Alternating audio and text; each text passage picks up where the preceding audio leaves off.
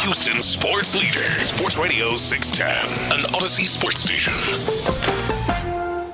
Sports Radio 610 presents Seth Payne and Sean Pendergast. We coming to H-Town. Let's get the work in, man. Let's go. Great day, great day. Oh, give me some juice, baby. Oh, yeah. So it's probably, I don't know, about 2 or 3 months ago when I was listening to the show. My name is John Harris. I am not Sean Pendergast. And that next voice you're about to hear is Seth Payne. We kicked Sean out. Yeah, nice to meet you. We kicked Sean out. We put the sock on the door and said we're going to have basically football sex, if you will, on the show. So, Sean, you can go do what you've got to do. And Seth and I are a football thing, and you can come back on Monday. I think he's back on Monday. Yeah, just don't make it weird, John. Yeah, I didn't make it. Yeah, exactly. Just don't make it weird. But no, I was listening probably about 3 or 4 months ago, and I mean, I've told you this, Seth. When I'm driving, a lot of times I just go on the Odyssey app and I go all the way back to the beginning of the show. And so I always hear the open, and I always wondered why the open had Bill O'Brien. Because D'Amico sounds a little bit like Bill O'Brien. And I'm like, man, I thought we were rid of that. I thought.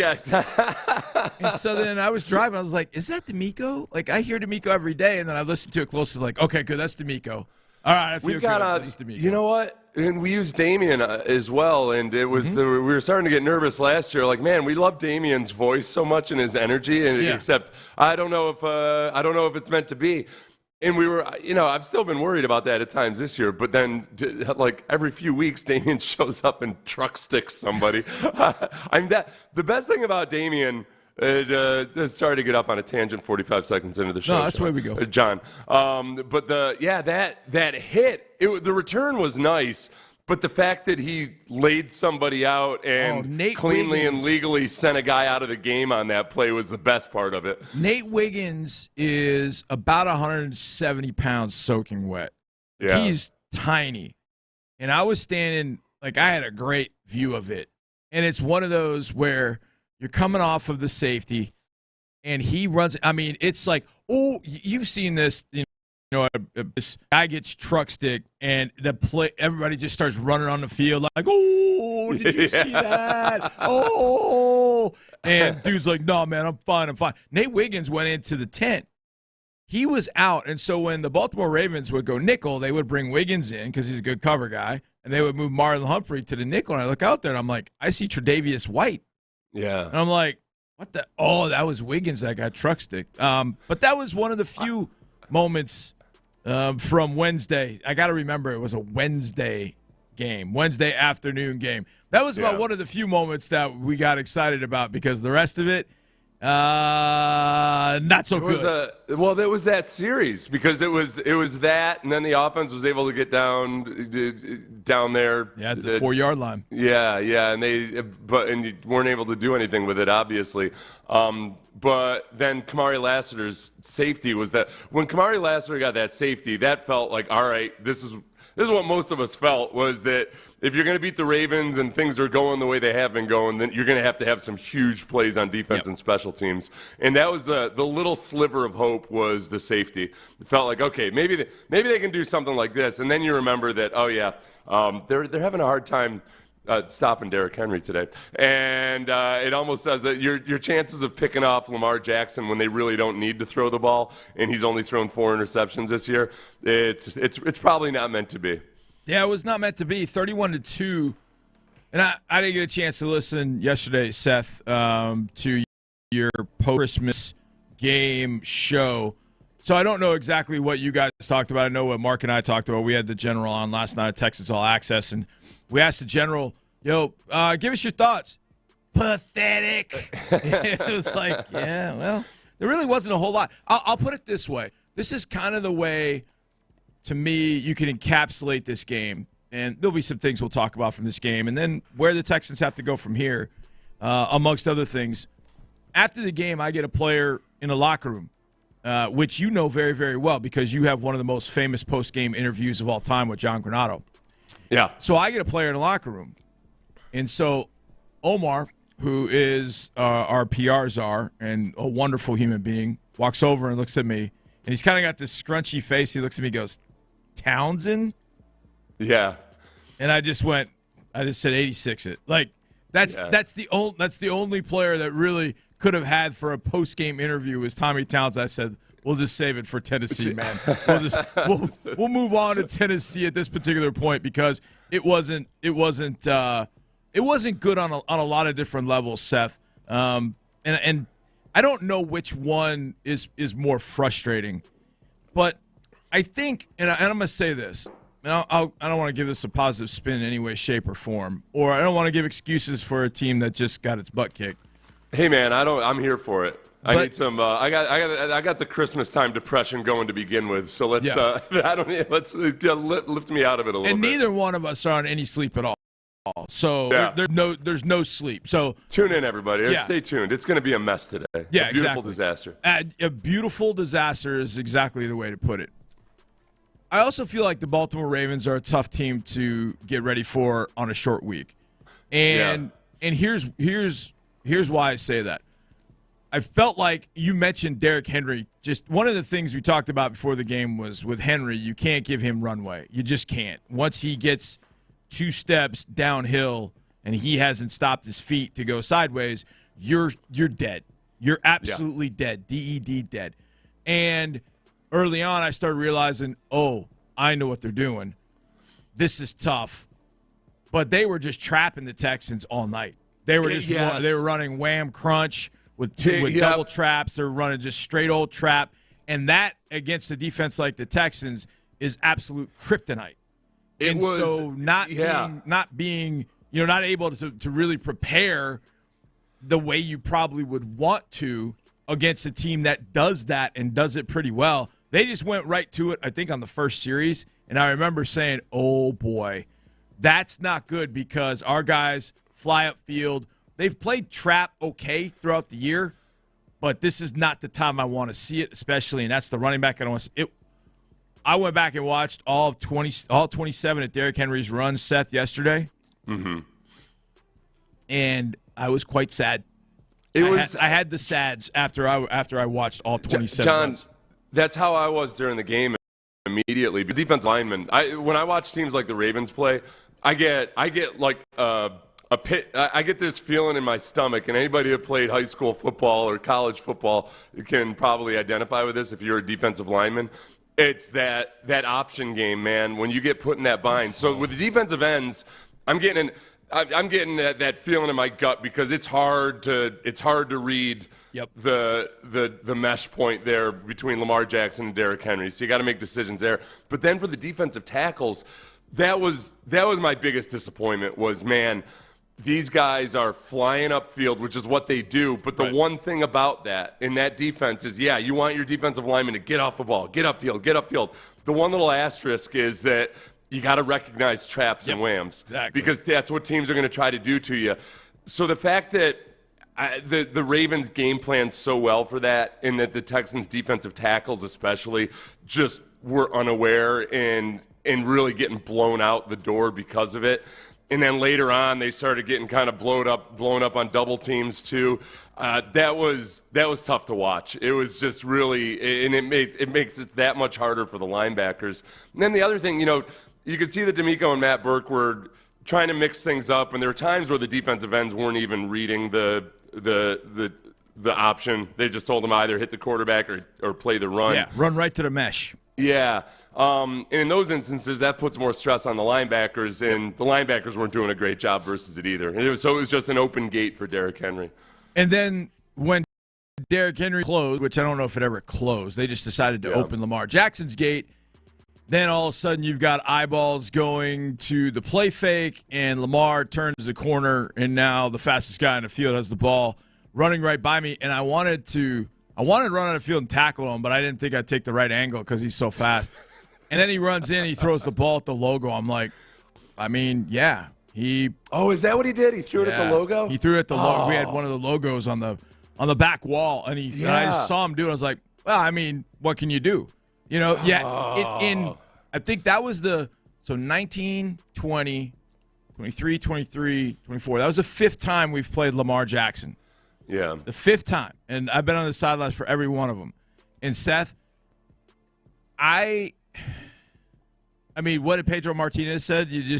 You called them your daddy, or whatever he ended up saying, because that's what Lamar Jackson is. There are pappies. Yeah, there are pappies. Like he's dominated every single game, and he really didn't do a whole lot, but he makes the play to me that was the killer was attended to after you get stopped at the 1 yard line.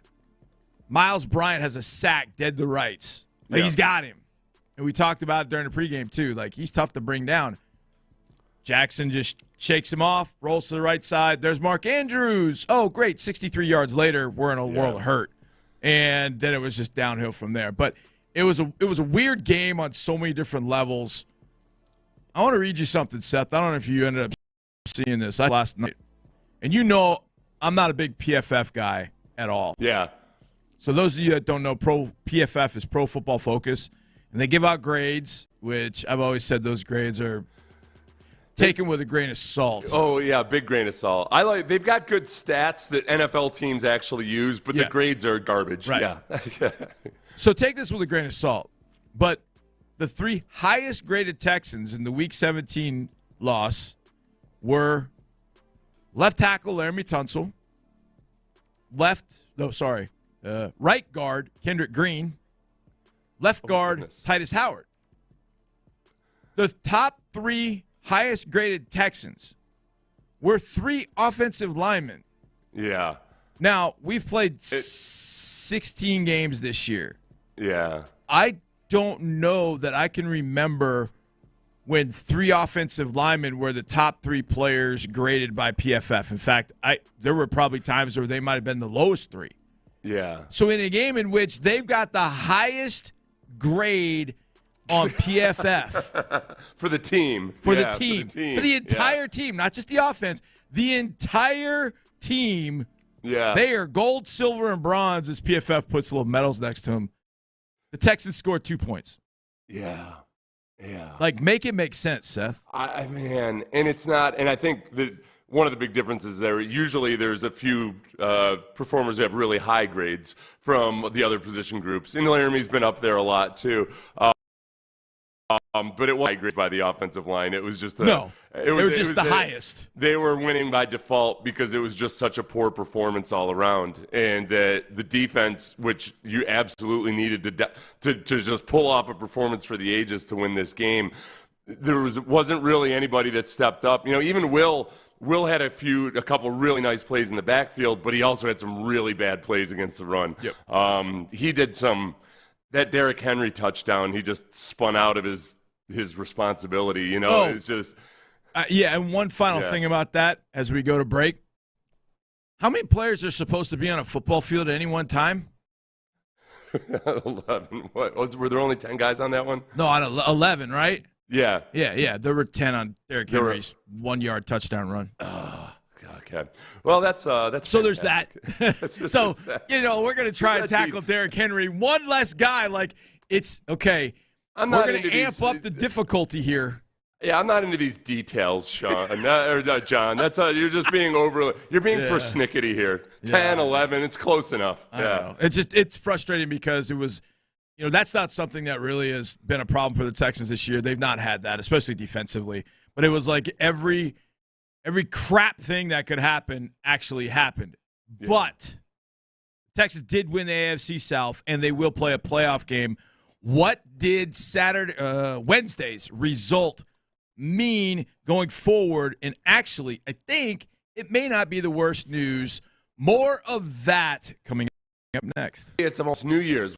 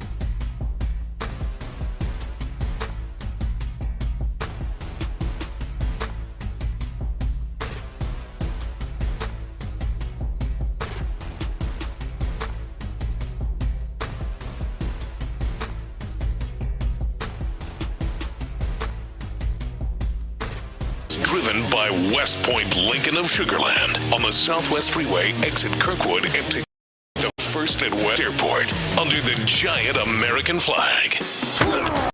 It's a Football Friday on Sports Radio 610. Here's Payne and Pendergast. Not quite. The Payne part, yes. Yeah. Payne. Payne, which is definitely something we have to make sure that we, because after Wednesday, there's a lot of PAIN, mental and physical. Yeah. So we gotta make sure we're clear. But the Pendergast part is not today. What is Sean doing today, by the way, Seth? Is he just taking the day off? I don't know. He told me a couple times, but you know me. I don't. He's kind of my work wife, so just like my actual wife, I kind of sometimes he's talking, and I'm just like, oh, sure, yeah, sure, Shawnee. I go, okay, Shawnee. Understood. Yep, I'll take care of it. Whatever, yeah. Yeah, I understand completely. I have that with Mark because everybody sees me in the building. Hey, where's Mark? I'm like, I don't know. Well, he told me he's going to be gone. I don't know. He's somewhere else. So, yeah, I understand. So, John Harris sitting in for Sean Pendergast at dark 30 in the morning, wherever you might be. Merry Christmas, Happy Holidays to all of you. And I know after Wednesday's game, this is maybe a hard segment to talk about. But, Seth, I'm going to say something as crazy can be. I didn't want to get beat 31-2 on Wednesday. I didn't want to do that. But there was a part of me that was kind of like, if the Ravens go ahead and win, and then they win, whether it's Saturday or Sunday next week, they're going to win the AFC North. And they will be the 3 seed. And in being the 3 seed, it makes the Texans the 4 seed, right? Yeah. So that means that the Texans would avoid both Buffalo and Baltimore in the divisional round of the playoff if the Texans get through their wild card weekend game, obviously. And the way things have gone, I don't think there's any question that the Texans Invitational, which has been joked for many years, will be Saturday, January 11th. Now, I don't know anything to be true, but I got a feeling that's the way it's going to be. Mm-hmm. And it more than likely looks like it's the Pittsburgh Steelers. Just looking at things as it were. Mm-hmm. So the Texans would more than likely play the Pittsburgh Steelers and then on divisional playoff weekend go to play the Kansas City Chiefs. Now, the Texans won the other night and then won against Tennessee. They would end up more than likely being the 3 seed, and they would have probably played maybe the Chargers. There's a chance the Colts even. Yeah. Broncos, one of those 3, and then they would have to go to Buffalo. So as crazy as it sounds to ask this question, Seth, I'm going to ask it anyways. I'm never going to say a loss is a good thing.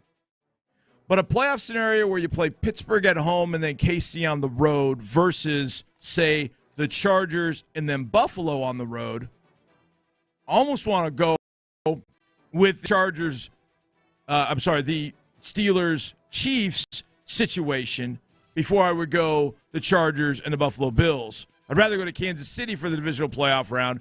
I've been there. I've been to that stadium. The team has played there this year, as opposed to going to Buffalo, playing in minus 10-degree weather.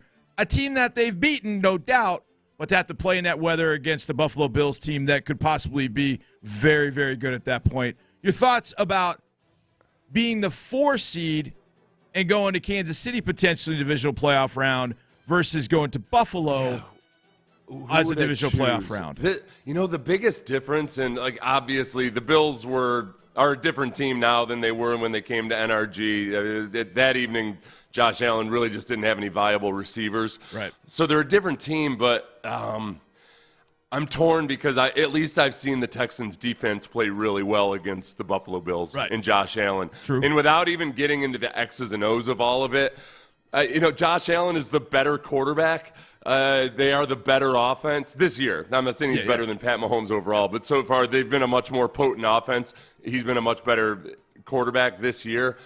There's something about just the taste of success you've had versus them already that almost makes me want that. And then you're kind of rolling the dice on the weather. If it ends up, if it ends up getting lake effect 12 inches of snow or something, and it's windy or what have you, then then you might be SOL. Right. Because I still don't feel comfortable with CJ in bad weather. We haven't had that many examples of it, and yet he hasn't played great when the weather conditions aren't good. So we don't know about exactly where he is right now in good or bad weather.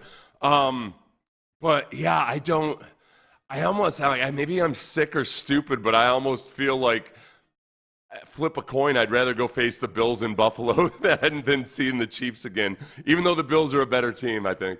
And I think you're right. Having had success against Josh and the Bills earlier, it creates for the Bills, if you have success early in that game, of, oh, boy, here we go again sort of thing, which I would be down for. And Mahomes has won these games. He's won. My math is right. Colin, check my math on this.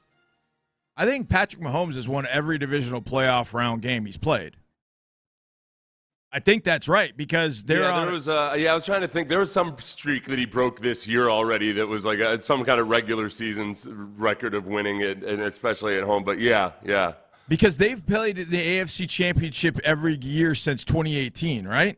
Yeah. So they've been in 6 in a row, 18, 19, 20, 21, 22, 23. Yeah, they've won 6. He's never lost a divisional playoff game. That's crazy. Now, most of them have been at home. They're 14-2 in the playoffs since the 2018 season. 14-2. Pretty impressive. They're getting to the point where they're kind of like, I'm looking at their playoff record, and it looks like a full NFL season. The playoff record since the 2019 calendar year 2019 playoffs from the 2000 season. Yeah. They've had 16 games in that time, and they took a loss in the Super Bowl, and they took a loss in the AFC Championship. That's insane. So, maybe I'm crazy to think, but I go back to Kansas City. I guess I just don't want that lake effect snow from me, if I'm being brutally honest. Now that's the most important thing. Josh Allen might not. Josh Allen hasn't always been a great bad weather quarterback either. So not that I'm sitting here thinking that the co-MVP somehow is going to just turn into mush or anything. They're obviously a lot more comfortable with it. But the other part of it though too is the Bills defense very, very good. The Chiefs defense very, very good. Except the Bills are a better defense. The Chiefs aren't. The Chiefs are really good when they need to be really good, but they're not overall as good a defense. But Steve Spagnuolo, the defensive coordinator for the Chiefs, and his ability to disguise and confuse really makes me more nervous than the Bills just flat out play good defense. Yeah, they don't major in deception as much as the Chiefs do. That's a great point. And I feel like that's your best bet is that if you're going to be on the road regardless, man, if you can just go out and play football and not throw in the extra wrinkles that really confound the offensive line or CJ or the receivers at times, then that might be your best option. Yeah, I think you put it best. Spags does such a good job of disguising things. And you have to be smart when you play the Chiefs, like throwing screens at McDuffie. Yeah. But I think you can throw the ball against them. And you obviously have to get it off, and that means you have to protect against Chris Jones. And I thought the Texans had moments, even when Kendrick went in the game. I think Kendrick has actually played decent when he's gone in the game at right guard. Now, the first sack the other day against the Ravens was not. It was a simple little twist, and he completely missed Kyle Van Noy looping back inside. Yeah. But I thought for the most part, and that's why I brought it up, Seth, earlier, was we've not seen the offensive line have 3 guys at the top of the PFF score list all year long. And then all of a sudden, in a game against the Ravens, they give you that, and then CJ plays probably his worst game. Colin, why don't you cue up D'Amico Ryan's number 9? This is CJ being frustrated about the missed throws that he had against the Baltimore Ravens. This is D'Amico Ryan's talking about that. Yeah, with CJ, he just has to keep playing, right? There are going to be some misses. You just have to keep playing. Yeah. I mean, D'Amico, short and sweet. Yeah. There is a part of this playing. I worry about this, Seth, how much physical punishment. He went out of the game near the end of the first half. Looked like there was something with his right arm, hand, wrist, whatever. He's kind of trying to shake it out. He did go back in the game to end the half and then came back out for the second half. But physically, I just worry about where he is physically. Yeah, and is that and it just does feel like there's definitely been a shift, especially these weeks where it's been easier. Previously, it was hard to separate CJ's performance from his surroundings. And you could look at it and say, man, okay, well, the pass protection was really shoddy today. And then, okay, receivers weren't getting open, what have you. And, that's an explanation for some of the other plays that CJ may have made. These last 6 quarters of football, it feels more like, okay, there's a lot of stuff out there that's just simply on CJ. And is it the culmination of all of that physical trauma? Is it the injuries that all quarterbacks are playing with by this point in the season? Is it worse than perhaps we know? It just it doesn't look right out there, and it doesn't look like what obviously we know CJ's capable of. And I think what's the old adage, if the left hand doesn't get you, the right hand will, or whatever the case might be. And I felt like it was maybe kind of that case the other day. I felt like the one play where Mark, Andre, and I on the broadcast during a break, we all kind of stopped and went, whoa, that's weird. Something's up. Was early in the game. I can't remember if it was the first drive or second drive, and Nico was in the slot, and he runs the sail route to the sideline, and he's wide open. He's got 5 to 7 yards of separation. And CJ overthrew him. And CJ didn't have any pressure, and he overthrew him. And I just went, CJ never does that. He is so pinpoint accurate. That's weird. Because wide open.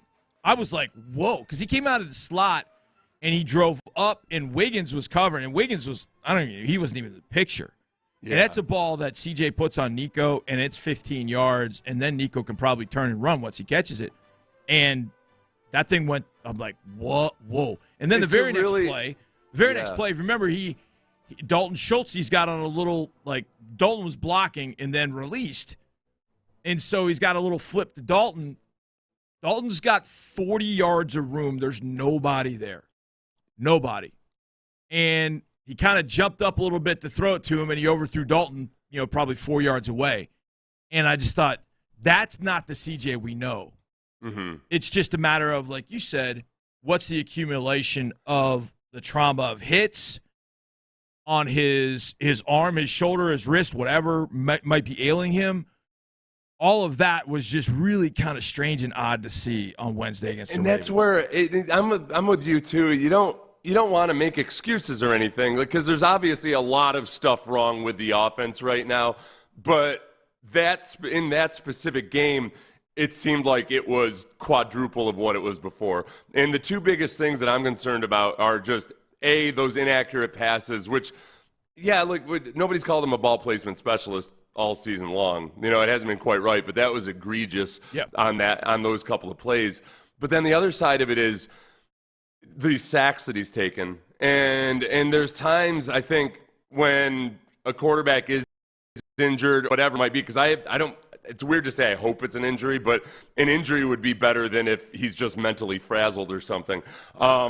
Sometimes in taking those sacks, guys just don't have the confidence that they're going to be able to throw it away without it being a grounding or without it being an interception, and it screws up their decision making just that much. But yeah, it was just that was a game that more so than any game all season where it looked like CJ just wasn't right. Yeah, we got to talk a little bit more about this, but coming up next, we got headlines. The NFL played a football game last night, and it was ugly. I don't know. If you like defensive football, it wasn't so much. We'll discuss that, where the Texans sit in the playoff front, and 2 bowl games yesterday. Maybe the best college bowl game day ever with the 2 that we saw yesterday. Ooh. Both teams scored in the 40s. It was awesome if you had the over. We'll discuss that next right here on Payne and Pendergast. What does D'Amico want to see from his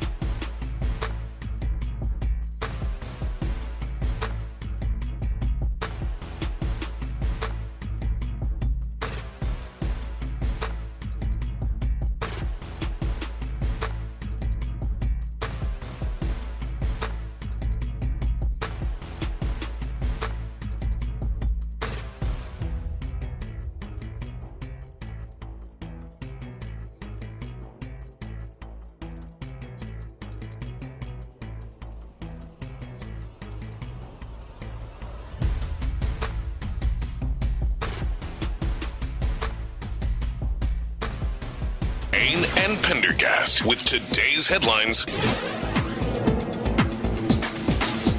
No, not Sean Pendergast. Big voice guy, you're wrong. It's John Harris alongside Seth Payne on Payne and Pendergast. It's time for headlines. Hey, Colin, well, I'll ask Seth. Seth, are headlines brought to you by anything? Can I just kind of throw things in? That's another thing. That's another thing I don't usually listen to. So, yeah, probably not. Okay. We're good. Just curious. It's the end of the Headlines year, so a brought lot to of you by- sponsorships have run out, like especially this last week. So we're good. Yeah, it's loosey-goosey, John. We're good. You know, I just segments I make sure that they're sponsored by the right people. You're right driving thing, somebody's car. You want to be sure you don't leave it with Big Mac wrappers in the back I wanted seat. to make sure that I was okay with that. So here are your headlines. Last night in the NFL. Now, when I tell you this score, if you missed it, you'll feel like you didn't miss anything, which is probably right. Yeah. There were 3 field goals. 2 by Jason Myers, and he plays for the Seahawks. There was 1 by Cairo Santos. He plays for the Bears. There was no scoring in the second half. None whatsoever as the Seattle Seahawks beat the Chicago Bears last night 6-3. 6-3. 6-3. Jeff Bezos. So am I to understand that Caleb Williams didn't have an incredible breakout game in this? He did not. They scored 50% more points than the Texans. I'm not throwing any shade at the Bears right now, but now that you put it that way, that's a sobering thought. But Caleb Williams, they scored infinity more points than the Texans offense did. Yeah. Last night, apparently, and this will never happen in Chicago because the McCaskies have had the team for a long time. Colin, roll that audio because I guess in the second half, Bears fans were none too happy, and they would like the McCaskies to do something about it.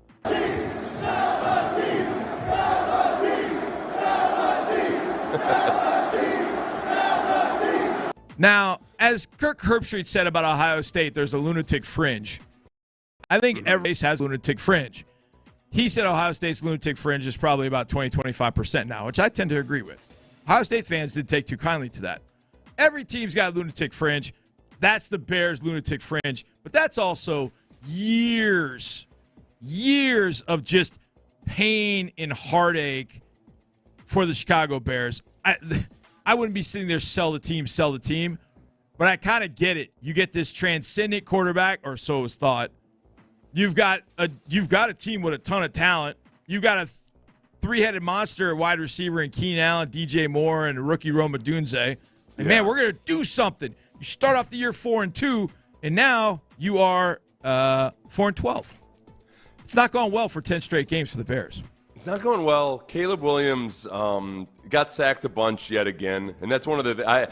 Caleb Williams, I'm torn because I feel like he's done some good and very promising things, and you wonder, okay, with a different head coach, a different offensive coordinator, and yet people praise him a lot for not throwing a lot of interceptions, but a lot of that is because he will take sacks upon sacks upon sacks, and a lot of his sacks are on him. Like, it reminds me of David Carr in the first year of the franchise, and to where you're just wondering, like, all right, yeah, they've got issues on the offensive line, but man, at some point, you got to learn to get rid of the football. Mm-hmm. You got to stop taking these sacks, especially David would run out of bounds like a half yard behind the line of scrimmage, like stuff that, as an offensive lineman, you feel personally betrayed when that happens. And the quarterback's just flat out. He would run out a half yard before the line of scrimmage when he could have gotten ahead. Even without it was bad. So I think that play is absolutely inexcusable because all the quarterback has to do is just flip it forward. Yeah. Flip it forward, out of bounds. Hit the chain guy, the guy with the chain. Hit him or her, whomever. Just flip it. Oh, that's all you got to do. You can throw it behind your back, around your head. Just get it out of bounds. This is the thing with the sell the team chant. So the McCaskies have owned the Bears for, I don't know, basically going back to the Roman Empire. Yeah, forever. And it's the original owners of the team or the owners of the team, the McCaskey family. The Lions are similar, except that they seeded, the family member that's in charge of things now. I can't think of her name. Sheila Ford Hemp or Hemp Ford. Yeah, so she's she's vibrant and young and energetic, and she's got a head on her shoulders. Whereas with the Bears, it's still some weird combination of 90-plus-year-old Virginia McCaskey and whatever else is going on there. And I think you probably start to get a feeling like, man, the GM Ryan Poles had the media wrapped around his finger for a couple years there. And probably the McCaskey family probably even more so. There's some similarities there to how the Ford family kind of used to be. It just felt like kind of under the spell of either Matt Millen or other people. So when you say sell the team, I feel like in Chicago, it goes a lot deeper than we could even appreciate in Houston, because we don't have any teams that have, the generation after generation of ownership. The Bears, oh, God. The Bears win 3 straight going into the bye. They had a bye week 7. So they beat the Titans. They come from behind. Will Levis hands them a victory. Then the Texans beat them on Sunday night. The Colts beat them. Then they went 3 in a row. They beat the Rams, the Panthers, the Jaguars. Like, okay, they're 4-2 going into the bye. They come out of the bye, and the first game out of the bye is at Washington. And we all remember what happened in that game against Washington. Tyreek Stevenson talking to the crowd while the Hail Mary is in the air. Then the Hail Mary.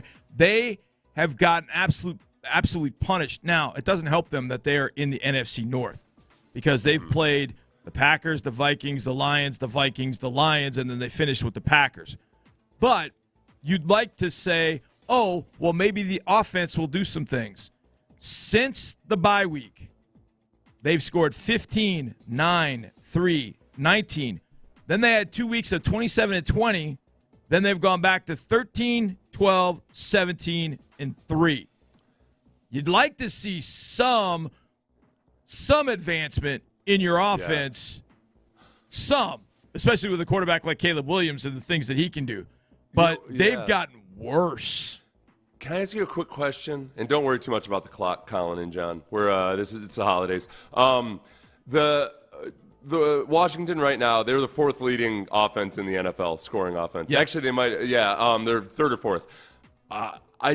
How convinced are you convinced that, man, all right, this version of I've liked Jaden Daniels all along. I mean, I didn't expect this performance out of him. Cliff Kingsbury's who I've been most skeptical of.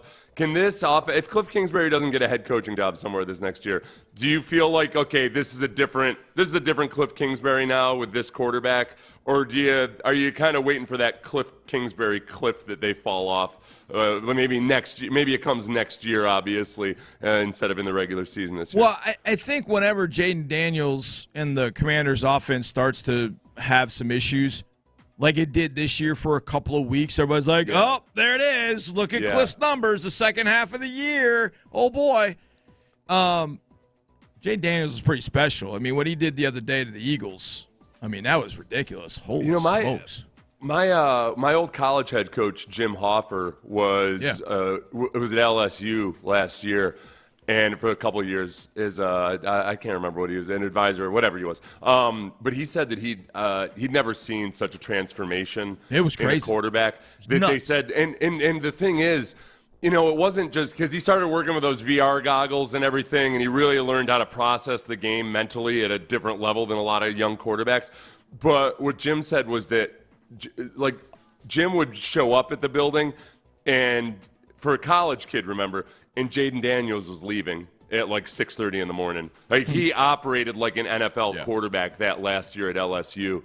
And I think that's what that's the thing that's hardest to, like, you never really know. All these guys know what to say and how to at least look like they're working really hard, but like Jaden Daniels really was in full Tom Brady mode in his last year at LSU. Well, I think the other thing too for Jaden is he is a bona fide issue when he runs the football.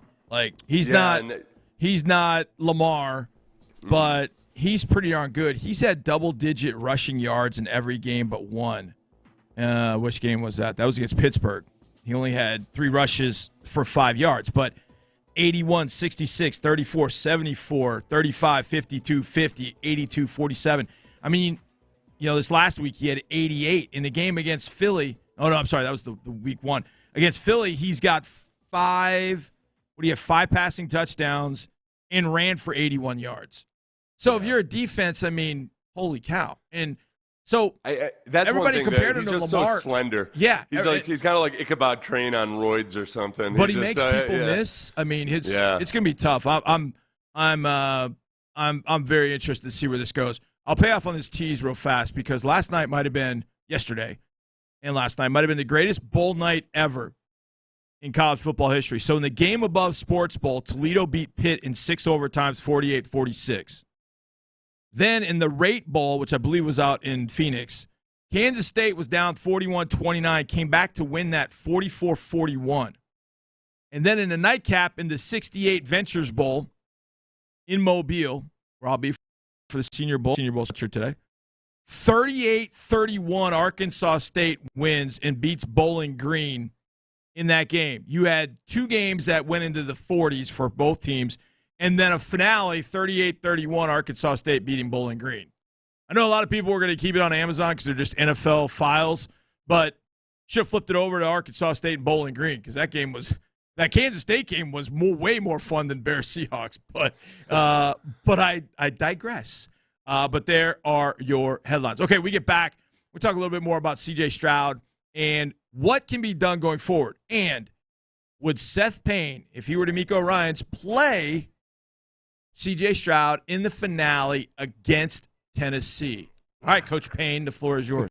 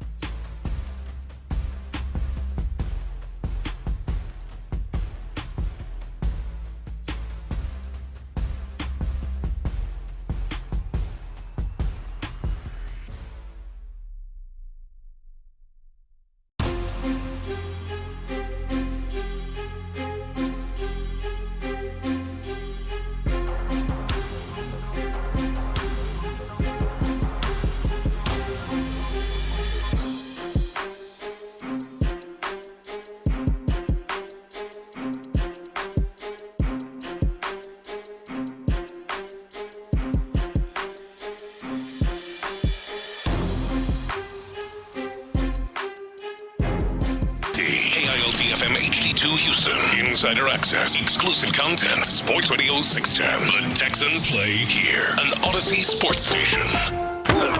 It's a Football Friday on Sports Radio 610. Here's Payne and Pendergast.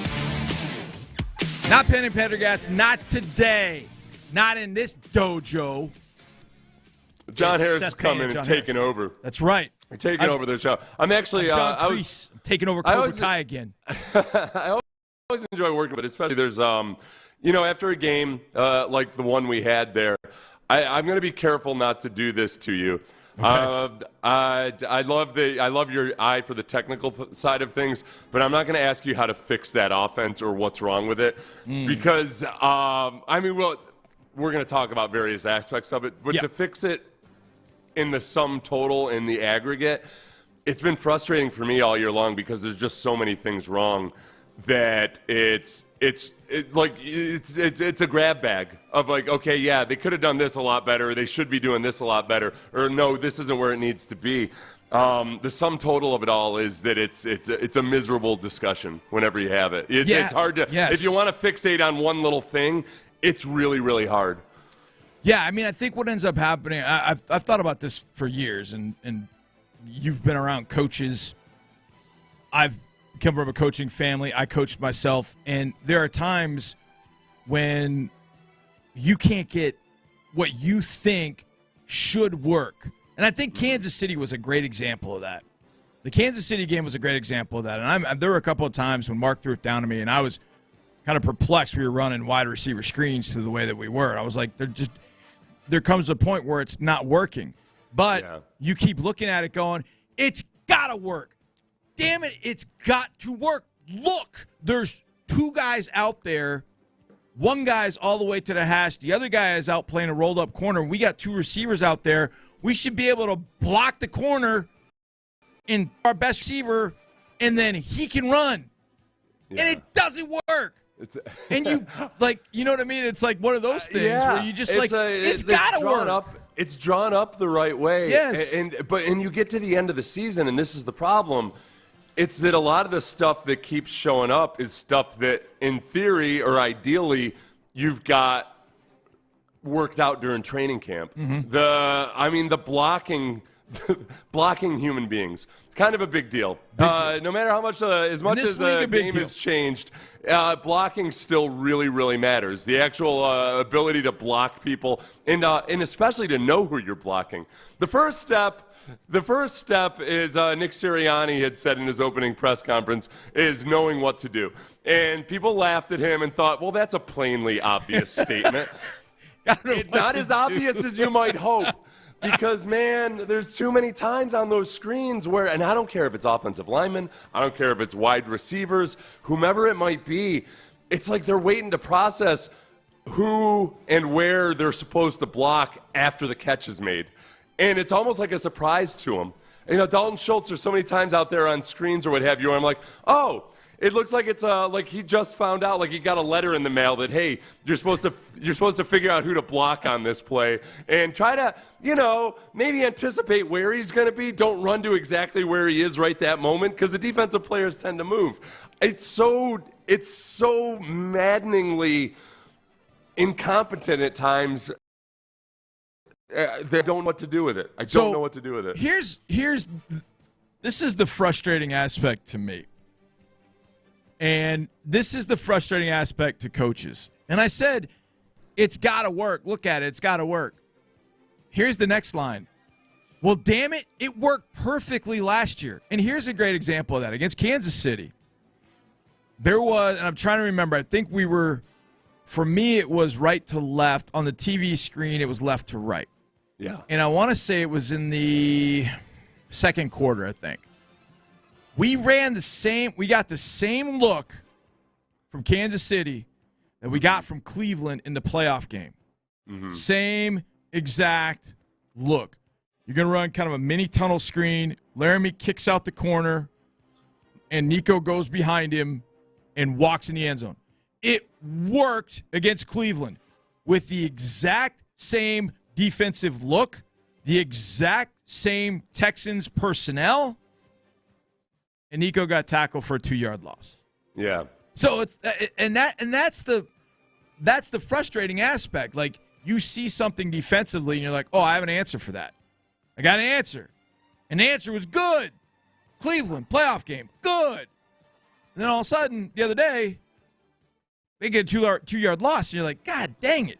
But this is where that's to me where it gets frustrating when you're as a coach, because you're like, I don't understand. The timing seemed to be good. Everything seemed to be okay. But one block doesn't get made that got made in the playoff game. That got sprung for a touchdown. This should have gotten sprung for a touchdown. And I think that's where it's frustrating, because now you're at, all right, well, what do we do? Well, a little bit later in the game, second down, after you get the fourth down stop against the Chiefs, you throw that screen out to Nico. And X has got McDuffie blocked like where you'd want it. But Nico, when he catches the ball, his momentum kind of takes him outside. It takes him right into McDuffie. Like, if Nico can catch it and get inside, and you can see CJ after the play, like, bro, inside.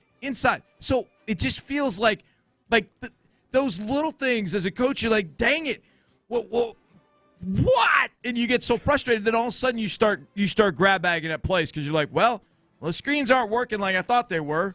Yeah. That was my answer to this. So now I got to do something I don't want to do as my answer to this, and I don't know if that's a good answer. And then all of a sudden it can end up being the hodgepodge you talk about. The one thing, too, is that one screen to Nico is that McDuffie is kind of starting to bail out at the snap. Yeah. And this is when you talk about, okay, things that worked last year and things they've been trying to do all this year long. When he's in the middle of backpedaling as the ball is snapped, as soon as he sees the blocker come at him, like he's on it like a missile. Yeah. And the tendencies are there. The tough thing about the screen game, and where I kind of look at it as a barometer for how an offensive coordinator is getting the simple things done and like running things pristinely, is that there's so many tendencies with a screen, by formation, by offensive line behavior, by wide receiver alignment and stances and everything. The smart defenses just start to figure it out. And because there's a lot of tells. So you got to really, really be good at it. The more you run them, like, the better you have to get at it, because smart defenses and smart cornerbacks are going to figure it out. And that's where I think it's just too easy for those guys to almost bait you into the screen at this point. Absolutely. They know that if I'm showing soft, And McDuffie's a stud. I mean, I've loved that dude for a long time. And so it was like, you want to get the ball to Nico. Well, every time Nico lined up, McDuffie was somewhere around him. So now you're throwing it to, your best receiver, but you're throwing it against one of the best and smartest corners in the league. Now, you and I were just talking about the difference in a play that worked last year versus a play that worked this year. CJ Stroud was after the game about the difference between his rookie season last year and this year. If this is the right answer. Go ahead, Colin. I think, I've tried to approach the game the same way I did, and even, I think I'm seeing it better than I ever have, just a little banged up, so I'm not really making plays, and that's a terrible excuse, but, really just not making plays. That's really the difference between last year and this year for me, is just not making enough plays. So, there's times where, the plays are to be made and there's guys open and I got to find a way to play work, make somebody miss, or do something just that I'm capable of doing, and winning us a football game, that's really, up to me to lead our team in those times where guys are open and, ultimately it's just me making plays. That's really how I look at the difference between this year and last year, which, can be fixed. Yeah, and I think he's right. Things can be fixed. But he said something in there that I thought was hugely important. Now, he said it, and then he immediately kind of caught himself when he said it. Ask the question again, the difference between his rookie season performance and this season. He says, you tell me. I know I've tried to approach the game the same way I did, and I think I'm seeing it better than I ever have. Just a little banged up to not really making plays. That's a terrible excuse. That's when he caught himself. But he admitted, really, banged up. Yeah. And I think we all, as fans, followers, analysts, people that talk about the game, people with eyeballs, we can see he's banged up and that he's been banged up. And now he's admitting it. And I think for a player to admit it, especially a guy like that is as tough as it gets, that's saying, hey, look, man, yeah, I'm beat up a little bit. And like I said the other day, he was wearing something on his wrist. I don't know if that, is what it was. I don't remember him ever wearing that. But either way, you can just tell it was off the other day. Then he said that after the game. So, Seth, I'll ask you this. Tennessee game. We don't know where we're playing, Saturday or Sunday. Don't know it yet. My guess is it's Sunday at noon because the game really, the Texans are the 4 seed. Titans aren't going anywhere. There's really not a whole lot of drama there. To me, that's a game in which you don't play C.J. Stroud and you let him get rehabbed and get ready for the Saturday playoff game, which I'm assuming is coming on January 11th. That's what I'm saying. What are your thoughts about C.J. against the Tennessee Titans on the 5th? This is what I've been saying all year long, that if we got into some kind of situation where you didn't have to play, or there were meaningless games at the end of the year, I felt like, man, but the offense needed those games versus the Chiefs and the Ravens because they got to figure some things out. And if you're going to make a push, you gotta go out and do something against those teams. So that's obviously falling apart. I am really torn because I think emotionally, just in terms of everything surrounding this team right now, I don't know what it's like in the locker room. I don't know how the coaches feel about everything. There's a part of me that says, man, you got to go out and have some success. You got to have a taste of success. You got to go out and play some good offense or something. And if it were just a bad football team, a typical bad football team, I'd be like, all right, yeah, just go out and just even play a half versus the Titans. The problem is the Titans are a bad football team that owned you the last time you played them. Yep. And I don't know, this isn't the team that you're necessarily going to go out and go get right against. So I'm going to go back towards whatever's ailing CJ physically and mentally, perhaps just whether it's fatigue or in a combo, those two things. You go back to last year. Hey, CJ got concussed in that Jets game, and it wasn't going well in that Jets game before he got concussed. Right. He had to miss 2 games, and yet there might have been a part of that for a rookie maybe kind of let him refresh a little bit. And he came back, and they looked different when he came back. I think CJ needs to be as healthy as possible going into the playoffs. So I'm leaning towards just go ahead and resting key people in that game. And come what may, okay, whether you win or lose versus the Titans, I don't think it really changes your perception about where the football team is right now. So just go ahead and get your key players healthy. Yeah, you basically encapsulated what I've been thinking, and that was my exact thought. Was he got the concussion against the Jets, and I remember him saying at some point, maybe I thought this and he said it, maybe he didn't say it, but I felt like there were some other things that were ailing him. Mm-hmm. That maybe it's just bumps and bruises that he just had a chance to get over in missing the 2 games after the concussion. Now, this won't be 2 full weeks, but he's obviously not coming off of a concussion either. But that, I don't know, maybe he is. But he did leave the game, in the second quarter, and then did come right back in. And, I mean, the dude is tough as hell. And so that's what I worry about. Like, sometimes you have to protect a guy from himself, especially at the quarterback position. You have to protect him from himself. And I remember when Deshaun, back in the COVID season of 2020, and we were playing Chicago, and we're getting the bejesus beat out of us, and yet they can't slow him down. Like, he's going back in the game. Like, he had gotten hit one time by Khalil Mack, I think, and everybody's like, he's done. Like, get him out. No, like, Deshaun won't come out. He wouldn't come out of the game.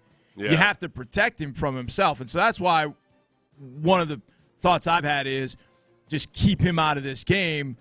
If you even let him suit up, he's going to want to get in that thing, especially if things aren't going great. The other thought is you're playing Devondre Sweat and Jeffrey Simmons. I don't know if I love that. And when those guys love to deliver a hit at some point. I don't need 370-pound Devondre Sweat landing on C.J. Stroud. That's exactly right. Exactly. Okay. Hey, if Devondre Sweat gets fined $9,000 in a meaningless game at the end of the year, he's not too worried about that. But it could completely sabotage and tank any chances the Texans have in the postseason. Right. That you actually invoking T'Vondre Sweat's name and knowing that, okay, I'm with you. I like the way Kendrick Green plays. And I think he's way better on a down-by-down basis. The problem is he's tiny. And they're going up against a guy like T'Vondre Sweat, there's going to be a play or two in that game where he kind of just swats Kendrick Green aside and possibly lands on C.J. Stroud. I don't need it. Yeah, I don't need it either.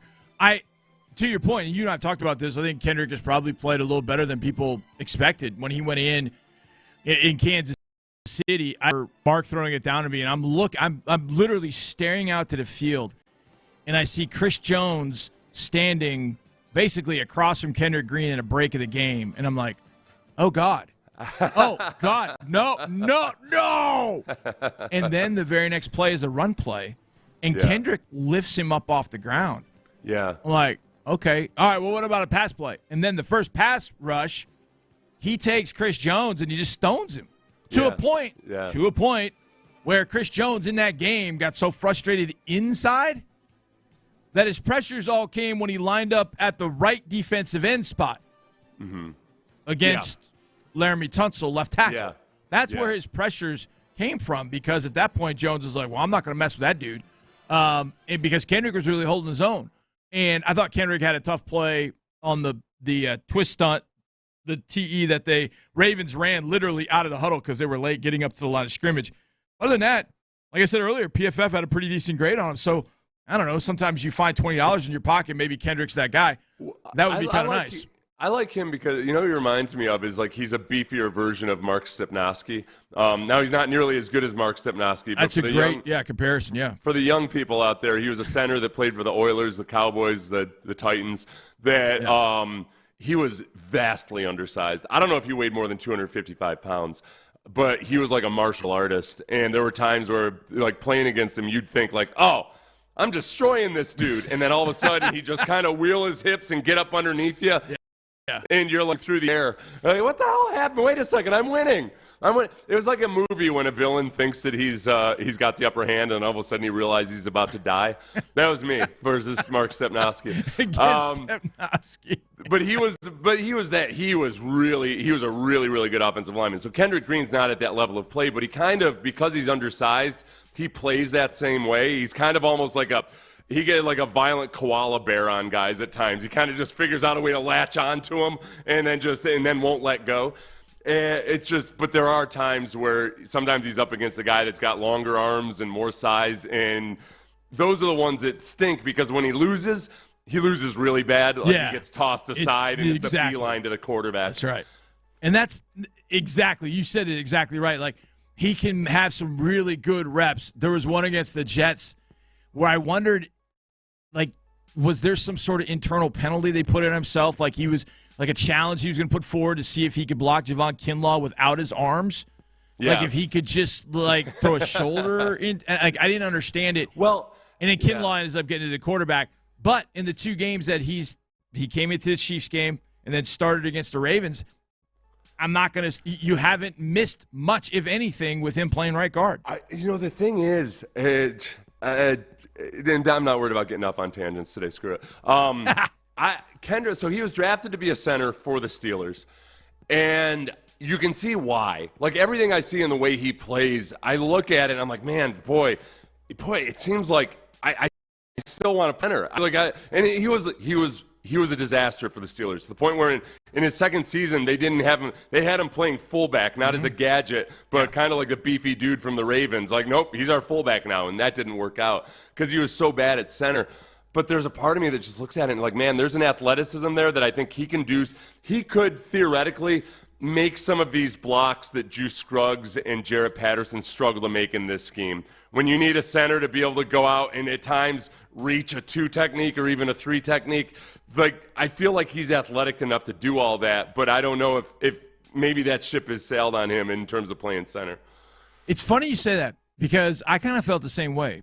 And then we interviewed Kendrick this offseason. Mark and I did for our media days. We had it was like 28 to 30 players roll through studio.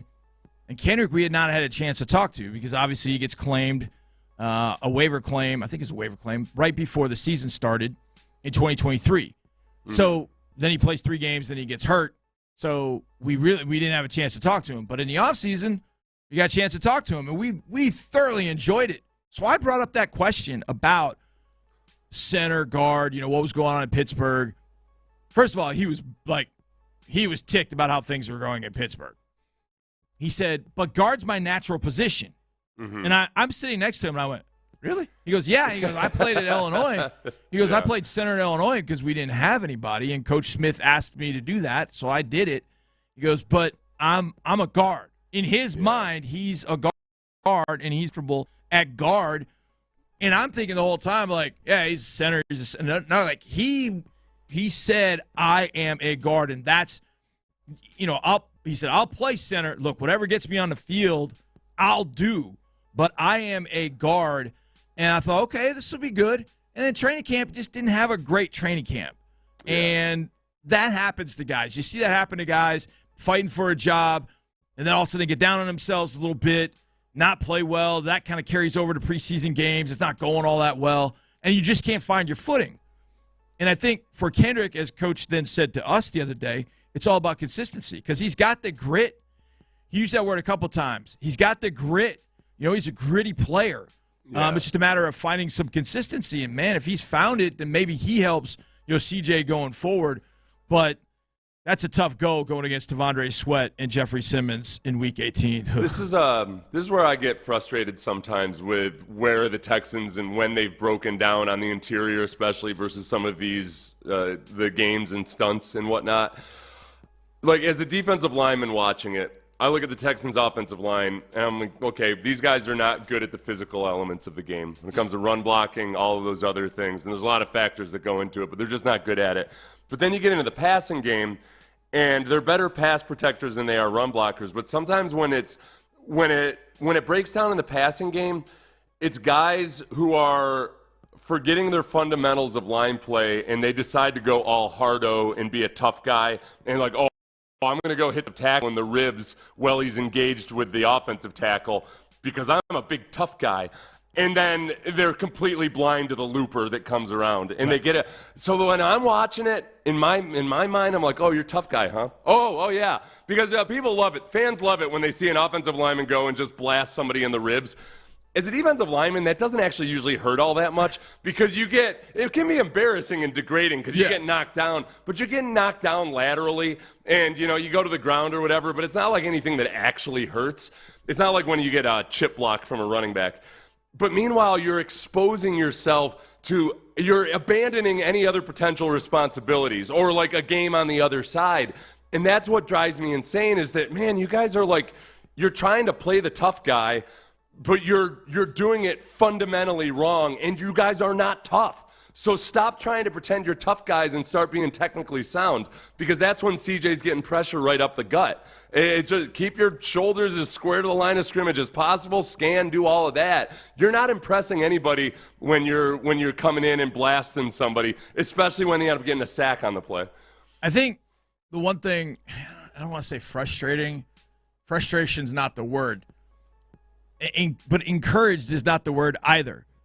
But I felt like the other night against the Ravens that the Texans' offensive line wasn't the issue, if that makes any sense. Now, weren't able to get anything going in the run game. I mean, that's just a not to say that. You got Joe Mixon back there, ends up 7 yards short of 1,000, and I don't even know if you're going to play him against Tennessee.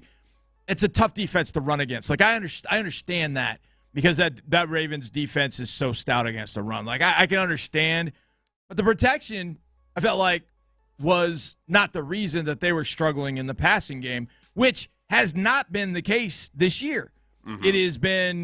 It's been them missing the loopers, seeing a sim pressure and then splitting the protection the wrong way, where you've got two guys not blocking anybody and they're overloading the other side. And you've split the protection the wrong way. So there have been some things that throughout the year that offensive line-wise, I mean, the ricochet stunts that I call it a ricochet stunt when you take a guy and it looks like an ET. Sometimes you run with a linebacker, sometimes you run with a tackle, and those stunts have been killing the Texans. Well, finally the other day against the Ravens, they stopped it a few times. Yeah, and it was good. Like, okay, we're making progress, but it's like if you have something wrong or you do something wrong, I can promise you Brian Callahan watched that film and went, "Oh, we're gonna run trap and wham crunch all day long because that's the way we're gonna move the football." Because look at the Ravens, and as soon as you show something, some other team is gonna look at it and go, "Huh, well they didn't pick this up, so guess what they're gonna see." We have seen that same stunt, I think, for the last 5 weeks, maybe 6, since we couldn't pick it up. And I think it was the Packers ran it against us. They ran it against us, had success, and we've seen that same stunt all year. And it's worked against us. And finally, the other night, it didn't work. Got it shut down. I remember Roquan coming through going, "I'm getting the quarterback." And all of a sudden, boom, there's Joe Mixon hitting him. I'm like, they did it. They did it. All right, good. Good. We shut that down. But then that thing that we were worried about going back to the Chicago game. Yes, they did it. And we got it. No time like the present. We got it. We did it. We're good. We're moving forward. And then, the passing game just right. Total, like we said, fart. that was it's hard all season long to kind of separate, okay, what's CJ's fault? What's the offensive line's fault? Where are the receivers to blame? It was just the easiest game of the year to isolate and say, all right, there's a bunch of bad plays here that were on CJ. That was it was either taking sacks or poor throws or whatever it might be.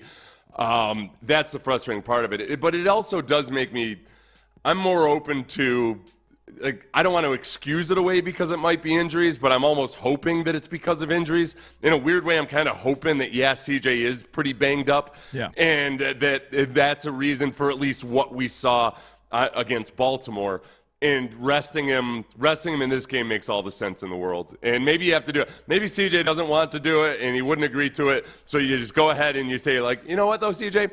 You actually do have an ankle injury, so you're injured this week. And you're on the injury report, and you're not playing. Sorry about it. Deal with it. Okay, so let me ask you this. And I don't know, maybe it's I don't know. How much do you think missing or not having Tank in that game impacted just everything in the passing game? Okay, so the scale of 1 to 10, make it easy. Scale of 1 to 10, submit all 10. They were wearing Tank Dell jerseys under their own pads. I would say, okay, just schematically, on a scale of 1 to 10, where 10 it was like they were really, really missing them.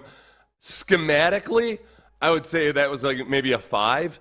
I think as far as, and I don't even want to admit this or acknowledge this, but I think it just feels like, man, I don't know, emotionally or whatever it might be on a short week, it feels like a 7 or an 8. Yeah. That perhaps it was something like that, which I don't think this is an old school sentiment. I was actually talking to a 19-year-old college player the other day about the CJ Stroud situation, and this kid was like, "Yeah, well, it's an injury. They happen. You move on, right?" And you move on. And sometimes it's somebody you really care about, and it really, really sucks.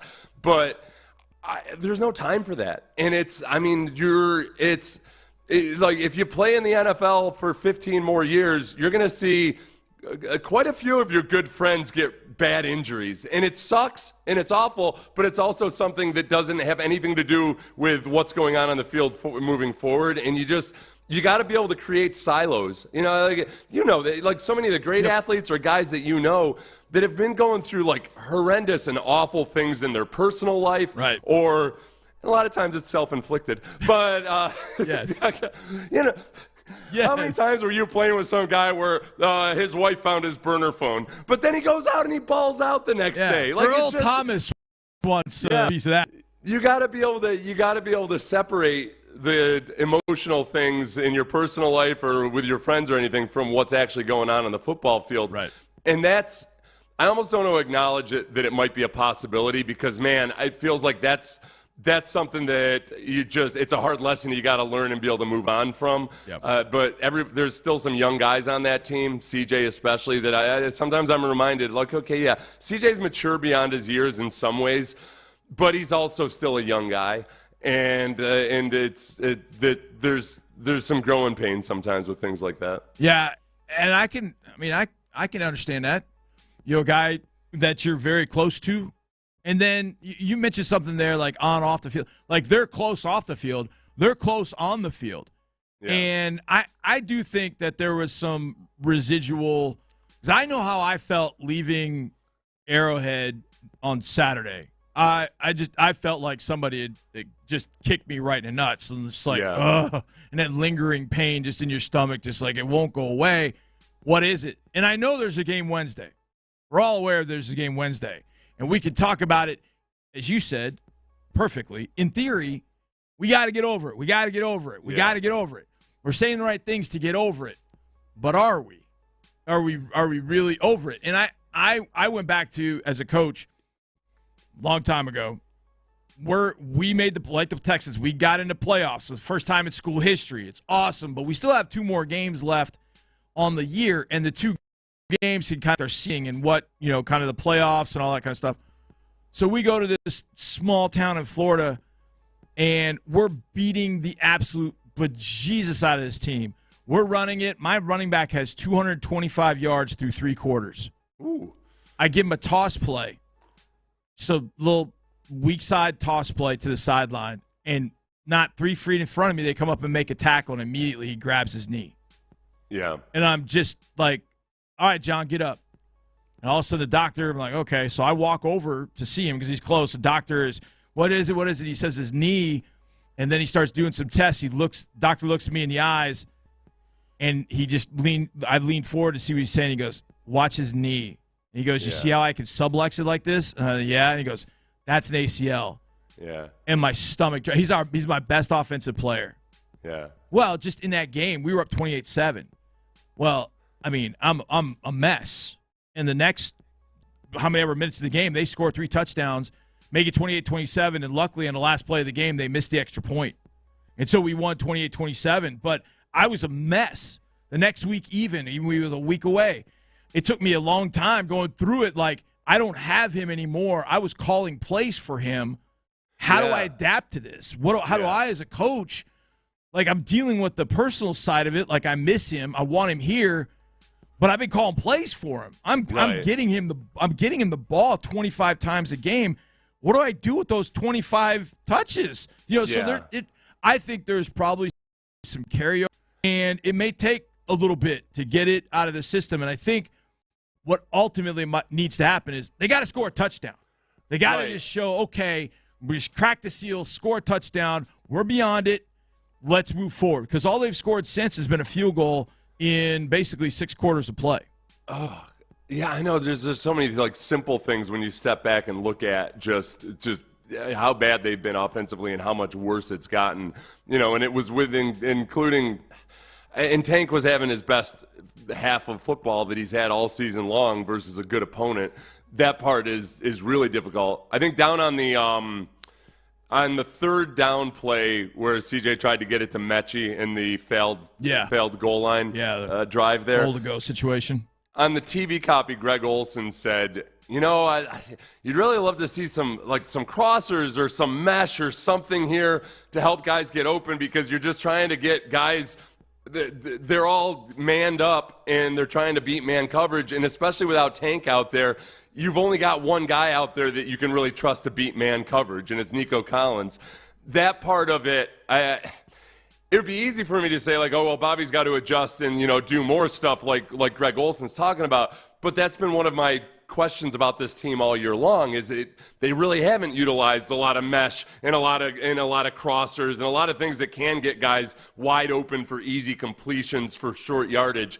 They weren't doing it with Tank, and I don't know if that's that part of it I can't excuse now that Tank is gone. It wasn't his fault necessarily, but he wasn't making a big difference in that aspect. Yeah, you bring up a great point. When you've got Steph, Tank, and Nico on the field, somebody's going to win a one-on-one coverage. Somebody is going to win the one-on-ones. In the first game against the Colts, Steph's beating the Colts nickel, for 2 touchdowns. He only had 33 yards, but he's winning. He's winning one-on-one, and I think that now that you don't have Diggs or Tank, it goes back to my point that I was making when I was coaching. Like, I could just toss the ball to John, and like something was going to happen because he was my best player. I could just toss it to him, and I knew it could be the safest play ever, but because he was that good, he was going to – now I got to work that much harder as a coach to get who's ever back there. Okay, I got to think about how I'm going to get somebody else the ball. And that ends up being a mental challenge for a coach when you've lost a really good offensive player, or in this case with Diggs and Dell, 2 really good offensive players. And hopefully by the time you get to the Steelers in the playoff game, assuming it's the Steelers, but probably going to be, that you've got that fixed and that you at least have got that in the – I don't know if fixed is the right way of saying it. You have some bullets in the holster at that point. You're not firing blanks, and hopefully that's going to be something that changes going forward. Okay, you've got to talk about Julie in just a second, but there's a rumor that I've heard and read. I want to bounce it off Seth as it pertains to a former Texans defensive coordinator. That's next on Payne and Pendergast. Zadok Jewelers.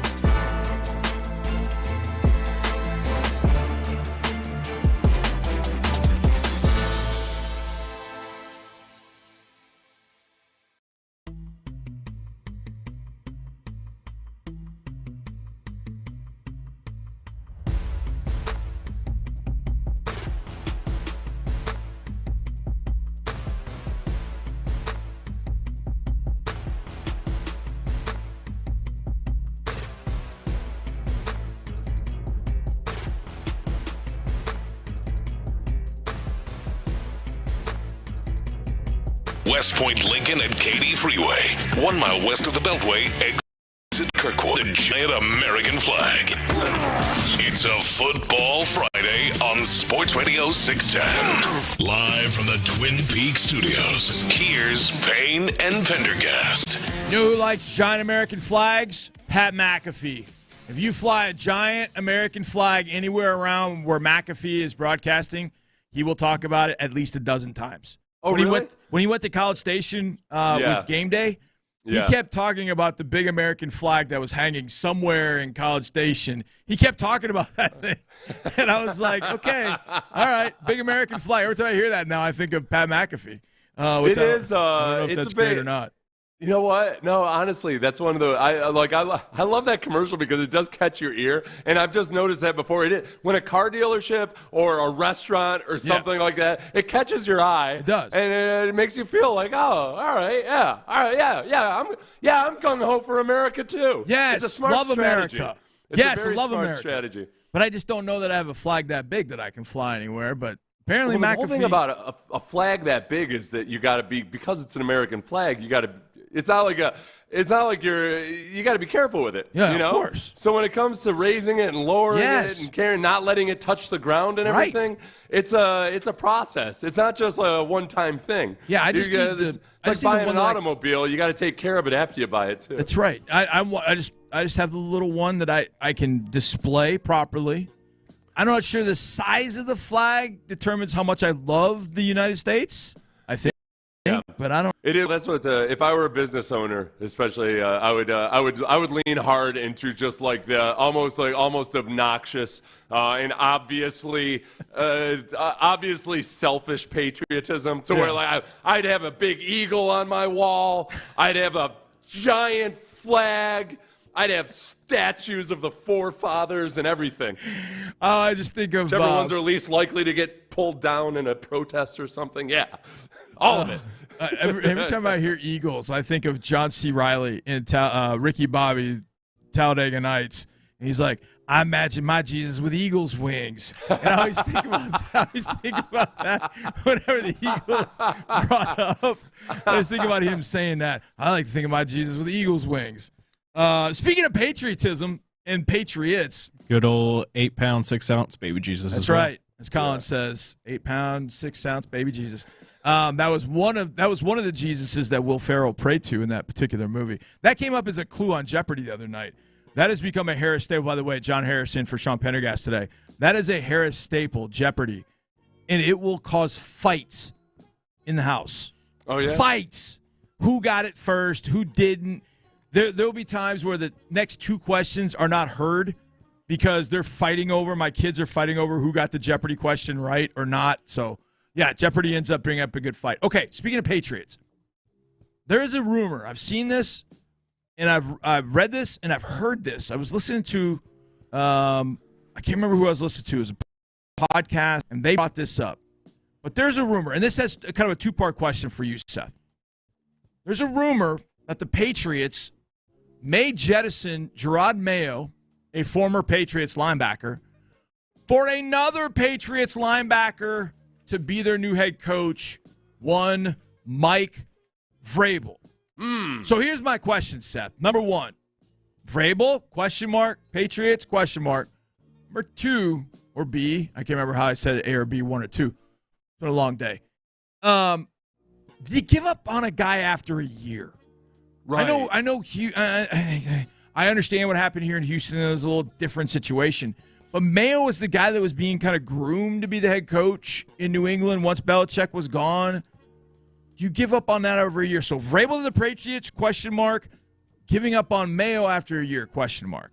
I would be, without having followed them all that closely this year, if your master plan going back several years was that, okay, Gerard Mayo's the guy who's kind of just the next head coach in waiting, or however you thought it might play out, I think you got to acknowledge and realize that, okay, you're hiring a guy that's he's young by coaching standards. He's only been in the business for a few years, and that there's probably going to be some growing pains. And by the way, you're going to have a rookie quarterback, this, that, all of the other.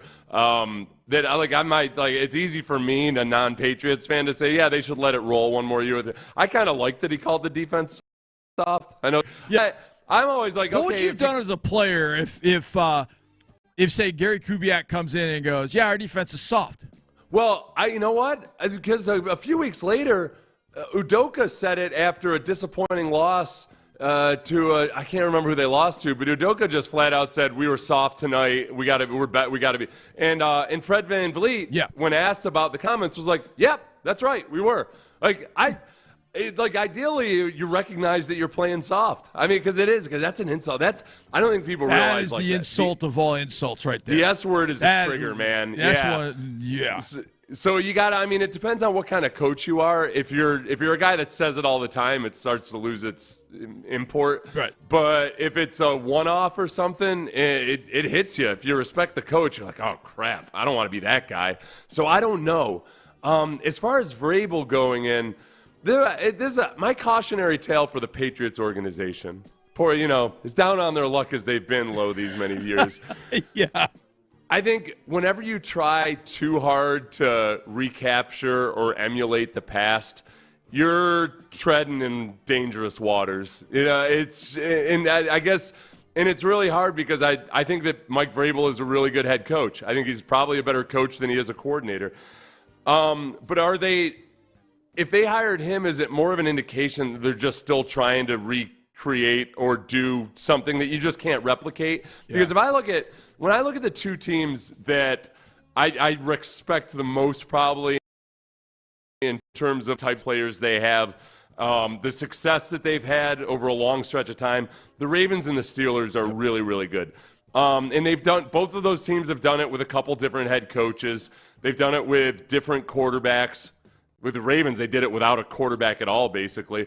The biggest common denominator there is that their personnel people have a culture. Yep. Absolutely. And they draft really well.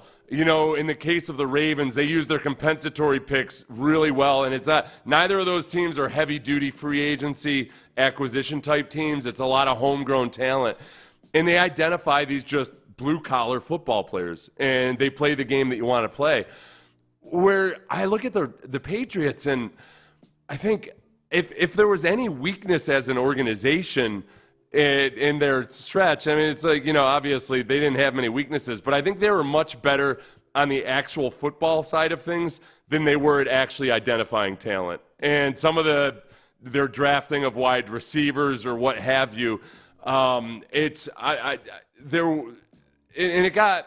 they were really, really good for a while, and then the brain drain started to seep in, and it felt like once they lost Caserio, not that Caserio was the driving force, but like Caserio is kind of like the last remaining guy from the personnel side of things that had created the castle.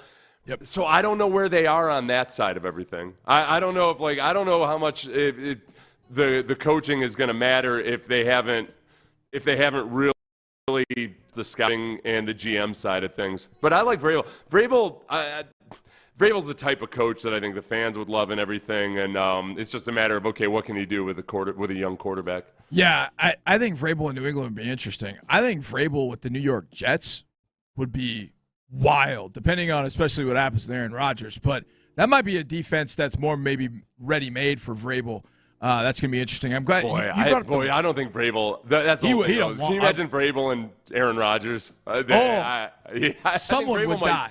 Someone would die by the end of the year. I don't know which one. Someone would die. But he wouldn't. I mean, he would. It would be a pretty quick fight between Vrabel and Aaron Rodgers. Yeah, I don't think there's any question. You bring up the Ravens. The Ravens. There's always a point whenever I'm doing drafts where you look up the Ravens draft and they draft, Tyler Linderbaum. You're like, yeah, of course.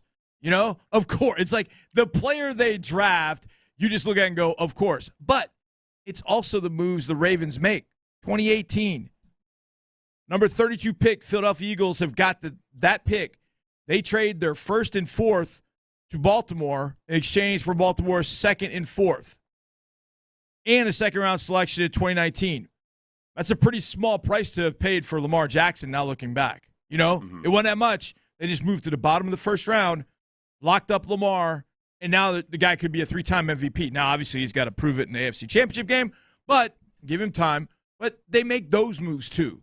You look up, and they've made the smartest move. You know, the Eagles have been in that mindset. You know, drafting Jalen Hurts just looked like nothing. It was a second-round pick. You bring in a guy, maybe build him. And now you look at Jalen Hurts kind of driving that machine, although it doesn't look like he might be playing this weekend, so we'll see what's going on. That thing popped up real quick yesterday. I saw it because people will rehash this every now and then after Lamar has a game like he had versus the Texans.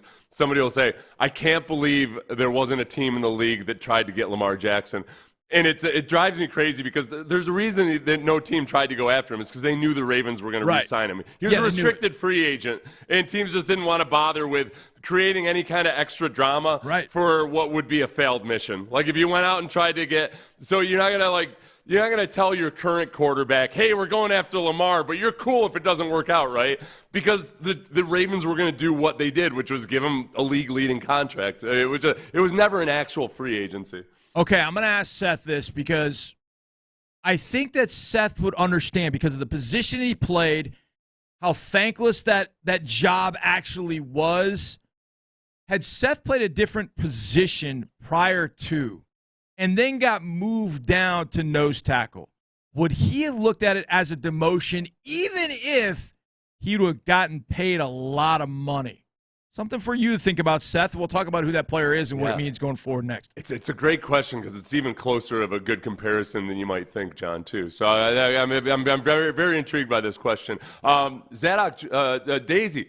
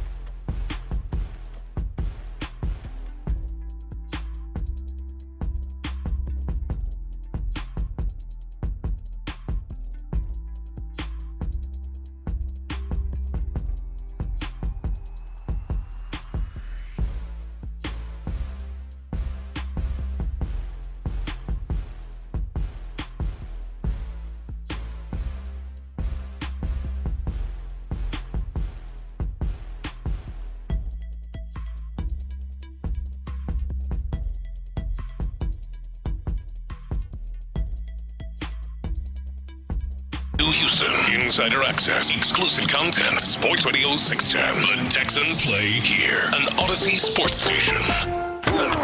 It's a Football Friday on Sports Radio 610. Here's Payne and Pendergast.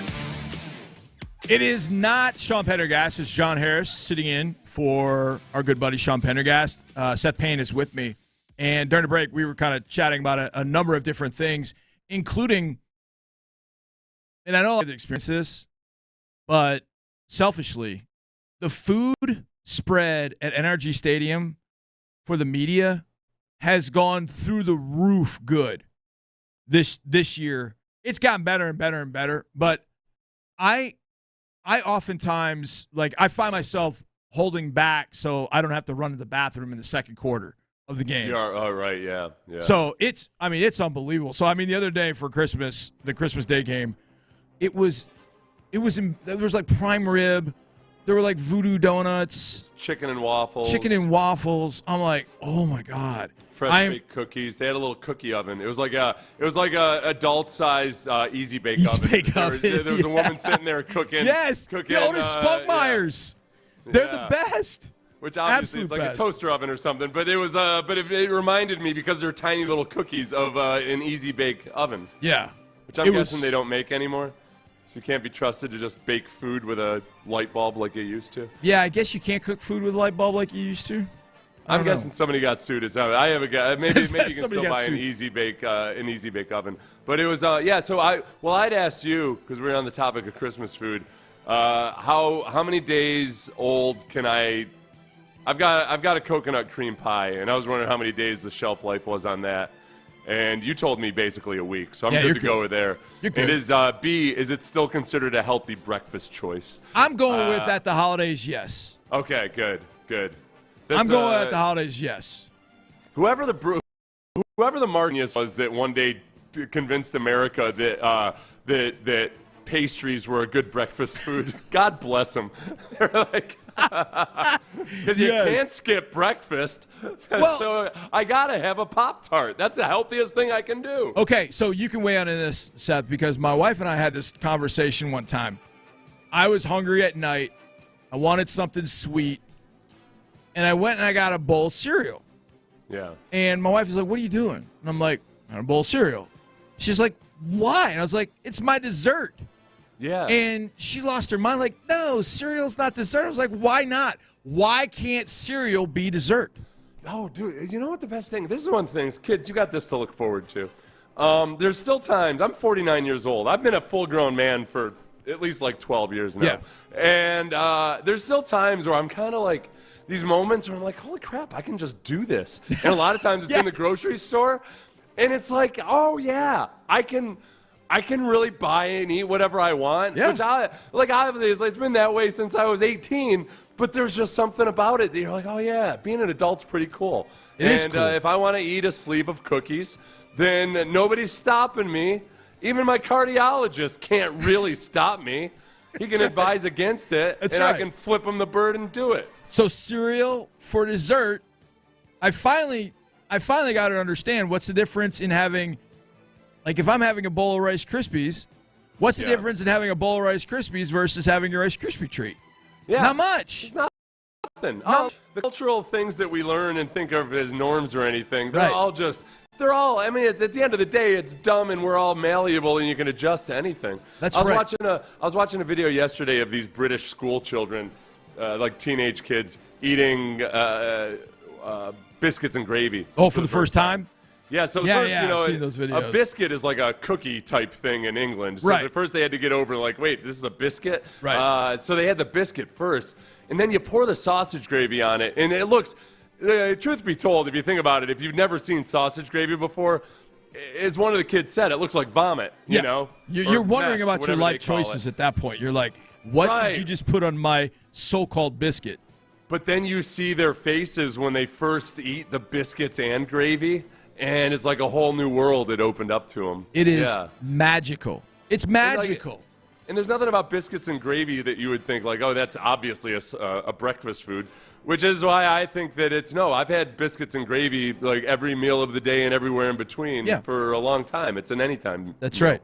I've now over the last probably couple months, I've learned to make my own biscuits and I make my own gravy, but I haven't made them both at the same time. So that now that I'm maybe inspired to make you're biscuits. Like a heavy set Alabama lady or something. It's now. exactly right. You're making homemade sausage gravy. I haven't homemade the sausage, but I will make my own gravy. Right, and I'll just use like Jimmy Dean sausage. Gravy, Like I do have to draw the line somewhere, so I just use like the Jimmy Dean or the HEB sausage.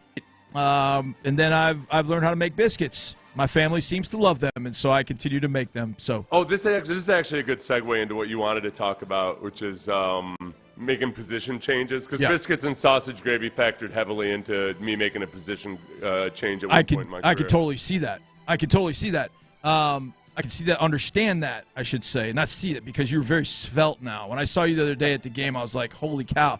Looking at you now, it's like there's a little bit of body envy from over here. Now, I am a few years older than you. I'm like 3 years older than you.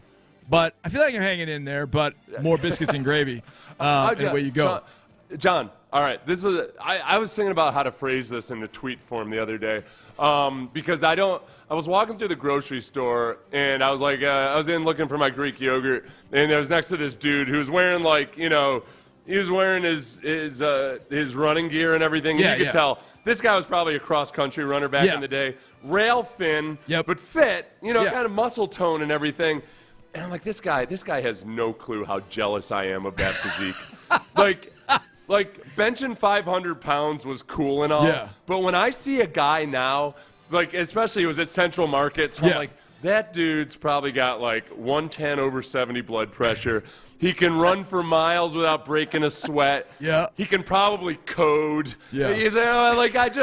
I'm like, man, that guy's got it going on. Yeah. And I was trying to figure out a way to give him that compliment without him thinking I might be coming on to him. Yeah. And I decided there wasn't really a good way to do it. So just all you skinny guys out there, just know, maybe you're a high schooler. There'll come a day. It's going to serve you well over time. Yeah. It's people will be jealous of your physique one day. Don't worry about your bench press. Yeah, when I was in high school, people used to tell me, you're so skinny, you're so skinny. I mean, I was 180 pounds, but you're so skinny.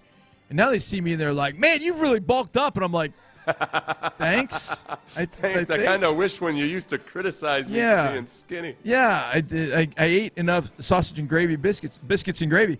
By the way, the genius of all geniuses was at the kolache factory many, many years ago, where they actually put sausage gravy inside a kolache bun and made it a sausage and gravy kolache.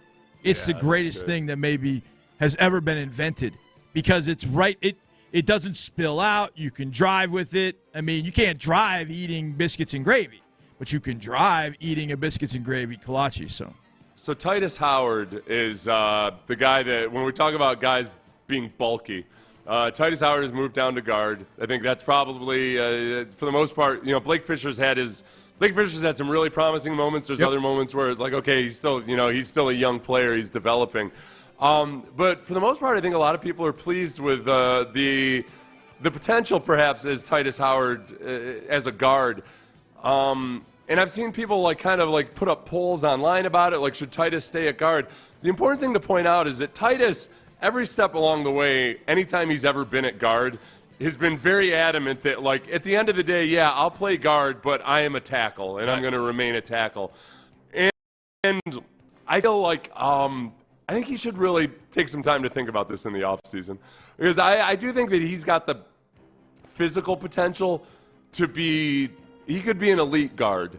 I don't know if he has the physical potential to be an elite offensive tackle. I think he's got, he can be a very, very solid offensive tackle, but there's some things about him on the inside that I like, but I don't think I think he's just dead set against it. Yeah, I think that's the one thing you have to, and this is my question that I thought about a lot too. I know a lot of guys, when it comes to position changes, Clowney was kind of like this. Because Clowney would get used on the inside, and so he'd get labeled a defensive end, but he really wanted to be an outside linebacker because outside linebackers, quote-unquote, got paid more, especially when it was the franchise tag and all that kind of stuff. So the difference is Titus has already gotten paid. Now, I know that 3 years can go pretty fast, so you want to get paid again. But if you're really good at something versus being okay with something, You'll get paid more by being really good versus being just okay. But he's already gotten paid. And I don't know whether he wants to hear this or not, but I know Chris Jones had 4 quarterback hurries and 4 quarterback pressures in the game against the Texans. I don't believe, and I think about it, I don't think any one of those came going against Titus Howard. No, there was he got a couple of them going against Laramie when Jones went to the outside. Yeah. And so if you combine, say, take Chris Jones in particular, Titus played left guard against him in 2022. He didn't have a stat in that game against Titus. He didn't have a sack, much less he had 2 tackles. Didn't have a tackle for a loss or anything going against Titus this past time. So maybe the realization at some point is that Titus has to have is maybe I'm a pretty good guard. And I know that's tough. I know it's tough. I know you played nose tackle. That's a thankless position. There are guys that have to go from outside and then have to do what you do. They don't like it. That's not easy for them. They don't, I don't want to go inside. I'll give you the great example of that. Charles Omenihu. Charles did not want to play inside. I have an agent friend of mine who told me the very first time he met Charles Omenihu, it wasn't, hey, how you doing? Hey, I'd like to represent you. Oh, this is cool. Let's talk about what you can do for me, whatever. Charles walked into the meeting and was like, I don't want to play inside. Like, immediately. Yeah. So there are guys that do not want to go from defensive end down to nose tackle. You probably know a few. And I know there are some that don't want to go from tackle to guard.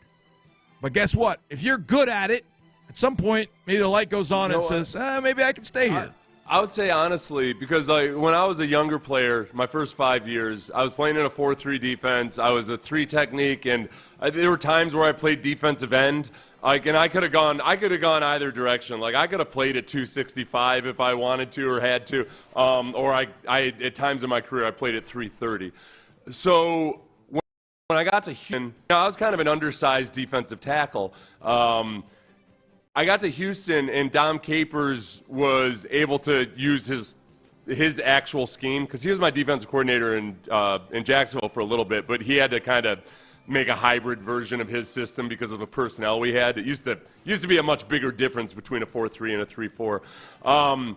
I got here, and I started off as a defensive end in this scheme, which is still an interior defensive lineman, but about midway through training camp, they moved me down to nose tackle, and it was like, for me, it was awesome because all of a sudden everything just clicked. And I became a different player than anybody I'd been in my previous 5 years. I was a better football player just simply because of the position change and playing in that scheme. Yep. And I gave up like pretty quickly any wants or needs or anything to ever be a guy that plays on the edge or like a true 3 technique or anything like that, because like, oh man, this is fun. Like I was capable of being more like a physically dominant player there than I was ever able to as a 3 technique or a defensive end or anything like that. And I think that maybe if Titus could look at it that way, that, all right, man, yeah, it's nice being a tackle, and it's there's a certain amount of respect that goes with that. But what if the ceiling is a lot higher as a guard? Right. Because, man, it's fun to be good at something. Now the downside is any when you play on the interior there, man, and you got to have an attitude for it. Like it's a fist fight. It's hell in there. It's brutal, man. And the action is immediate. There's no room for errors, and there's contact, like hard contact, almost every single play. And I don't know. Some guys just naturally don't necessarily have an appetite for that. So I don't know. Maybe if they want him to play guard, maybe they should challenge whether he thinks he's tough enough to do it or not. I don't know. Like maybe that's the issue. I don't know. I'll tell you. I'm not claiming that he's not tough enough. I'm saying that's the mind game strategy I would use. I would try to gaslight him into wanting to be a guard. I just feel like with him in there, the protection's been better. Now we haven't been able to run the ball exceptionally well. And I'm trying to remember what game he took over. Was it Miami that he took over? We should have been able to run the ball a little bit better against Miami, but I understand you got some moving pieces. You got to get back to running the football at some point. In the Miami game, you could see There was something. Was that the first start? That was the Miami game, I believe right? so. Yeah, and his footwork is just he needed work, and everything was like he was kind of thinking his way through things. Yeah. But yeah, I think he could end up being. I think he could be a really good guard. And it's a matter of whether he would want it or not. Now, this is the part that rubs me the wrong way, I guess, is all right. Look, if Blake Fisher, you draft Blake Fisher in the second round, and they're going to want to start him at some point. And at some point, Blake Fisher does not have the physique to be a guard, probably ever. Very few guys like that. I'm thinking of the guy from Cincinnati was like the last guy I can think of that was a tall, lanky, really good guard. It's hard to do. But like the best thing for the team might be, hey, Titus, you're going to be a guard, and Blake Fisher's going to be a tackle. Like that's just where we are. So yeah, that's what you're going to go do. It's not a matter of like what looks. And not to mention, I showed up in training camp this year, and I thought, man, Titus looks like he had fun this summer. That's a heavy dude right there. And especially early in the season, I don't think he was moving much like a tackle. Go down to guard, man. You can eat whatever the hell you want. Yeah, exactly. Eat whatever you want. Oh, that's where I get back to the sausage and gravy thing. That's when I can't lie. When you moved to nose tackle, that's when you became a connoisseur? That's when I really embraced nose tackles. When I realized, like, wait a second, I could be like 20 pounds heavier and be just fine. And I could eat every burrito I see. I could have all the sausage and gravy I want, and it was awesome. We lived that first year. Brandy and I got a place in the Rice Lofts. I think it was like the second or third year, or whatever it might be. And there's I don't know if it's still there or not, but there used to be a Chipotle in the lobby. And it was when you're a nose tackle, though, and every day I come home from like off-season OTAs, and you smell that Chipotle in the lobby, and that's make a right turn and walk in and get myself a burrito or three for my pre-lunch. It was awesome. See, their advantage is superior player on either side of the ball. That's it. And then that Sambuca Jazz Lounge was in the building too. Now I couldn't walk directly into it. Yeah. But it was right there. So like I'd have like 4 burritos for lunch, and then I'd go to that Sambuca Jazz Lounge and get like a cheesy pasta dish of some sort and everything. Oh, it was awesome. So much fun. So much fun. I know you've said this before about J.J. Watt. He should have just blown up and been a nose tackle going forward. I wanted 1 year. I tried to plant that seed in his mind once. Just go in there. Dude, you have no idea how much fun it would be. How strong, like just how, if J.J. decided to get up to like 335, oh my gosh. Which he could easily do. Yeah. Like J.J. could put out, he's got the frame for it. He from Wisconsin. He can eat a lot of cheese. He can handle it. His body's up for it. Speaking of JJ, he was on the Chiefs and Steelers broadcast on Netflix. What were our reviews, to the degree that we were able to see much on Netflix, doing the NFL after the Paul Tyson debacle? Did Netflix get it right? Yeah. We'll talk about that next right here on Payne and Pendergast. It definitely wasn't a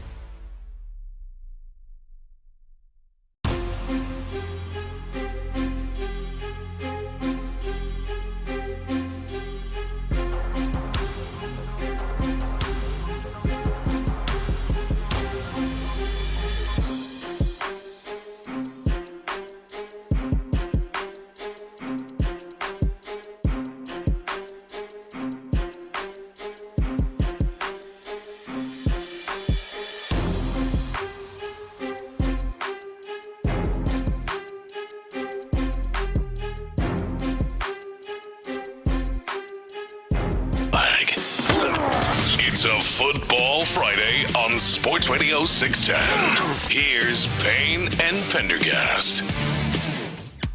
No Pendergast, but there is a Harris, and there is a Payne, not Payne. Even though Wednesday was not good, there was definitely P-A-I-N that day.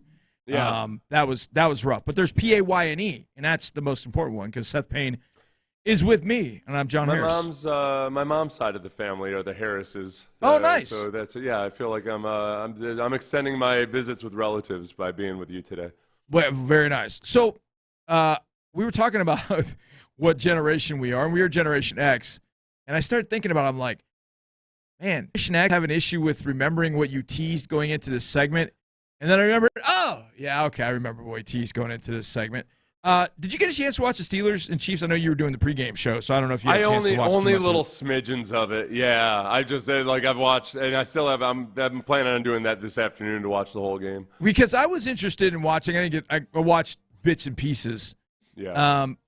But I thought JJ did a pretty good job as a game analyst. Oh, good. I thought he did a pretty good job. He and Nate Burleson. It took a little bit to kind of work together, and I know that from having done it with ND during the preseason. You know, kind of how do you work a three-man booth? 'Cause I've never been a big fan of three-man booths, and I used to say it all the time. And then all of a sudden, in the summer, I get put in there.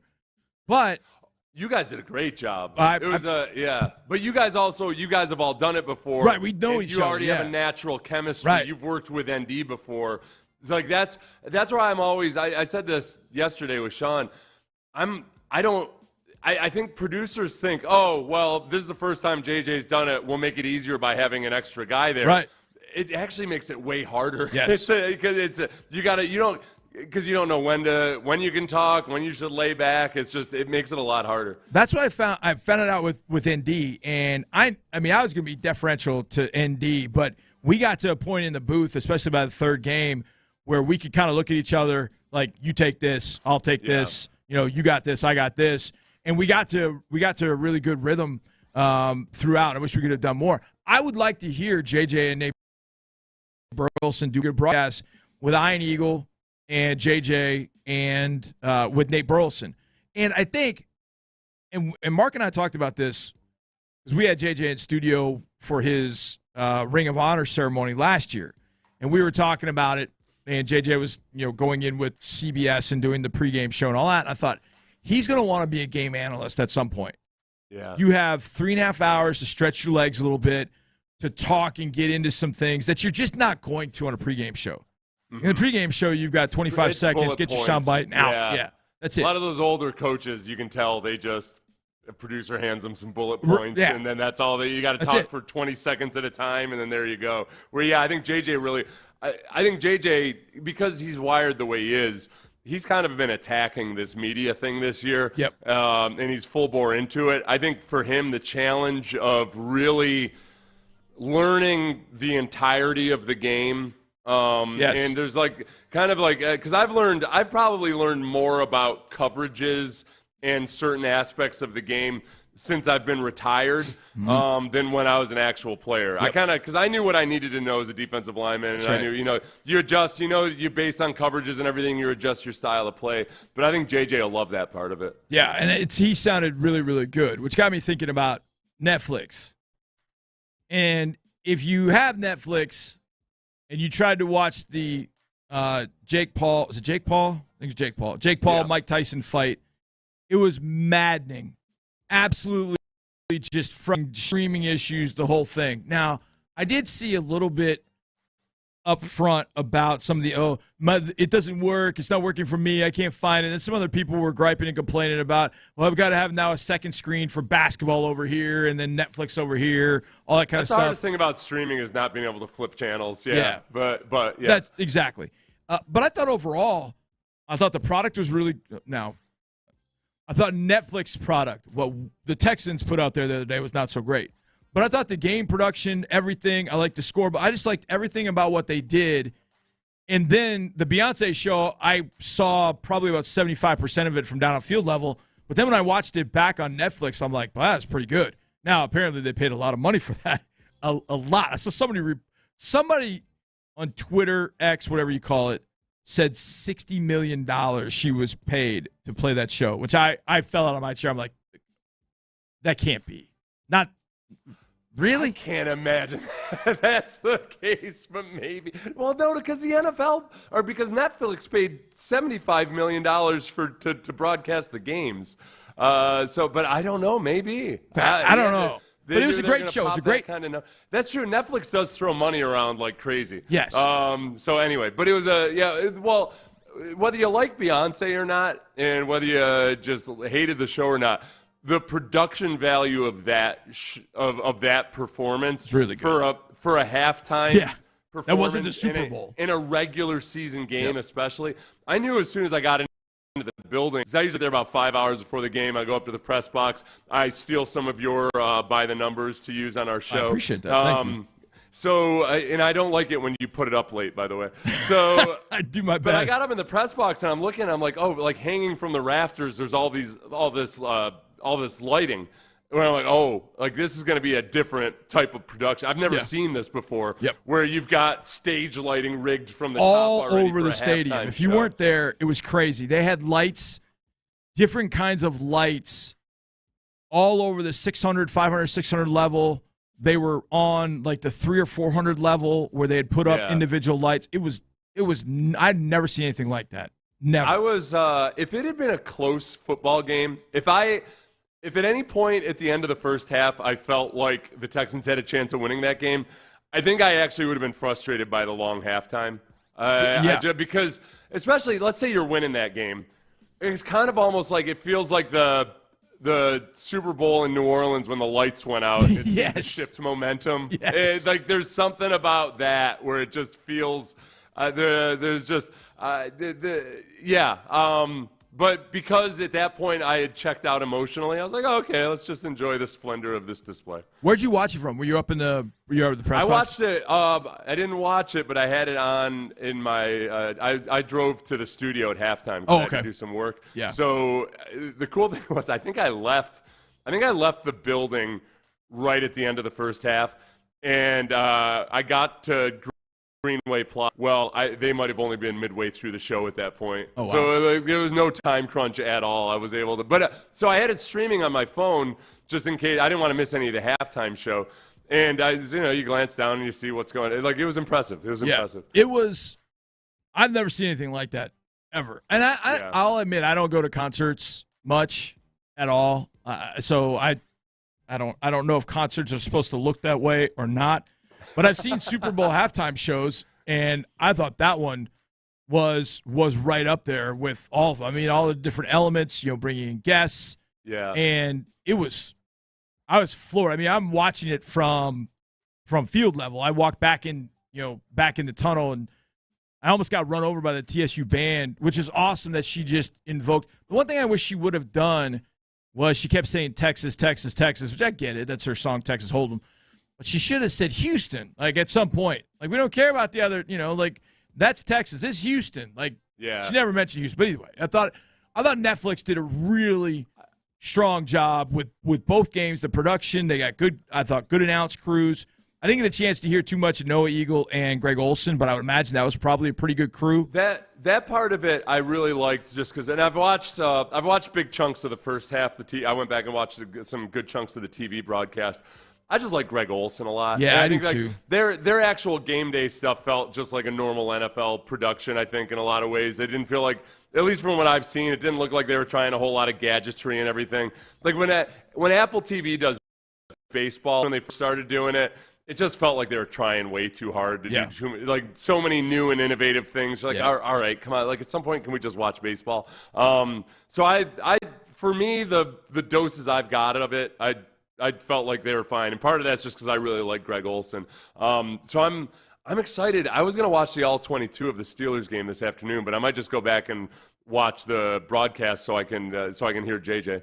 Yeah, JJ, I thought like I said, I thought he was pretty good. So we'll see how he gets used more, hopefully, in the future in these games. Did it strike you as, is he a guy where is he on the scale of, like, on one end you got John Madden, bing, bang, boom. And then on the other end, you've got Mike Mayock, who's like a computer program up there, like getting super, super technical. Where is he on that spectrum? I feel like JJ understood the mission, and that was you infotain.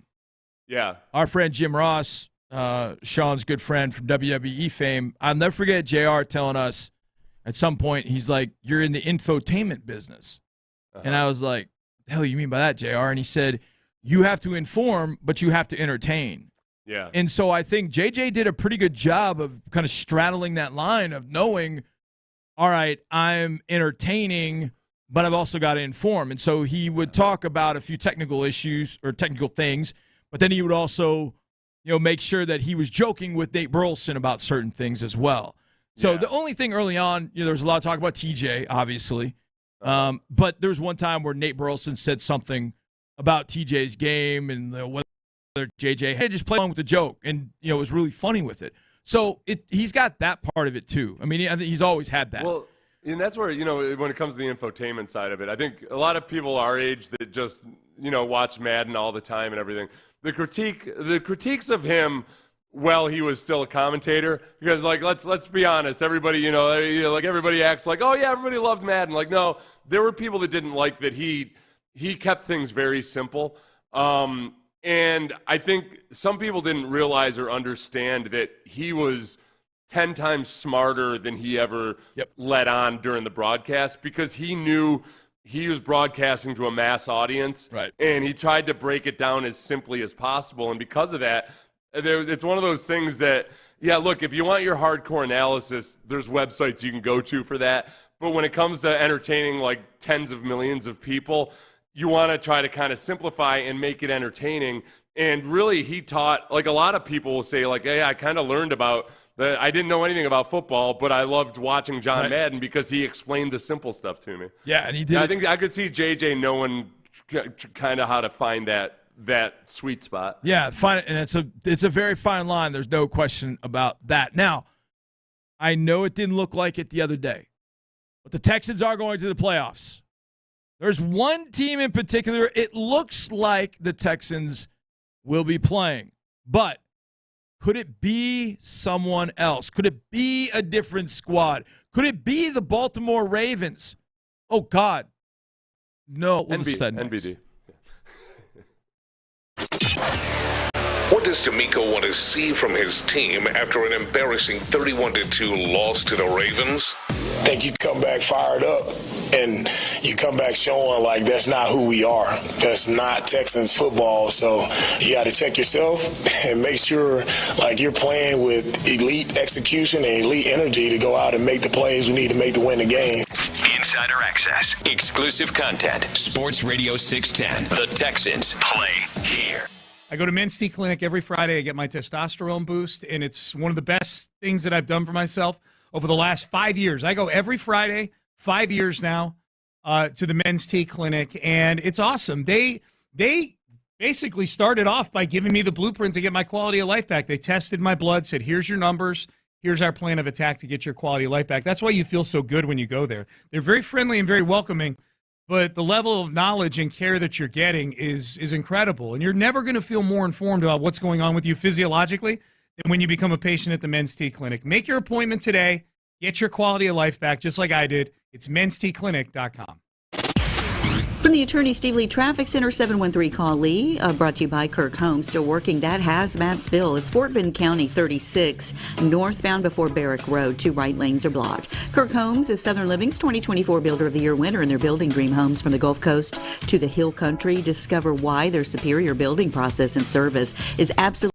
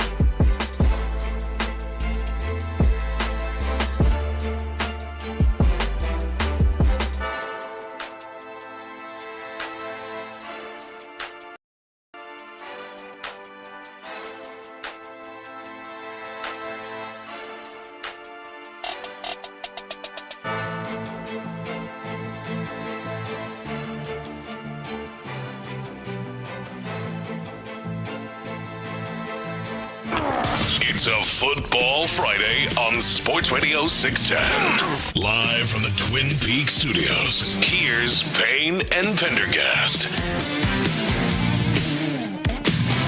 Although we do wish that Sean were here, I think he's here with us in spirit. It's John Harris and Seth Payne coming at you. Seth, I like to mess around with the ESPN playoff machine. I don't know if people out there know this. Yeah, I think that's pretty pop. Yeah, like it's fun to kind of plug in the different scenarios and figure out what you're it'll tell you, okay, if this team beats that team, the chance of you going there, all that. It's fun. I love playing around with this. So I waited until week 17 because I was kind of curious. All right, where could the Texans end up playoff-wise? What could it be? After Wednesday's game, we now know exactly what it's going to be. Your Texans are going to play here as the 4th seed. And we know that the number 1 seed, the Kansas City Chiefs. So we know 1 and 4 are locked in. I believe we know that Buffalo, Baltimore are in. I think they're maybe not. I don't know. But either way, the AFC North has not been decided. AFC East, AFC South, AFC West have been decided. Kansas City, the 1 seed. Buffalo is locked in, I think, as the 2 seed. Yes, they're locked in as a 2. I don't think they can. They could maybe. Either way, more than likely, Buffalo's going to be the 2. The 3 seed, right now, it looks like it could be the Baltimore Ravens. All Baltimore has to do is win on Sunday. Doesn't matter what the Steelers do. If they win, doesn't matter what the Steelers do. Baltimore's the 3 seed. If Pittsburgh wins, Pittsburgh's the 5 seed. However, if Pittsburgh wins, regardless of whether Baltimore wins or loses, gotcha. Right. So Baltimore wins, it's over. Baltimore wins the AFC North. Okay, now, gotcha. If Baltimore loses, combined with a Steelers win, the AFC North champion will be the Pittsburgh Steelers. And the 5 seed coming to Houston for Wild Card Weekend will be the Baltimore Ravens and Lamar Jackson. Yeah, which a lot of people have pointed out. It just seems way too ironic that last year the Texans got destroyed by the Browns in the regular season at the end of the season, and then they faced the Browns again in the wild card round in the playoffs. The biggest difference there, obviously, you don't need to be a football expert to know, is that Lamar Jackson is playing than Flacco. And, yes, very much it's so. harder to. And CJ didn't play in that first game versus the Browns. Now there are some similarities in that the defense was banged up in that game versus the Browns, so at least there were some things where you could draw some similarities. But I think the biggest difference by far is just that Lamar Jackson's playing at an MVP caliber. Joe Flacco is kind of making a nice run of it, but he turned into a pumpkin, obviously. Yes, I don't think Lamar Jackson's going to have a Joe Flacco type performance if they're here at NRG. Now, if you're thinking, okay, well, who do the Ravens play? Well, the Ravens play the aforementioned Cleveland Browns, and the game is in Baltimore. So there's a pretty high likelihood the Browns, at this point, they're playing DTR. They're playing Dorian Thompson-Robinson at quarterback because, well, we know what happened with number 4. Jameis Winston is an interception, pick 6 waiting to happen, so they decided, let's go with DTR. The season's shot. I give the Browns credit. The Browns have played hard. Mm-hmm. They play for Kevin Stefanski. But they going to beat Baltimore, Baltimore having the division on the line. I give them about a 2.6% chance of beating the Ravens. Yeah. So if the Ravens win, it's over. The Ravens then win the division. They're the 3 seed. And Pittsburgh would come here as the 5 seed.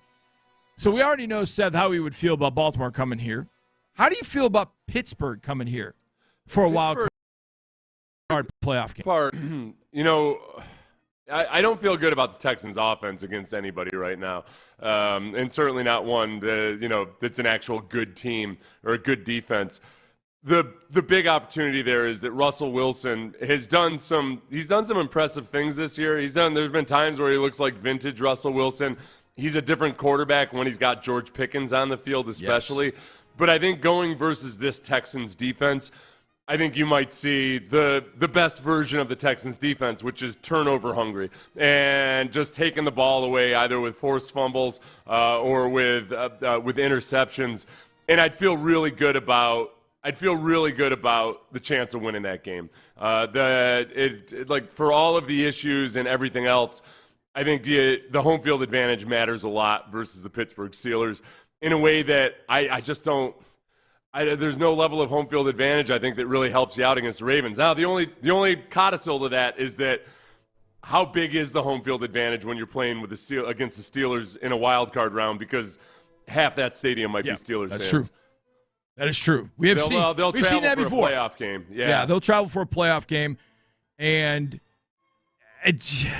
I get worried, especially after playing the way we did against the Ravens.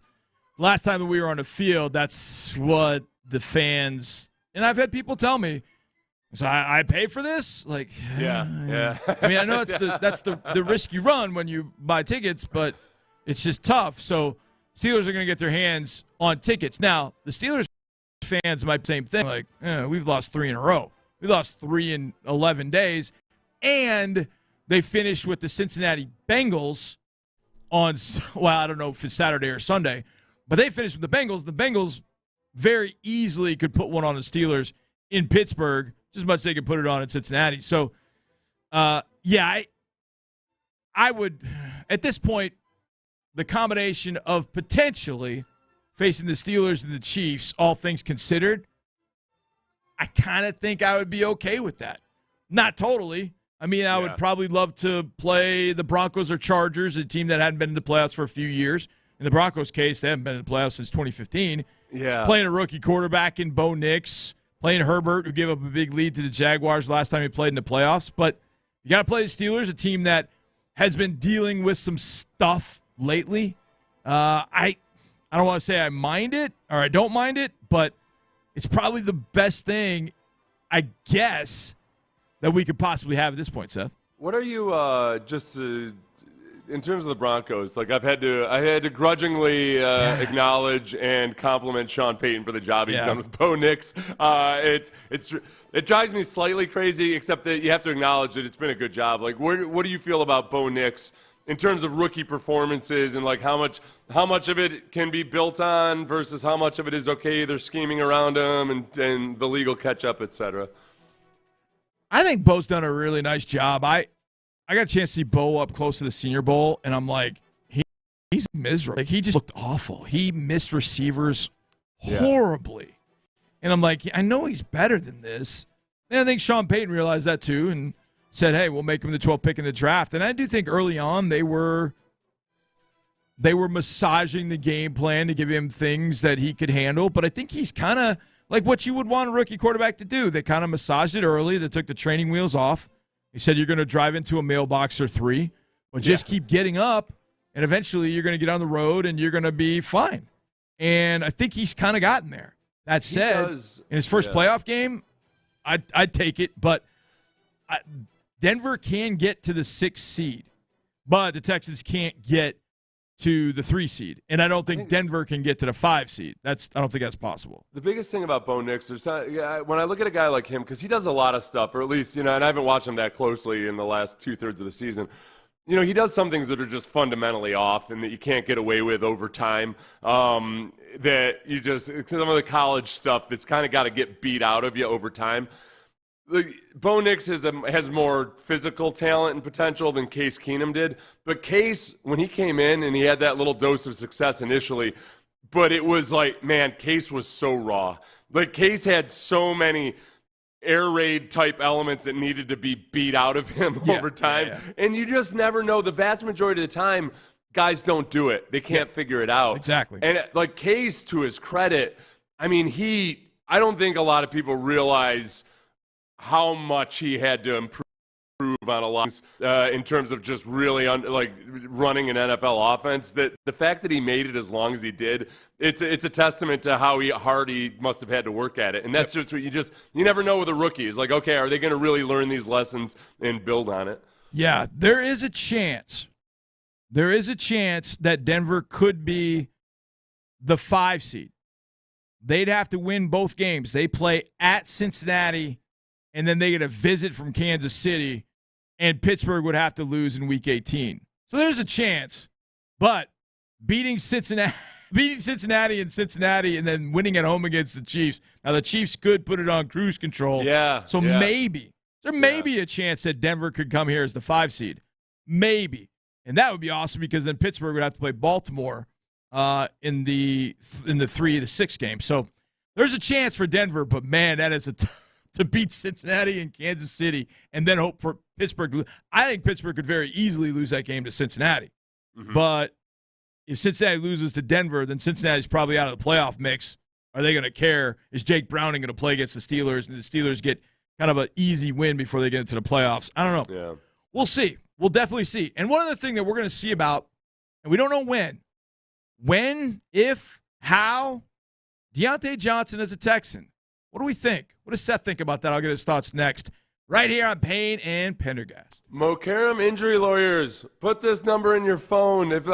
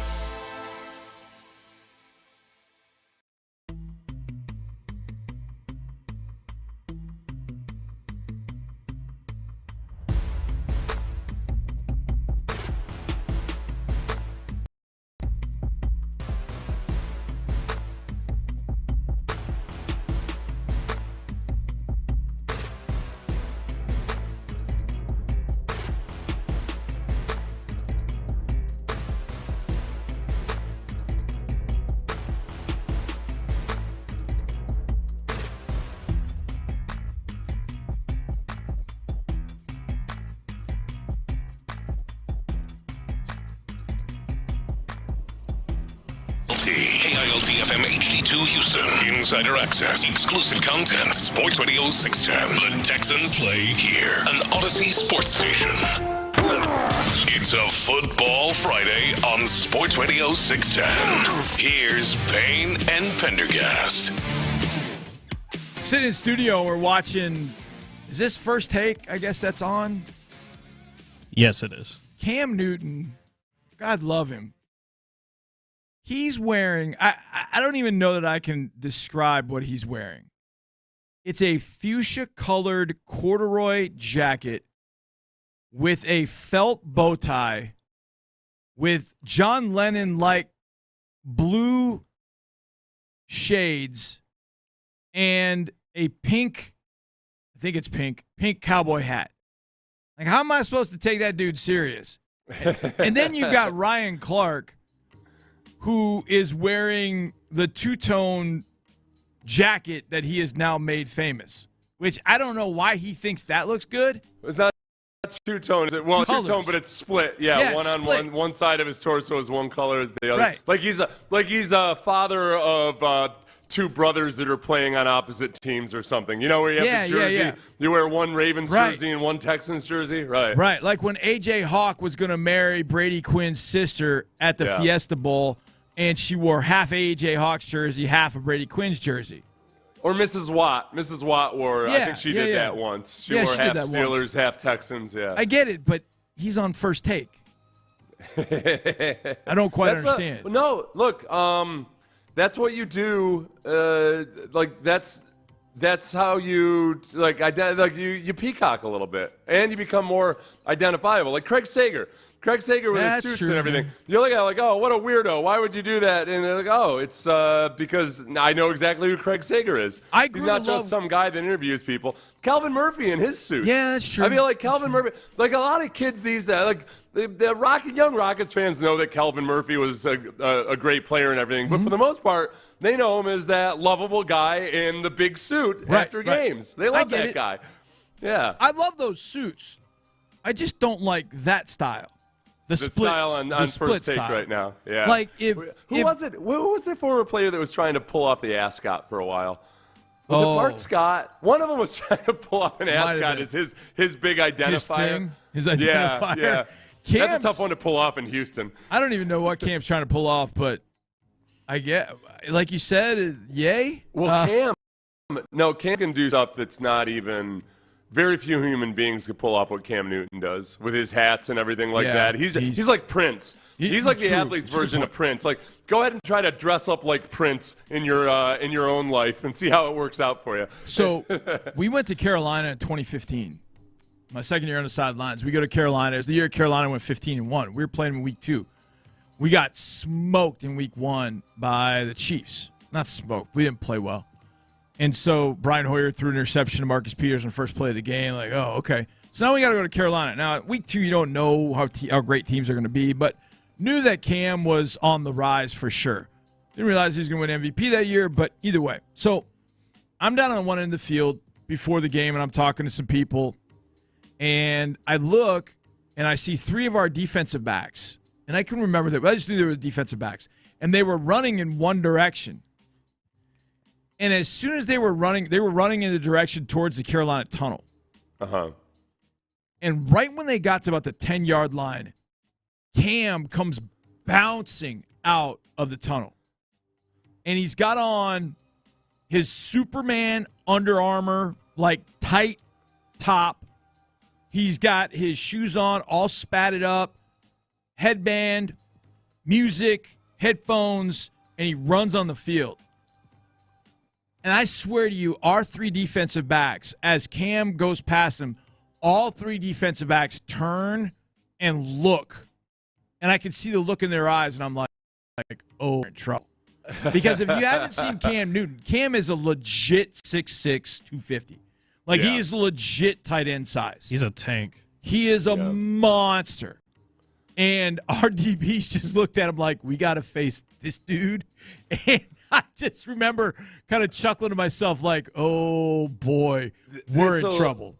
It's it's funny. It's like kind of Derrick Henry when you see Derrick Henry as a running back. Very much. What the hell is that? Yeah, and he plays running back. Sean talked about when he was at whichever bowl game they were in. Sean was on the field before the game when Derrick Henry was just a freshman.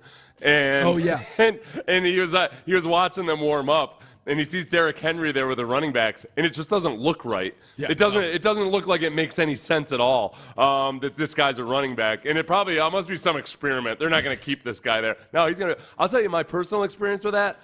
My welcome to the NFL moment was my rookie year watching. We went and played the Cowboys in Dallas. And watching Herschel Walker, who at that point I'm guessing was like 34 years old. Yeah. He returned a few kicks in that game. And it was like, what the hell is that? like, what? I'm watching from the sideline. Yeah. And I got kind of nervous. Like, you're saying, like, why are his legs moving so fast? None of this makes any sense. What is that? And that's what, and not to mention I'm playing against Larry Allen for everything. There was a lot of like, hey, wait a minute. Like, this is a different level of genetics here than these other football players I've been going against. What the hell's going on with these guys? Yeah, when our defensive backs look back at Cam, and then Cam came running by. I understood because Cam went running by me, and I was like, damn. Like, that's a quarterback? Holy cow. And there have been some physically impressive dudes that you see out on a field. Like when you see Jeffrey Simmons, you just look at him and go, my God. But he's 308 pounds. Like you've seen 310-pounders. Tavondre Sweat, you mean? Yeah. Yeah, and then there's Tavondre, who's like 370. You know. How big is Jeffrey Simmons? Simmons is like 310. Okay, yeah. And Tavondre is like 370 or so you think. And I think the funniest thing about Tavondre was I saw a playoff game over at Energy Stadium. I just walked in for a little bit before I was about to leave, and it was I can't remember who they were playing. It was a 4A game, and Huntsville High School was playing. And this kid, number 44, good-looking athlete, moving around, playing defensive end, and so Ryan Broniger, who covers recruiting for Texags, was there, and since I did some stuff for Texags, I was like, "Hey, Ryan," and he knows the recruiting scene. Like, who's 44? He goes, "Oh, that's Tavondre." Like, oh, he's good-looking defensive end. He was 255 at the time. Yeah. At Huntsville, and that was his junior year. Yeah. So, senior year in Huntsville, 4 or 5 years at Texas, whatever it was, he ended up getting up to 375. So, we went to the Senior Bowl last year. And I was lucky enough to get my being with the Texans. I got down on the field. And so, I, of course, go watch offensive O-line, D-line drills. And I was like, I want to just see how big he is. So I get down in the field, and I'm standing literally 3 feet away. And I feel so bad because I'm literally jaw open like, holy bleep. He's enormous. Like, bigger than I even could imagine 365 pounds. You get an idea of what 365 pounds looks like, and then you get up next to it, and you're like, and then he started running. And I'm like, oh, my God, what if that hit you? Yeah. I mean, you die. I'm like, just, oh, my God. You know, that's incredible. The thing about Tavondre Sweat this year. I was skeptical just because, man, when he was at Texas, there were times where, like, he just petered out. You know, you could tell, like, okay, you can only carry that much weight around. He's played more snaps and stayed in the game a lot longer than I thought he would. I think it might help him a little bit in the NFL that the tempo is slower. Yes, you know, like when you're a big dude and you're lining up and you're facing an offense that's running 100 plays a game, it's tough, and you don't have that much rest time when they're up tempo all the time. That you get a little bit more time to breathe and relax and recover in the NFL. Yeah, that you're exactly right. You do. You get that time, and he's played pretty well. And I mean, he wasn't doing a ton against us, and then he had the sack at the end. It was like, oh boy, I turned the switch for him. There's times where it's still like, and run it out there, but there's also times where you're kind of like, okay, this play is over for him.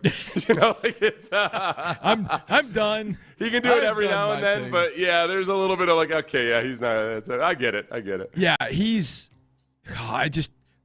I remember there were 2 plays. The first 2 plays of one-on-ones. The very first play, They were doing a run block one-on-one. And he had this poor center snatched up. I mean, this guy's trying to drive his feet. Yeah. And he's like got him snatched with his right hand up, literally up in the air. Like he's almost like bicycling his feet because they're not even on the ground. And then the next play, Bo Limmer from Arkansas just drove him into the turf, and everybody went nuts. It was like an and one game where somebody dunked on somebody else, and everybody's running around all like, oh. And I mean, he just got just drilled. But the thing about couldn't block him the rest of the week. The thing that was good about it, correct me if I'm wrong, but if I remember from just going back, because I was intrigued, I first kind of like started paying attention when I saw those clips. Yeah. And I went and watched some of his games. And if I remember correctly, he used his hands really well. Yeah. Actually, I thought that skilled about all the Texas defensive linemen that year, because I know that defensive line coach that went to LSU. Like, they were coached really well. They used their hands well and everything. And it might sound like no big deal, but there are a lot of guys, like Ed Oliver was a guy that needed to learn how to use his hands properly when he got to the NFL. Yep. And it took Ed maybe like 3 years to get it. Yep. So if you can get a big guy who already has demonstrated that he's got that technique and everything, it makes it feel like a much safer draft pick. Even though he's got weight issues and all that, it just, you can tell, okay, the guy's 360 and he knows how to use his hands. He's going to have some success. If you've got an athlete understands how to use his hands, I mean, you know this more than anybody, so this is more for the listeners, but when you hear draft dudes like me and some others talk about, this defensive line can use his hands, those guys are typically pretty successful early on and stay that way, as long as they don't get fat, out of shape, all that kind of stuff. The guys you worry about are the guys that are just athletic and they just blow and go up the field, and that's how they end up making their plays because they're just that much more athletic than college linemen. But when they're forced to use their hands, and I've talked to so many guys over the years, Khalil Davis I talked to a lot about this. Yeah. And Khalil last year, he was like, coach is always on me about using my hands. And he got better at it throughout the year, using his hands. And you could really see it by the time they got to the playoff game about how effective he was just by learning what you do with these two things. Like, what do you do with these? And if you can learn it, you got a pretty good opportunity. He had a play. It was on one of their primetime games a few weeks ago. It was beautiful because he was rushing the tackle. He anticipated the chip block, and it was almost like he was a martial artist. He like clubbed the tackle's hands and then like turned his hips, and the chip missed him completely. And then he got his hand on the quarterback's hand as he was trying to throw the ball. Like the most efficient pass rush, broken up pass I've ever seen in my life. And it was like, that's like now you look at him, he's at the end of his NFL career and he's just become a master at all. He's a kung fu master when it comes to that. Yeah, kung fu master. Colin's producing today. Colin, what's up? Yeah. So y'all remember the whole thing about the size of Kenny Pickett's hands? Yeah. Now, does that really matter for O lineman and D lineman? Like, is that looked into enough? I mean, Kenny Pickett was kind of an outlier. I mean, everyone made jokes about it. Like, just the internet was just having its way with it. But does that matter when it comes to the trenches? I think that so like on a functional side of things, I'll put it the sum total of it. I think football coaches and scouts and other players, just like anybody in random life is, when you meet a person that's got a gigantic paw and they shake your hand, you're like, oh, this is a full-grown man here. There's a certain level of – but I think on the football side of it, and John, you know the personnel side of it way better than I do. I mean, in general, and I'm sure there's exceptions to the rule, the guys that have huge hands – also just tend to have really big frames, and it looks like they're naturally at like the ideal is a guy who almost like wakes up in the morning naturally without ever having lifted weights. He's 310 pounds, because those guys just it feels like they're sturdier. J.J. Watt's that way. Yeah. When you meet J.J. Watt in person, you realize like, oh, this guy J.J. could carry 40 more pounds comfortably. His frame is just big, and I don't know how much he actually, it's not like you're banking on just that one trait, but it tends to go along with a lot of other favorable traits. Yeah, and it escapes me now. There was a lineman had really small hands. I was shocked when I found out, like, wait, he's got size 8.5-inch hands. That's the weirdest thing I've ever seen, because he was really good with his hands. I mean, really strong. But the guys that I think can be, like Aaron Donald had almost 10-inch hands. Like, that's big. Now, DeForest Buckner's the biggest I've ever seen, like 11-inch hands. And he knows how to use them now. But Aaron Donald's hands were so good. He's 10 inches, but he was only 6 foot 285. I don't think Ed Oliver had big hands, but Ed was so quick. But now he's starting to learn. And that's the other thing, too. I know people have talked about, we beat the Bills, or I've said this. They didn't play Ed Oliver that day either. And Ed Oliver has been an absolute nightmare for people on the inside. And that's one of the reasons the Bills' defense has had some moments where they've not given up 50. They're only giving up 40 because Ed has played. But I think some of that gets kind of overblown a little bit with hand size and all that. But, Jared Goff had tiny hands, and he fumbles the ball a little bit. So it's part of it.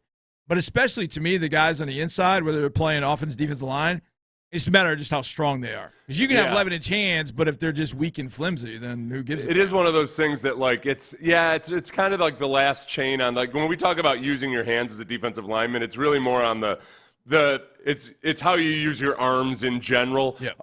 Now, if you have big hands, in theory, you should also have a stronger grip and everything. Yes. Which is a huge part grip of it. Strength.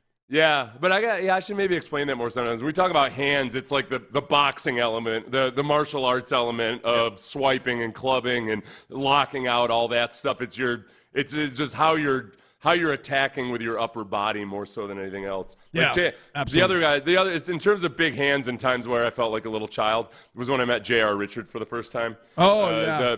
So for the kids, Astros pitcher, great pitcher from back in the 80s. But he was famousely, how many baseballs could he hold? 7, I think. 7 baseballs. He could 7 in his hand. Yeah. I remember that. Yeah, absolutely. He had Matt. I'll tell you who's got the strongest hands is Adrian Peterson. That dude could, like, if you missed the handshake, he'd crush your fingers. Like, you know what? Okay. Crush them. This is my issue with Adrian. That's exactly. I think he tried to make you miss the handshake. Probably so. Because I'd heard about his handshake the first time I met Adrian Peterson, or not Adrian Peterson. It was Adrian Peterson. Sorry. First time I met him, I went to shake his hand, and I had forgotten all about how he's got a strong handshake and everything. And he did the old, he squeezed my 4 fingers. Oh. And I'm like, well, all right, that's kind of cheating, man. Like, we're at a charity event. I wasn't going to ask him for another go-round of it. Yeah. But, like, that's not genuinely a strong handshake. That's kind of just that's an illegal cut block right there. Yeah, that's an illegal cut block. He jumped the snap. That's what he did. He jumped the snap and edge rusher. But, yeah. Okay, we didn't talk about Deontay Johnson in this segment. But we will. I promise. We'll talk about Deontay Johnson next. Okay. Mokaram injury lawyers are awesome, and I talked about them during the last break. Right now I'm going to tell you about Trajan Wealth. If you are nervous about not just 2020,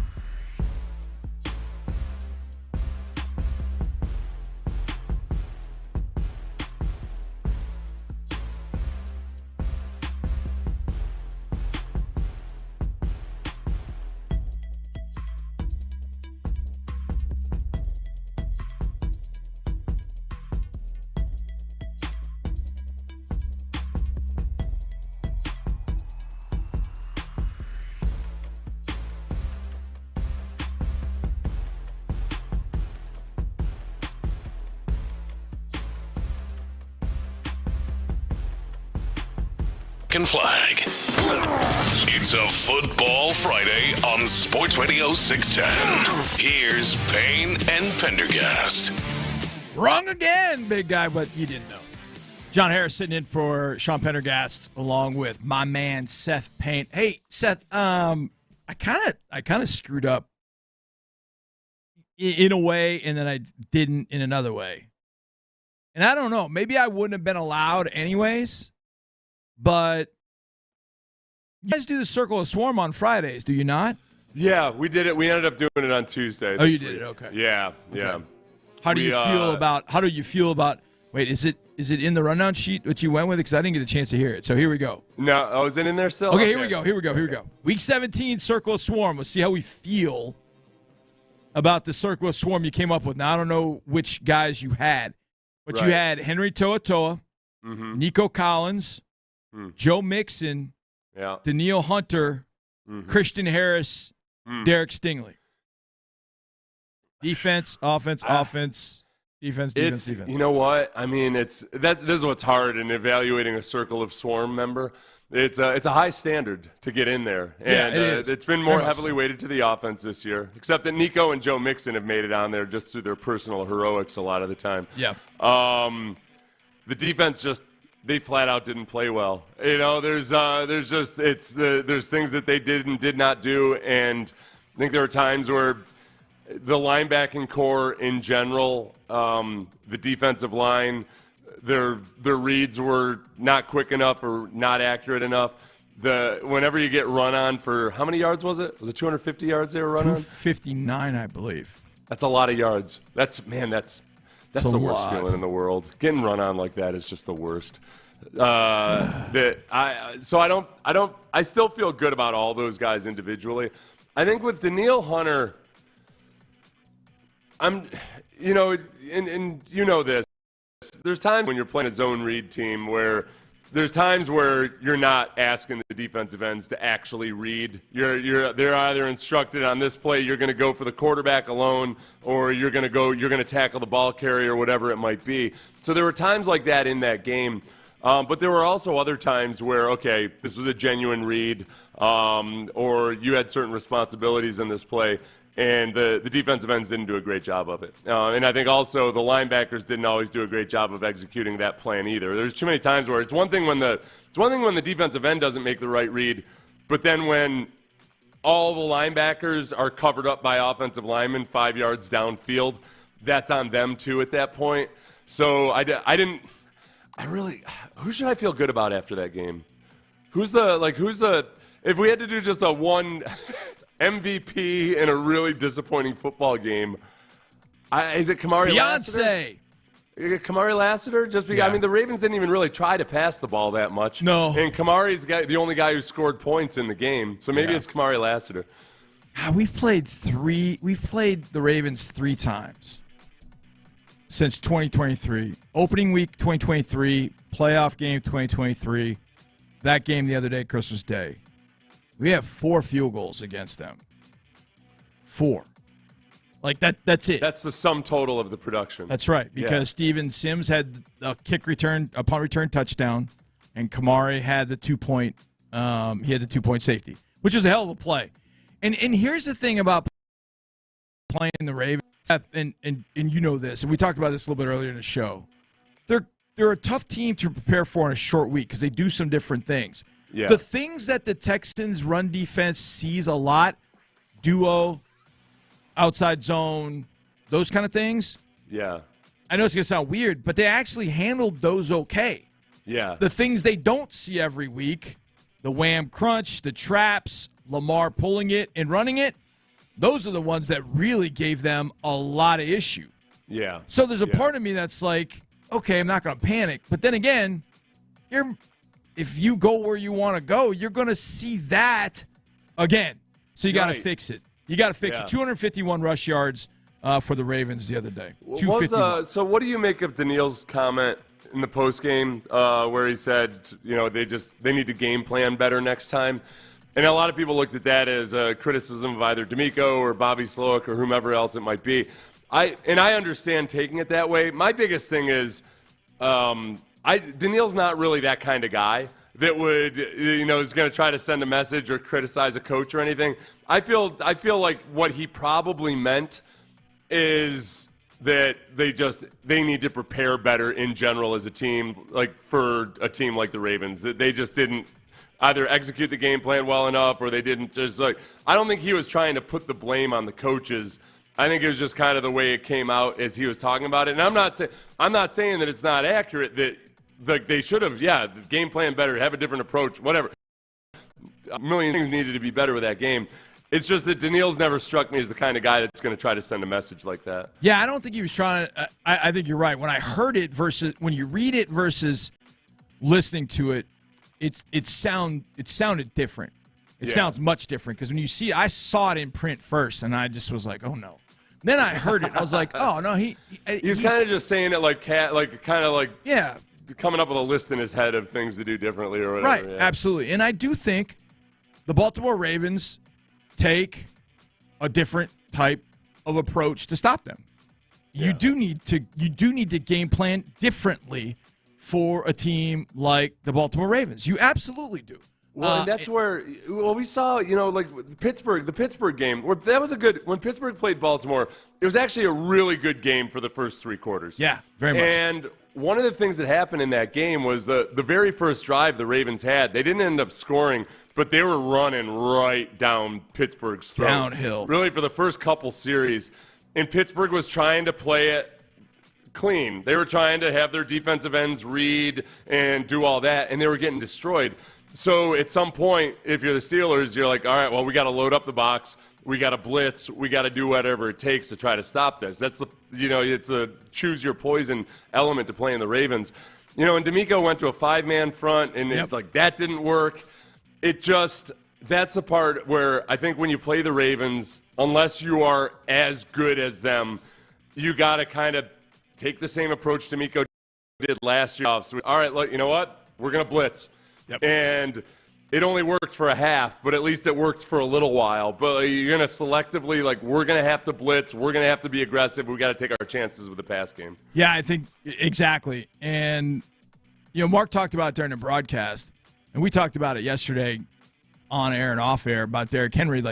You slowed Derrick Henry down to a point in 2023 with the Titans where I think he had 9 yards in the first game. He had 42 in the second. He had 51 total yards. Yeah. But he was also behind a god-awful Titans offensive line that was not running a great scheme for them. And Will Levis can't hurt you. Right. Lamar Jackson can. So it's sort of a lot of things. And plus the Ravens offensive line, although individually not great, together they work really, really well. So he had that. And then the Ravens scheme where they could run some of those gap runs. They could run some of those traps and whams. That's just kind of the kryptonite for this particular defense. So you do have to plan a different way for that. And you probably need more time to be able to do that than 4 days. That was what was frustrating to me was that we've seen other teams this year have some success at times by taking advantage of the Texans' defensive line's aggressiveness. Mm-hmm. They get upfield really hard and fast, and because of that, you're susceptible to traps and whams and things like that. Yep. And look, it wouldn't have made a difference in the game, but I do think that's one of those elements where Foley Fatukasi, I think has a better. Foley. They're not going to win the game because of that. But Foley's a guy that kind of understands how to play both ways. Right. There's times where, yes, pin your ears back and go, but as a defensive lineman, when you're in a scheme like that, it's the one big asterisk. It's that, yes, get off the line. Don't even worry about play the run on the way to the quarterback. That's all great unless you read that it might be a trap or it might be a wham play. And that's hard to do. It's because you got to do it in your first step. Yep. You're like, wait a second, everything's too easy. I got to turn and look, and it's hard. It's hard to pull off that little counterbalance. But the fact that the Ravens were able to do it over and over and over again, I was surprised that they didn't adjust to it faster than they did. Yeah, the Ravens, and they'll do some different things. Like they'll give you some false pull keys, and they'll set you up with that, and then bang. But those guys get out. I mean, Falele at right guard. Earlier in the year, he was a mess, but now he's kind of caught on, and they run a scheme that he can play in, and he's 380 pounds. He's enormous, and so he can push guys around just by getting his hands on guys. So to pay off on the tease, Deontay Johnson. Your thoughts about bringing Deontay Johnson in? I thought your tweet on Saturday or Sunday of last week after Tank was hurt. It was not a lot to laugh about, but when I saw your tweet about Deontay Johnson, I chuckled. But I said, basically I did 12. I did a transcript of my day, and it was at 11:50 a.m. Why the hell would you want Deontay Johnson? Hell no. 6 p.m. Yeah. I've been calling him Swarm Johnson for years. I've always been in his, bring him in. I know, okay. So I think it's low risk, high potential reward. It's just if it works out for a few games and if he can keep from being disgruntled for at least 2 more football games, then it might have a high upside. He's got a level of athleticism to him that you don't really have on the roster other than Nico Collins right now. So I like that. Just even if he ends up being a decoy, and maybe he gets disgruntled about it, fine. It's one game. Yeah. Are you sad that you were a decoy? We'll see you later. I mean, that's what a lot of people have said. Like, if it doesn't work, you just cut bait. You move on. So let's give him pep talks all week about how he's going to be the guy this week. Get him out there running like a demon, running like a banshee, downfield, crossers, everything. And then if he gets upset, you cut him at halftime. But he serves a purpose for as long as he can. Yeah, I don't know. Maybe he pulls off Devondre Campbell. I don't know. We'll find out. If it does, it's one game. Whatever. For all of Deontay Johnson's issues, I still if I had to choose between bringing Odell Beckham Jr. in or Deontay Johnson. Yeah, they did the right thing. Because it's just a couple weeks, and because Odell Beckham Jr. is just not the same guy that he used to be. Yep. I would hands down Deontay Johnson. Just it's a complete wild card, and maybe it works. Yeah, I absolutely agree with that. No doubt. That Deontay Johnson would have been the way I go because Odell Beckham Jr. Odell Beckham Jr. is fresh Daisy brand, that's for sure, Seth. That's right, because of Daisy's new French onion dips and Daisy.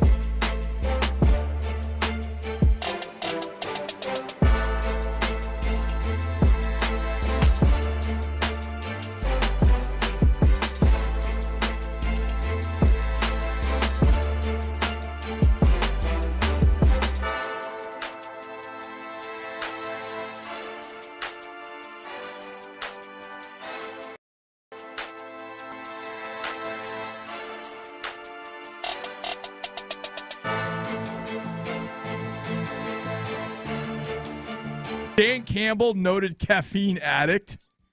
Billy Lucci, one Creed fan and 69th man. And the last one is Francis Turner invented U.S. highway systems. Wait, now that's on Wikipedia? No, this is on, I don't know what this is. Somebody just posted this on Twitter. Oh, okay. Chris Marler, bowl season continues. Here's your bowl breakdown. Facts and traditions for USC. Alumni nominated for an Oscar for 95 straight years. More Heisman winners than any school with 8. More Heisman murderers than anyone with 1. So, yeah, this is kind of a tongue-in-cheek breakdown, but funny nonetheless. So that, how have you been enjoying everything, not just the playoffs, but the bowl season and everything else? Bowl season last night in particular was great. The bowls have been really good. The playoff games stunk, and I was a little mad that our game was Saturday because I was going to miss basically the entire playoffs. But it's fine. I'm glad they did the games on campus. It had great energy. It just weren't great games. And I know there's a lot of talk about, well, SMU should have been in, Indiana, all that kind of stuff. Here's what I would say to these people, and I say this a lot. Oh, Alabama should have gotten in. Why? They're the best team. Why? Well, because it's Alabama. Well, no, Alabama's got more talent that will go to the NFL. They're more talented than SMU. But a team implies that you play well throughout the year, double-digit wins, and you don't have some of the losses Alabama had. So is Alabama better if you could put Alabama on a neutral field with SMU? Is Alabama better? Probably.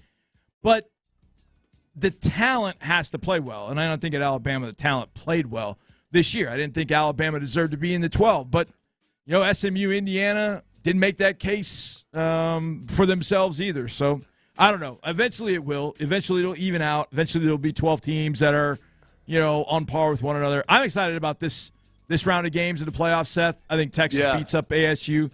I think Boise State with Genty is going to be fun against Penn State. That'll be a fun Fiesta Bowl. And I think the Rose Bowl is going to be the best game that we've seen in Oregon and Ohio State. That's going to be fantastic. You know what I'd like to – you know what would be interesting is I don't know how this could play out in college football because it's way more political and everything, but like the NCAA wrestling tournament to get invited to or to make it to the national championship, they just flat out – I don't know how they determine the strength of the conferences, but it's already preset based on like how that conference has done previously, like how many guys they have who are All-Americans or whatever. So – the conference gets a certain number of bids and wrestlers at each weight class that go. So, like the Big Ten the guys who finish in the top 3 of the Big Ten tournament go to the national championship, to the national tournament. Whereas, like the winner of the Ivy League, like you only get the winner, like the winner at each weight class. Yeah, like the NCAA basketball tournament, you get a 1-bid league, you're a 3-bid league. All So, like, I mean, it just people would get too pissy about it, but there's part of it that makes sense. Where like, all right, let's just call it what it is and say the SEC gets the top 3 teams are gonna go to the playoffs. Some of the lesser conferences only go one. So it would be. We will never stop arguing about how to do it, but that part of it appeals to me just because it takes all the human part out of it. Right. Like it takes out the playoff committee and everything else like that, and it's just like it's set. There's a path to get into the national championship playoffs, and that's how it's going to be. And one of the things the committee ends up getting in trouble with is they do rankings every single week over the last half of the year. So all of a sudden they have rankings where Indiana's 9, and they don't play on championship weekend, so they've been 9 all along. So all of a sudden at the end of the year, you're going to make that declaration of, well, no, Indiana's not in the top 12. Well, wait a second. You had them 9 the entire year when you were doing these rankings. So there's something inherently different about that. I don't know if they need to bring back like a BCS-style formula and then rank them that way. I think the other thing I would do, and I want them, if they're going to play championship, and I think championship, being a champion of a conference is a big deal, but I don't know that you can have a situation where Texas – is runner-up in the SEC, and it's like a 2-touchdown favorite against a team. That shouldn't happen. That there's something inherently wrong with that, but I love the on-campus thing. I wish they would do it for 2 rounds because I'd like to give the teams that get a bye the opportunity to play at home because I think the energy was fantastic for these games. Even though the game sucked, there was an energy. We watched the Indiana-Notre Dame game. We were in a Yard House, a restaurant in Kansas City. And you could just feel like we didn't have any of the sound on. We're just watching it. We're like, man, you just could feel the energy of that game. Either it was a blowout, not a great game. So I wish they would let the second round go on campus as well, but then you're fighting the bowls, and I don't know. The bowls are I get in trouble at the Yard House, man. You do? Too much, I go to any place that's got, like, when they've got like so many different beers on tap. Oh, yeah. I am a sucker for it because I want to sample everything. Oh, if I'm in a place where I can get a flight of beers, and you're like, oh, this is just a tiny little glass of beer. Certainly, I can have 29 of these in 10 minutes, and it'll be no big deal. Like the flying saucer, I'm like that too. Like you somehow feel sophisticated because of it. You're like, oh yes, I can taste the oakiness of the barrel in this one. Sure. That's right. Yeah, and then like you said, after 29 of them, at least I haven't been able to feel my face since 5 p.m. But sure, yeah, I'm a connoisseur. We're not a big drinking crowd when we go on the road. Mark and I in particular, but some of the other guys will imbibe. Not a flight. They won't do that, but they might get some fancy drink or something like that. But it was good. It was a good Yard House. It was Justin Timberlake was apparently playing across the street at some concert hall or whatever. So people were all excited. They got their Yard House and then went over to watch Justin Timberlake. And all we wanted to do was watch Indiana Notre Dame. So we were a little bit out of place for that one. But going to Nashville, man, we got a lot of stuff going on. I mentioned A&M, USC. That I think is tomorrow. Got Baylor LSU Kinder's Texas Bowl. I'll be calling that one with Brett Dolan on Sports Radio 610. Looking forward to that. It's going to be a hell of a football game. Really looking forward to that. That will be New Year's Eve day at 2:30, which I thought I broke the news to my wife about that, Seth, but apparently I had not. So when I informed her last night that I was doing that, that was met with some silence and some stares. You get her something nice with your check. I know. I'm definitely going to have to do that. Into studio. Oh, okay. Walks one Adam Spillane as he's trying to pull out some headphones and try and talk on a microphone. Adam, I got to ask you this. I just saw this news a little while ago on Houston Chronicle, HoustonChronicle.com, Chronicle, however you get it. I just saw it on Twitter. Jonathan Fagan leaving the Chronicle. Yeah, this is his last game tonight. Wow. It sucks. That's sad. That's wild. Because I know you're around. Yeah. It's like with us, the Texans, you're around kind of the Texans media. You're around both Rockets and Astros a lot. It's going to be strange to not see a face. Like for us, it was Berman. Like Berman being like, whoa, where's Berman? This is wild. Even McClain, too. I mean, McClain is out, but not all the way out. But it's going to, because it's going to be, I think Jonathan has been at every game, maybe not every game this year. He missed a couple, but it's going to go from being like at 95% of the games to now none of the games in a hurry. Just like I'll tell you what, too, and I think Jonathan, too, I've always appreciated Jonathan because because he knows how to write a recap of a game, which sounds simple enough. Well, you don't see it that much anymore. No, these days anymore. A lot of the younger writers, especially, for some reason, they start jumping around all over the place chronologically. And they'll leap in with midway through the third quarter they took and then they jump back to but previously in the first quarter, Jonathan's he's an old school journalist writer who knows how to tell a story, and I always appreciate that. So I'll miss being able to just open up the website and see his recap of games. And he sees everything on the floor too. Yeah, he'll talk about. This ref wouldn't call anything today. The other ref had to bail her out. He'll talk about stuff like that. So on days when you have to sit by him, I better pay attention today because he's going to come at me with some stuff. No more Fagan at the Chronicle.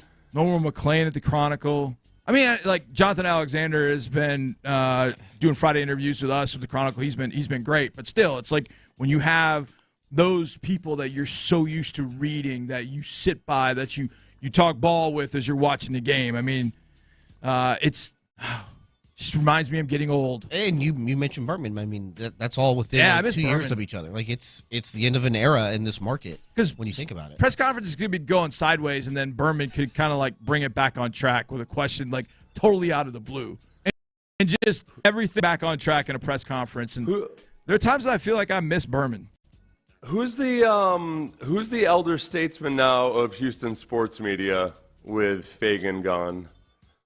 I don't know if she would want me to say this, but it might be Christy Reekin. I was thinking that. She's been around the longest, I think. I knew you were going to go there. I was thinking Christy too. Yeah, but she's not even close to the same age bracket. Though, I guess Randy. Right? Yeah. You know what, McElvoy. Yeah, McElvoy is he? Randy Mac. Okay, I feel like both these people. I feel.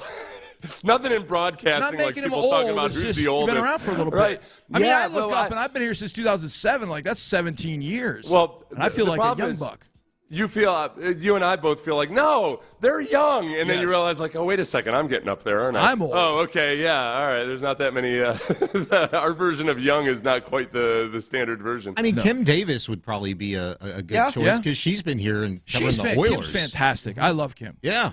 I absolutely, whenever she's out of practice, she is just such, I love her. I think she's absolutely fantastic. I think there are a lot of young media members that could learn from just her. The questions she asks, I think, are really good at press conferences. So the questions you two jokers ask at press conferences are really good. Ab Spillane and Sean Bijani. Thank you, nice man. to see you boys. I didn't know who we were going to see today when we got to 10 a.m., but it's really nice. I walked in a little late. Why are we talking about this? Is Jonathan Fagan retiring? Yeah, you didn't see that today? Jonathan Fagan, done at the Chronicle. No, he announced that today? Yeah.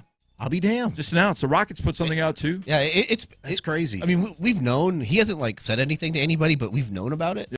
Yeah. And today they announced it, that this is going to be his last game. That sucks today. because I was watching the Q&A with Cam Whitmore last night. We're going to play a little bit of that in our show because he was fantastic yesterday. And Fagan, was right there. And I thought, Fagan, he is a lot more vocal these days than I remember him being whenever I was covering the Rockets, on the regular about 15 years ago. Because yesterday's a road game. And basically yesterday it's him and Vanessa are the only ones there. So someone's going to ask questions. Yeah, that was just a passing thought in my mind. And I'm like, Fagan's great, dude. And now, now he's gone.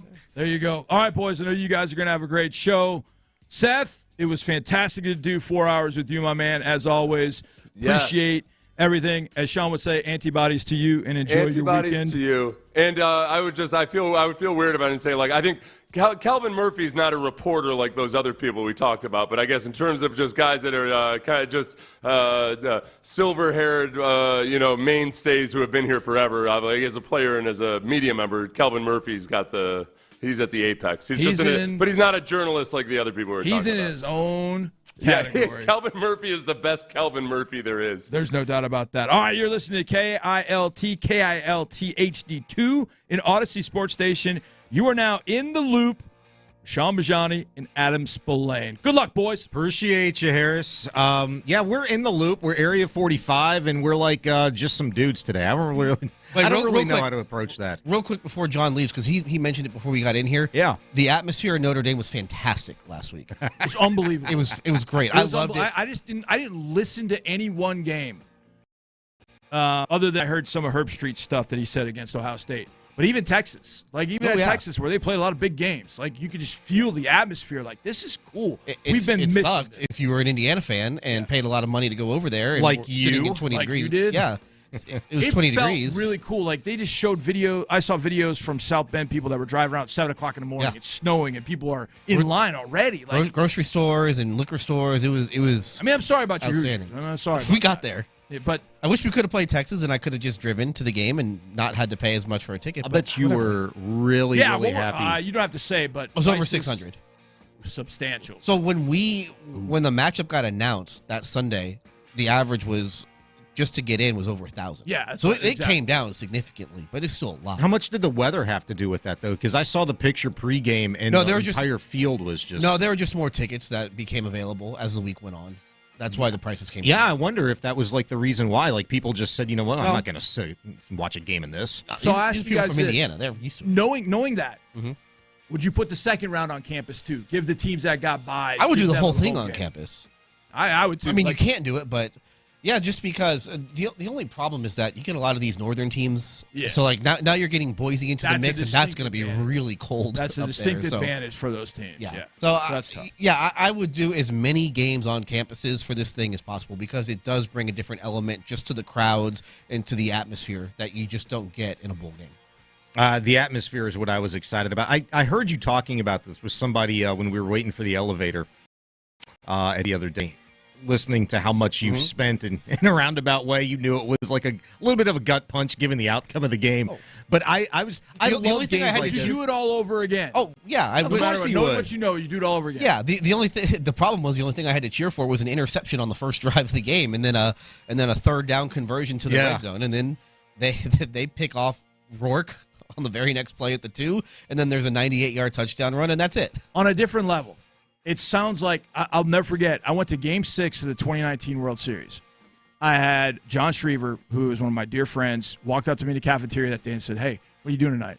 I don't know, I'm doing radio. He goes, "You want to go to the Game 6? I'm like, "Well, hell yeah, they can win it." Like, yeah, if Verlander's pitching, I want to, yeah, okay.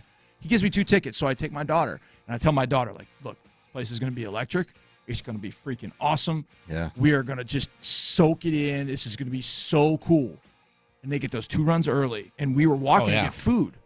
So we came back, and from that point forward, we had nothing. There was absolutely nothing we could cheer about the rest of that game. And, of course, the Nationals ended up winning. And I'm like, what happened? You blew it. You said it was going to be electric. I know, exactly. I'm walking. It all ended pregame. She's kind of looking at me. She's just like, "Well, Dad, it didn't turn out how you thought." I'm like, "Damn right it didn't turn out like we thought. I thought we'd be out here with people reveling in a World Series championship." And nothing. You got to see a fun Davey Martinez ejection, though. That's true. I will say I would do it all over again. Yeah. I would do it all over again because that was a hell of an experience, especially the first couple innings. But after that, I was like, I kept looking at my daughter like, "It's going to happen. It's going to happen." Like, it happened. Damn it. So, I don't know. I owe her a World Series championship or Super Bowl. And that was your first World Series game ever? First World Series game ever. That's for me, great. For her. And it was and the atmosphere was just incredible. I remember pregame, and you had that feeling of, I mean, just like you probably had, like, this is, I mean, I've never been in this. And for you, it's even more so because that's a school that you're, used to cheering for, love of. I mean, it's just, but then it doesn't go that way. And you're just waiting, like, oh, God, just one play, just one Bregman bomb. Like, yeah, I shouldn't bring up that name anymore. Sorry about that. It's the first name that came to mind. So what's going to happen? What's going to happen with that? Is it completely dead? All dead? All the done? Astros? Yeah. Oh, yeah. Oh, Brady. No chance. No chance. Jeez. It's been like that. I was going to ask you that question in about 3 hours. It's pretty much been like that the whole offseason, though. Well, I figured I don't get a chance to talk to you guys all the time, so I figured I got to get all my baseball and basketball questions in. All right, love you. Let's go ahead and go listen. Bye. Well, yeah, See you fantastic. Man, now I'm so not pumped up for our Astros segment coming up a little bit later on. Wait. You really thought that there was a chance that he was going to come back after they signed Christian Walker last week? Who was going to come back? Bregman. No. Oh, I thought you were talking about the Astros in general being dead. No. Oh, yeah, no. Bregman's out of here. The franchise isn't dead. We've moved on. We've moved on from Bregman. I mean, how many more signs could you possibly need? They've given you trading Kyle Tucker for a present third baseman, a future third baseman, signing a first baseman to a $60 million contract. Yeah, like I have long since, and you, if you're listening, should have long since moved on past Alex Bregman being a Houston Astro ever again. I'm reading stories about, it's only a matter of time until the Yankees figure out like the financials. They're gonna make him a gigantic offer. We'll see. I don't know. We'll get into that a little bit later on. Sorry for hijacking the Open. I just wanted to No, you didn't hijack the Open like I thought you just did, almost. Like where you completely crapped on a segment that I've got planned for 1 o'clock. I'll do that when the segment actually happens. So that's good. Good morning, everybody. It doesn't matter. 10:06, 9:59, whenever we start, we start. I was just saying, I don't know what the hell we are today. Like, we're part Area 45. We're part baseball, basketball, football, SPO. Chris Santiago's here. He is our badass producer. We've got you till 2. Patrick Creighton, I would imagine. He said he's not vacationing. But lazy. He's lazy. Just like when he skipped work to go to the concert that got canceled the day before. Yeah, basically. Last night he went to a concert. The Trans-Siberian Orchestra was. Where was that? So Toyota Center. Was it? Okay, yeah. Toyota Center. Yeah. Boy, they got to clear the hell out of there, don't they, in a hurry? Get all that the fire and the fireworks and all the crazy stuff they had going on last night. Yeah. They're used to doing that. They got to get the hell out of the way. They got the Rockets and T-Wolves tonight in action there. But I saw the video that Patrick Creighton posted. He took the wife last night. I was supposed to go, but my wife was sick along with my 4-year-old, so we decided to squash that. And in the threat of some wild thunderstorms rolling through that did and brought tornadoes and all kinds of crazy weather. Hopefully everybody's good with that in the Houston area if you're listening. People in Campo got a tornado yesterday. Did you guys see that? It was crazy. Yeah, it looked like I saw the video, but looked like a pretty good-sized tornado. I mean, hopefully it stayed the heck away from anything that could do any harm. But yeah, it was crazy.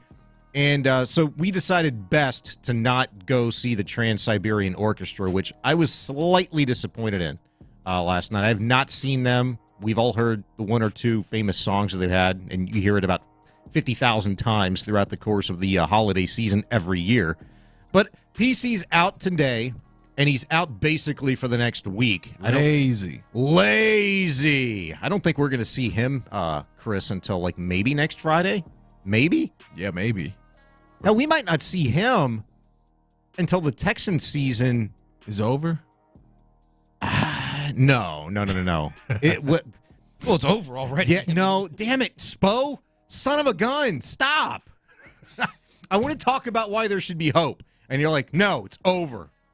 You were there. Pulling a Seth Payne. Yeah, go die. That's where people are at right now. That is exactly where people are at.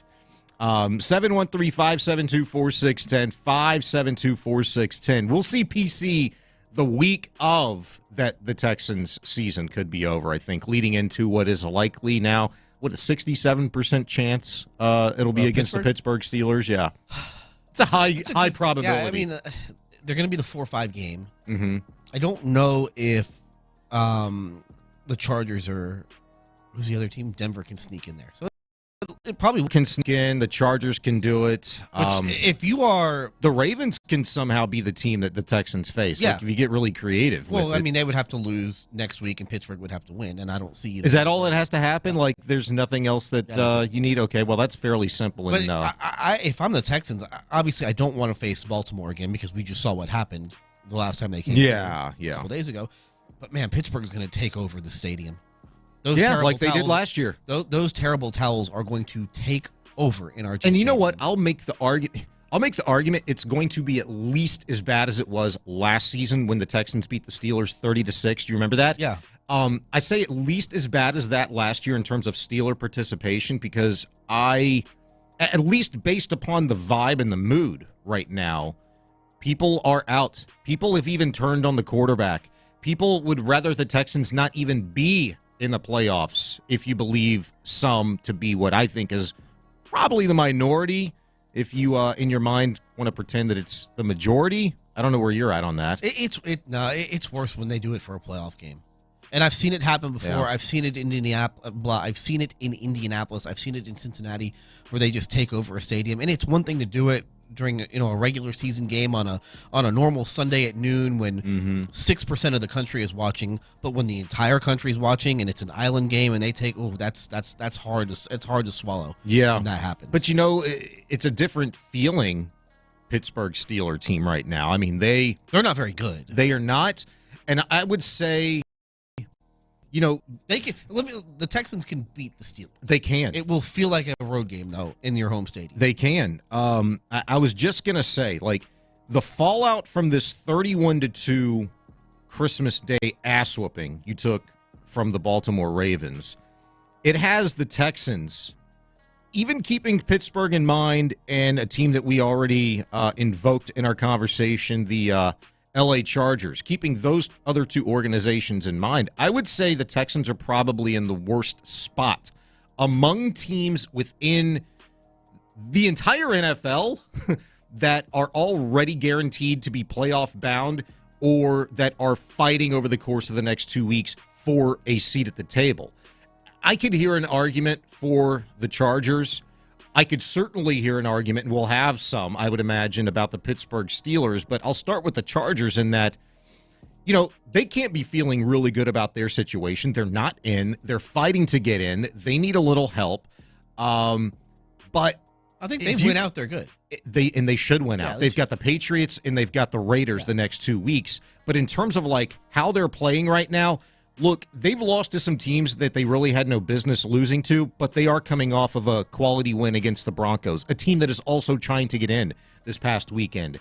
Within the last month and a half, the Chargers had beaten the Bengals, a team that, has Joe Burrow at quarterback and is playing some of the best football that he has in his career at the position. So they've got some quality wins in the last month and a half, more than the Texans can really say for themselves, who I don't know.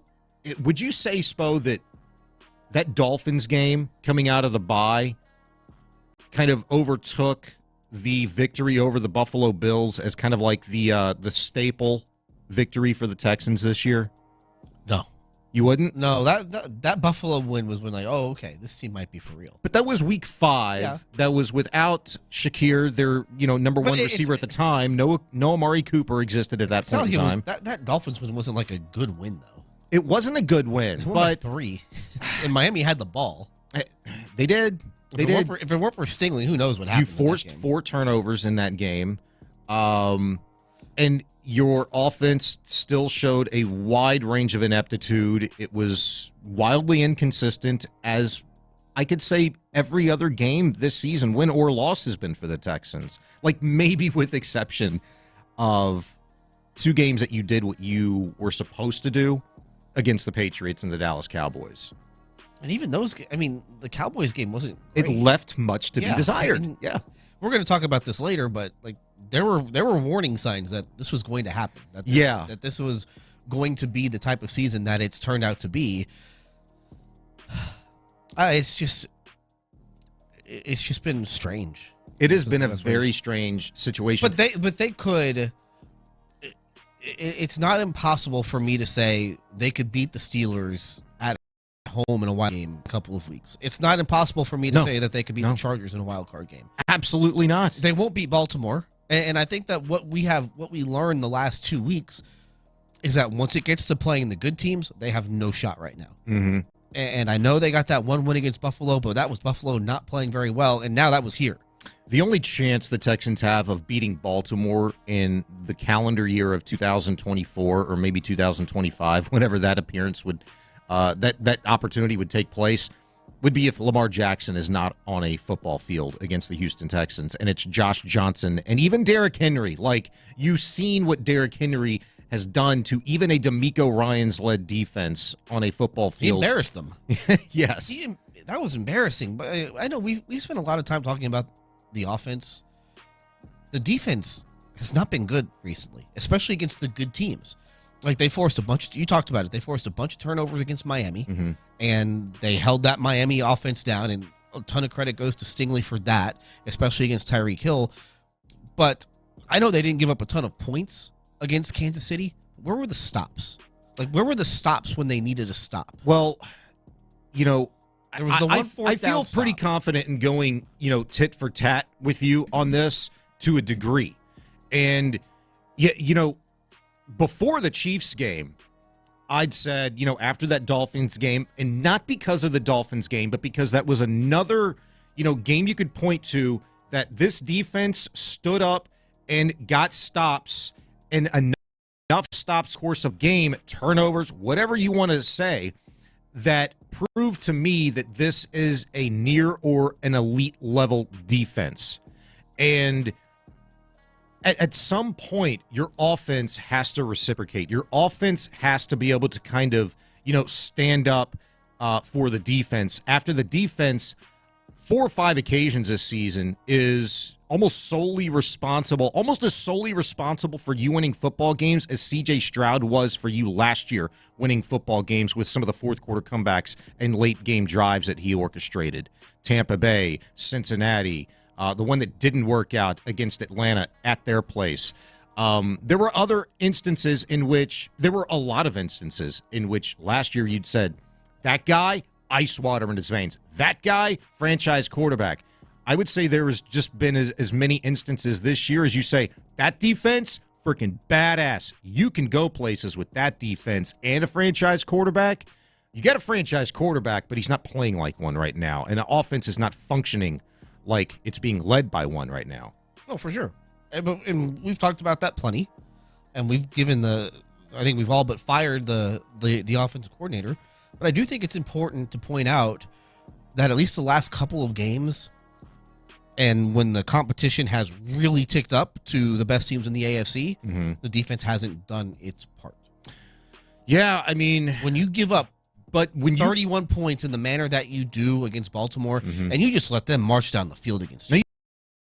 You did, and go backwards. Look at the Titans game. I'm not worried about the Titans game as much. I'm talking about when the opponent, when you played the 2 best teams in the entire league, the 2 best quarterbacks probably in the entire league, defensively you weren't very good. And that to me is concerning, and you weren't physical at all. Like the way that Derrick Henry got his yards on Wednesday, 147 yards, 27 carries, did not have a lot of times you do that, there's the 60-yard run that's in there. It was just consistently gashing them time after time after time after time. And when you have when you run for 147 yards and your long is 20, that usually means that just every single carry you're getting 6-7 yards. And he was. And the Texans really didn't provide a whole lot of resistance to that. And there was the one run, I thought he was going to go for 99. Like he one ankle tackle away from a 99-yard run. Yeah. This defense has to be more physical, especially if they do wind up playing against Pittsburgh in the wild card round. Clint Stoerner brought this up, and he'd been all over it, and it was a major concern of mine that stemmed from the offseason decisions that this Texans front office made between Caserio and DeMeco Ryans when they decided to move away from Malik Collins and Sheldon Rankins and go patchwork on the interior defensive line with, the Fadakasi, Settle, Edwards, Heinisch, now Togiai iteration. You lost a lot. And at times this season it's looked good, but Stoerner mentioned this, I think it was yesterday, that, hey, come at me now. Come at me now about the interior defensive line because, again, against a quality opponent, they proved to you that they are not, as you said, physical at the point of attack. And that is something that I don't know that necessarily can be fixed at this point in time of the season because all you do is face quality opponents going forward the rest of the way. He's Adam Spillane, Sean Bijani, PC out being lazy.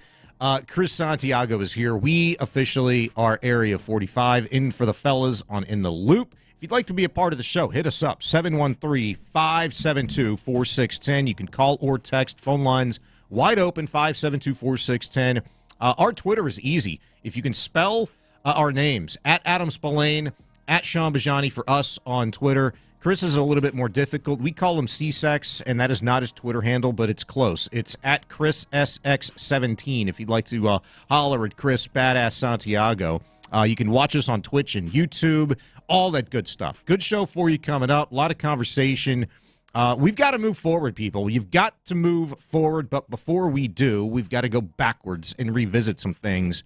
Spo had a good question to me last night, and we'll discuss it next. When should we have known this Texans team was not going to meet expectations this season? I think that can be very subjective, but I also think there's one key stretch of games that might very well have given you the answer. We'll discuss next. What does D'Amico want to see from his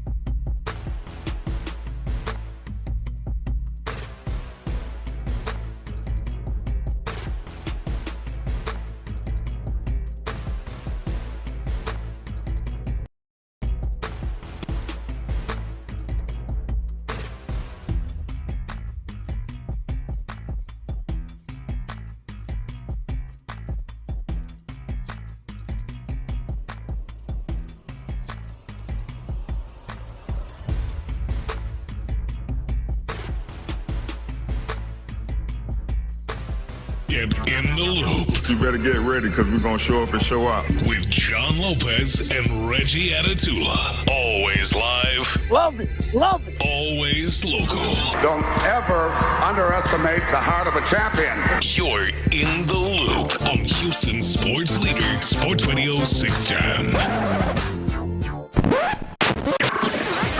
This is a journey into sound.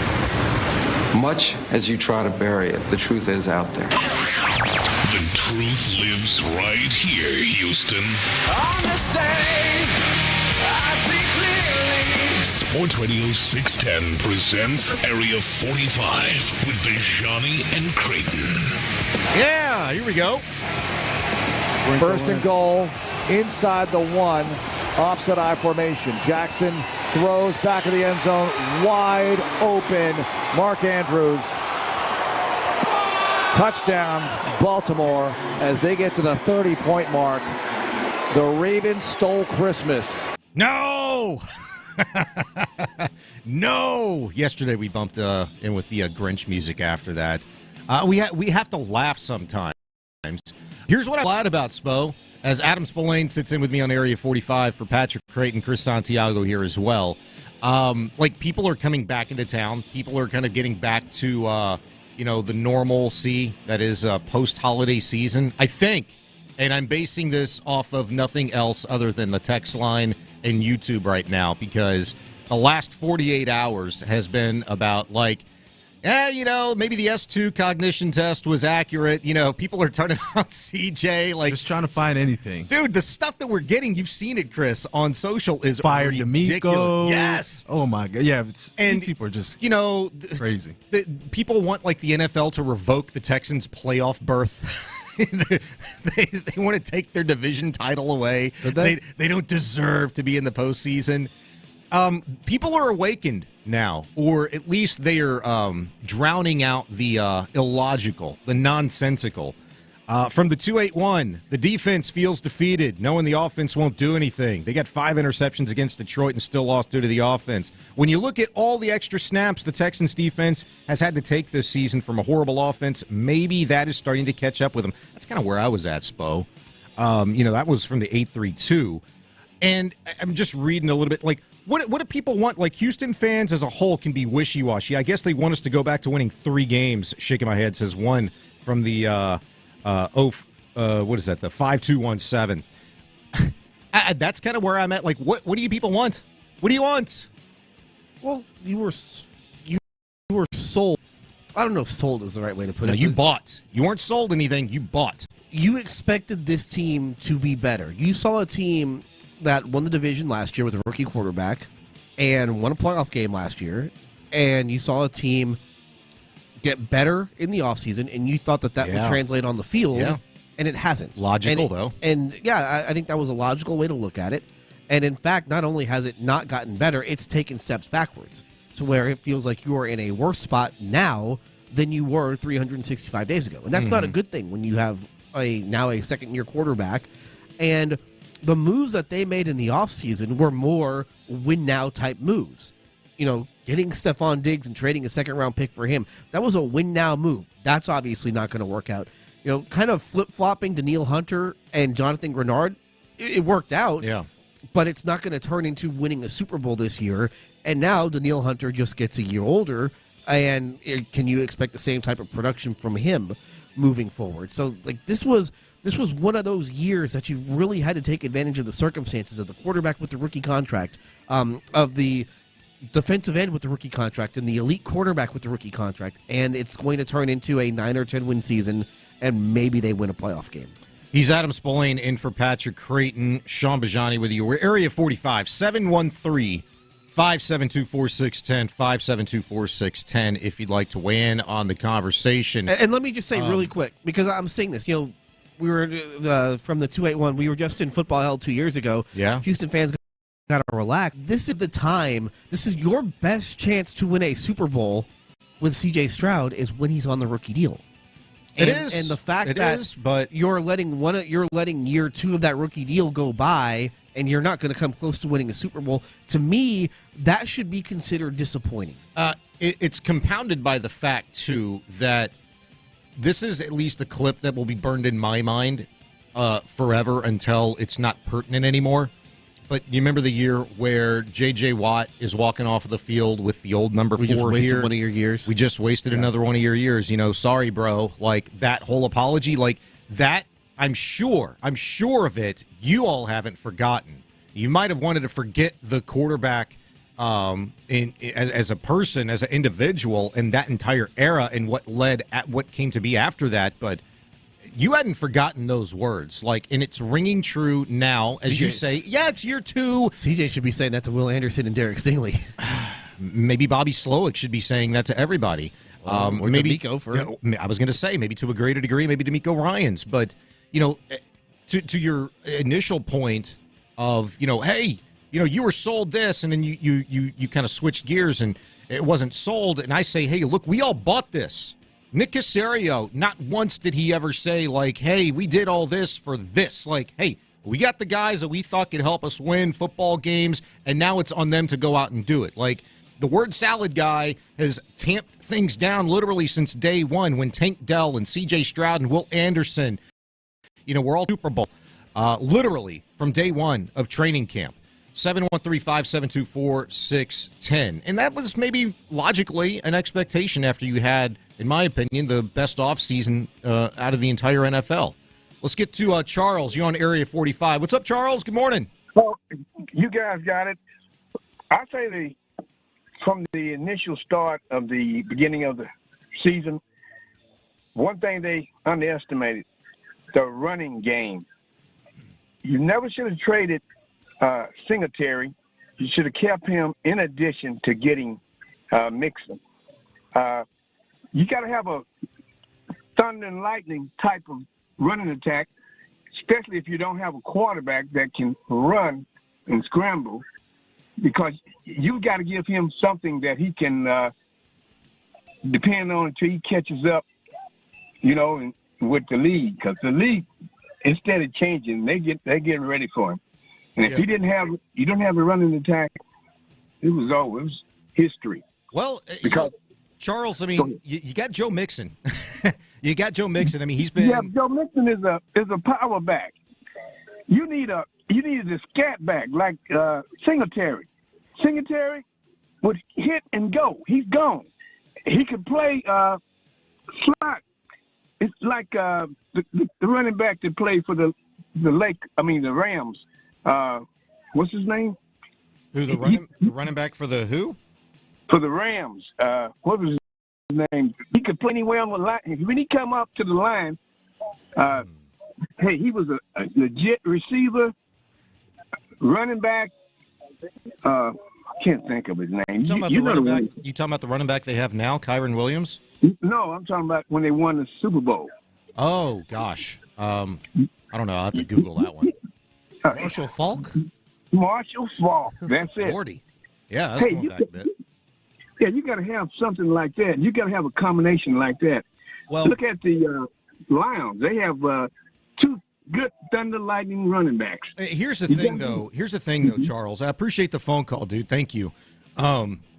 Keep in mind, what you're saying, I can't necessarily, crap on, because the Texans were hell-bent on trying to figure out if Dameon Pierce was going to be worth a damn last year, and he wasn't. And you finally made the decision in and around, I think it was right after that Jets game, where, you know what, Devin Singletary needs the bulk of these carries last year, and he got the bulk of the carries, and he finished the last 4 or 5 weeks playing the best football he had in his entire career.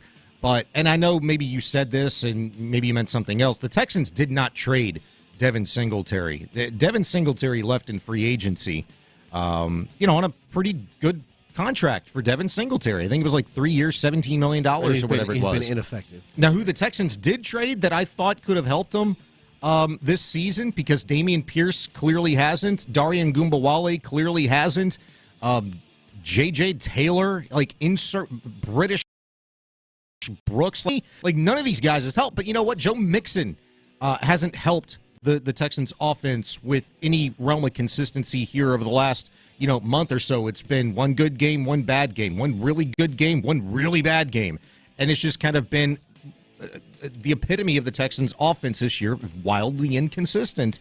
I thought Cam Akers, whom they did trade, did they trade him back to the Minnesota Vikings? Yes. Yeah. I thought he could have helped them this year. I thought that was the 1-2 punch that D'Amico Ryans thought he wanted to get, or was getting rather, in Pierce and Mixon. I thought you could have had a solid 1-2 punch between Akers and Mixon. Yeah, probably not. Although the running back situation is way, way, way, way below the list of issues for the Texans offense. It is. I mean, you're with me. Like, hey, you've got a good running back. Now, maybe you need more depth there, but it stems like it's the offensive line, it's the blocking scheme, it's lack of execution, it's a conglomeration of things. It's the inability to get anybody open when you need to get somebody open. Yeah. That's the big thing with the offense, is that nobody can get open when you need somebody to get open. Yeah. 713-572-4610. A lot of reaction. We'll continue to get your phone calls. That's what we're doing this for. Your reaction, your thoughts. I mean, you have a guaranteed 2 weeks, 2 games left in your season if you're a Texan fan. What does it mean? And we'll get to this on the flip side. When should we have known the Texans weren't going to meet expectations this season? We'll hit it next. It's Area 45. Stay put. It definitely wasn't a Merry Christmas.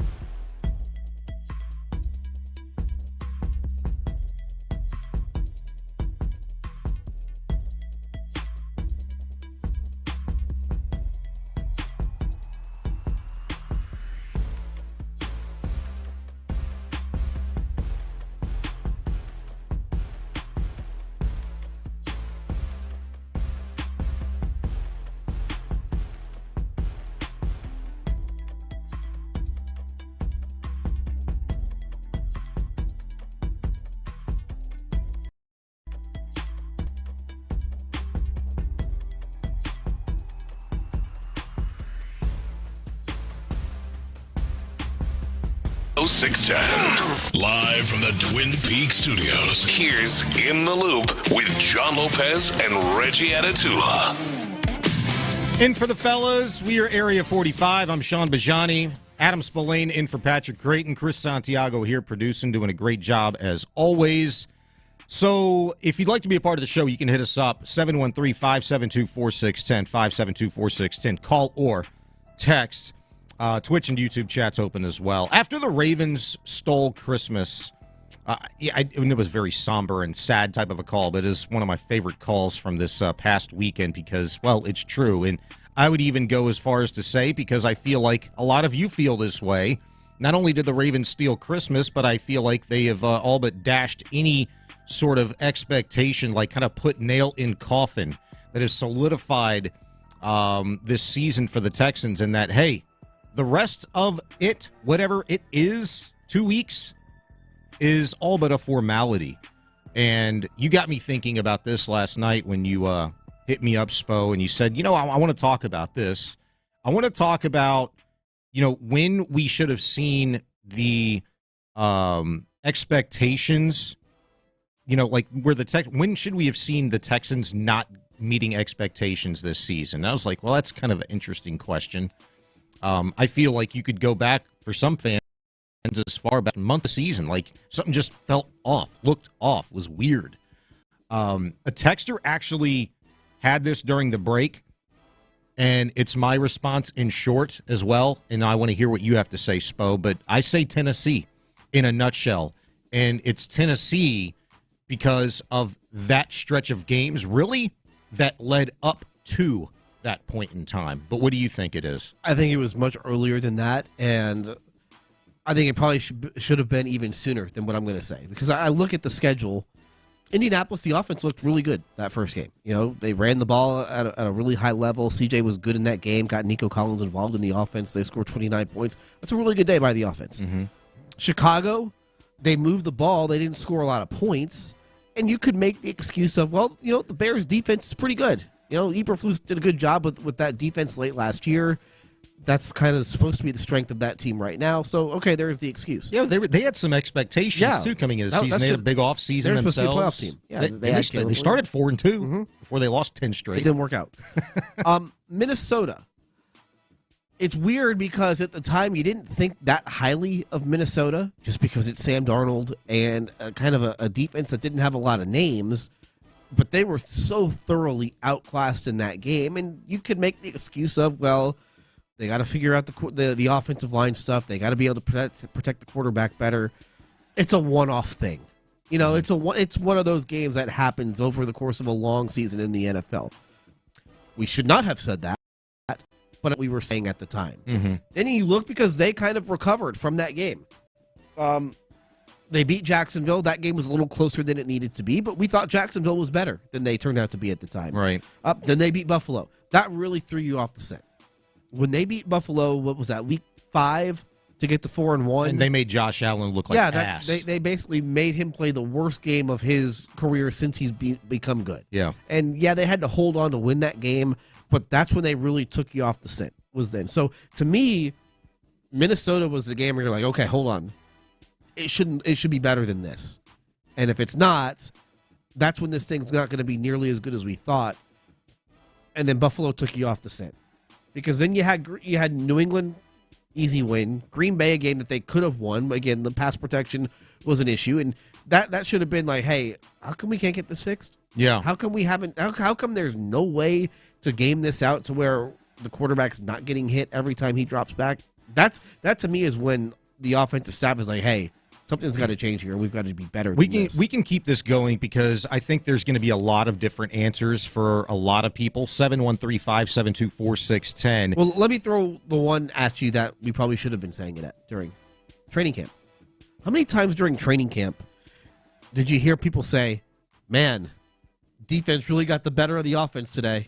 Yes. I feel like we excused it away from day one because that's generally the case early in training camp. Yeah, the defense is always going to be ahead of offense. The fact that it was every single day, there wasn't like one day where offense really cooked the defense today.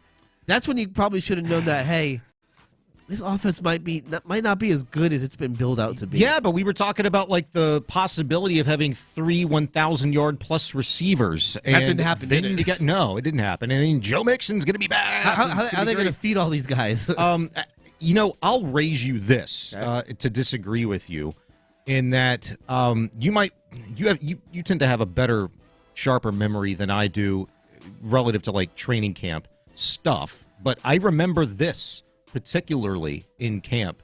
It was multiple skill position players on the offense, because it was an offense-centric question, which elicited that such response in that, hey, year 2, Bobby Slowick's system.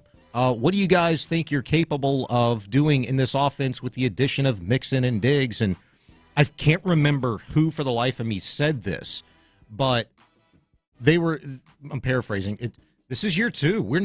It's not like Slowick 101 anymore. We're beyond the fundamentals. We're beyond the basics. Like, we're ready to take the next step. Like, that's where we are in this system, because we know the route tree. We know the plays. We know the verbiage. We got the quarterback and da-da-da-da. All that stuff. I'll raise you like we should have, known to tamp down expectations, because the defense kept whooping the offense's ass in training camp, because of what we were hearing from an offensive standpoint from multiple players that, hey, this is year 2. Like, not as in year 2, we're still learning. This is year 2 we did last year, and we're ready to take that next step. Yeah, take off. Yeah, and I think that's what a lot of people heard and bought into, compounded by the offseason that they did have, and all of the explosive, plays that we envisioned seeing, like, boy, 2.0 this season from last year, because, boy, Bobby could really dial him up last season, and now you've got Nico. They don't got to learn. Yeah, and step right in. I baby the quarterback anymore. I think the drive, actually, and it was Tyler Milner who specifically said this a couple of days ago, and I don't remember the question, but he said he feels like we've been hoodwinked. It was with B. Scott and with Ron, and Tyler said, like, he feels like Texan fans, and he himself personally has been hoodwinked by, like, been sold a false bill of goods, so to speak, from the Texans. And it's like, I totally see how you could feel that way, because expectations, fair or not, could do nothing but go up based upon being shocked and surprised last year, not only from a local standpoint, but from the national standpoint too. I mean, they were talk of the town all offseason, Spo. I think C.J. Stroud might have been 3rd in preseason MVP odds. Mm-hmm. They were being talked about as maybe getting the 1 seed, even though the schedule was tougher. But because the division was so bad, they could just and the Chiefs were sputtering. Yeah. And but the meteoric rise, like the conversation went towards the end of last season, Spo. Yeah, Stroud, top 15 quarterback, to him not playing a 6-series game, no video of him throwing a football in the offseason, to, hey, he's top 10, hey, he's top 5, hey, could he be top 3? Yeah. Like, he hadn't done anything. He's Offensive Rookie of the Year, and the 2023 season happened, but some way or another, the guy jumped 12 spots, and it's because of Diggs. It's because of Mixon. It's because of the defensive he was that good last year. He was that good. And I think Chris Sims had him 7th on his QB rankings list. Like, that felt normal. Like, I remember looking at that QB rankings list. Okay, yeah, I see that. Okay, yeah, that makes sense. And then you're like, okay, he's 7th now. He could easily move into the top 5 before the season ends. Yeah. And again, it's just there are a variety of reasons why, and I think that's what they have to figure out, the exact reasons why it has worked out the way that it has, because they can't let it happen again. 713-572-4610 if you'd like to react. We will definitely continue this and get back to it before the end of the show. We are obligated to do an Around the NFL segment next, and similarly to what we did yesterday, well, the Texans are in the NFL, and we'll go around them with your thoughts and opinions, as well as, well, playoff implication game last night on Amazon Prime. We'll recap that and get you some of the other top stories in the NFL today. It's next, Area 45. Stay put. What does D'Amico want to see from his team after an embarrassing...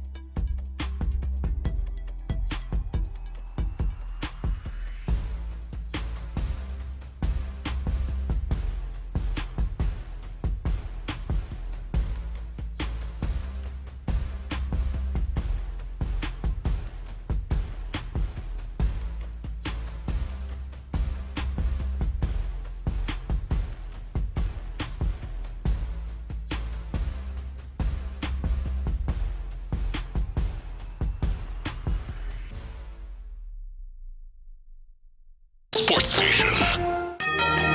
Let's go around the NFL in the loop style. Why are you smiling? Because I love football. Brought to you by Quick Assist.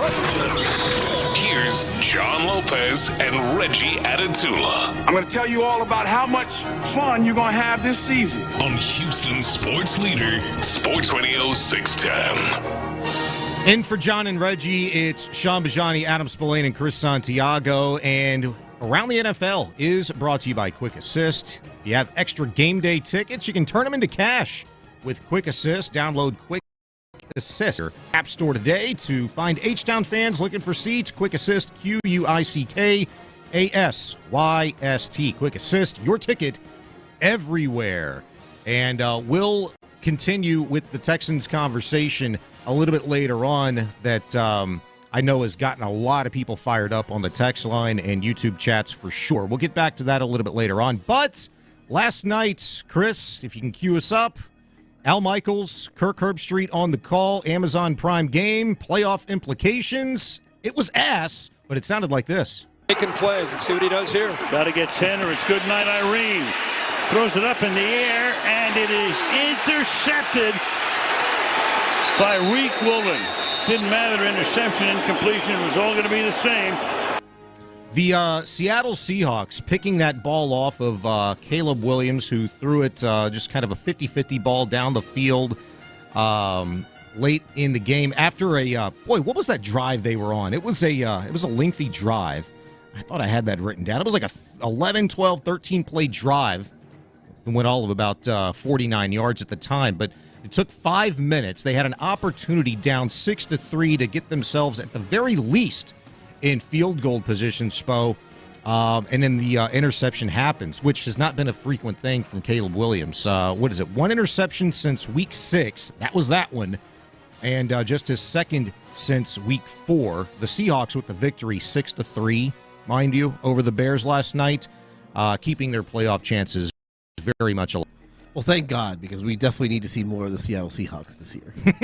Yeah, did last night stamp that one home for you? I'm not sure why that offense hasn't been more productive. Just when you look at, I guess I'm looking at paper, and I see Geno Smith, who has been a good quarterback the last few years, DK Metcalf and Tyler Lockett and Jackson Smith and Jigba. Like, you feel like that offense should be a little bit more productive than it's been, and then they go up and score 6 points against a Bears defense that's been horrific, really, since Matt Eberflus got fired. Yeah, no, those are great points. I mean, there are some similarities in terms of expectations just between the Seahawks, as you mentioned, and the Texans. You feel like, boy, this offense should be a hell of a lot better, and it really is.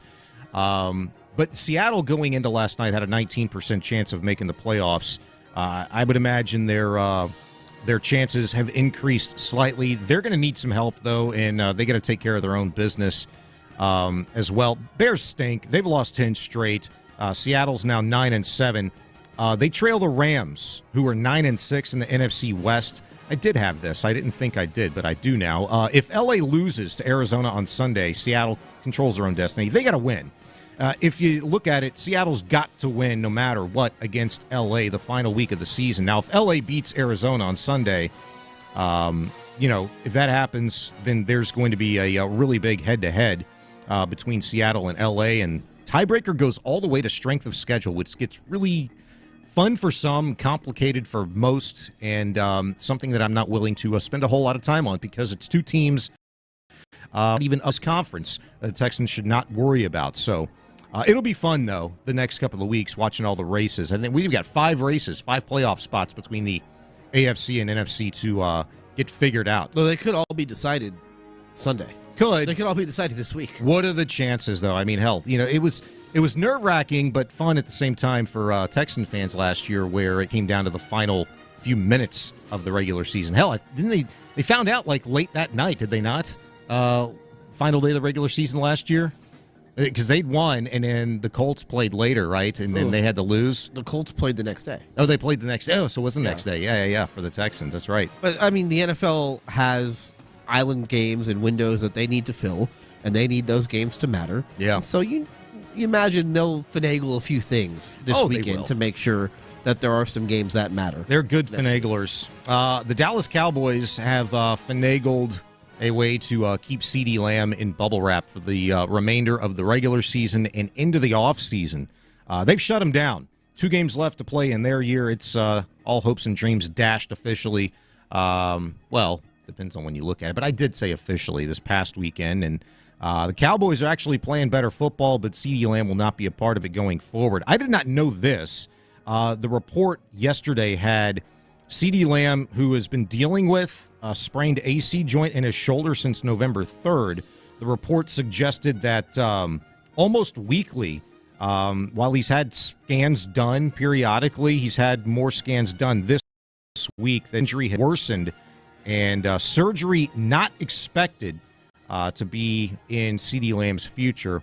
That was a statement from the team. Lamb, of course, signed that big deal before the year, 4 years, $136 million.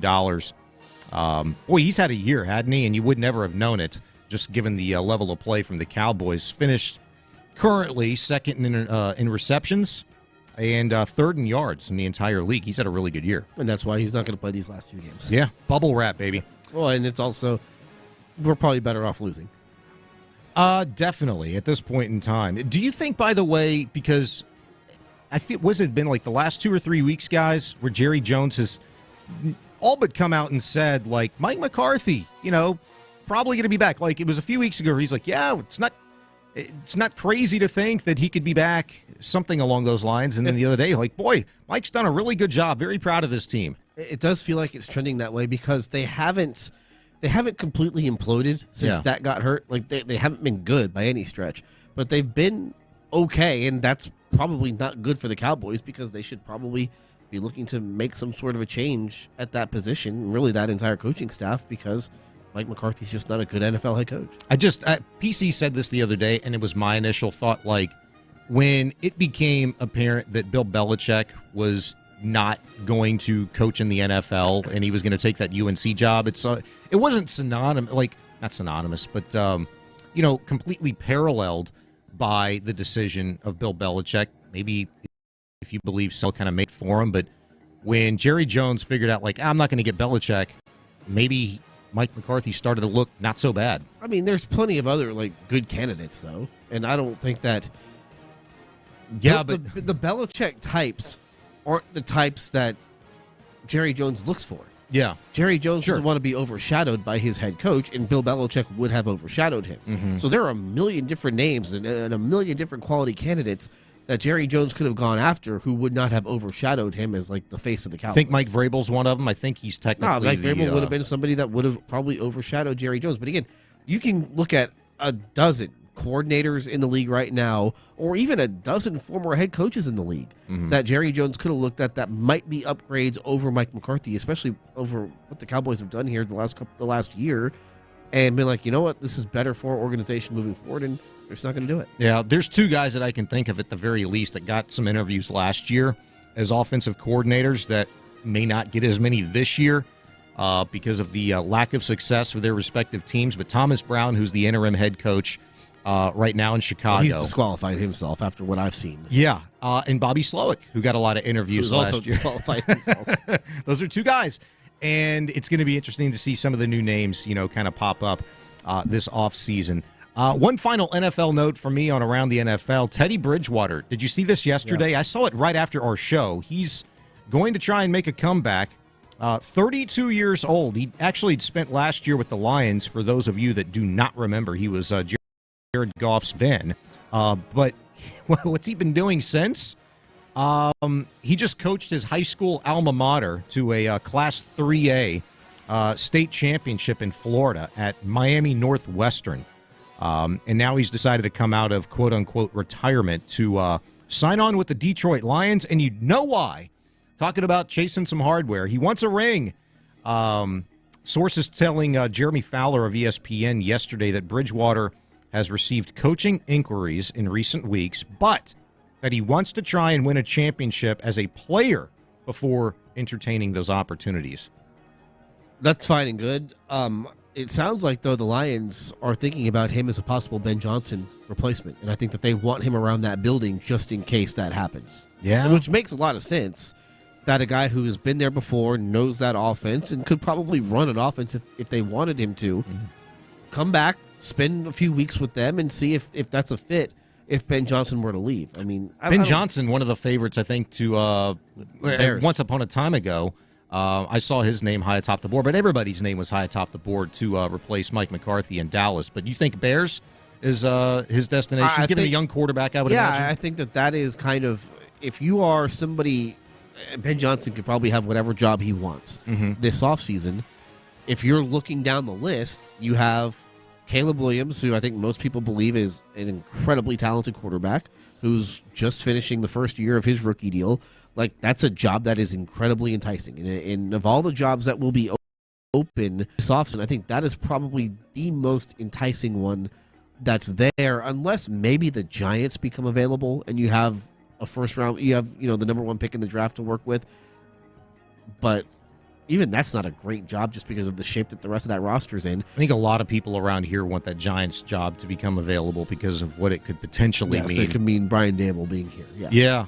Would you be in favor of that? Yeah, but I also think that if Brian Daboll were to become available were to get fired by the Giants, I think that he would be in demand as a head coach.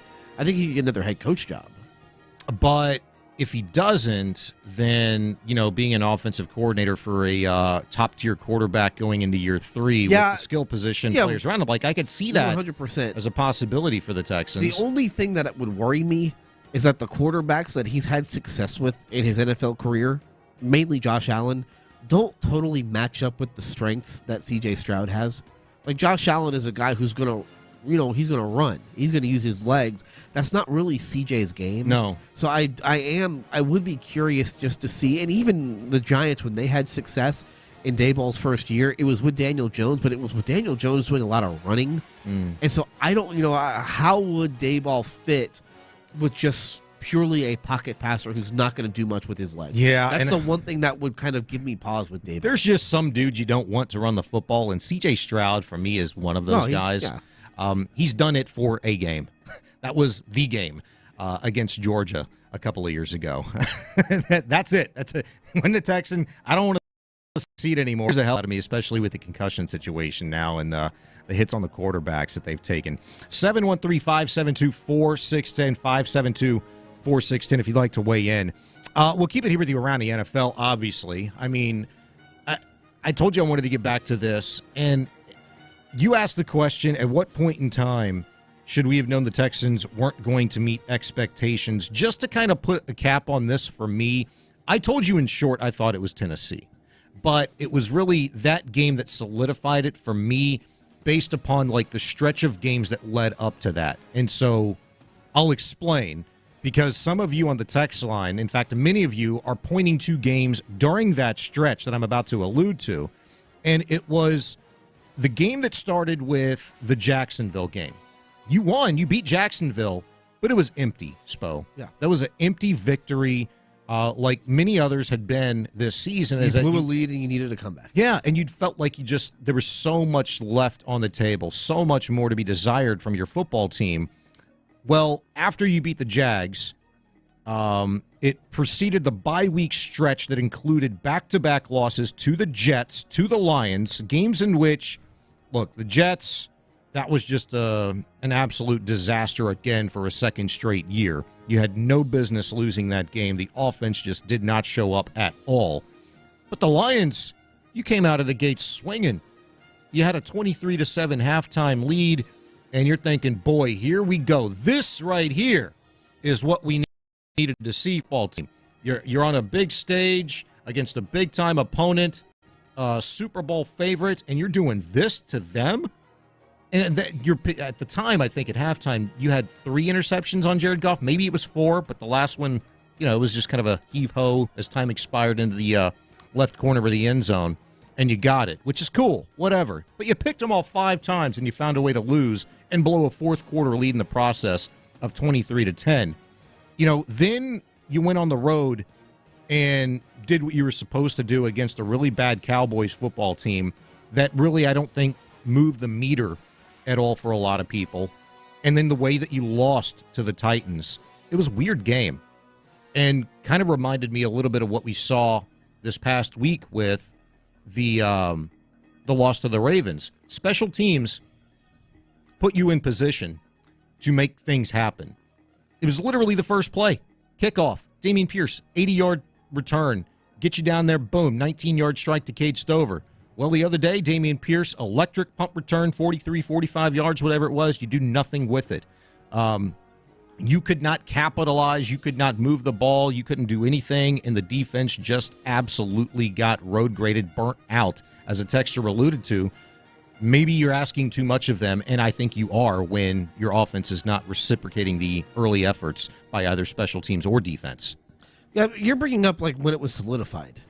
When should you have known, though? That's my question. Is like, when should you have known? I think Tennessee, based like what we learned during that 4-week stretch, honestly, I think like that to me solidified it for me. Is, and it's tough because it's tough to not look at this in hindsight. Okay, I'm a person that that when you're trying not to when you're trying to remove the kind of the fandom from the team that you live in the same city with and you kind of grew up with and clearly a fan of, but as a objective observer, I never throw in a towel because sports are illogical a lot of the times.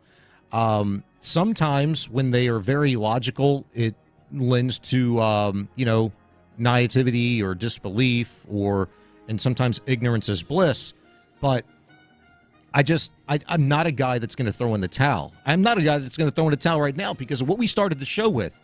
You had a 70-some-odd% chance to face the Pittsburgh Steelers in round 1 of the playoffs at home at NRG. And, there's no reason you should feel good about this football team, but I feel good about this football team's chances to play against a team that's also playing bad football and win a game. Now, would that be as empty as that victory was that I alluded to against the Jacksonville Jaguars weeks ago? Maybe, yeah. Well, no, it would be.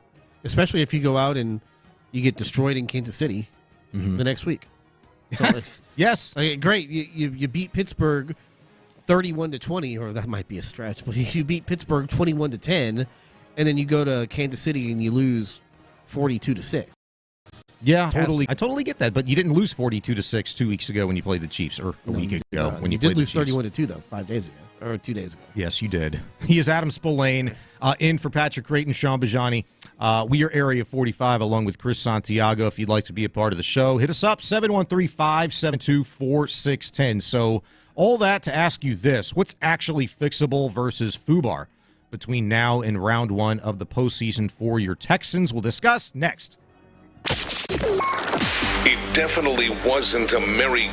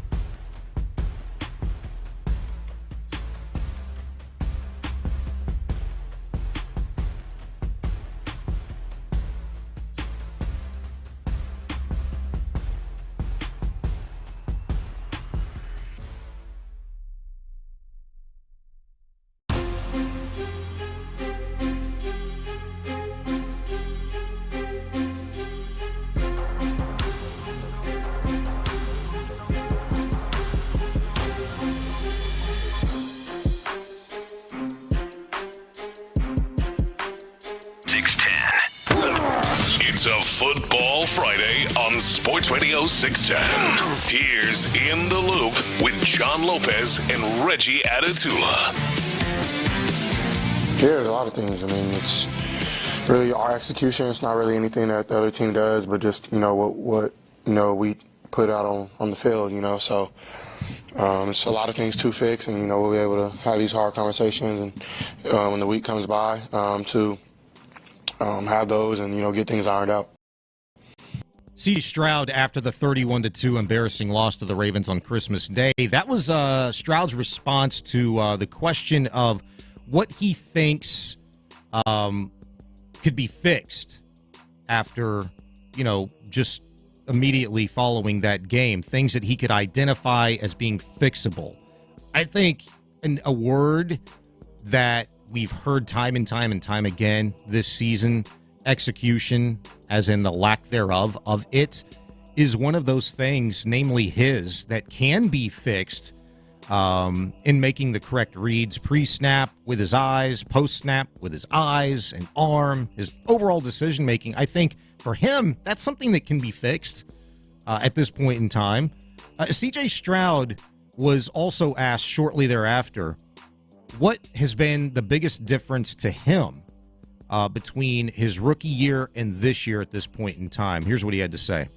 You tell me, I think, I've tried to approach the game the same way I did, and even, I think I'm seeing it better than I ever have, just a little banged up, so I'm not really making plays, and that's a terrible excuse, but, really just not making plays. That's really the difference between last year and this year for me, is just not making enough plays. So, there's times where, the plays are to be made and there's guys open and I got to find a way to, make the play work, make somebody miss, or do something just that I'm capable of doing, and winning us a football game, that's really, up to me to, those times where guys are open and, ultimately it's just me making plays. That's really how I look at the difference between this year and last year, which, can be fixed.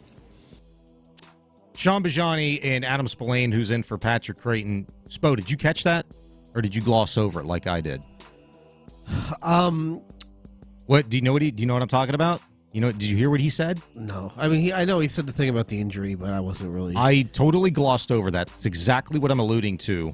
I glossed over it Wednesday. I glossed over it yesterday. You've played 16 games. Everybody's feeling something. Yeah, so I don't really care. The question that mattered to me was, is this stuff fixable? Mm-hmm. Like, that's what mattered. And I just heard a bunch of words.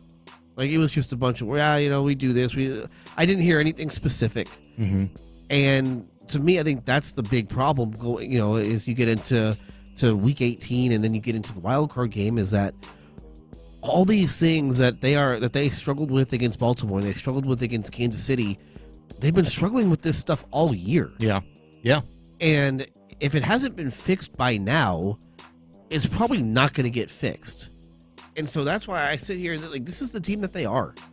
And I just don't have a whole lot of belief that you're going to see a significantly better team next Sunday in Tennessee or the week after against Pittsburgh, whoever they wind up playing. At some point, you are, and this is what they have shown for 16 games. And if anything, they've gotten worse over the course of the 16 games that they played. Oh, I would agree with that. Yeah, I think we all would. So it's hard for me to think that it's just going to magically get better. Yeah, and I don't think it does magically get better. I think there's some things that can get better. And look, you've got Thursday, Friday, Saturday, Sunday, and then that entire week leading up to your regular season finale against the Tennessee Titans, and then the week leading up to round one of the playoffs, whether it's against the Steelers or whomever. Hopefully it's the Steelers, because that's the only game that you could feel remotely good about, I think, that's likely to occur for the Texans in the first round. But I thought, like, the reason why it stuck out to me is this is the second time this season that C.J. Stroud's health has been called into question, and the latest, it was by him on Wednesday postgame, but the other that I remembered and I go back to is when the Texans played that Thursday night game against the Jets. Kirk Herbstreit, at some point in time during that broadcast, was talking about a pregame conversation that he had with C.J. Stroud, and he mentioned it that Stroud had told him, yeah, I'm a little banged up. And at the time, I thought nothing of it, but then as the season goes along and we're watching what we're watching with Stroud missing throws and just looking less poised in the pocket and seemingly not as comfortable with standing in there and taking the hits they did last season under duress and delivering some fantastic throws, is that this one made me think back. It's like, okay, Stroud says he's banged up. Not an excuse. That's not really what I'm worried about. But my question that I was going to ask you, and my question for all of you out there listening, 713-572-4610, is that when you watch C.J. Stroud, do you see a guy that is clearly playing through some sort of injury? Do you see that? Like, no. we could see that sometimes in years past with Pat Mahomes. You could see that with, guys with a bum shoulder, bum knee, whatever. Maybe they're not as mobile. Like, it can be very evident at times. I don't think that you can say that with a trained or untrained eye this year that, yeah, Stroud's definitely dealing with something. I can see it. Shoulder, forearm, wrist, leg, hip. I don't know. I don't see it. If that were the case, he would have shown up on a practice report as a DNP. Which he has one time this year, if I recall. What was that for? I think it was a hand. Okay. That's it. And the fact that he is full participation day after day after day after day after day, even at this point of the season, whatever he might be dealing with, isn't a whole lot. And if it were, he would be the first one that would be out of a practice. So I don't put a whole lot into it. Watching him, I don't see it doesn't feel like he's playing hurt. If anything, though, his brain, he's been sped up, and everything's moving a whole lot faster than maybe it needs to because of how bad the pass protection has been, and now that's forcing him to rush plays and to rush throws, and that has hurt him. I think you look at the fourth down, the fourth and goal that they had against Baltimore the other day, where he kind of swings it out to Mixon a lot earlier than he needed to, when he actually had some time, and you go short of the sticks, you don't get the touchdown, or you maybe had a receiver in the end zone that you could have waited for and let that develop a little bit longer. So if anything, to me, it's more mental than it is physical. Yeah, and I think that's a really good part of it. The throws that he'd missed to Dalton Schultz, leading Joe Mixon too far on one of those. Not that one, but on one earlier in the game. He missed Schultz a couple of times, Mixon once. He missed, as in did not even attempt to throw their way, Nico Collins at least twice that I noticed. I think it was Robert Woods once, John Mechie another time, who was their leading pass catcher in terms of receptions the other day. Nice game for him, if there's anything positive to take away from the offensive perspective. But I wanted to wait and see what you thought on that before I told you, and this is going to be like a little bit of a conspiracy theory, so to speak, but I feel like D'Amico Ryans has really tried his best, and it's become more obvious recently to me, C.J. Stroud. Like, he was asked poignantly, hey, what are some things that you think C.J. Stroud can correct, going forward? And he immediately pivoted to the defense. Immediately. Didn't talk anything at all about C.J. Stroud, just talked about execution and the defense. That was Wednesday after the game. And I'm putting that along with what Stroud had to say about him being banged up with what we just saw in Wednesday's game, but has been the one consistent thing that has popped up all season long regarding C.J. Stroud particularly. And I'm not blaming C.J. Stroud solely for the ineptitudes of the offense. This is just the topic and my point of conversation right now, in that he's missed guys. He hasn't made those touch passes, consistently this year like he did last year. And I wonder if, in fact, banged up means there is something going on with a wrist, a forearm, a shoulder, something that is affecting his feel of ball placement that caused us to laud his accuracies last year. I wonder if that's something that is plaguing him this year. Then again, if that's the case, why is he practicing? Mm-hmm. Why is he practicing every? It's one thing to play in the games; it's another thing to be practicing every single day. And the fact that he has not shown up on that practice, he's shown up on the practice report. I think he said it once the entire year. Well, then that's just a bad job by them. Like, that's a bad job by the team if that's the case. If he's hurt and he's going out there and full participation, that's on the team. Mm-hmm. And so that's why you can say it all you want, but unless you're sitting out, you're not that hurt. And you're 16 games in, everyone's hurt. There's nobody in that locker room that feels good after 16 games. So no, I don't think that. I just think he hasn't been very good. And why he hasn't been very good, I think that's something that does need to be discussed, and that's something that needs to be brought up. And D'Amico kind of like shelving that question off. That's a very legitimate question. Yeah. About why the results haven't been there for CJ this year. That's a question that he should go ahead and answer. And do you feel similar to me in that you don't feel like D'Amico's directly responded when asked pointedly about C.J. Stroud at all this year? He doesn't directly respond to most questions. I mean, to individuals, you're 100% right, but the constant attention and pivoting to the defense, which he is obviously ahead over, is just when it's about your quarterback, your star quarterback, there are just some things you're going to have to respond to, and maybe that's one of those things that has to change as well going forward. 713-572-4610, 572-4610. A lot of you want to weigh in on this. We'll hit that next. We'll also get to some of these FUBAR things that the Texans just aren't going to be able to fix. That's next. It's Area 45. What does D'Amico want to see from his team?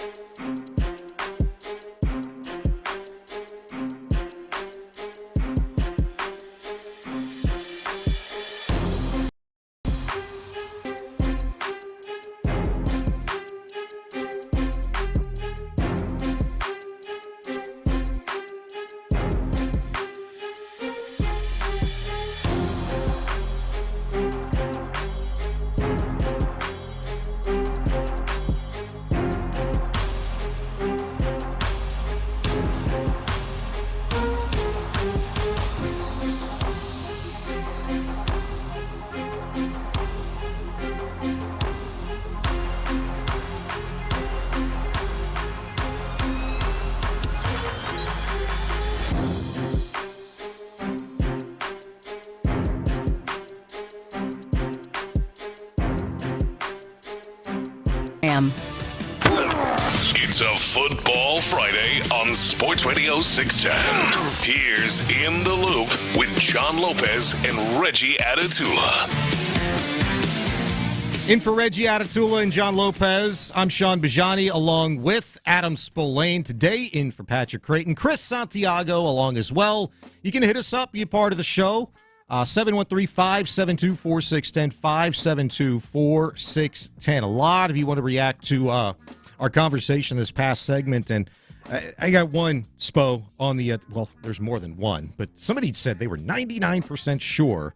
That was from the 346. I've seen it before. I can tell you 99% it's his leg. His leg not stepping into throws, not driving the ball, no accuracy because of that from one of the texters. I'm not seeing that. Then the next guy said it's the shoulder, and then the next guy said it's the wrist. I mean, here's the thing. If he were hurt, he wouldn't be playing. I can't confidently say I know what it is at all. That's why I asked you the question. Can you legitimately watch this game, watch C.J. Stroud, your quarterback, play and say, yeah, there's definitely, an injury there, that there's something going on? I can't.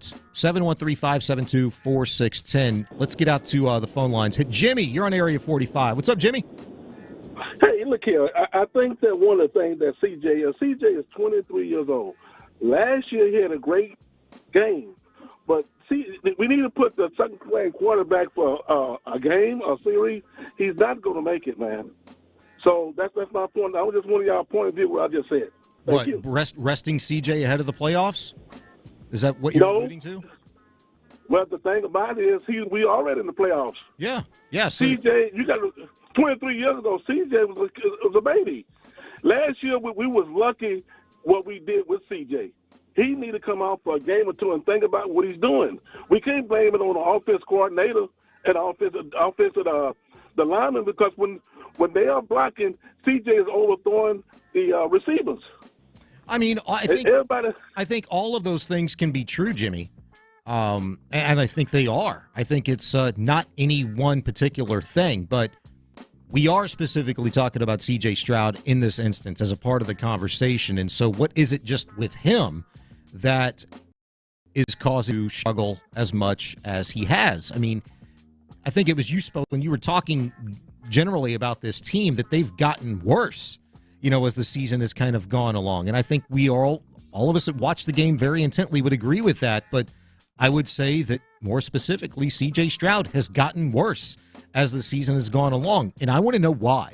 And I don't think the answer to that is any one particular thing. I think it is the offensive line. I think it is the play calling. I think it is the design. I think it is him having trouble finding the read defender. I think it is him being a little shell-shocked in the pocket. I think it is him doing what he has said he has a tendency to do last year and this year, just as a quarterback, trying to always make the play instead of taking the, as he said, quote-unquote, boring play. Yeah. I think those are all possibilities in what we are watching. Yeah. It would be nice if the head coach would, spell that out, but, you do it. At least allude to your quarter. At least beat around the bush a little bit with the quarterback, not just say, well, our defense. That's what drives a lot of people crazy. Probably drives the defense crazy, too. Hey, D'Amico, we're playing hard here. The offense hasn't really kept up its end of the bargain. Maybe point that out. Were you in the media scrum with me on Wednesday post-game when Daniil Hunter was talking? No. So Daniil Hunter said not once, but twice, when asked about particularly the Ravens game and just kind of general issues with the defense, he said, we need a game plan. Not we need to play better, not we need to tackle better, not we need to execute, all of the other, stuff that we've heard from everybody else. Daniil Hunter said, we need a game plan better. Well, who comes up with a game plan? It would be the head coach. Yeah. And the offensive coordinator. And the de facto defensive coordinator, D'Amico Ryans. Yeah. I think that's something to, to follow going forward.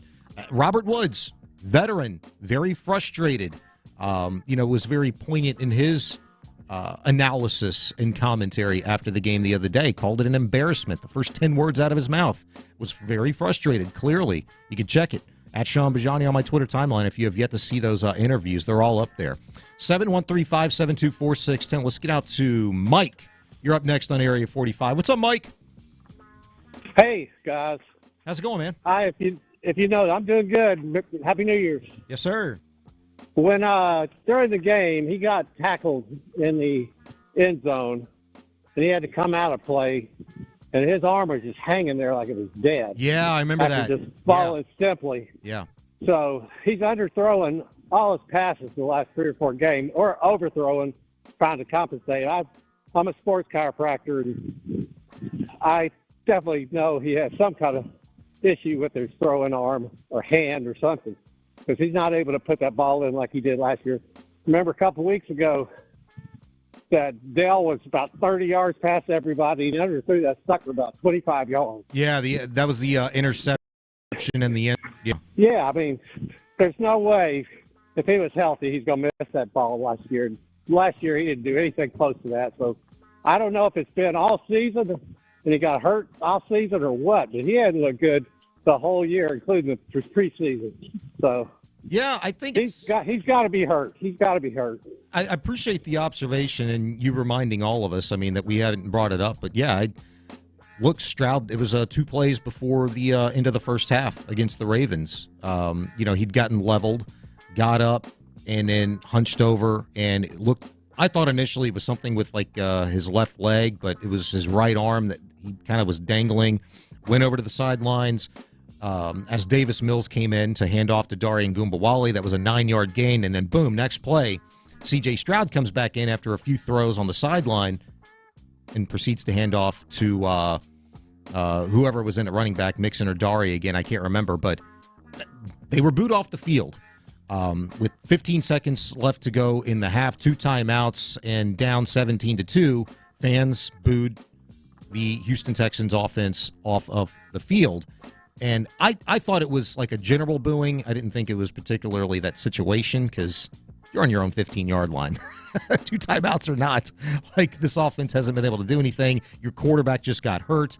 I don't think you're booing that situation if you're in your right mind. But I didn't think that at the time that it was going to be something that was that carried over. And to be honest with you, I didn't notice anything out of the ordinary that is relative to this season affecting C.J. Stroud in him throwing the football. Well, again, if there were, you would think he would not be practicing.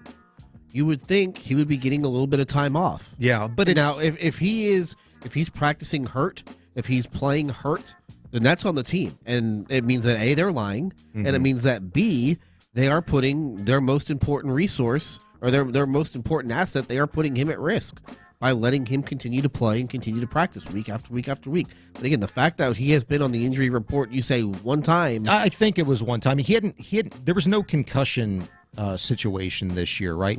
No fear of concussion, because I'm thinking of the Jets game last year, but I don't think there was ever a cause of concern that Stroud had, taken a hit that might lend itself to him being in concussion protocol.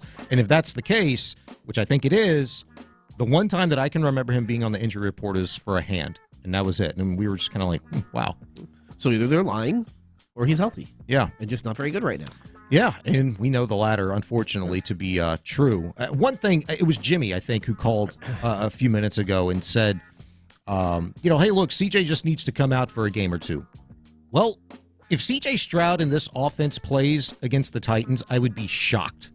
I mean, there's nothing to benefit. There's everything to lose if you do play and get hurt.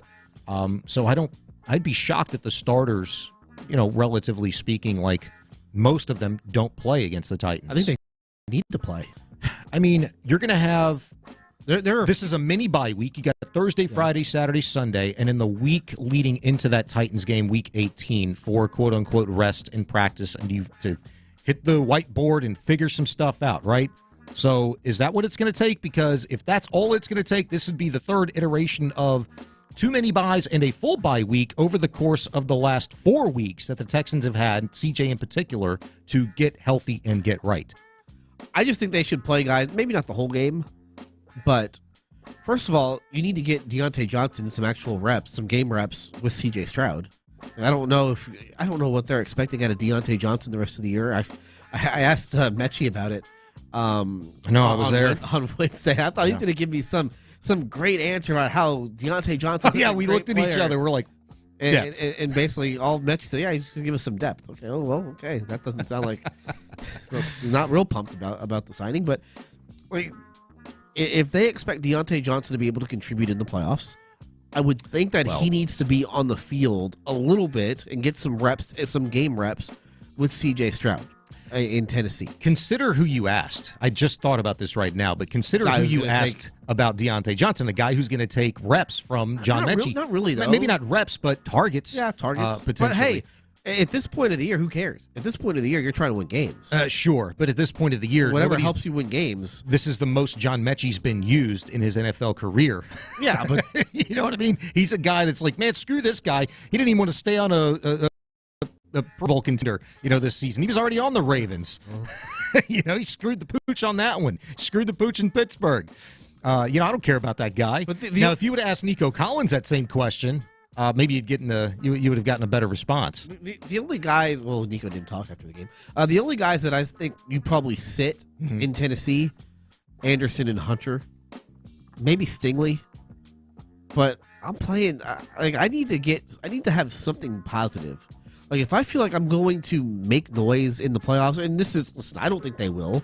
But if you're DeMeco Ryans, that's your job, is to try and put the team in position to try and make some noise in the playoffs. I got to have something positive. It might tell us a lot if C.J. Stroud and some of the starters play. Namely, for what you'd mentioned, hey, get Stroud and Deontay Johnson some NFL, some work. That's maybe where I would meet you in the middle. Is okay, let's do that. But still, there's much more risk than there is reward in my mind in a game that is rendered meaningless from a win-loss standpoint for the Texans. What can you not get accomplished in terms of chemistry, knowing what a guy is capable of doing in an NFL game that you can't in practice? Because we have seen the latter before, where they've just utilized practice, and they're going to have a lot of opportunity for that in the next 2 weeks. It's just different. You're actually getting covered, and you're going through your progressions, and you're seeing. I know it's different. Yeah, how the ball looks coming out of his hands when maybe he's dealing with pressure and things like that. He's got to scramble. So there's little things. Texter from the 832 has to be the worst Texans playoff team. I'd like to introduce you to 2016 and Brock Osweiler. That would probably be the worst one. That's a good. Well, you said 2016. Now I referenced the Hoyer year. I referenced 2015 yesterday. Yeah. My question yesterday was: is this the worst you've ever felt about a Texans playoff team? Hold on, I forgot the 2015 season, which was a 2016 playoff game. That was the Hoyer game, but the loss 30-0 to the Chiefs. That was also the kickoff return for Hoyer, Yates, Whedon, and Ryan Mallett iteration of the Texans quarterback. That was a lot of J.J. Watt touchdowns that year. Yes, it was. Yes, it was. That was the J.J. Watt wild card playoff game. Or Wildcat playoff game. Yep. At the goal line. God, Wattcat. 713-572-4610 if you'd like to weigh in. Coming up next, we'll switch gears. I want to talk a little Astros, the outlook for the Astros the rest of the offseason, and why they're bound to do nothing but disappoint you with what they do next. Stay there. It definitely wasn't a merry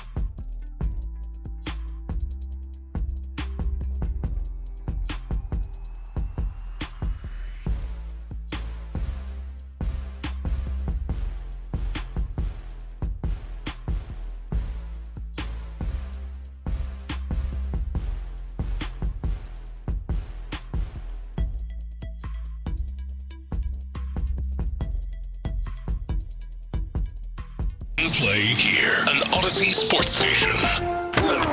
It's a Football Friday on Sports Radio.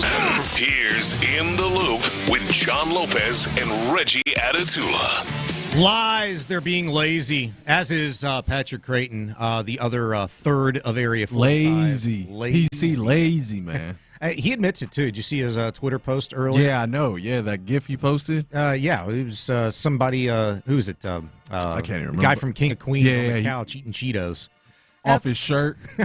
Yeah, off his shirt. That is totally PC. Honestly, I could see PC doing that. 100,000%. Sitting there tweeting up a storm, eating Cheetos. Mm-hmm. Meanwhile, Adam Spillane's with us, hanging out. Appreciate his services as always.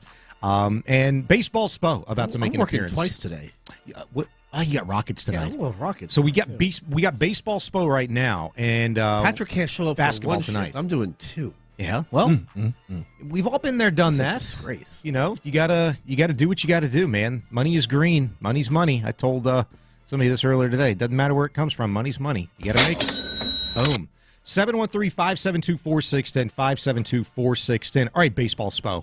I had a chance to ask you some stuff about the Astros offseason the other night when I totally changed a Rocket conversation into that. But you made me do it.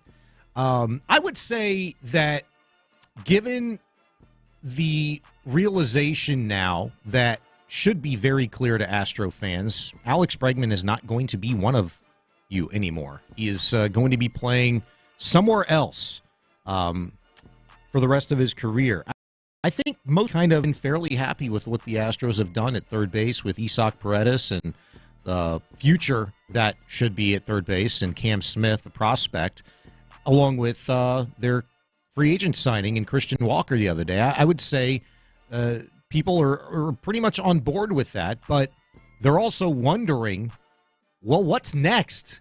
And if you like Chandler Rome and listen to his take and analysis, and we've had Bob Nightingale on with us on Area 45 a number of times, he's kind of said the same thing.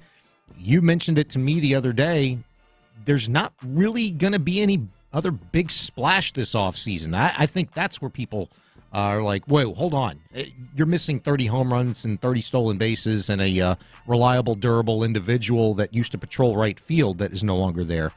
You've got to fill that void. How do they do that? Well, they don't. I mean, it's as simple as that. I mean, what they have, they can still make some moves along the margins, but unless they're willing to go back over the CBT again, that's going to be it. And I think they've got around $4 million. I think they got $4 million in space before they hit the CBT. Now, they can create some more space. I know they have looked into trading Ryan Presley, which would give them some salary relief, but that's complicated because Presley makes $14 million. Yeah. So a team is going to want you to take some of that on. And also, Presley can veto any trade that he wants. I mean, that's fairly cheap for a closer. I mean, you're paying your closer $17 million. Not did the last year. You're talking about now. Yes, as a non-closer. He's a closer, but he was inconsistent. Mm-hmm. He's older. And if I am basing what he wasn't that bad last year. He was better than I think the numbers would indicate. But just watching him and seeing the stuff, like that's not somebody that I'm like, okay, I'll put you in the closer's role right away. Yeah, like that's not. If I'm a good team, I'm not really doing that. And if I'm a team that's not necessarily looking to contend, I'm not excited to pay him $14 million to maybe be an average closer. So that's why I think it's complicated. And again, he can veto any trade that he wants. Yeah. So that's where it becomes like that's a way for them to create some space to have some more money to spend if they don't want to go over the CBT.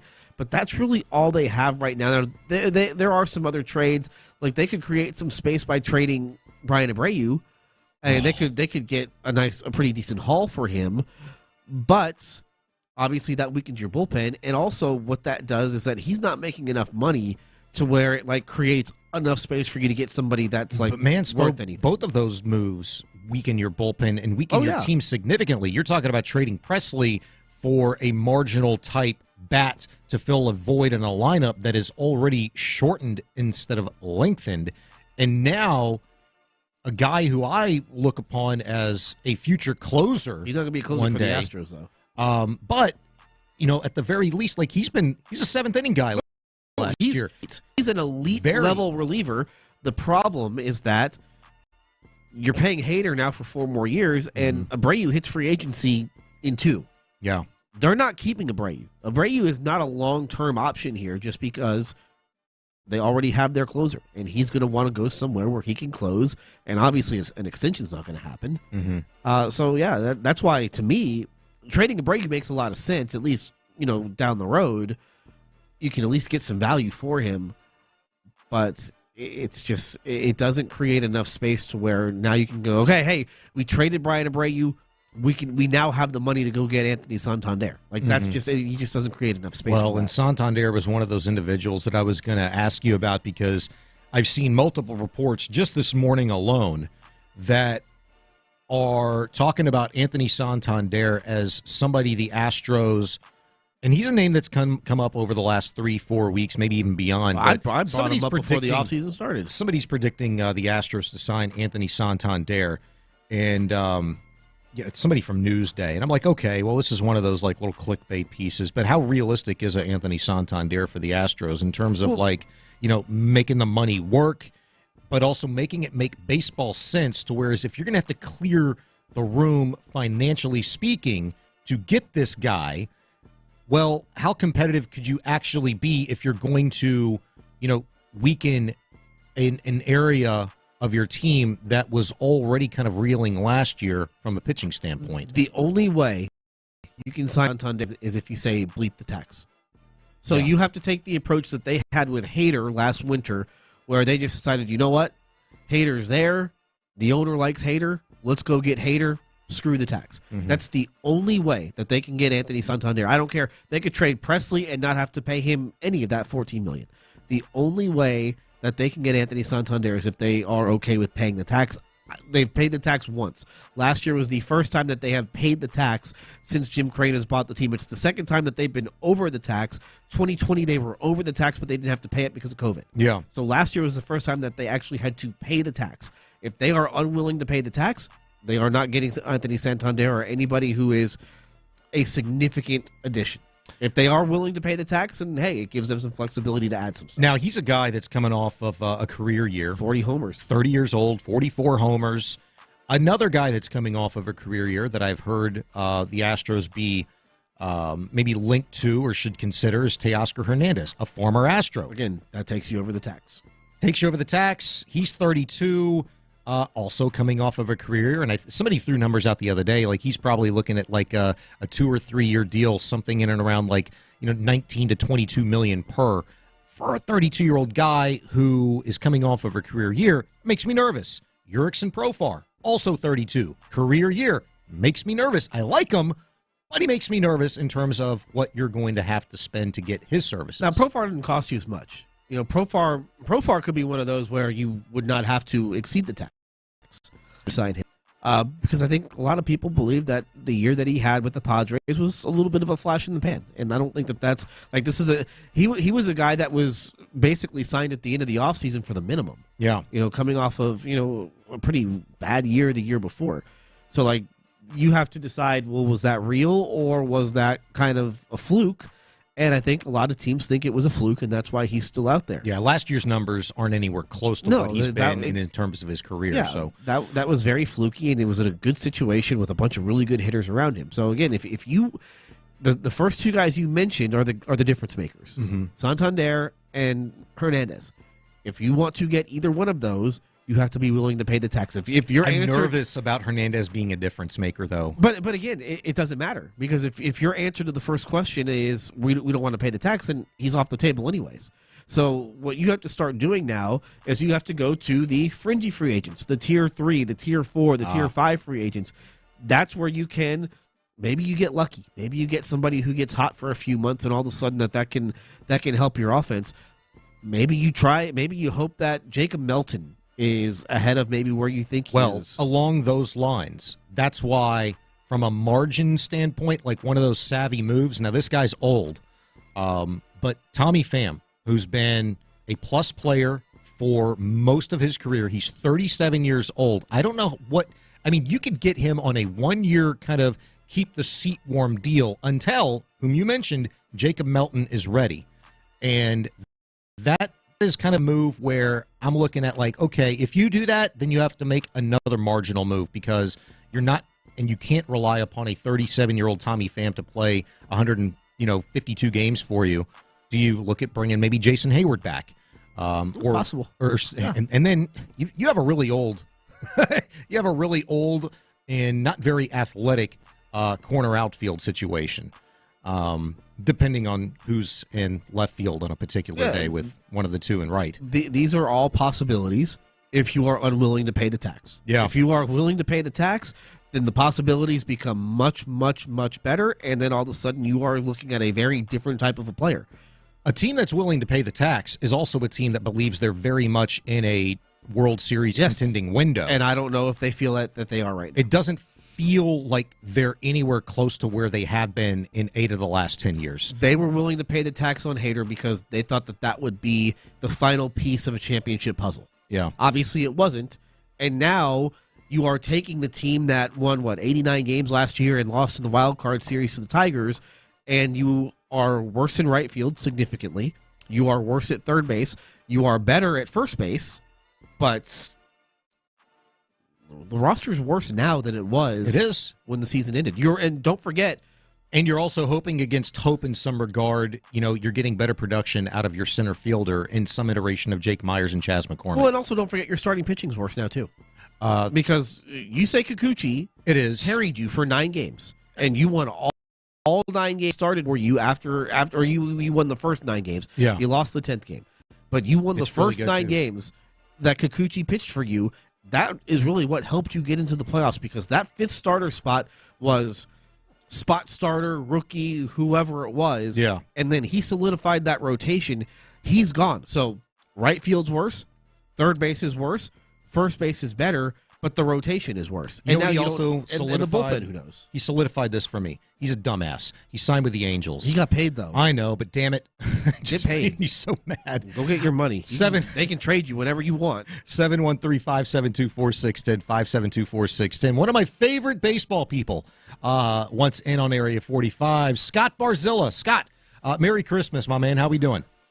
Merry Christmas to you, man. I'm really good to hear you in the daytime here. I'm taking advantage of it while I can, man. It's good to be here. I do have an open question, to jump in on this conversation. And, because you get back to Tucker and you get back to why they traded Tucker. Mm-hmm. And it gets back to that Juan Soto contract, which he's not going to get anywhere near. But he's going to get, I would say, half of it, in a 10-year deal. Yeah. My question is, would you rather have Framber Valdez or Max Fried? Framber Valdez, every day, twice on Sunday for me, because he hadn't had the injury concern that Fried's had in his career. Framber has the higher ceiling of the two. And yes, I would absolutely say that. He's older.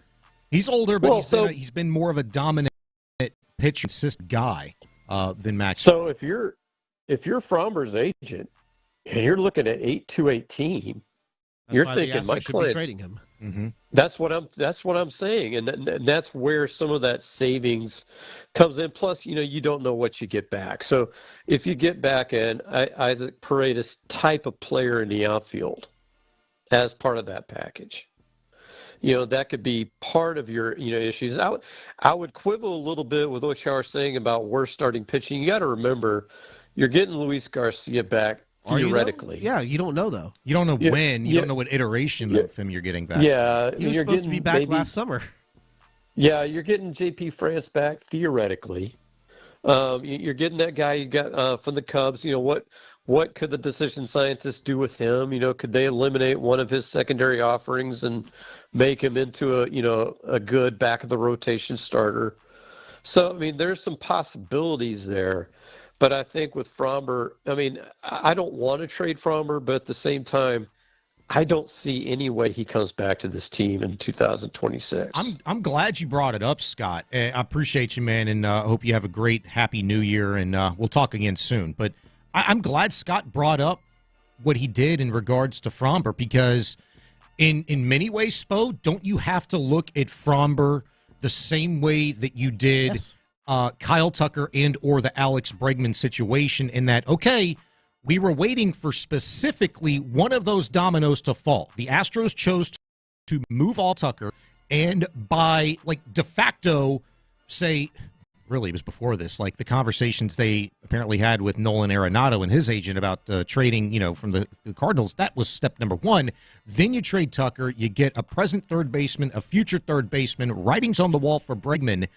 Isn't Framber Valdez the next domino that legitimately has to fall for the Astros? And, like, you're either going to re-sign this guy or you're going to trade him. They're not going to re-sign him. Then, I think we know that. Then what are we doing here? I don't know. Because it is a massive risk versus, like, the only reward possible is you win a World Series and let him walk versus not winning a World Series and then you get the comp pick that they haven't been able to do a whole lot with. No, but when the offseason started, I said if I were them, I am trading Framber Valdez, I'm trading Kyle Tucker, and I'm signing Santander and re-signing Yusei Kikuchi, and then going from there. They are showing no inclination to want to trade Framber Valdez. They want him to headline their rotation next year. They will listen, but they're not making calls. Yeah. We'll see if something gets done, and it sounds like there is a premium on starting pitching, but his value goes down the second the season starts because whoever trades for him cannot get a comp pick back. You cannot give a guy a qualifying offer that you acquired during the season. So his value goes down. So if I'm the Astros and I'm saying, you know what, we might trade him in the summer, you might as well just go ahead and do it now. I've got to ask you something on the other side, and we'll put a wrap on this conversation. But you bring something up that I meant to ask PC and you when you joined us on the phones the other day, relative to, like, a philosophical change. You made me think of it with the comp pick statement there. We'll do that next. Adam Spillane in for Patrick Creighton, Sean Bijani, along with Chris Santiago. We're Area 45. Stay put. What does D'Amico want to see?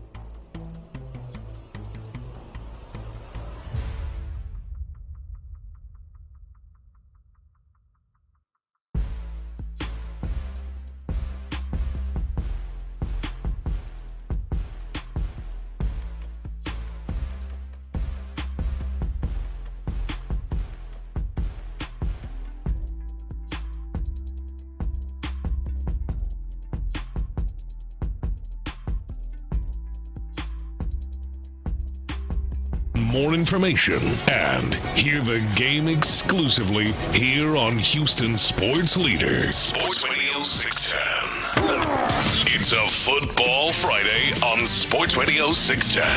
Here's In the Loop with John Lopez and Reggie Atatula. In for John Lopez, Reggie Atatula, and Figgy Fig. We're Area 45. Sean Bijani, Adam Spillane in for PC, along with C-Sex, Chris Santiago. If you'd like to be a part of the show, hit us up, 713-572-4610, 572-4610. Yeah, it's Football Friday. We'll get back to some football stuff, Texans musing momentarily. But right now, we got Baseball Spo, who's hanging out, and we have transformed him for at least one more segment. Spo, please, if you can, reset what your closing thought was towards the end of last segment in regard to the compensatory picks that the Astros would and would not be privy to if, in fact, they decide one way or the other Framber Valdez's situation. Well, if Framber stays with them all next year, and then they lose him in free agency, assuming they would make the qualifying offer, then you get a comp pick back. You get a comp pick back for Bregman, assuming he leaves. They got a comp pick back for Garrett Cole. They got a comp pick back for Correa. They got a comp pick back for Springer. That's kind of, they didn't get a comp pick back for Dallas Keuchel because he signed too late. That's kind of what they have been doing with these free agents. That's why the Tucker trade was kind of a shift from how they have run as an organization, where they just say, hey, we'll take you to free agency, we'll lose you, you will get back the pick. Okay. What made me think of the question was just that, like the whole philosophy by the Astros organization. Like, I would say, like, for a long time now, the Astros have really valued draft choices, and they've, done a great job of evaluating talent, picking guys. Not really. Well, it's been a rough 10 years. Well, look at some of the guys that they've hit on, though. Like you mentioned, some of the ones that they left out. George Springer, Carlos Correa. Yeah, those are all okay. Long time ago. Yeah. But maybe not so much here recently. But let me just ask you this question to see. Wait, really, do you know the last first round in 15? The last two first round picks for them that have pitched in the big leagues for the Astros? Pitching has not been a great situation. Forrest Whitley, and then Corey Lee. These are not. Sorry, who's the last one? Corey Lee. Corey Lee. My God. They have not. And listen, obviously they lost 2 first round picks in the scandal. They've traded some first round picks to get Greinke. Yeah. But their first round pick hit rate has been really bad since the Tucker Bregman draft in 2015. No, you're right. Corey Lee, the reason why I think I know him is didn't he lend somebody his cleats or something last year? I don't remember. A new Astro that came aboard, like a minor leaguer. He has since been traded. Corey Lee has since been traded. Yeah, I think he lent somebody his glove or cleats or whatever. Wasn't it the guy that lasted like a third of an inning early in the year, the pitcher for the Astros who got absolutely blasted? Who was that guy? Blair Hensley? Yes. Corey Lee was gone, though. Was he gone? Corey Lee was traded at the deadline in 23. Oh, I thought Corey Lee had lent him his glove or something like that. I thought it was a story. It's the only time I remember hearing his name. But here's my question. So the Astros lose both their second and fifth best draft choices in next year's draft by signing Christian Walker. That's because Walker declined the QO by Arizona. They get one back for Bregman.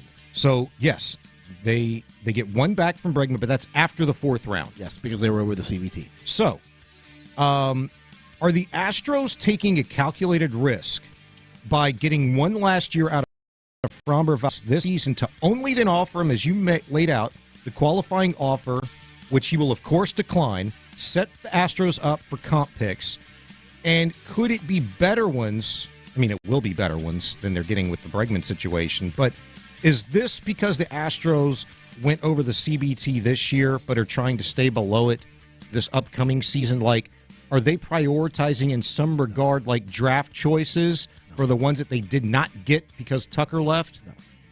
You don't think so at all? No. It's one. So the difference is with Bregman, they get a pick at the end of the 4th round. Had they not gone over the CBT, it would have been a pick at the end of the 2nd round. Right. And the difference there is pretty negligible. So if they lose Framber, and listen, they could have got back the comp pick for Tucker if they wanted to, which again, that pick would have come at the end of the 2nd round. they traded Tucker because they knew that what they could get back for him, knowing that they weren't going to re-sign him, was going to be significantly more than the comp pick. And they have not done well with the comp picks. Like, you look, the comp pick they got back for Garrett Cole.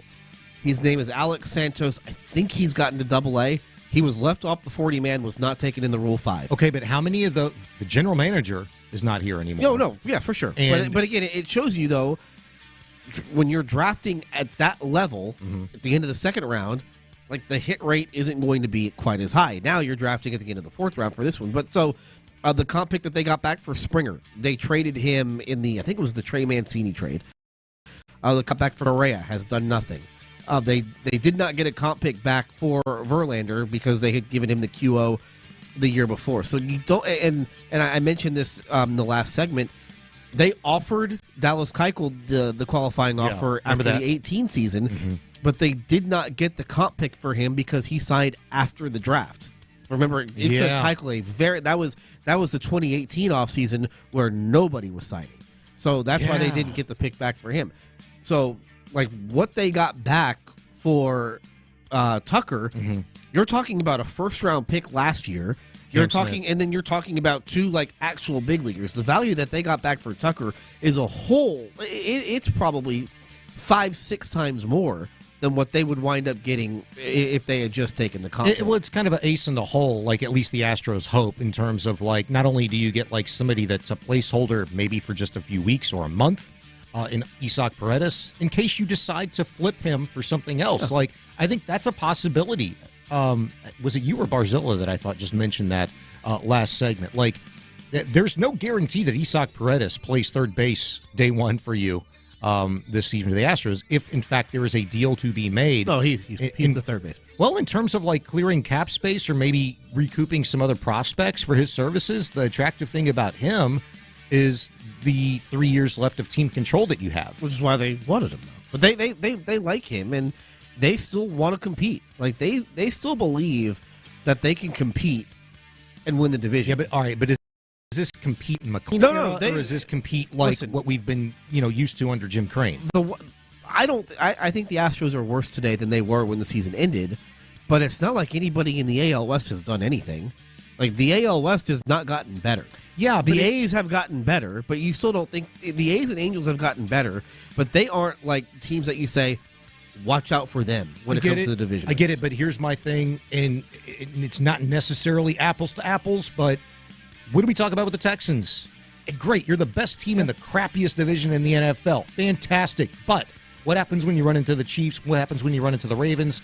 Some of these other teams, when times are good and times are getting better for the Cincinnati Bengals, what about them as well?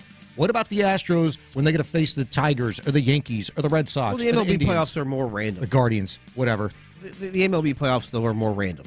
They than are. The NFL playoffs are. So if you're them, you just want to get there. You had an ass regular season because of the hole that you dug yourself last year. You wound up in a wild card round, and you got knocked out by the Tigers. Like, you didn't win 110 games this past year if you're the Astros. You won 89, 90 games. You got in, and you got the hands. So you want to blow it up?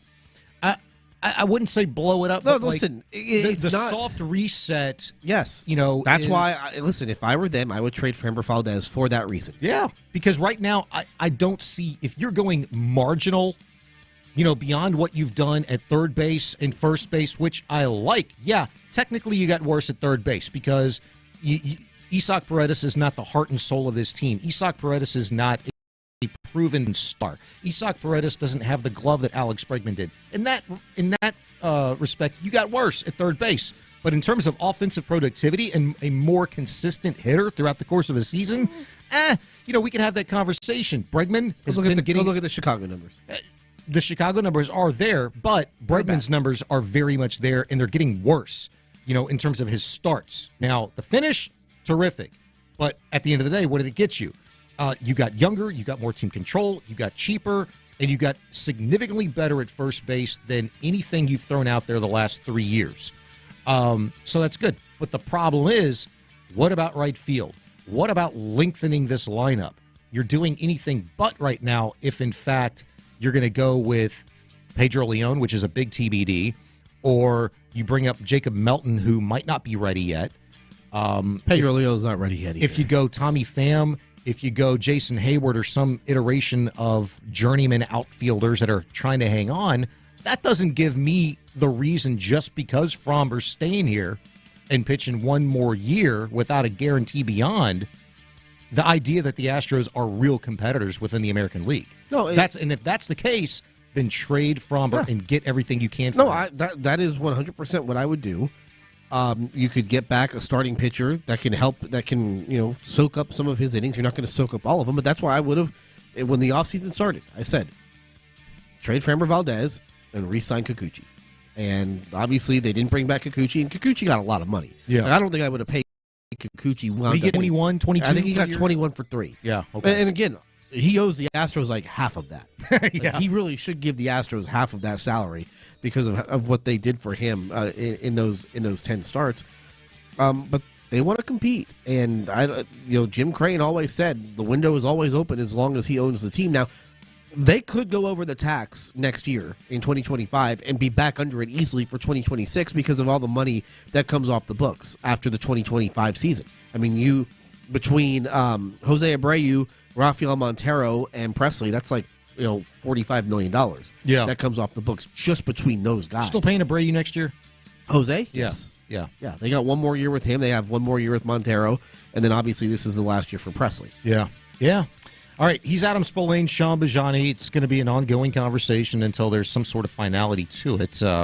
Could even go into spring training the way that these baseball off seasons have gone. But that was fun convo. Coming up next, we'll get you caught up on the day's top stories and hot leads. It's Area 45. Stay put. It definitely wasn't a Merry Christmas.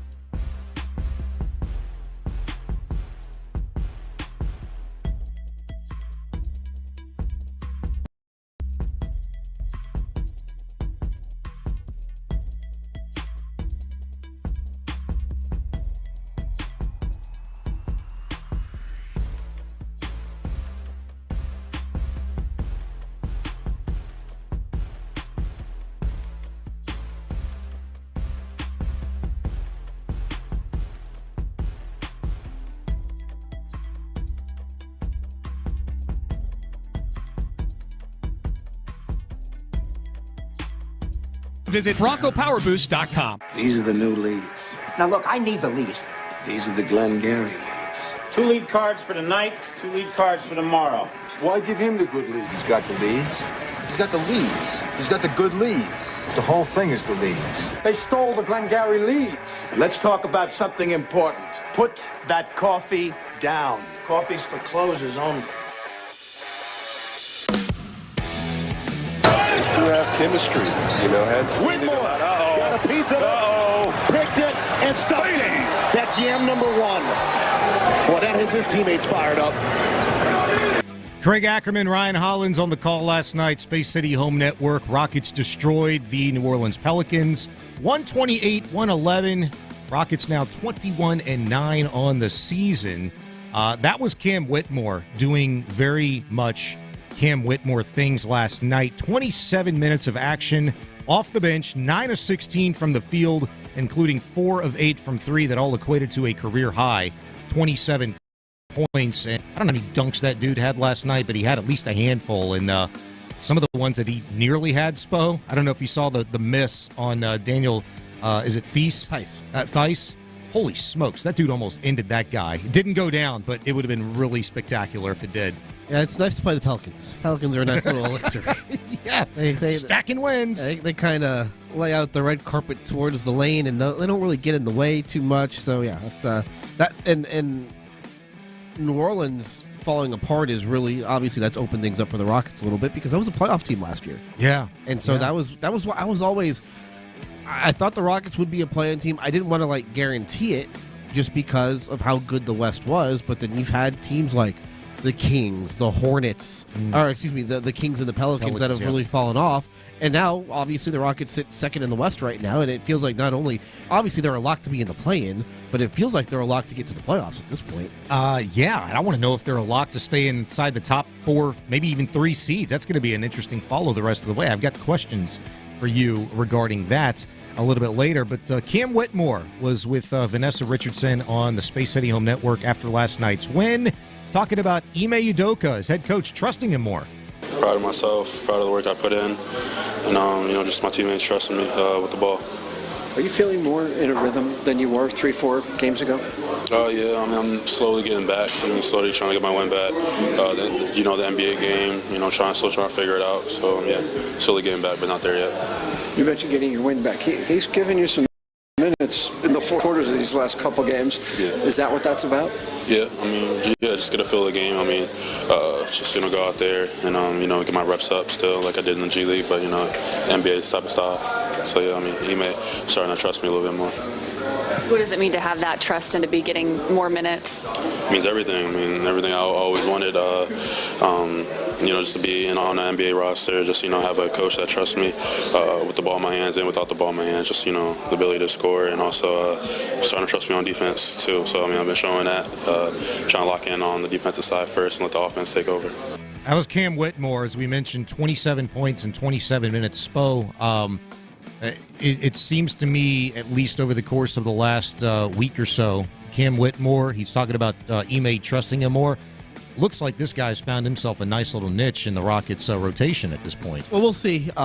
They've had some guys out, and Dylan Brooks has missed the last couple of games. Tari Eason has missed a few games.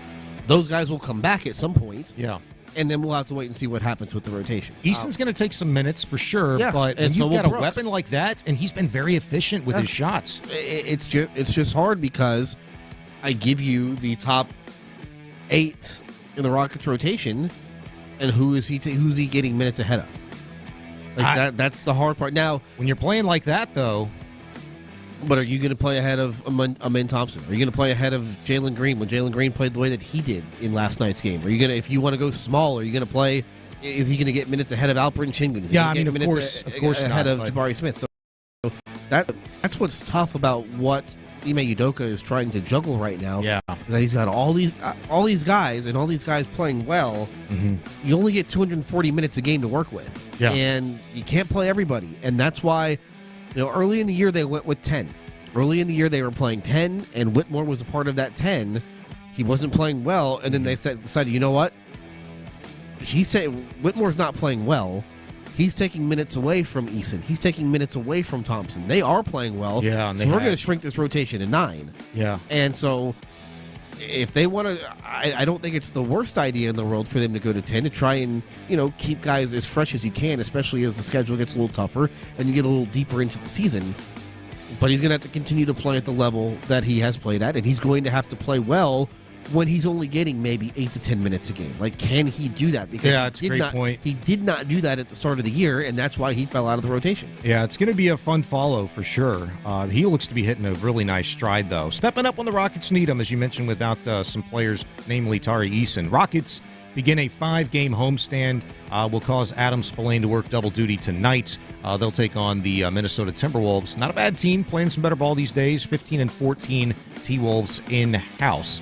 Other NBA news, this according to ESPN insider Shams Charania last night via Twitter. Saw this, Spo. What's your take on it? Mavs star Luka Doncic will be reevaluated in 1 month after sustaining a left calf strain on Christmas Day. That according to sources. That's going to be a big blow for the Mavericks, who were...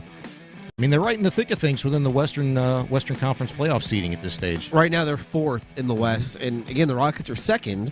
And we talk about the Rockets staying in that top 6, staying in, and maybe even staying in that top 4 to have home court advantage in the first round. Yeah. And to have one of those teams that's chasing you, without your best player for a good amount of time. That's only going to help. So, yeah, it's good for the Rockets that, the Mavs are going to be without their best player for a while. It will help them hang in that top 4, hang in that top 6.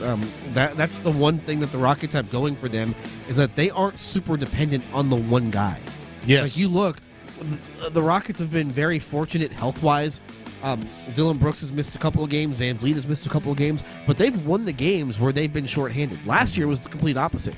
Last year they could not win when Van Vliet didn't play. And it was around this time last year when Brooks got hurt. He had an adductor injury. Mm-hmm. And then Eason had the leg stuff that crept up on him and ended his year. Yeah. And they really fell apart into December, early January. And that's what caused them to have to try and dig out of that hole just to try and get to the play-in. So the fact that they've been able to play well short-handed these last few games, I think that's important for them. I couldn't agree more. It definitely seems, and that maybe being one of the biggest reasons, this team's taken on the attitude and the approach of their head coach in Ime Udoka, his personality, so to speak, and I like that.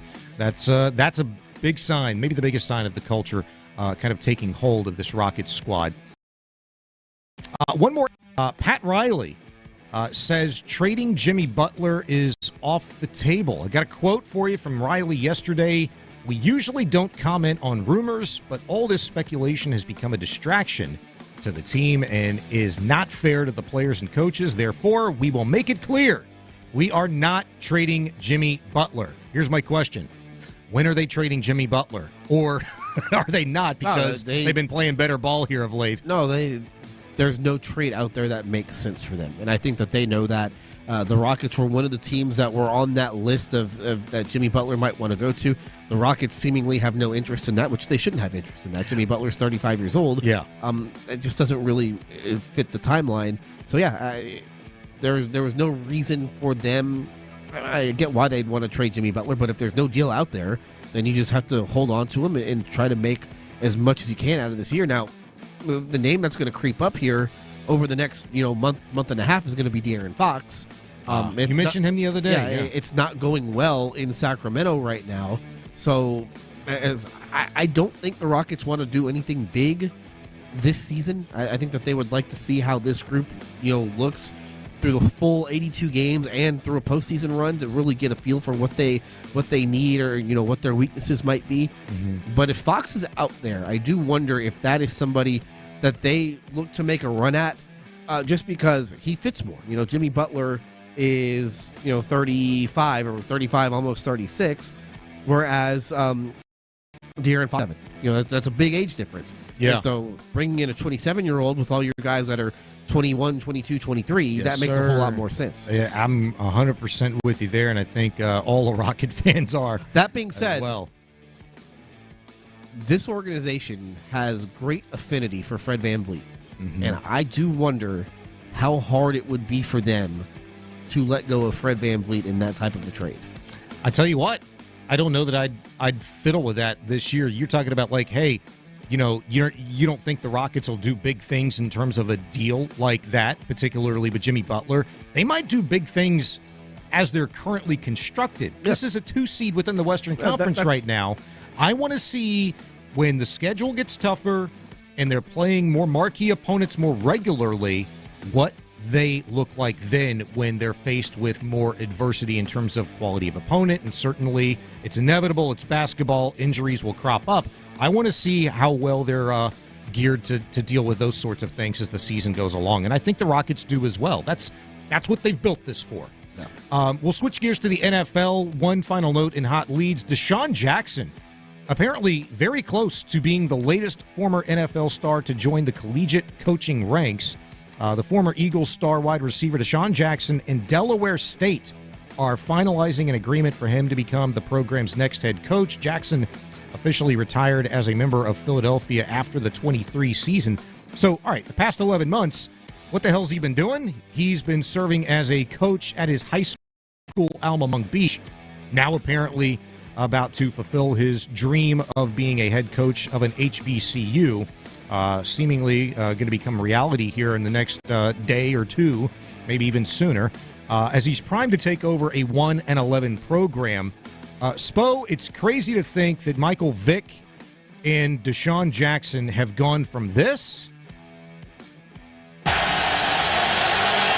First play from about the 12, and there is Vick, as you talked about, John, rolling and launching downfield for Deshaun Jackson, who accelerates, caught the opening play, and all the way for a touchdown!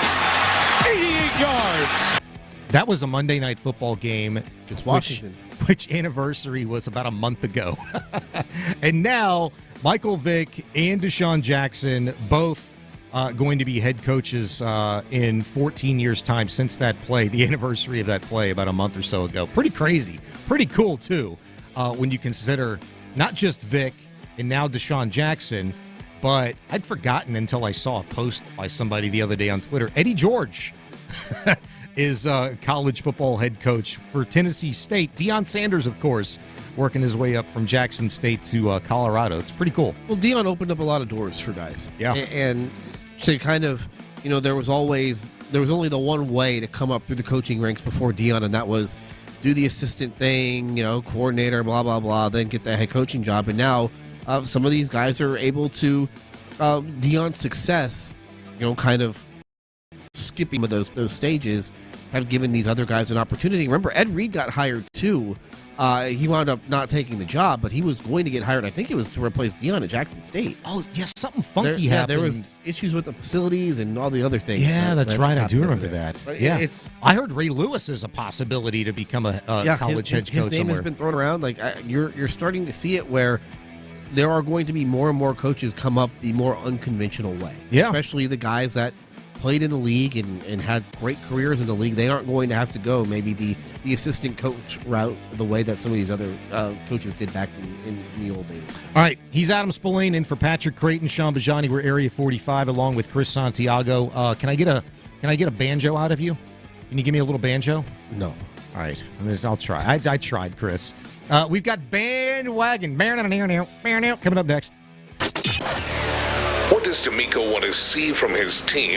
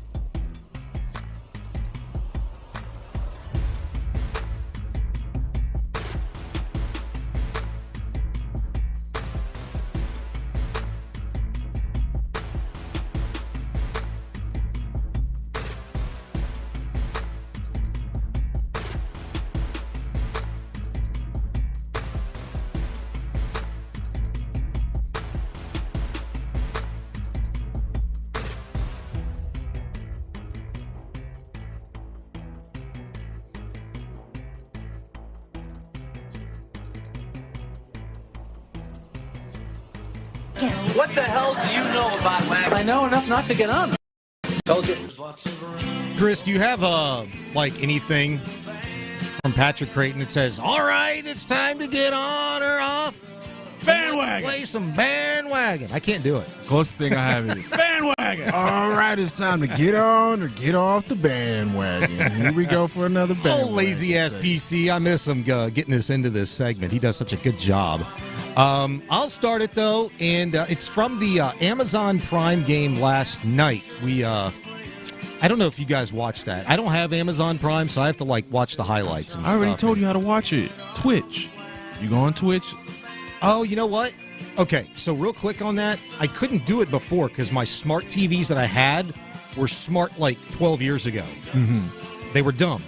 I got brand new smart TV in the living room, so now I can do it. Because when I tried to hit the switch app, it wasn't it wasn't working with it. Mm-hmm. So now I can. Okay, thanks for reminding. You can also watch the all 22 version of it too on NFL Plus. On Prime Vision. So they have Prime and the regular Prime Twitch thing where you can watch the game regular football game. Watch all 22 in real time. Yeah, and then they have the all 22 camera on Prime Vision. So basically, it's like if you're watching all 22, but they have the Al Michaels and Kirk Herbstreit commentating. It's like you've opened up an entirely new. Yeah, no, I love watching it on Thursday nights, especially on Prime Vision. Well, you don't have Prime?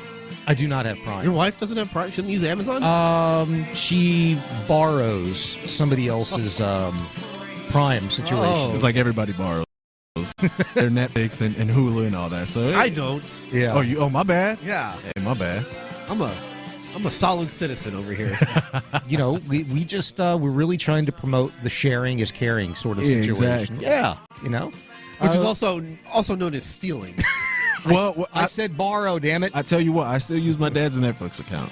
I still use it. We'd still use some really good friends' Netflix account, which we've had for the last, I'd say 7 or 8, maybe 9 years. But, I guess they keep getting, maybe they have, their password reset, on every 9 months or something. But we have it for a while, and then we'll log in one night, and then it's, not there. And then my wife doesn't want to ask her friend, hey, can you get your husband's password? I'm like, once you've done it once, you've broken the seal, just ask again, because they know damn well what they're doing and changing the password. Freeloaders. I mean, just trying to be financially responsible. That's all I'm saying. Freeloaders. So anyway, after I could not watch the game last night, I caught this on the highlights. You didn't miss much, by the way. Well, yeah, it was an ass game. It was 6-3. Wolf. But the post game was maybe the best part. Richard Sherman, Andrew Whitworth, Tony Gonzalez, and I forget the actual host on the post game. Krista Thompson. Ooh, yeah, she's pretty. Sure is. Yes, very, very pretty. Take a breath. It's going to be hard because I've got something coming up right afterwards, and this person's going to knock Thompson right out of the ballpark. So Richard Sherman apparently had a bet with the crew that he could outlast Ryan Fitzpatrick in a ice tub bath after the game. Mind you, it's 40 degrees outside during the game, and they have ice bath set up. Sherman loses his shirt, gets in the ice tub, and this is what it sounds like. Did you Well, it's chilly, guys. No baby back ribs. Get down there. Get down there. He's suffering. Get in, sure. Wait. How in there, Fitz? Whitworth is pouring more ice on Sherman. Oh, back up. Fitzpatrick just jumped in. Sherman's out. That's a really good friend, Chris. And Fitzy takes a dunk. I mean, Oh, my God. All right, you can kill it there, Chris. So Fitzpatrick jumps in the ice bath with Richard Sherman, who lasts maybe an extra 15 seconds. And then when Sherman gets out, Fitzy just dunks his entire body into ice bath and then pops up like it's nothing. And then gets out, runs into the tunnel, runs right back out after Sherman's got a robe or a towel. And Fitz just grabs a microphone and acts like it's no big deal. The only way you're getting into an ice bath in 40-degree weather is if Kay Adams joins you. Are you on or off the bandwagon? So what's the difference between Like, I feel like if you get in the ice bath and it's 40 degrees already, then you're already doesn't like make that big of a difference. Like I was at Notre Dame last week. Yeah. It was 22 degrees probably by the time the game ended, and I had been outside for 4 or 5 straight hours. So I feel like I would have been ready to go. Like I don't know if I would have felt it had I jumped in the ice bath. Yeah, you would have been numb. Yeah, I already was. See, 20 degrees hits different than 40. Yeah. When a freezing cold ice bath, which had gobs and gobs of fresh ice being poured in it by Andrew Whitworth, hits different when you're Sherman. Sherman was shirtless. He was shirtless. Well, I mean... And then Fitzy gets in. You know, he's like a freaking mountain man already. He's got the extra body hair, you know, the beard to keep him. I just wonder, would you last longer if you were in 100-degree weather and you go straight to the ice bath, or if your body is already somewhat conditioned for it because you've been sitting in 20 degrees for a few hours? That's a good question. I'd say... try that next time, Prime. In the middle would be like the danger zone. You know, if you're comfortable room temperature and then you jump in that ice bath. But, Chris, what do you think? Would you get in, or would it take a beautiful, lovely, and talented Kay Adams to do it with you? I'd get in, just cause. Just cause? Yeah, I mean... How long could you last? Ooh, man, that's a good question. 40-degree weather, shirtless, ice bath with more ice being poured on top of you. No more than a minute. No more than a minute. That's cold. That's kind of like cryotherapy. Yeah. Like cryotherapy, I think you don't go for more than like 3 minutes for that. As long as you don't pull an AB where you burn your feet. Oh, dude, yeah. But it's also the mental from an angle. You're going to cryotherapy because it's going to help you. Mm-hmm. You're jumping into an ice bath just trying to impress people. No, that's going to help you too. That's why athletes do it. If you have that mentality at the time. I'll have that mentality. It would be tough. I'd be like, Kay, come on over here. So I'm on the bandwagon. It would take Kay Adams to jump in with me, or Carissa Thompson. You know, I don't know that I'd necessarily quibble over either one of the two. Can't be picky, you know, whichever one, right? Not be picky. Chris, will you send this to Mandy, please? It sure as hell wouldn't be with Richard Sherman's ass. I tell you that. I will not get him in trouble. Hey, she knows already. Kay Adams is on the list. She's on the list. And speaking of the list and Kay Adams, I wanted to play this yesterday, but we didn't get around to it. As part of the Netflix coverage of the 2 NFL games on Christmas Day that were both ass, Adams was not ass. She was fantastic. She was doing the pre- and post-game shows looking all kinds of beautiful. Anyway, on the, I think it was the post-game portion of the coverage, this happened. How much do I get if I knock out a leg? 20 points. Yes.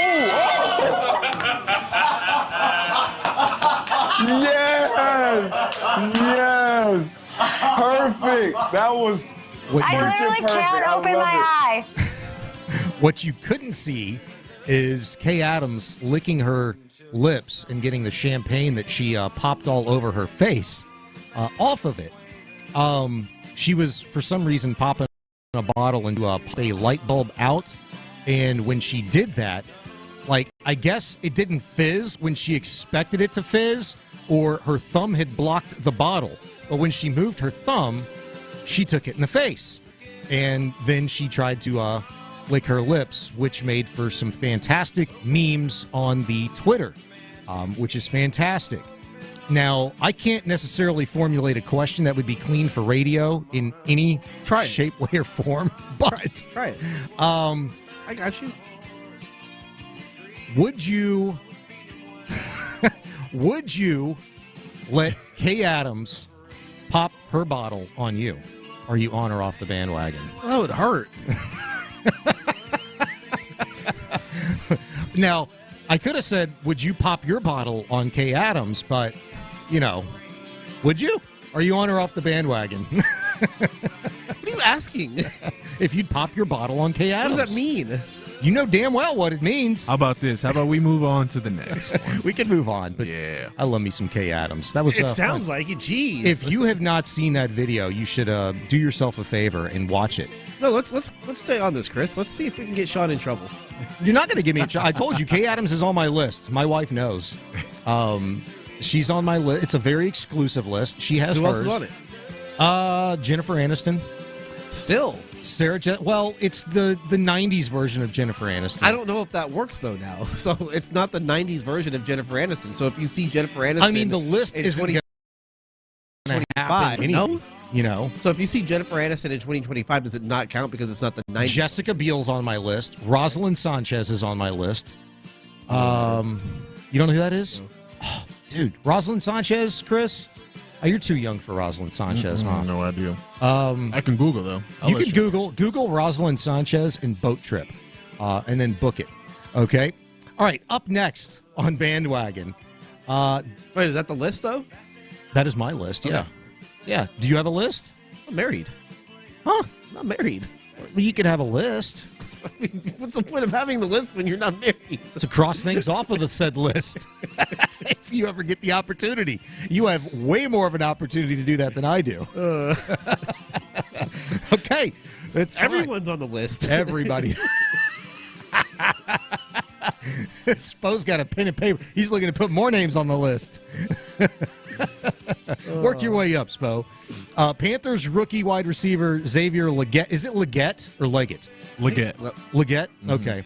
I don't know. Did you see this, Spo? He was very generous leading into the Christmas holiday here recently with some reporters that have covered him. If you remember, Legette went viral a couple of weeks ago after he admitted on the one of these podcasts. I think it was the St. Brown podcast. Is that the St. Brown podcast with with Amon St. Brown and his brother? And his brother, yeah. So he told them that he ate a raccoon for Thanksgiving, and they were like, "No way, you need no damn raccoon." So Legette pressed on and said, "I hunt it, I kill it, I skin them, cook them, eat them, all that." So ever since he made those comments, of course, around the holidays, Christmas coming up, Panther reporters asked Legette if he's going to be doing a little raccoon for the holiday. And I don't know if he ate it for Christmas, but he brought some coon to the locker room and decided to share it with the reporters, and this is what it sounded like. Here, y'all got to try. I don't have a spoon. Try that. Something to cut a piece off. Try that. Yeah. That's not bad, ain't it? That's it. It ain't bad. It's not bad. Oh, that's too much. It's not bad. All right, now, was the person saying that's not bad Sheena Quick? Yeah, she was a reporter, yeah. So she liked it? Yeah. Not bad. Not bad. She said it was just a little spicy, but it was good. A little spicy. All right. It's naturally spicy? I had no idea. I guess whatever they cook it with had some spice. I don't know. Here's my question. No, the answer is no. Yes. Are you trying leftover no exotic animal from an NFL player's locker? Are you on or off the bandwagon? Off. Not happening. No. Chris? Oh, yeah, I'm trying it. I mean, really? Yeah, no, if he says it's got to try it at least once just to see what the hype's about. If he's saying it's good, why not? Chris, you know what else is good? Jumping off the 20th story of this building. That's also good. You want to try that too? No, I will not try that. But I will definitely try some raccoon. Just consider something. There are no built-in refrigerators that I know of in NFL lockers. So by the time you get a chance to talk to these individuals, where's that kitchen? That leftover raccoon has been sitting there in the locker for countless number of hours already after it being left over. Don't matter. Does that matter? There's a kitchen. Doesn't matter. They have a kitchen in the locker room. You probably put it close by. You probably put it in the refrigerator. Say, hold on, right quick. Let me go to this Gatorade cooler where you have the leftover raccoon stash to keep cool. Hey, I'm trying it. Pop it in the microwave. Brings it to the reporter. I would try it. I like trying different things. Yeah, if he offered me some, like if let's say he was like here and he was just like, hey, you want to try it? Sure, I'll try it.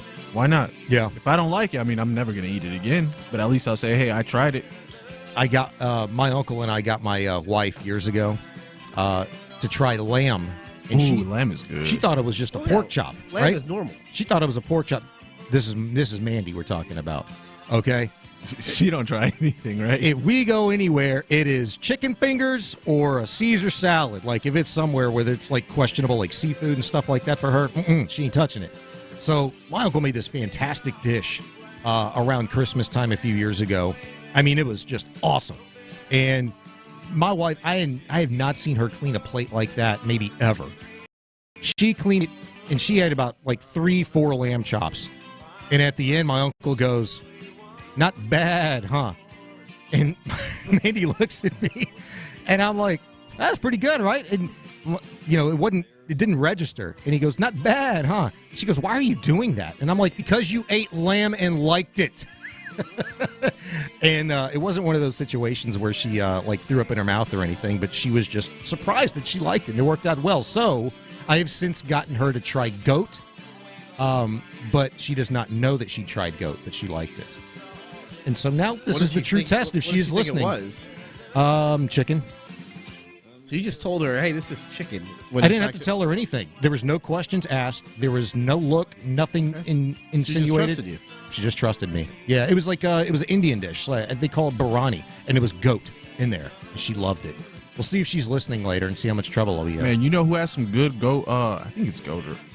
Can't really tell, but Aga's. I don't know if you've been to Aga's. I have not, but people rave about that. That place is so good. I heard it's like the best Indian food in town. Mm-hmm. My neighbors go all the time. It's so good. It's so good. It's like, I recommend it. It's like fancy though. No, it's not. The restaurant's big. It looks fancy. I think it used to be like a hall or something, and they turned it into a restaurant. Is it like traditional seating? Like, do you eat on the floor? No. You eat on a table. Okay. I don't know. I'm just asking. But it's good, man. I recommend everybody to try it. Okay, yeah. I mean, I know. I've heard of that. I just haven't made it over there. All right, that's going to do it for the bandwagon. Appreciate you guys for playing. Thank you, Spo. Coming up next, can the Texans do anything to make you fear about this season, or have they already done it? We'll discuss next. It definitely wasn't a...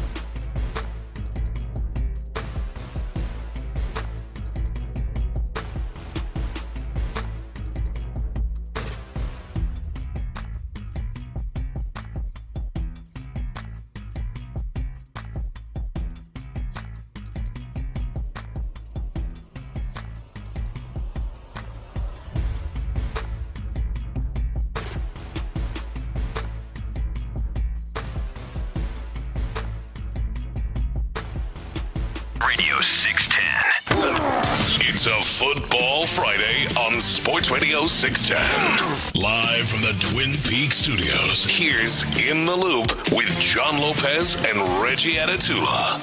Lies, it's Area 45. Sean Bijani and Adam Spillane in for Patrick Creighton today. Chris Santiago. Got you for another about a half hour before we hand things off to the fellers on the drive. They are out at Home Run Dugout in Katy today. Make sure you go and see them today. You're not going to get monsooned on, or shouldn't be any fear of like tornadoes in the area today. Looks like it's pretty nice outside. I don't think it's supposed to rain till tomorrow. So go see them. Home Run Dugout base. They are there all the time. They'll be holding it down from 2 until 6 on Sports Radio 610. Can the Texans do anything to make you feel better about this season and what's left of it for anything that they do come Week 18? Now, you and I talked about this earlier, Spo. You think there's a pretty good chance that that the Texans play at least some of their starters Week 18 against the Titans. You actually said to me, I think it's important for CJ to play. So given that that's the case, if in fact that happens, is there anything that they can do to maybe move the needle for you going into the playoffs? I don't think so. I mean, we've seen 16 games already. So I think that you can maybe get sucked into the one game, but I think that you have to remember that you saw 16 games before it. So why should the one game factor more into your opinion than the previous 16? So okay. I don't think that it should, but I think with some people it might if they play really well. Help me understand this now, though. If you think, yeah, I know what you're going to say. Yeah, okay, it's not a bad question. I mean, help me make it make sense. I mean, let me ask the question for the people out there, because if you think that CJ Stroud and some starters offensively and defensively, just period in general, would benefit from playing a Week 18 game on the road in Tennessee against the team that beat you a few weeks ago, then why don't you think at the same time, in the same breath, that they can do anything to move the needle for you, to give you at least a little bit of confidence going into the playoffs? Because the way I think has to be different from the way that the coaching staff thinks and the organization thinks. And the organization has to go into this thinking that, hey, we have a chance to win the Super Bowl, and those chances don't come all that often. We have to do everything imaginable to try and maximize that opportunity. So if it means that our chances improve of winning a playoff game, winning multiple playoff games, if those chances improve by us playing well on Sunday in Tennessee, and we don't want the last, we don't want the last bit of film that we have, and we don't want the final feeling of our regular season to be walking off the field against Baltimore, then I think they have to look at it as, hey, we've got to do everything imaginable. Therefore, we need these guys to play. We need something positive going into this playoff game. But ultimately, I don't know how much of a difference it will actually make. But that's me, the analyst, thinking about it. This is them, the team, thinking about it. I asked the other question on top of, do you think the Texans can do anything to make you feel better about the season, with, have they already done it? At least have they already tried to do it? And I'm alluding to something that I kind of tongue-in-cheek admitted yesterday. I wasted 45 minutes to an hour on discussing on Tuesday in bringing in Deontay Johnson, who was not even made active this past weekend. Spent a lot of time on that. Yeah, I spent a lot of time on it. I mean, and maybe foolishly so, but I think where I was is where I think people can kind of get going into the postseason. Never Titans game, which is going to be and should be the first time you see Deontay Johnson as a Houston Texan.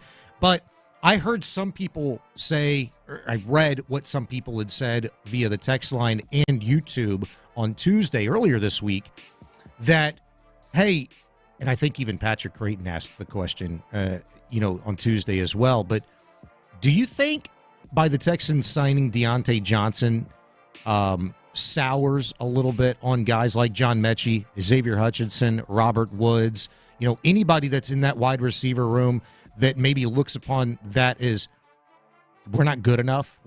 So you don't think we're good enough. You're going to talk us up, and you don't think we're good enough. See, I look at it the complete opposite. It's not that you're not good enough. It's the Texans are doing what you just called them to do, and that is breathe some sort of life into this organization fan base that says just because, we lost Tank Dell doesn't mean we think we're going to lose this season. Doesn't mean we're giving up on it. No, we're taking an extraordinary, risk, which it really isn't for at least a couple of weeks, but we're going out and getting a guy who has, potentially been that C word, cancer, in Pittsburgh, in Baltimore, in Carolina, and we're bringing him in here to see if we can light a fire under this offense, and maybe an uber-talented, athletic, young, guy with a high skill set can do that for us. That's how I looked at it. Well, I mean, judging by the answer that Mechie gave me when I asked, what would Deontay Johnson bring to the receiver room, they probably aren't all that thrilled about him being there. But let's be honest, they haven't been good enough. If they had been better, you don't need to go get Deontay Johnson. Everybody just moves up a spot on the ladder.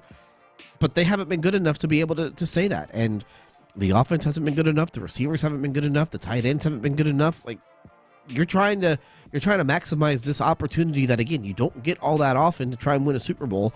And if they think that's going to help, it means that everybody else hasn't been good enough. In all honesty, I was somewhat surprised that he didn't dress on Wednesday. And I know that they had just claimed him off waivers. They had just claimed him off waivers a couple days before.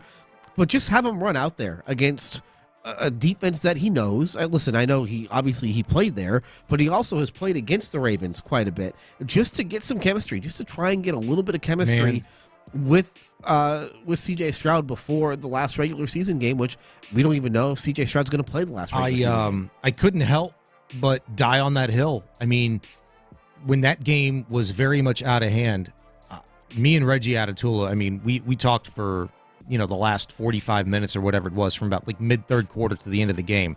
And I told him, my thoughts on Deontay Johnson, and especially hey, he was technically active, at least according to reports, for 20 minutes, before the game, and before Pendergast, read the note and was like, oh, yeah, we made an oopsie. Cade Stover's going to be active instead of Deontay Johnson. And it was like, man. But I told him, I thought it was important to get him at least two reasons. One, to throw a wrinkle in, at least give the Ravens defensively something else to kind of key on.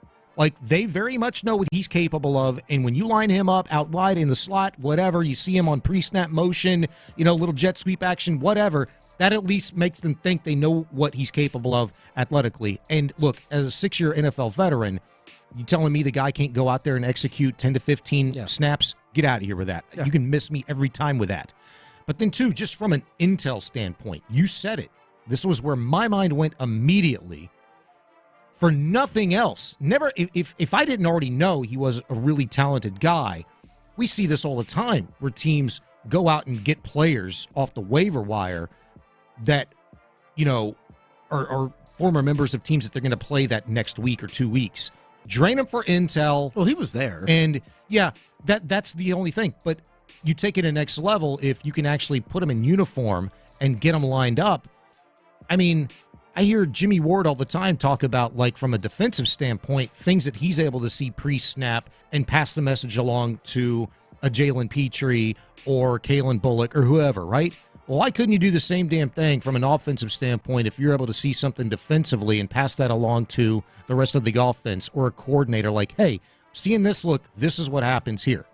And then you be the one to actually go out and execute and find the hole, find the weakness in the defensive set. Yeah, that's a question for D'Amico on Monday. Yeah.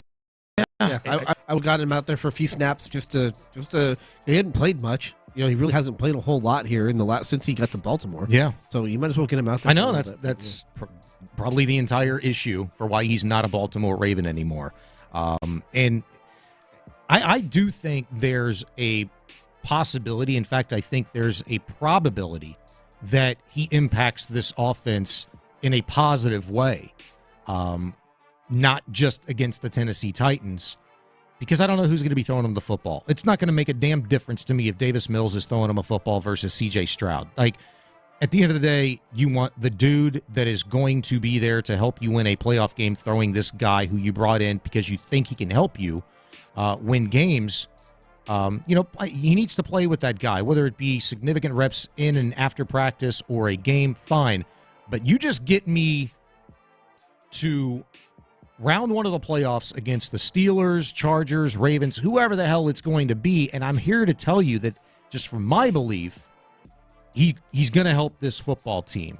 The Texans don't make this move if they don't believe as much themselves. And I'm going to believe it until they prove to me that I shouldn't. Because I'll point to DeAndre Houston-Carson last year. I'll point to Derek Barnett last year. I'll point to Devin White this year. I mean, the Texans have made a number of, marginal type savvy kind of moves that have really worked out last year. This year, it's been harder to see because there have been more problems, but it's not for the lack of trying where they've brought in guys that for themselves. 713-572-4610, 572-4610 if you'd like to weigh in on that. Final segment coming up next. We'll toss off to the guys, Ron Hughley and Clint Stoerner. They're live. Ron Hughley live out at the Home Run Dugout in Katy. Also, when should we have known the Texans weren't going to meet expectations is a question Adam Spillane asked earlier. I want to know if he still feels the same way now that he did about 2 hours ago. We'll do that next. Sports Radio 610. What does D'Amico want to see from his team after an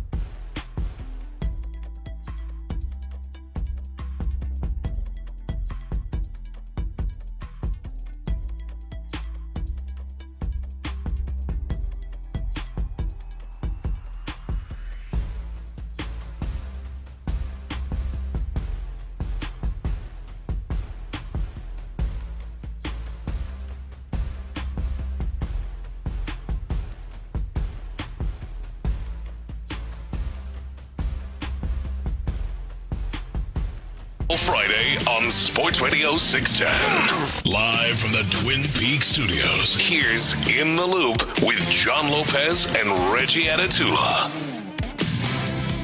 In for John Lopez and Reggie Atatula, we're Area 45. Sean Bijani along with Chris Santiago. Adam Spillane in for Patrick Creighton today.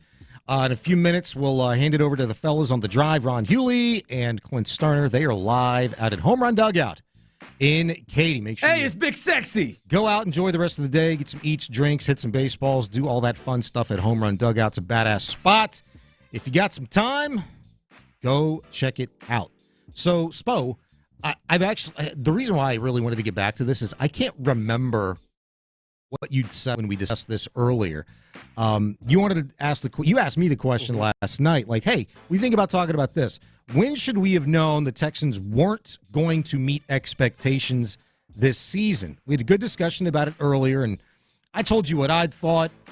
The stretch that was prior to the Titans game culminated in that game, me realizing, like, you know what? Here's a team that has proven time and time over that when given the opportunity, they hadn't been able to beat the really good team. They hadn't been able to beat the teams that they really should have. And I didn't have really the Super Bowl aspiration at that point in time that maybe I thought, possibility preseason-wise. For a lot of people, I think it could have been just the last 2 weeks against the Chiefs and the Ravens. Two of the elite teams in all of the NFL, not just the AFC, but two of the elites. You had an opportunity, and you stunk it up on for sure one of them and just really never had a chance at the final 11, 12 minutes of the fourth quarter and the other one against the Chiefs. But what did you settle on? You, at one point in time, went all the way back to training camp. I think that's what I would go with. I really think that when day after day after day, you kept hearing how the defense was getting the better of the offense, that probably should have been when we first knew that, you know what, offensively, this team isn't the top 5 offense that we think it's going to be. Mm-hmm. And I think we all went into camp thinking that I remember there was Bill Barnwell had a story on ESPN.com ranking the every team playmakers, and the Texans or skill position guys, and the Texans were 4th. It was the 49ers, the Dolphins, the Eagles, and then the Texans.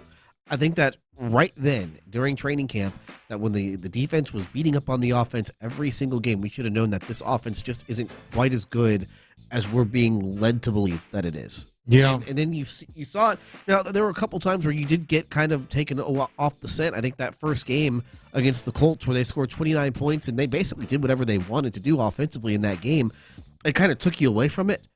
But then, you said the Bills game did that to people too. Yeah, because Buffalo. Hey, you beat Buffalo. That's a good win against Buffalo. So there were a couple of games where you kind of got, led astray. But I think for the most part, we should have known Chicago when they couldn't protect C.J. Stroud and they couldn't do anything offensively in the second half. Red flag against Minnesota, where they couldn't do anything, with anything at any point. Yeah, in that game, we probably should have known that. You know what? And I understand why we didn't want to go in that direction just yet, because it was early, and because we had seen what they did against Indianapolis in that first game. Like if they would have done offensively, remember what they did offensively the second game against the Colts. If they would have done that in the first game against the Colts, then I think we were probably a little bit more concerned with what the offense was. Yeah, it's too early for me to get there. Even at the time, I look at things like, boy, there's a lot of football left to be played. And hey, talking about this yesterday with PC, you don't realize how much that has occurred just in general with this football team. From the end of the 22 season into last year, it was about a 51% turnover rate. From the end of this past season to this current iteration of the Texans, it's pretty close, but it's about 48-49% turnover rate from the roster in general. Now, I get it. We're talking about namely the offense, because the defense, it's been in large really, really good this year, okay? Really, really good. But from an offensive perspective, it's like, dude, what's different, Bijani? You added Stephon Diggs, good. You added Joe Mixon, good. What else is really different? Tunsil's still here. Howard's still here. Shaq Mason's still here, Juice Scruggs, Jared Patterson, all the guys. What's different? Well, what's different is maybe with the two dudes that you thought was going to kind of take you over the top offensively and Mixon and Diggs is coupled with maybe Bobby Slowick getting too big for his britches and throwing a little bit too much, maybe even more than he himself could handle at the offense, and C.J. Stroud in particular. Maybe that's a thing. Maybe it's very much a thing that he never at any point in time this season figured out, one, how the hell he's going to spread the ball out, which was a chief concern by many of you out there. Ocho, namely looking at you, how he's going to spread the ball out and incline Diggs. I don't know that we really ever saw any chemistry develop when Diggs was healthy through the first 5 or 6 weeks. And pivoting off of that, dealing with his injury, the time with Nico is out, the time with Tank out now, it's always been something. There's just never been a sweet spot. Hey, it's life in the NFL. You got to figure it out. Well, for a guy in his second year that maybe got too big for his britches, hadn't been able to do it. They haven't been able to find anything easy. There was, Slowick said last week, or that was actually this week. How weird this has been. It's been a long week. But he said how they have their 5 or 6 plays that they can go to. And I'm in here with Clint on Monday and okay, what are those plays? Is one of them a screen? But that's the thing, sure is. Every good offense has something that they can go to that's easy, that can get you 5 yards whenever you need it. And the game I will always look back at this was the Detroit game. Their last offensive possession in that game, they had a third and 4, and they called timeout, and that should be the play. Final, your final offensive drive, game's tied, 3rd and 4. You should be able to get something easy to whoever your best player is on the field. 1, 2 balls out, guys open. They couldn't do that. What about the 3rd and 2 the other day against the Ravens? So they don't complete that play. Yeah. They wind up having to kick the long field goal with Fairbairn. He misses the field goal. What happens? Detroit, same situation. 3rd and 6. They call timeout, set up a play. They get the ball to Amon-Ra St. Brown easily. He's wide open. It's 1, 2, 3. Jared Goff, ball out. Guys wide open. They keep that drive alive. They get the field goal to win the game. That was such a huge difference between these two offenses. Is that, hey, here's the one team, 3rd and 4. They need 4 yards. They have to have the quarterback scramble around to try and make a play. The other team, 3rd and 6. Ball is out, and the best player on the team is wide open. That has been that to me has been the biggest issue for the Texans this season, is that they have not been able to figure out how to get anything easy for their best players. Yeah, well said on that one. Point I was just going to make is they had 3 plays like that early in the game in the second quarter on Wednesday, where they had I think it was a 4th and 3, and the CJ had to just kind of throw one up, and they got bailed out by the pass interference. But then they have 3rd and goal. That was to Woods. Yeah, they have a 3rd and goal at the whatever it was, the 3, and they run a slant for Mechie, which didn't really have a chance. And then the 4th and goal, well-defensed pass by Humphrey. Yes. And then the 4th and goal, CJ's gets the ball on the outside, almost like a check down, which was way too early to Joe Mixon, and that never had a chance. But there was the other one. There was 3rd and 2, and it was either at the time a 10-0 game or a 17-2 game. It was 3rd and 2, and they run. It was Mixon pre-snap offset to the left side of Stroud.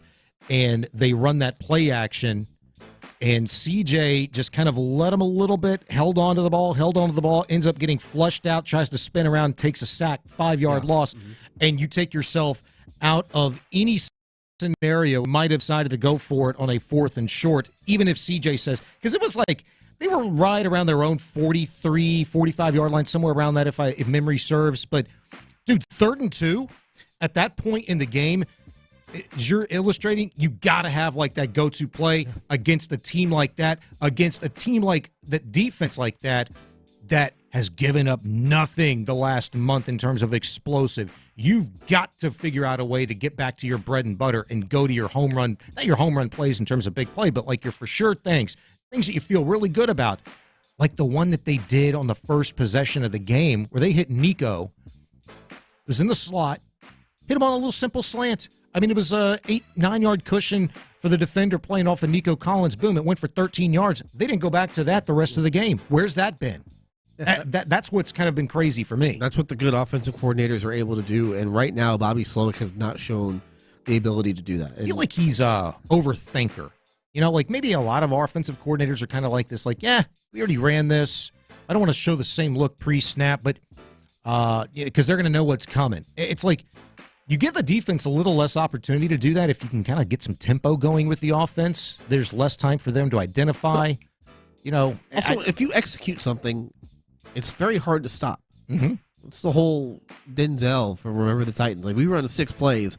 If we execute it right, they can't stop it no matter if they know what's coming. Like, there are plenty of plays out there. A team knows what's going to happen. But if you run it the right way and execute, can be successful on it. It's the same mindset, right? Like, I almost feel like, and having heard that now from you, feels like the Texans are trying to do a lot of things really, really well, and they don't do any of them really, really well. Where if you're able to just take a handful of things and execute that and do those really, really well, like that's your bag. That's what we're talking about. You've got that in your back pocket. You know you can execute these like 10 out of 10 times.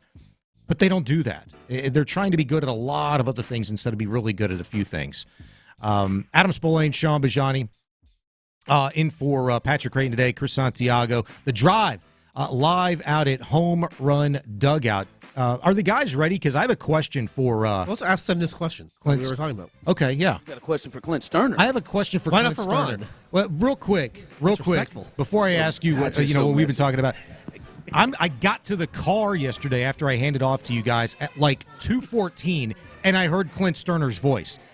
How the hell did you get to Buffalo Wild Wings in Cyprus from the station yesterday that damn fast? Give me a number. How fast? Give me a number. 82. 82 is my number. That's it, man. No traffic. So it had to be faster. I don't think I'd have had a chance had it been normal traffic. Christmas traffic allowed me to get there a little quicker. That, sir, was very impressive. Well, thank you. I don't like it. That is, that's a bad feeling right there, man. I don't like that, man. Especially like in a radio business, Ron here's obviously, as he said. I mean, but it's just, you feel like you're leaving people hanging, man, and it's one thing to know you're gonna get left hanging and kind of prepare for it. It's another thing to find out, as it's happening, and then you got to make it work. That's I don't like doing that to folks, man. So I felt terrible. Hey, well, you hustled your ass off. So that's all I'm saying. Well, look here. A lot of things I'm guilty of, but not hustling ain't one of them. I can hustle. He hustled his ass off.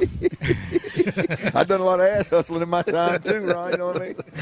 Hey, so Spo wanted to ask you this. Do you want to ask him the question? Yeah, for both of you. When did you realize the Texans weren't going to meet their expectations? When did you realize that this wasn't the team that we all thought could make a Super Bowl run?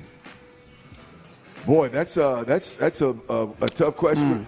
Because I was lower, I think, on expectations than most folks. So my bar was set pretty low. But I think when I realized fairly early that CJ was in a real rough spot, and it was going to be difficult to make you said Super Bowl run. It was going to be difficult with your quarterback getting hit and playing the way he was playing. It was going to be difficult to make that run. Probably mid-season. I don't remember the exact time, but it's been a minute. Money, it's weird, man, because you got the feel that the offense just wasn't kind of where you needed him to be, but you just kind of felt like it was going to click, at some point. Like, I was thinking, like, I was still at a point where, like, hey, man, they just beat Buffalo like this, and you can play better. But then I think, to me, it was around – it was that Jets game. And maybe around that time period where it was just like, man, yeah, I don't know that this is a situation of, hey, they're just not playing well and they're going to get better. This is maybe a situation of maybe they just ain't as good as maybe we thought they would be, and they just kind of had some things occur. So I think it was around that period of that Jets game. Remember training camp? Remember every day at training camp it seemed like the defense was beating the offense? Is that when we should have known that, hey, this offense might not be as good as we thought it was going to be? I don't know. I mean, in camp, usually the defense is ahead of the offense for the most part. And then, I don't know, I think even still when we watched them in training camp, and you guys were there a lot also. I know, Sean and Adam, you were there. You were still impressed by, like, okay, look at Diggs. He is giving people problems. Tank Dell looks like he's back. He's giving people problems. So I don't even think it was then where anything checked up, even with the offense. Then if you remember the first game of the season, like, it was good. Joe Mixon goes off, and that was the biggest part of it. And you're like, oh my goodness, yeah. Like, hey, CJ didn't just go off today just because Joe Mixon did. So even early for me, there weren't any signs of that. Yeah, well, I'm anxious to hear you guys over the next 4 hours dissect and look forward. So we'll do that. Ron Hughley, Clint Stoerner, live out at Home Run Dugout in Katy. And that means, well, the drive is about to be live. You're listening to KILT, an HD2 station, an Odyssey station. Spo, you're badass. Appreciate you, man. C-Sex, you as well. I'm Sean Bijani. Have a great rest of your day. The drive is officially live. That's right. The drive is live, and live here in Katy. We are at Home Run Dugout for a little football Friday, and look, it's a nice little crowd out here as a lot of people are enjoying their time. No school, kids are out hanging out. They got the baseball, wiffle ball field outside for the kids to run around. I see my kids have made an appearance in the building. They're about to run around and have a good time out here. You can hopefully, if there's some open, grab a bay and enjoy yourself here. But it's always a good time when we come back here. Clint, we had our 1,000th show here. We've had some football Fridays here at Home Run Dugout here. I remember the first time we came here, you almost tore an oblique. As Clint probably got 150 swings during the 4 hours here. But no, come on out, as we will be here till 6 o'clock. You got a chance to win prizes.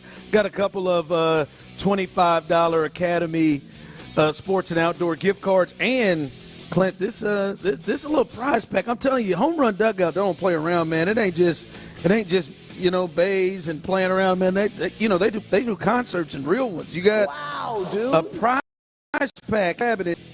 They got a couple of hats in here, and the hats are top shelf. They got a couple of shirts. They got a nice little Home Run Dugout Yeti in this thing. Here's a $100 gift card to Home Run Dugout in this piece, and 2 tickets that include a chance to go and see Busy Bone and Sauce Walker. And you can do that right here. Mexican OT's in there too, eh? Mexican OT. Oh yeah, Mexican OT. New Year's party. Also Busy Bone, Sauce Walker. This is a hell of a prize pack that you can win right here, and come hang out at Home Run Dugout and come hang out that night as well. As you can do that, all you got to do is come out, put your name in our raffle box, and you will have a chance to win any of these prizes right here live. If you are on YouTube and Twitch, like I think many of you should, enjoy yourself.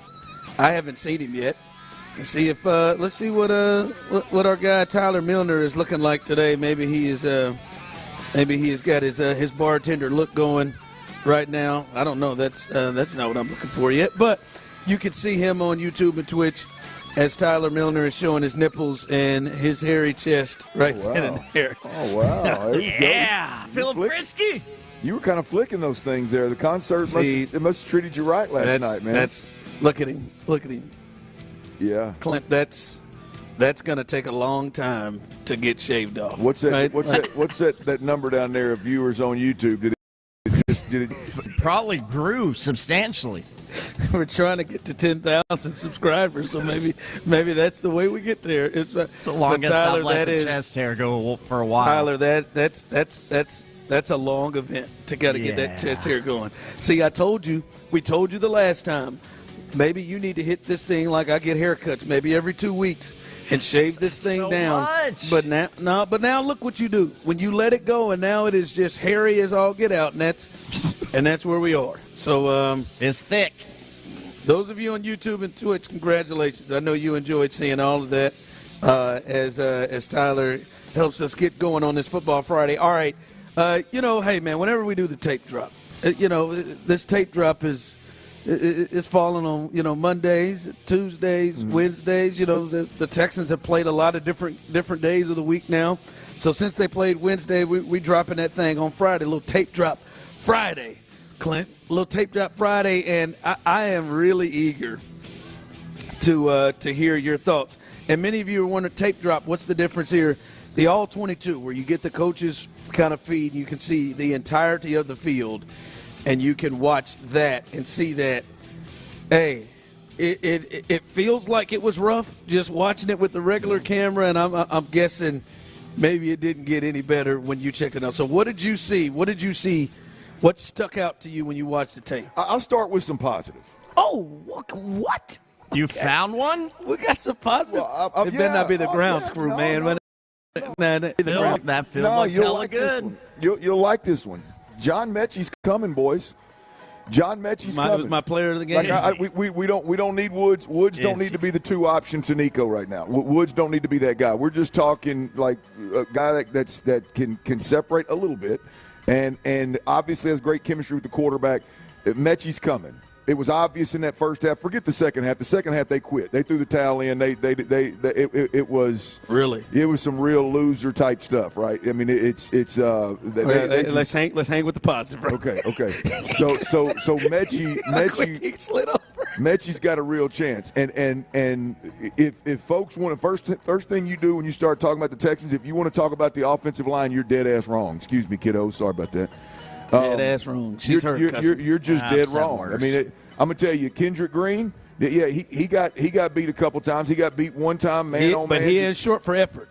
No, but it's not like you can see him going to Blake Fisher immediately after that end tackle twist that got him, and going to Blake Fisher right now, going, man, you got to communicate it with me.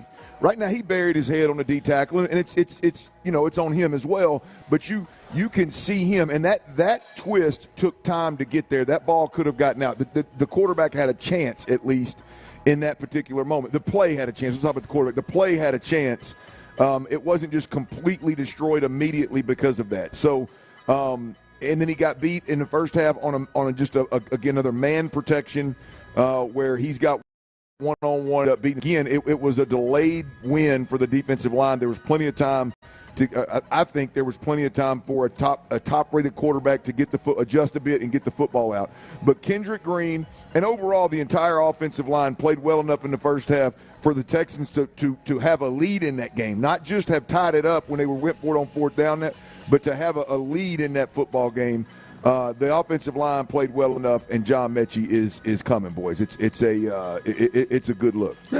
Now, when you talk about the positive there, that's a point that I want to look at because we've heard a lot from this game, right? The offensive line struggled, and we saw some. I think on the first drive there was a sack on third down. The tackle one you're talking about. Yes, that's and what I'm talking about. And there were some sacks and some pressures there. But for you, when you came away from at least the first half, like you said, it feels like they threw in the towel and walked it off in the second half. But in the first half, it didn't jump out to you like we've seen in other games that the offensive line really killed them and hurt them. No, like for instance, like the sack. I think it was like 3rd and 2. I think it's the third and 2. Like the biggest problem there. Would you like for the O-line to win and give the quarterback 6 seconds? Sure, yeah, I'd love it. I mean, hell, I think every offensive coordinator. I'd love it. But the reality of it is you've got some vanilla-ass quick game called, and your receivers can't create separation. And that includes Nico Collins, by the way. We got to talk about Nico Collins. 4 straight games, man. This 4 straight games. And it wasn't 44. It wasn't their best corner, the guy that they expect to be all-pro following Nico Collins all day long. So we got to have a conversation. It's 4 games now. Or is it 3? Since he's been back? Miami? Yep. Well, he came back before that. Yeah, the Miami, Kansas City, Baltimore games, those 3 games, Well, it's been 3 games that we let's nail it down because that's when Ramsey started following Nico Collins. Yeah, was that? And these teams are in on planning on for Nico Collins, and the production has shrunk significantly. And now a lot of that has to do with what's going on around him, but that is a conversation that has to be had. But like when it's 3rd and 2 or 3rd and 4, and we've got a quick game called across the board, and the quarterback has to hold the football and start running backwards, that's not on the offensive line. Yeah. Sure, it's going to go as a sack. It's designed. It's designed to get the ball out quick. O-line's going to be aggressive. They're going to quick set these guys. They're going to try to get their hands down. In today's football, you can't do it, but you're going to quick set them, and you're going to all you got to do. You expect the football to come out right now, bang, bang, bang. Even if he gets to his third guy in the progression, it's 1, 2, 3. Ball should be out, and so yeah, it goes down as a sack. Yeah, we're cussing Kendrick Green and Blake Fisher, but the reality of it is. The problem is that 1, 2, 3, receivers can't uncover. The scheme sucks. The receivers aren't creating separation, and the quarterback's running backwards. Those are the 3 issues, not the offensive line, right? I mean, on 3rd and 2, you as a quarterback, you got to either throw the football away if it's not there, or you got to get north and south right now. If you're CJ, running backwards don't help you. You got to get north or south and see if you can't get a yard and put us in a 4th and 1 situation at the 50-yard line, so that we can then to go on 4th down. Like the offensive line was the furthest thing from the problem in that particular situation. So I just the thought of like blaming everything. This wasn't like the Jets game. This wasn't like the Packers game where the offensive line just didn't give them a chance. Like they did. Yeah, it was just moments where it was immediate pressure. This wasn't what there was. All right, so let's get to it. What are some of the things? This was a 31-2 ass kicking, so there was obviously things that jumped out. What was it that you were like, good God Almighty? The 2 major things that stick out right now are your quarterback is playing poorly, not just bad. He's playing poorly. It is hard to watch quarterback, and your offensive unit is poorly coached. Period. There's no more. They're like, and I'm not talking about just Bobby Slowik, guys. I mean, it's the entirety of in 3rd and 2 situations in situational football. They don't suck in situational football because they're not executing well. They suck because they're pee-wee football. Like their shifts and motions are completely irrelevant. Like most shifts and motions, they're telling me something. I'm trying to get an advantage. I'm trying to get somebody a free release. I'm trying to get a matchup. They're pointless. You're just wasting time out there with your shifts and motions. You got receivers running routes to like literally running into each other in critical situations. They're poorly coached across the line. The offensive line cannot execute a double team, Ron. I'm going to post this video, by the way. I know I always say that. I'm going to post this video. There is a We've seen some bad double teams over the years. I need my offensive lineman to check this video for me. And I'm going to be honest now. Don't be sensitive about it. Come on, Wade. It is Laramie Tunsil and No, I don't want Wade comment. Wade's got a future here. I'm talking about somebody that ain't got no skin in the game. Well, Wade, you ain't got a comment, but just watch it. Titus Howard and Laramie Tunsil are double-teaming a D-tackle.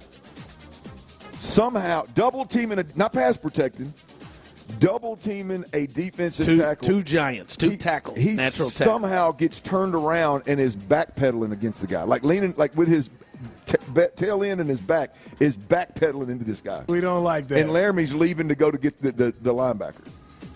Like they somehow, it was actually a decent run, but I'm just like, how on a double team does a guard how is he so loose and so light in the ass that he gets turned around to where he's backing up on the guy instead of locked in and pushing him forward? Like, it's just the damnedest thing I've ever seen. I got a list of the first 5 drives. By the way, that's how many drives the Texans had in the first half.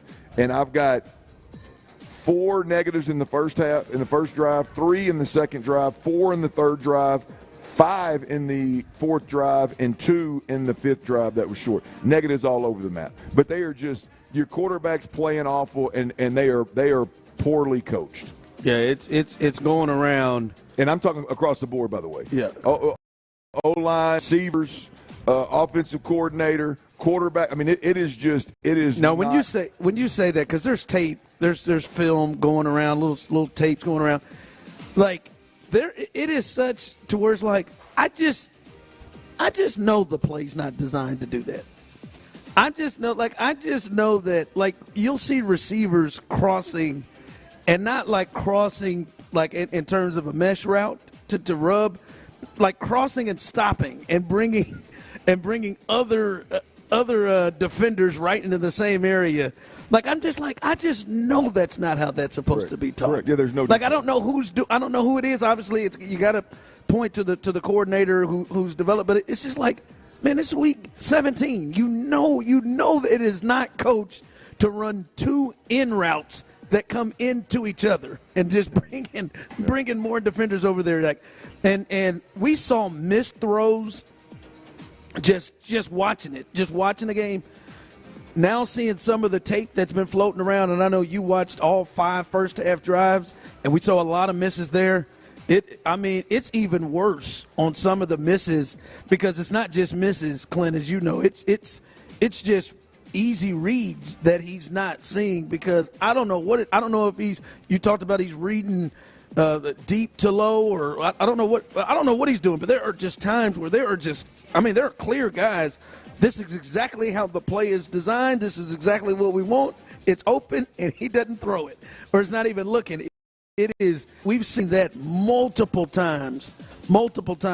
I've just seen few little footage being passed around. Yeah, it's the details, it's the techniques, it's the mechanics, it's the results. That's what's scary about this is that it's all of it, right?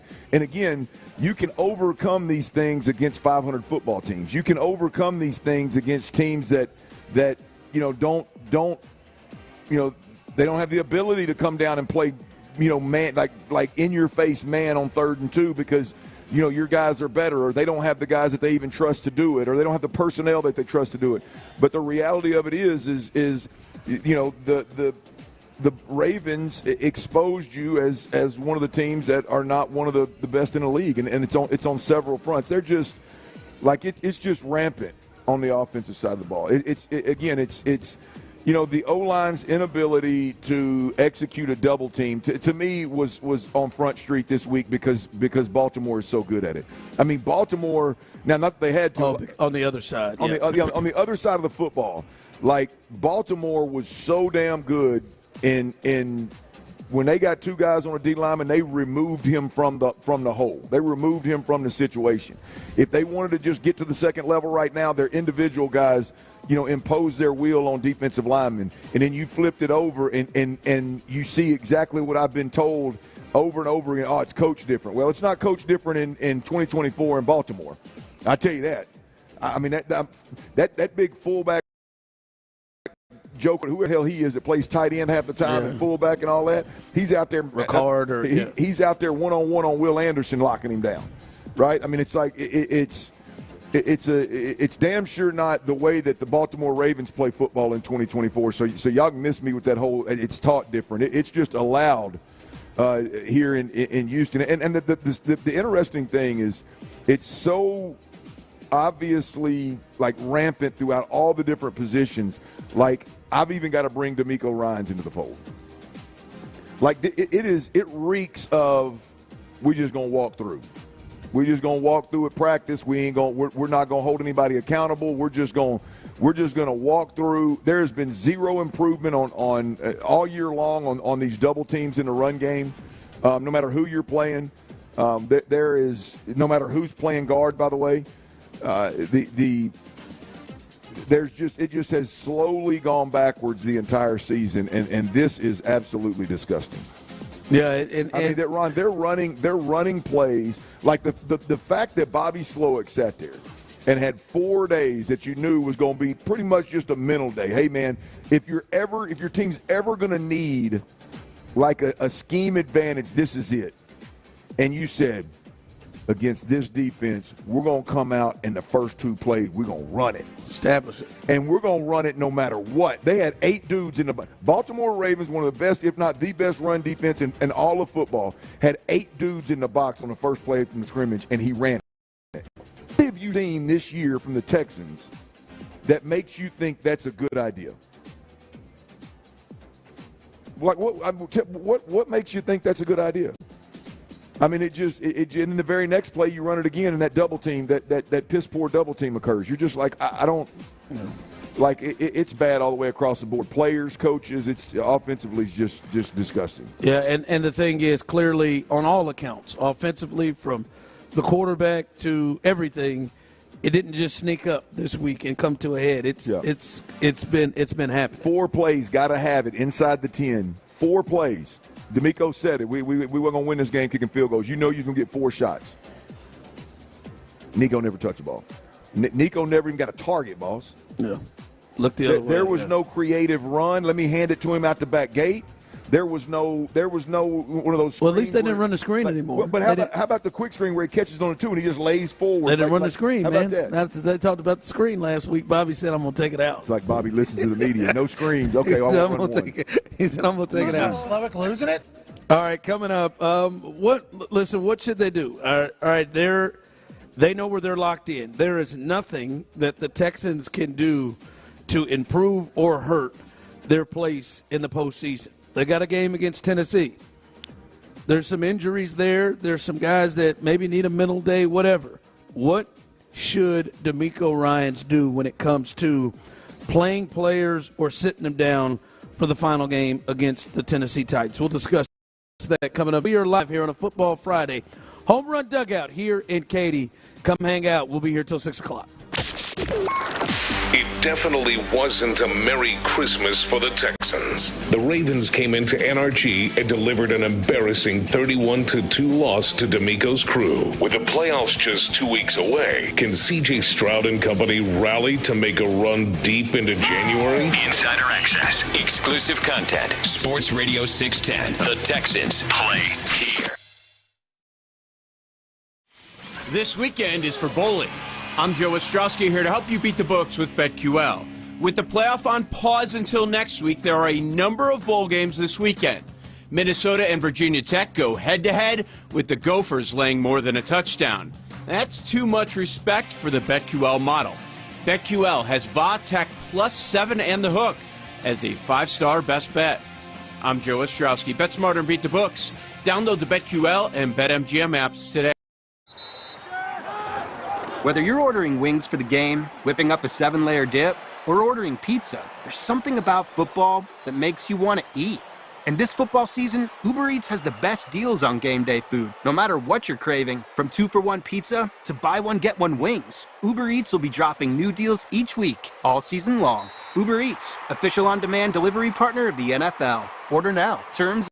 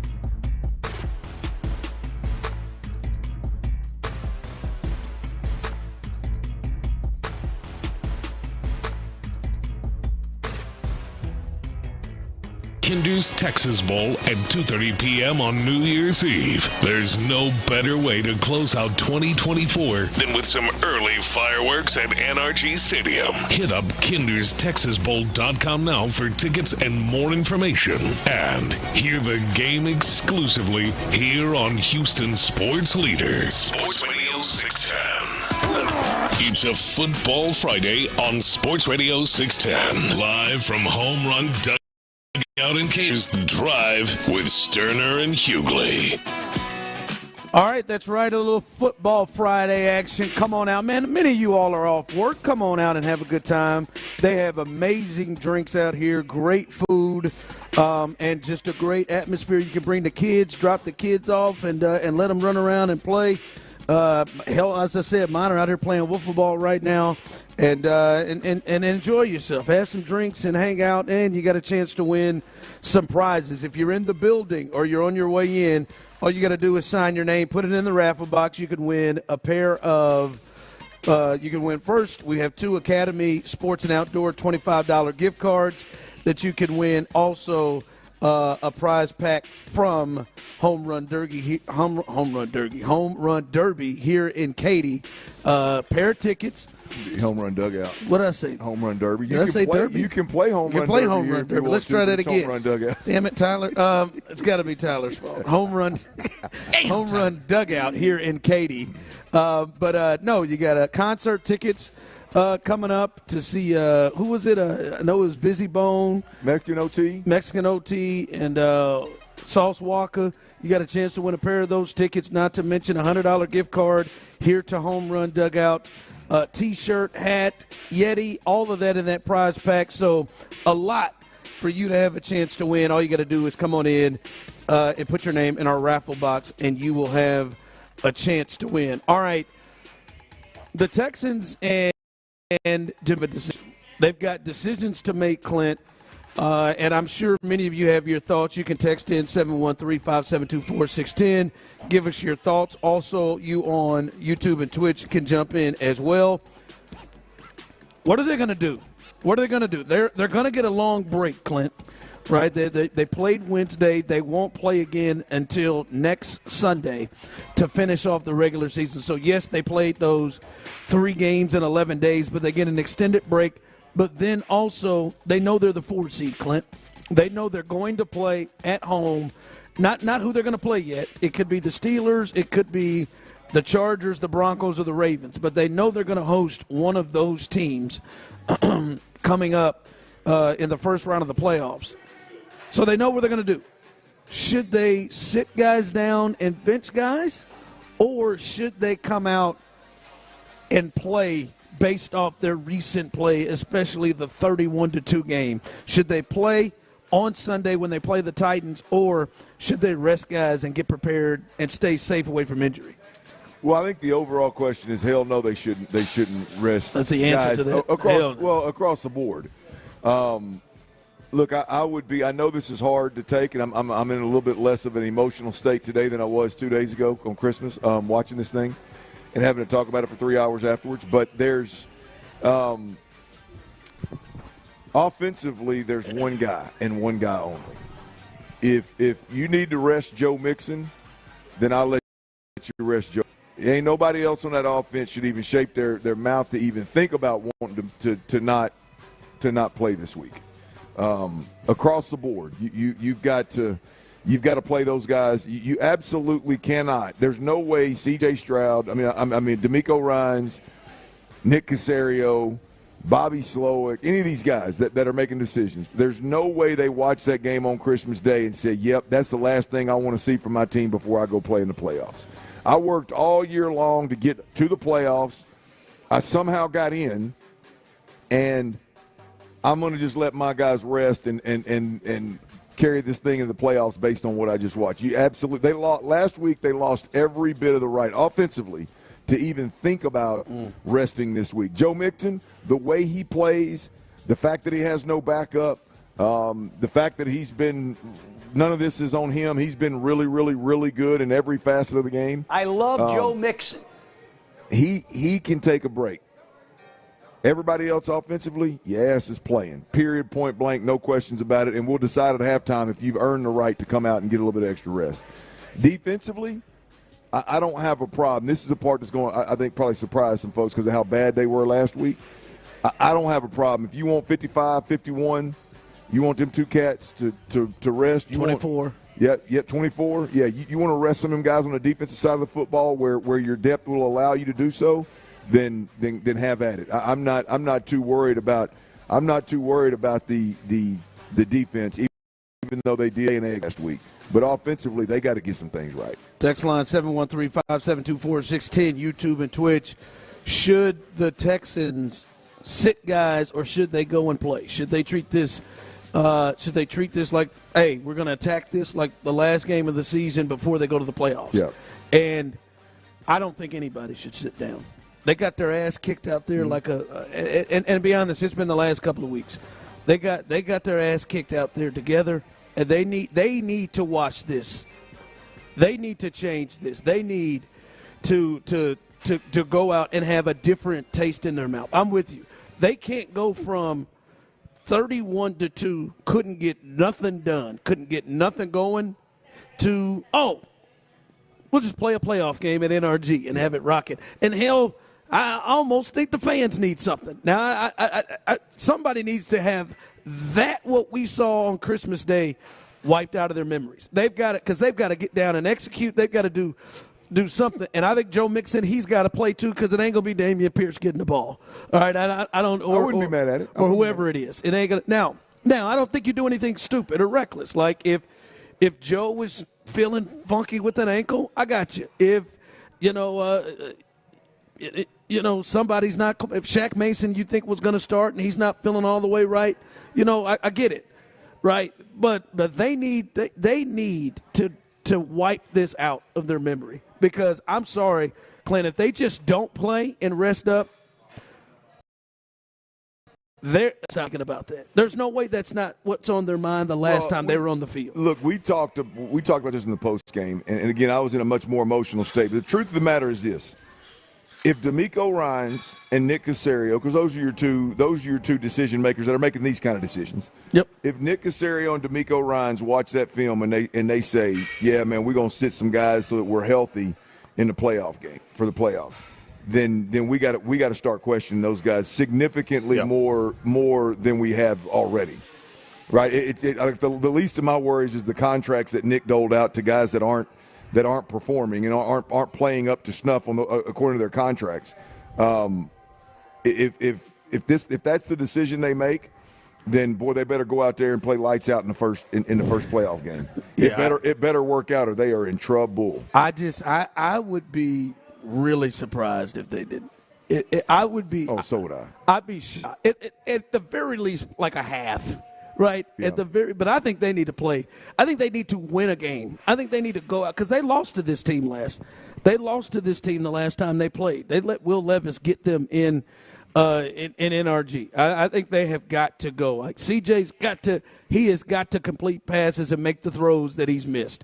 They've got to get those tackles and tackle guys in a way that they missed the last time. Like they have got to. Well, you've got to. I mean, we can shine the bright light on CJ missing throws, but ultimately, like you've got receivers running dig routes at the same depth and running into each other. You got mesh concept, three receivers that are crossing each other, and they're it's late. It's happening late. It's not effective because of how late and how far apart they are, and how it's just not like you can't. There's no way as a coach you watch that and go, yeah, that product is going to give me a chance to win. It's not in my best interest to practice. Like it is in their best interest to practice. I mean practice their ass off. The only way you're going to correct some of these issues, is if you practice and you practice full speed. I'm not saying you got to go tackle, but the only way you're going to get better this time of year is if you practice and you practice hard. And even though Tennessee sucks overall, they're a pretty good defense. And if you go out and have some success against that defense going into it, that is a confidence builder. And you can't tell me this team don't need confidence. Hey, best nickname ever. What? Skidmark? My man. We got Landon, Max. Who is Skidmark? Raise your hand. Who's Skidmark? That's right, baby. Big Skidmark in the house. Push them draws all the way to the bottom of the hamper, don't you? Yeah! There you go, Skidmark. Go ahead, baby.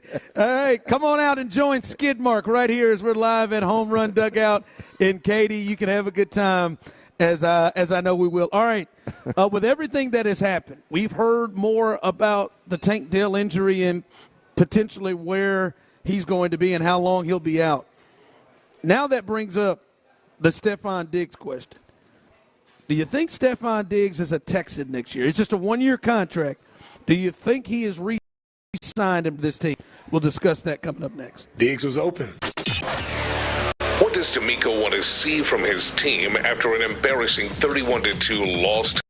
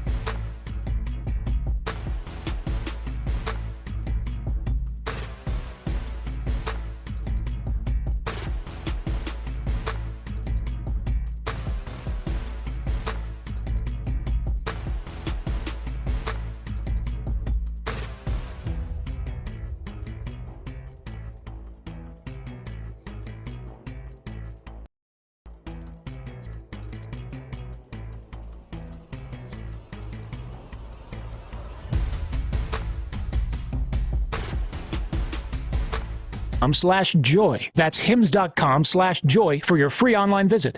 It's a Football Friday on Sports Radio 610. Live from Home Run Dugout in Katy, here's The Drive with Stoerner and Hughley. Second and goal from the 10. Offset I formation. Diggs to the right side. And the pistol as CJ is between the eye. Fakes the give. Throws to the end zone. Hits Stephon Diggs. Touchdown, Houston. A bullet to Stephon. All right, that is, as you heard there, Stephon Diggs, who was the big addition, and he was the one. I remember when they made that trade, I remember us coming on, and I came on and I said, at this point, the Houston Texans look like a Super Bowl contender. Wow. And they lose him to a torn ACL, which he will have to recover from that. But I think this is something that they're definitely going to have a big conversation about, fellas. And I'm sure that'll be a talking point in the offseason and what they want to do. You talked about and played some audio last week, Clint, about Stephon Diggs saying he's still in Houston's got a house here and appears to be open to wanting to come back to Houston. Likes his time here. And clearly it appeared that he and his teammates really enjoyed it. Wasn't any kind of negative situation there. They seem to really like each other here, both the team and Stephon Diggs. I think the Tank situation also changes things as well. As Clint, we reported last week, Tank Dell, torn ACL, torn MCL, torn LCL, torn meniscus, kneecap dislocation, and the thought is he could be out 2025 as well, likely to be out that year too. So now, man, Diggs is a free agent. Now Tank Dell's probably out all of next year, and now you're looking at a space of what you got: Nico Collins, John Mechie. I don't even know if Robert Woods is signed yet. I don't even know if his contract comes up. Xavier Hutchinson, like you obviously are going to have to add receivers. And the thought, well, all right, if it was Nico and Tank coming back, maybe you can add to the draft or do something else. But now it looks like you're probably going to have to fill two voids. And as I said to others, do you think Stephon Diggs is a Texan next year? Our guy Ocho parachuted in first. Clint said he is no more than a glorified possession receiver and easily replaceable. So he is out on Stephon Diggs. Your thoughts? You think he comes back to the Texans next year? I think they've got to consider it, whether you like him or not. I think they've got to consider it, given that there's already a relationship there. They know what he brings to the table. I think they've got to consider it. I don't completely disagree with it. I do think he is leaning towards more of the slot possession guy. Although you can say that is a complementary piece to Nico Collins that would be nice to have, but yet you're in an offense where everybody does everything and there's really not a dedicated slot guy that does slot things. Everybody's all over the place, it seems like, and asked to do everything. So I would think that if they're serious about winning, I would think that one of their offseason moves, whether it be via the draft early or in a trade at some point in time, it would have to be somebody more comparable to Nico. Like they got to swing big. Like it's not, this isn't a situation where they're going to be able to lean into Nico as the only guy. Like Nico's not a standalone piece and let's go run it well and have some good tight end play, and Nico can do his thing at wide receiver and the rest don't matter. Kind of like we saw here forever with DeAndre Hopkins. Like Nico's not that guy. And so, I would think that's definitely going to be a need. I would think they probably need to swing a little bit bigger than Diggs. Yeah. Ooh, you think they need so you don't think it's Nico can be the clear one? He needs somebody else that's a step above a Stephon Diggs on the other side. Yeah, because I'm gonna assume he's not gonna sign a 1-year deal. I mean, I just think the smaller, more slot type of receiver that's again a little longer in the tooth. And I don't mind the guy that's got all that experience and is more of a slot guy, but you got to wonder how much has he fallen? How much he got left? He's coming off another injury. So, yeah, I mean, when I say swing bigger, I mean an early draft pick that's got a higher so ceiling. that'll work. That draft kind pick, of deal. A draft pick, yeah. I mean, you need somebody. They need somebody. Like right now, I think one thing that's obvious is if a team's if the Miami Dolphins are gonna put Jalen Ramsey on Nico Collins, and teams are gonna start shadowing Nico Collins with their best corner, like Nico's gonna have to be better than he's been the last 3 games, but the number 2 guy is going to have to be able to win. You would hope that Dalton Schultz is that guy, right? He's not. No. And obviously no Tank. You got to. I would think they got to swing bigger than an aging Steph Diggs. He just turned 31 late last month. And I wouldn't be opposed to it, but I personally just would think that they need to swing a little bit bigger. Well, right now with the Tank thing, if Tank was healthy, nothing happened to Tank, I would have said there's no way. Yeah. Like I would have really questioned their thinking to bring him back at the price that I would think it's probably going to take, right? To bring him back, and I think you could find someone in the draft. Now I think, as you said, it's definitely got to be at least a conversation now that Tank is injured. And I will say this. I think it's damn sure a conversation, and there has got to be a thinking of, hey, man, we did just blow a second-round pick for just 1 year. And with this, maybe look a little bit better if we had him more than just 1 year, because if you look at what happens right now, all right, hey, man, you had him for about 8-9 games, and he blew his knee out, and you just gave up a second-round pick, which is a valuable pick. And GMs or whatever know that's a valuable pick. So I think that I wonder if that has anything to do with it. But Clint Steele, man, it is hard for me not to look at where he came from and how they rebuilt their receiving core that fast. Yeah. And how they did it through the draft. It's hard. It's hard. Like even when you say a slot guy, it's hard to look at the Chargers just went out and got McConkey, and all of a sudden, bam, that quick. Like they let go of Gabe Davis, the Bills, and Stephon Diggs, and then they had Shakir. You already have Nico Collins, and then they brought in, Matt Hollins, or I think that's his name. Guy doesn't wear any shoes. They brought in Coleman. They drafted him, and now they've been able, added Cooper. They've been able to function, and so to me, man, as my man here on YouTube and Twitch said, hard pass on Diggs for me. I'm not saying he's not valuable. Like someone just texted in, I think we got to be honest and take a look at what's happened to the offense. It seemed to have fallen apart since his injury.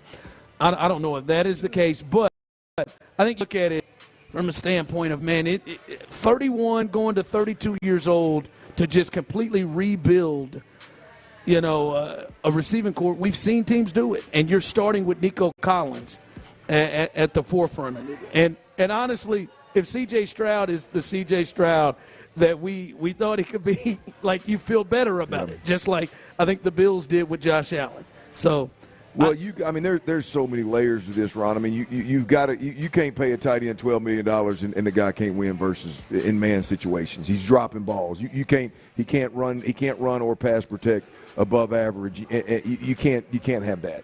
I think overall. You're stuck there again. Well, until you figure out what you're going to do with your play caller, I mean, it's just, there's no doubt about it right now. I've never been a fan of making adjustments in season, and I won't backtrack on that. But there's no doubt about it right now in the offseason. If things go as they've gone so far, that you got to move on from Bobby Slowick. I mean, it's bad and it's getting worse. So I say that to say, like, you put a good coordinator in there that's creative with his has a purpose, is intentional with his pre-snap movements and motions and shifts and motions, and is like getting some. And Bobby's does some of it, but you got guys that do it in their sleep.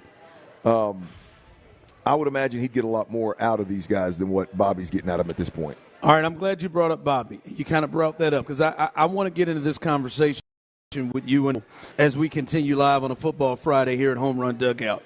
I think the way this sucker is trending, there is going to be a significant move made with this team. If it continues to go, barring like, hey, Clint, they just go off and just have a magical run in the postseason, there's going to be significant, at least a significant change. And this is where I want to start the conversation, and we'll pick it up on the other side.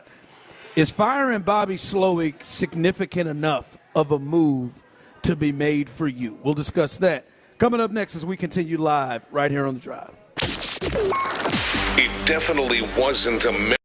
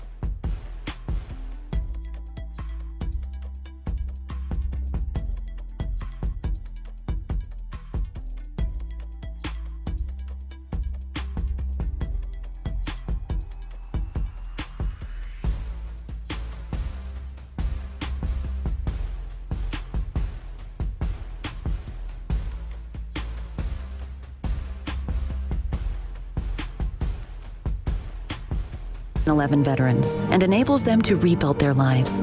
Join our mission at hfotusa.org. KILT FM HD2 Houston. Insider access, exclusive content. Sports Radio 610. The Texans play here. An Odyssey sports station. Move smart, not hard.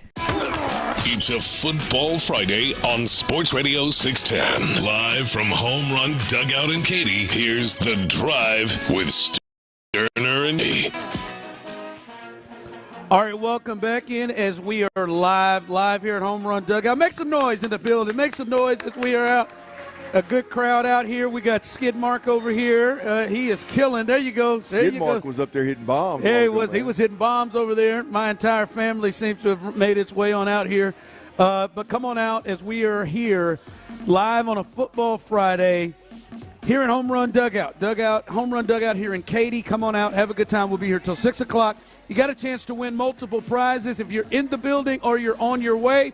We've got a raffle box, white raffle box right there. All you got to do, sign your name and put your name in the raffle box, and you will have a chance to win multiple prizes, including we have a couple of $25 Academy Sports and Outdoor gift cards, and they are still doing sales. I just had one sent to my phone earlier today. They are still doing sales, holiday sales, even after Christmas right now at Academy Sports and Outdoors, and you can get everything you need there, as well as a great prize pack that includes right here from Home Run Dugout, a $100 gift card. It includes 2 Home Run Dugout. It includes a couple of nice hats, T-shirt, and concert tickets to Mexican OT, Busy Bone, and a Sauce Walker is the last one. Yeah, 2 tickets there. And you got a chance to win those. So pretty cool prize pack. All you got to do, again, sign your name, put it in our raffle box. All right, I wanted to go here, fellas, and I want to get everybody's thoughts on this. As I see, we got an active YouTube and Twitch page. Shout out to Jared and Brandon in the house, and Wesley, I see you. Backstreet, I see you, and obviously everyone on the text line, Ocho and company, I see you as well. I want you to get in on this because I do. The way this thing is trending, I just had somebody during the break, my man, our Michigan State Spartan guy. He just came in and said, man, Bobby's got to go, and we see that a lot. I do think the way this thing is trending, Clint, and in particular you've talked about the offense and you said it to kick things off, it's really, really bad. Something's going to change. Something of significance is going to change. Hell, it may be more than one thing could change in this thing. But it looks like everyone is gearing towards Bobby Slowick, and I want to throw this out to you and the people. Dang it, Tyler, Bobby. you be thinking too, because actually I want to go to your ass first, Tyler. Is Bobby Slowick a significant enough move for you if this thing continues to go the way it's going and there's no crazy run in the postseason? Is the Bobby Slowick moving on from him, is that a big enough move for you to be made in the offseason to try to change what is happening with the Texans right now? Oh, alone? No. No, I would definitely want more than that move made, and more specifically, I need something to happen with this offensive line. That's my first order of business, and I think you maybe need to go get another playmaker too, another pass catcher, depending on what happens with Diggs and such. But no, I would not say if Slowick was let go from the Houston Texans, that ain't enough for me. Yeah, someone here, people are texting in, so you said not enough Slowick, but more. Text in, hey, Drive Men. Thank you, Drive Men. I like that. The Drive Men. Hey, Drive Men. Moving on from Slowick is not enough. Must attempt to get for next year better O-line coach, someone on the level of Mike Munchak. He is no nonsense and won't tolerate taking plays off or missing blocks. And someone texted in, fire Caserio and the offensive staff, the entire staff. Tell D'Amico his job's on the line next year if there is no improvement. Nobody works harder than Bobby Slowick. We went from percentage points of being the coach of the year with D'Amico changing everything to your ass is on notice by this texter right here. Oh, my God.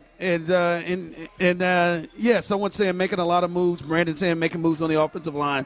Clint, would Bobby Slowick, would that be enough for you? No, not even remotely close. I mean, you've got a problem. You've got an identity problem on the offense, both schematically as well as what am I looking for? I mean, there is a level of softness with this offense that I don't believe is going to change if you play color or whoever's coaching. Oh no, hell no. There is no doubt about it at this point in time that Bobby Slowick is front and center in terms of changes. I think the offensive line coach has to go. I think, to me, the entire offensive staff would have to go, and you bring in a new guy, and he brings his people in and what he believes in, and you don't start keeping these holdovers, because then you have the same problems that you have this year. Guys that aren't coaching details or allowing guys to not execute details. You know, the guys on this offense with their C on their chest got to change. C.J. Stroud's not going anywhere, obviously, and I think C.J. Stroud has some limitations as it pertains to leadership and commanding a certain level of involvement, accountability, that kind of thing. And so, with that said, you can't have a guy like Laramie Tunsil with a C on the chest that's not present half the time, that rests throughout the year. That's tweeting Instagramming pictures of his cleats after getting skull drugged 31-2, giving up 5 sacks and rushing for about 50 yards. Like that whole mentality has to change. And we can talk about offensive line, but I think it's more about the entire offensive unit. There has to be a level of dog brought in that is that comes from within, that comes from a player, not expecting a coach to do it. The interesting thing, I've said it a million times, is like DeMeco not being willing to hold his offense to the center that he holds his defense to is mind-boggling. With that said, if he's not going to do it, then the offensive coordinator better be able to do it. And the only way that the offensive coordinator and the quarterback are going to be able to do it is if the head coach has their back. You're not going to hold guys accountable. You're not going to make guys practice. You're not going to create physicality on the offensive side of the football if the head coach isn't willing to say, hey, Laramie, if you ain't going to practice, you ain't going to be here. Hey, Dalton Schultz, if you're not going to bring the hat, if you're not going to at least fight, if you're going to quit that easy, you're not going to be here and you're not going to play. The offensive line the offensive coordinator and the quarterback, all those guys, they can't hold guys accountable if the head man's not willing to do it. And right now it doesn't appear that DeMeco Ryans is making that happen. Yeah, I'm with you. I'll give my opinion on this thing. As we said, there's going to be, if this thing continues to roll the way it is, there's going to be a significant move made with this team. And Bobby Slowick seems to be the one that many people are pushing for. And I told you, coming out of the bye week, Clint, if he doesn't kind of pick things up, I think it's just going to, as he would say, swarm. This thing's going to swarm all over him, and it is going to be getting louder and louder on his seat. And I think that has happened, Clint. And I said, is that enough? Would that move be enough for you? Is that a big enough move? And I don't think it is. I will get there. But you're on bandwagon, or it seems like you're on the thought of moving on from Bobby Slowick. And I think a lot of people are. Man, what the hell happened? What happened from last year, Clint? Because that's always been my thinking of, all right, man, we know the guy's not a fool. Like, we know the guy has the ability, as much as some people think it's all CJ, it ain't just all CJ walking in from college. Like, he played as big a part in this thing as CJ did, putting together the type of season they did offensively last year and working with the quarterback. Yeah. I mean, they gave him a raise to keep him here. What in the world occurred that fast to where, like, I would be floored if Bobby Slowick returns. And not because Bobby Slowick got another job as a head coach. I'd be floored if they don't relieve him of his duties a week after the season ends right now, the way things are going. But what in the hell occurred?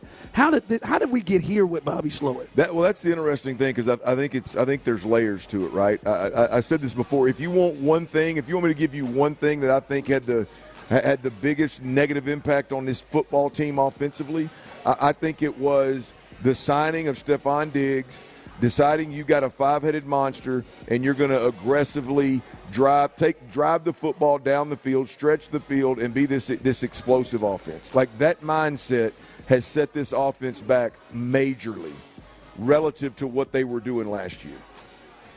I don't care what the advanced stats say of what explosive plays or air yards per pass or whatever the hell everybody wants to throw out there. You ever watch Bobby? The way that C.J. Stroud and Bobby Slowick approached offensive football last year was very similar to the way that Tom Brady approached it for 20 years and won Super Bowls. It protected everybody. It protected the young quarterback. It protected the O-line when they were injured. It protected the receivers when they were injured. It allowed guys like Dalton Schultz to flourish. It allowed big-bodied guys to get catch after run like Nico Collins. And now this year, to me, now that it doesn't necessarily hold true right this second, because I think they have adjusted, but I think the damage is done. Yeah. The thought of coming out and being this team that's going to all of a sudden stretch the field and be super explosive, you weren't very good at it, but two, it got your quarterback the hell beat out of him, which puts your offensive line, in the crosshairs, and it's just gone downhill since then. So if you want me to put like what was, there's no one thing, but I think the biggest mistake was when they went and added those pieces. Now we got Joe Mixon, we got Stephon Diggs. We're going to stretch the field, and we got to get all these different guys touches. And it backfired in a major way on them. Like, people are texting in, Slowick's inability to make adjustments is what changed. Signed Sonny Steve. Like, for me, it's just like, do you think that teams didn't make adjustments that forced him to have to make adjustments last year? Like, I don't think that didn't happen. But I do think, Ron, and I don't know if that's what the text are saying or not. Now, the other layers to that, it's obvious. Like, defensive coordinators have had a year to sit in there to rat hole up in an office and sit there and study Bobby Slowick and C.J. Stroud and their weaknesses and what gets them, what do they struggle with, and so that plays a big part into it. No question about it. But I think the biggest thing is you allowed your quarterback to get the hell beat out of him. You allowed your offensive line to struggle mightily. I don't know why, but you don't use Joe Mixon in the pass game whatsoever. The screen game, I'm talking about the screen. I'm talking about the pass game. I'm talking about out in routes and getting quick touches in different ways. Like you don't do those things. Like you don't. It's just they're lost, man. I think they're lost schematically. Yeah. Listen. I think C.J. Stroud is obviously the most important person in the organization. And if you're to a point, which I think it's fair to get to that point and think that Bobby Slowick is not able to get the best out of C.J. Stroud, then move on. But I also think that Bobby Slowick is just one of the symptoms to the problem. I don't think if you are getting rid of Bobby Slowick, it's not like, hey, we're fixing the problem, right? I think that for me, it would not be enough. For me, a part that you can clearly see, and you've seen for now 2 years, is we know what kind of offense that they want to run and what kind of team they want to be, Clint, because we know where Bobby Slowick, we know where DeMeco Ryans came from. They want to mimic what the San Francisco 49ers are. They talked about it when they got here. They want to run the football. They want to be physical. They want to do those things. They are unable to do that, and a lot of that has to do with the personnel they have here. And for me, I think Nick Caserio has to be a serious conversation because I think Nick Caserio is more than just a symptom. I think a Nick Caserio is potentially a part of, hey, fixing what may be the problem. And to me is when you see and look at the offensive line, that jumps out the most, Clint, is the biggest thing that is so different from San Francisco.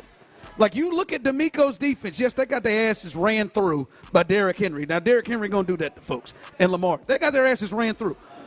But for the most part, Clint, when we look at D'Amico's defense and how it's put together, there is a physicality that you can see that came from San Francisco. When you look at that offensive line that Nick Caserio has drafted or brought and re-signed or added money to, Laramie Tunsil, that ain't Trent Williams, Jack. Hello.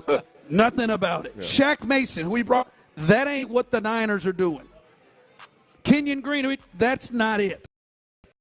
And I think there has to be at least a discussion of, all right, man, we know D'Amico ain't going nowhere, but do we get a guy that knows what D'Amico is looking for and knows what kind of offense they wanted to put together to work together to get those guys?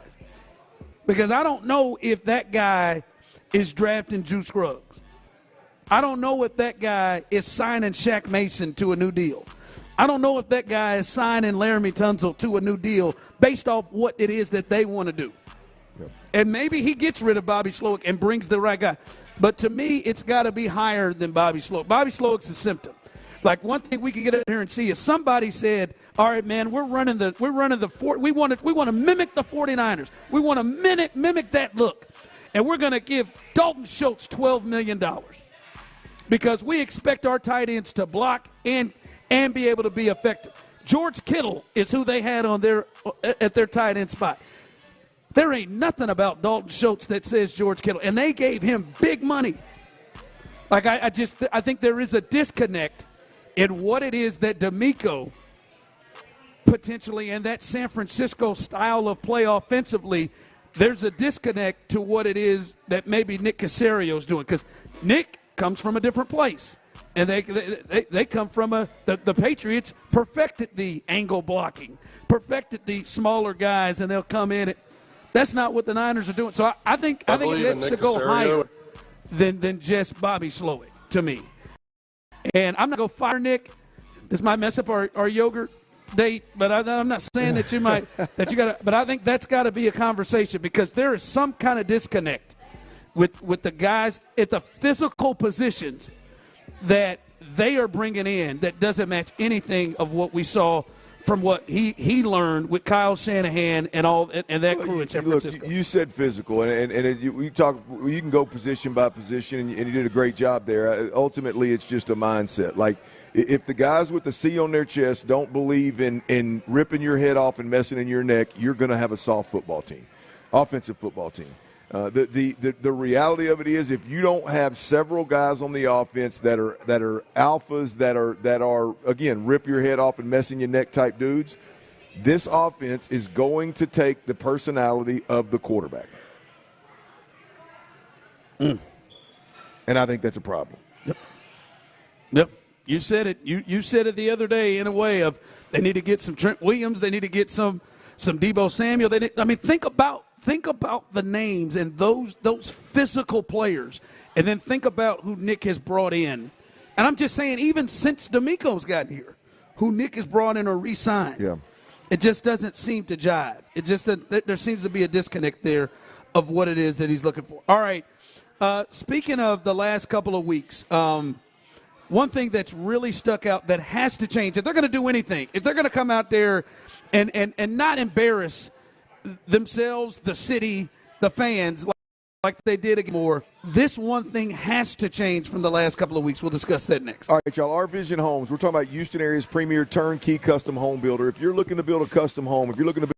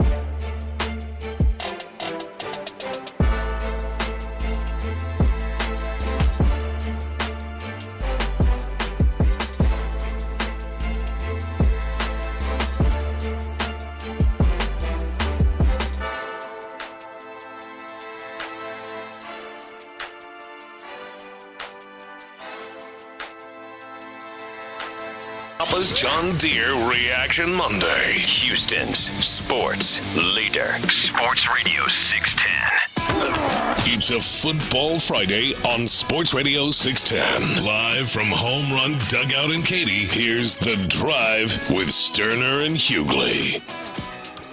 That's right. Welcome back in as we are live. Home Run Dugout here in Katy.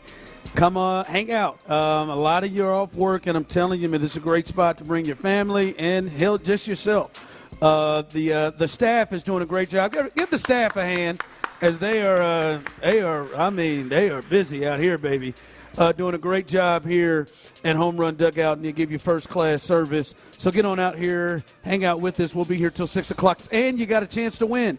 Congratulations to our first winner who won a $25 gift card to Academy Sports and Outdoor. He told me, Clint, he said, I'm not even going to be able to enjoy one dime of that. Somebody else is getting that. It's already spent, huh? It's already spent is what it's what he said. Mr. Winner, and an awesome prize pack here from Home Run Dugout that includes concert tickets and a $100 gift card to Home Run Dugout. So a big prize pack coming up in the 5 o'clock hour. All you got to do if you're in the building and you've not done so, and or if you're on your way in, go ahead, sign your name, put it in the raffle box, and you can have yourself a chance to win one of our prizes. All right, Clint.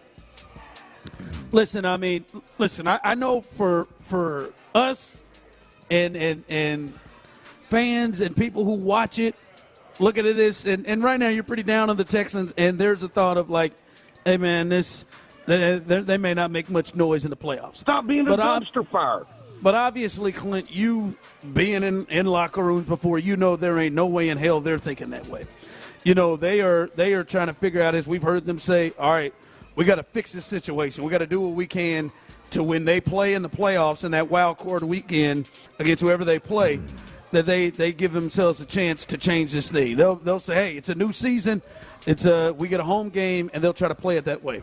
One thing to me that has to change if they're going to not look the way they've looked the last couple of weeks against some of the better teams, Clint, is, man, their big players have to play. And that, to me, is the most disappointing thing of the last 2 weeks, right? You talked about it. We talked about it. Going into the Kansas City game, going into to the Baltimore game, these are measuring stick times. And the thing that sticks out to me is their big-time players. Anybody that you would think of as a big-time player to me, you know, is Will Anderson and Danielle Hunter, C.J. Stroud, Joe Mixon, Nico Collins. You talked about Nico Collins these last 3 weeks. All right, Derek Stingley. The guys that you would think about as your big-time players, how many impact moments do you remember those guys having over the last 2 weeks? I mean, how many? I mean, Tank Dell, if you include him in that, in the game against Kansas City, was big time at 90-something yards, was on his way to a 100-yard game and a touchdown. But, Clint, that was the thing that stuck out to me is none of their big-time players made huge, really relatively any type of impacts in these games, positively at least. Yeah, look, I think when you to your point, I agree with your point, but when you look at the struggles for Houston on both sides of the football, it's pretty simple, right? If you look at defense, in this game in particular, and the offense is able to run the football, whether it's Baltimore or it's Philly, obviously you catch him in a Super Bowl, or it's Buffalo, or it's even Denver or Pittsburgh or whatever. If they're able to run the football to the tune of where the quarterback has less than 20 pass attempts, you're going to take Derek Stingley, you're going to take Danielle Hunter, and you're going to take Will Anderson out of the game. Like their opportunities are going to be so, And then on the offensive side of the football, if CJ plays poorly and misses throws, you're just the stars, whoever they may be with the injuries on the offensive side of the football, they're not going to have the opportunity to make plays. And so I think there's this week in particular, there's a couple of things that we saw that really handcuff the playmaker's ability to make plays. You got one of those playmakers struggles offensively, and then defensively you can't stop the run. That's gonna really put the bulk of your big-time game-changing type players out of commission. Yeah, and I can get that point of it, but, like Will and Daniil also can be a part of the run game, too, and stopping the run. And I think I remember there was a drive where Will, maybe the biggest impact that he made in the 2 games, where he got 2 tackles for loss on run plays where he just darted in. Now, I think that may have hurt him later on in the game as Todd Malkin was just watching that and then snuck Lamar out for a 48-yard touchdown run.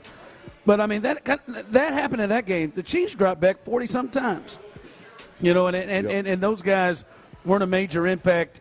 And that's the thing to me that really jumped out is if you go look at the games, Lamar, big impact. Derrick Henry, big impact. Marlon Humphrey, you saw him make some plays out there. Roquan Smith making plays out there. Those teams, Mahomes, big impact. Worthy, big impact. They're big plays. Chris Jones all over the place. Karlaftis, Sacks. Like, the part that was disappointing is those teams, guys that they need and expect to make plays were making plays, and it was just like, where are those dudes? Because we saw against Miami, there goes Stingley.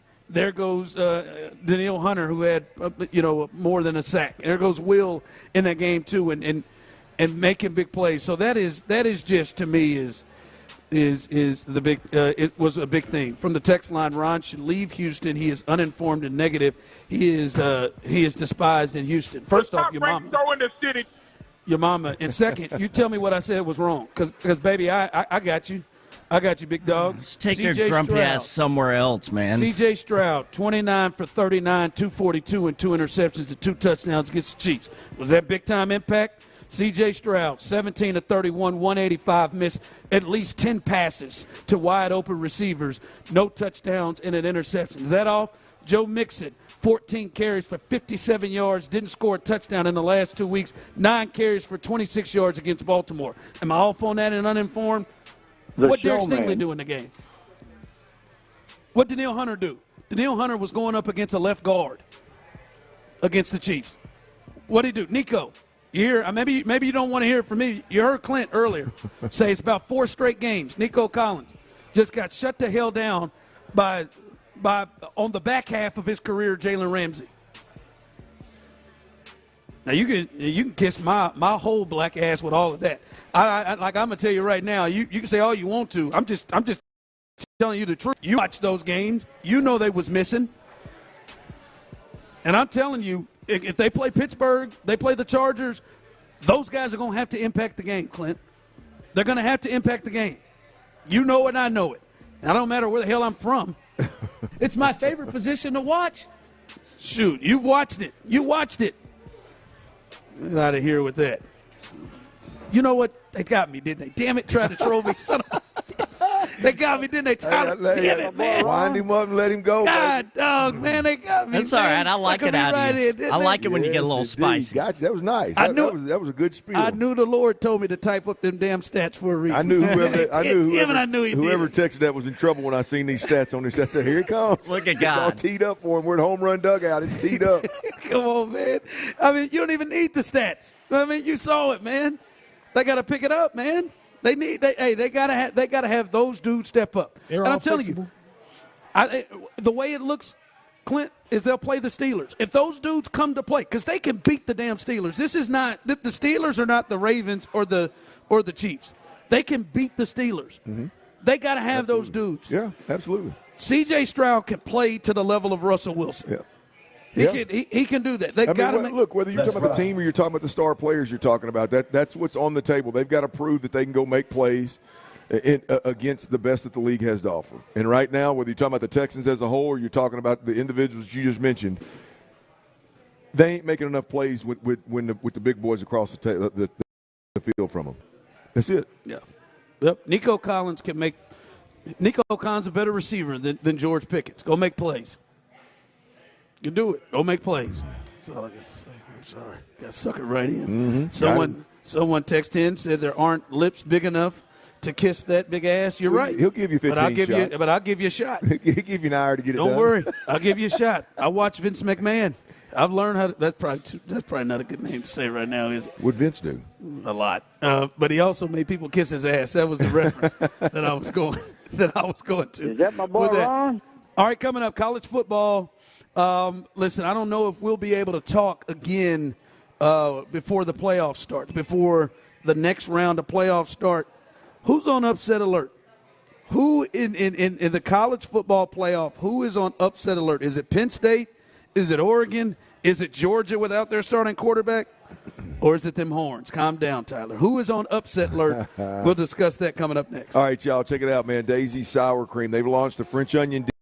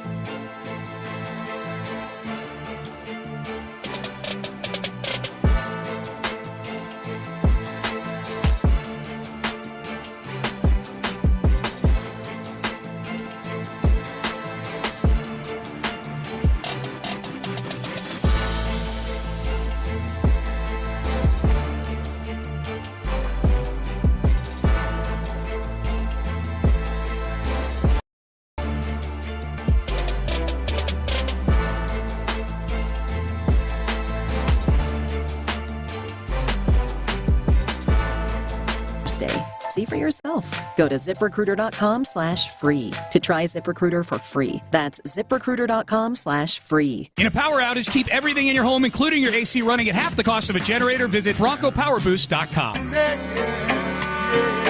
It's a Football Friday on Sports Radio 610. Live from Home Run Dugout in Katy, here's The Drive with Stoerner and Hughley. All right, welcome back in as we're at Home Run Dugout, and we are right now witnessing a one-on-one battle between Dirty Undies and Skidmark right now, and you could witness that as well. As a good time is being had, I got my money on Skidmark. Sounds smelly. Good solid swing. Good solid swing right there, and he's going after the Crawford box. But no, it's a good time out here, man. We'll be here till 6 o'clock on a Football Friday. We're at Home Run Dugout here in Katy. You can win prizes here as well and enjoy yourself. And get this Friday started right. You know, the interesting thing for all our listeners out there about Dirty Undies and Skidmark, if you stood them two boys up next to each other and you gave the nicknames, it would be 10 out of 10 times which one's Skidmark, which one's Dirty Undies. Absolutely. They are unbelievably fitting. God, look at that mother. Bless her heart. I don't know what that says about Skidmark or Dirty Undies, but I just, that's Skidmark right there. And don't two rips about it. I wonder when Mom knew she was going to have to be washing them drawers like that. Hey, I guarantee she got a sink next to the washer. Damn it, Mark, again. She got to scrub them in that sink next to the washer. I guarantee that. Yes, she do. She got to. She got to. She ain't got it. She ain't got a laundry closet. She got a utility room. She ain't made the mistake to buy no white drawers and no light gray ones, has she? Oh boy. They got dark black, dark green. He can't wear no light drawers. No, baby, no light drawers. You remember that first time you was married when you had to stuff them bad boys all the way down to the bottom? Well, I did too. Try to beat her to the punch and watch them go. Well, you got to let me answer it. I've only been married a handful of years. I've not experienced that. Oh, you ain't done it yet? No. You ain't had a bad day? But I'm gonna clean them myself before I stuff them to the bottom of the damn dirty hamper, Ron. Yeah, it was such a bad day I didn't even want to do it. It was that bad. All right, give me that CBS music, Tyler, so we get a little college football action going on. Tuesday and Wednesday is when it kicks off. The college football playoffs resume. And listen, Clint, I think college football needs a big weekend. The first weekend there just wasn't any compelling games, Clint. None of them were games that were down to the wire. I mean, Indiana with an onside kick tried to make that thing feel closer than it was. Clemson tried to make it feel closer than it was. But those games, ones you got to hang in, were compelling. They need that to me this weekend, because what came out of the first weekend because of how uncompetitive the games were is 12 too many. Is it too many? Are we doing too many? I think they need a big week in this next round before they get to the Final Four, and they have matchups to do it: Georgia, Notre Dame, Oregon, Ohio State, Arizona State, Texas, Penn State, Boise State. So to me, Clint, that's the first thing before we get into these upsets. I think college football really needs to have a bounce back weekend of compelling games, so people are talking about it in a positive way and not in a "see, I told you it's too many teams" way. Yeah, look, I think we're going to get the too many teams, and then it's going to be followed up by the should we expand expansion? I mean, it's such a great topic, man. I mean, you look at March Madness, man. Part of March Madness that is so sexy is that first couple of rounds of the Cinderellas. Can the teams? Is there going to be one? Is there going to be two? Who can make that run? Who can be a legit contender?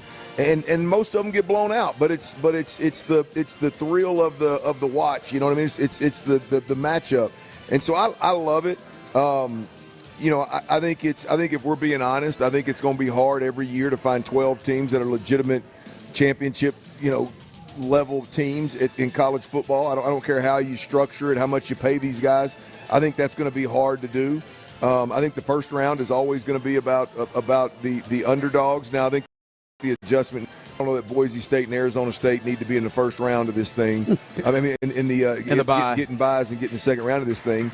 But nonetheless, the number, that's always going to be a conversation. Like I said, you're going to have a conversation about should we go to 16? The next conversation is going to be is 12 too many? So I love it where it's at, Ron. All right, if we had to look at this, and you can text in 713-572-4610, those of you on YouTube and Twitch as well. If you had to look at an upset, if you had to say, all right, who is on upset alert? You got Penn State, who I think is obviously favored in this game against Boise in the Fiesta Bowl. You got Texas, who is favored in the Peach Bowl against Arizona State. Oregon, that one's a little closer, but they're slightly favored. Well, hold on. I think Ohio State might have been favored at first. But that's, I would say Oregon's the number one overall seed in the Rose Bowl. And then Georgia versus Notre Dame. Now, again, Georgia's going to be without Carson Beck, who is out for the season. They did win in the second half after trailing Texas in the SEC championship game with their backup quarterback. So they do have some experience playing with them. If you had to look at this, who would you look at and say should be on upset alert? Well, to me, I think the only two that would be upsets, I know you're talking about the line, but for me, the only two that would be upsets would be if Boise State beats Penn State or Arizona State beats Texas. You don't look at Notre Dame as an upset over Georgia? Not Georgia without their starting quarterback. Yeah. Now, look, I've watched a lot of Georgia this year. I was not a Carson Beck fan, and I think from a personnel standpoint, Georgia doesn't have. I can't tell you why, but they don't have the run game, the power run game, or the explosive weapons that they typically have. So I don't know that they're not better with a quarterback that is a bigger downhill runner, almost with that the Josh Allen approach to running the football with a bigger bodied quarterback between the tackles. I don't know that Georgia doesn't scare me more with that than a quarterback sitting back there trying to throw to guys that can't create separation.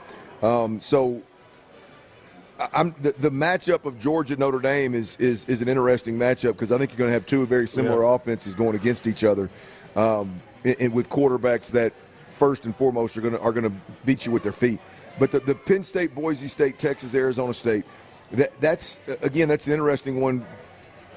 But I think the biggest upset and the most likely upset is Arizona State over Texas. I was thinking the same thing. I know Tyler's giddy, but I know Horns fans don't want to hear that. But I agree with you. I think Arizona State, I think a lot of people don't know about Arizona State. They much like Boise, have a special player in the backfield in Scattaboo. Cam Scattaboo is a really, really good football player and has done it against everybody. They're a confident group, good young coach, good passing game too. They're in the Big 12 and just got over there, so a lot of people didn't see a lot of Arizona State games. I'm with you, Clint. They absolutely dismantled Iowa State.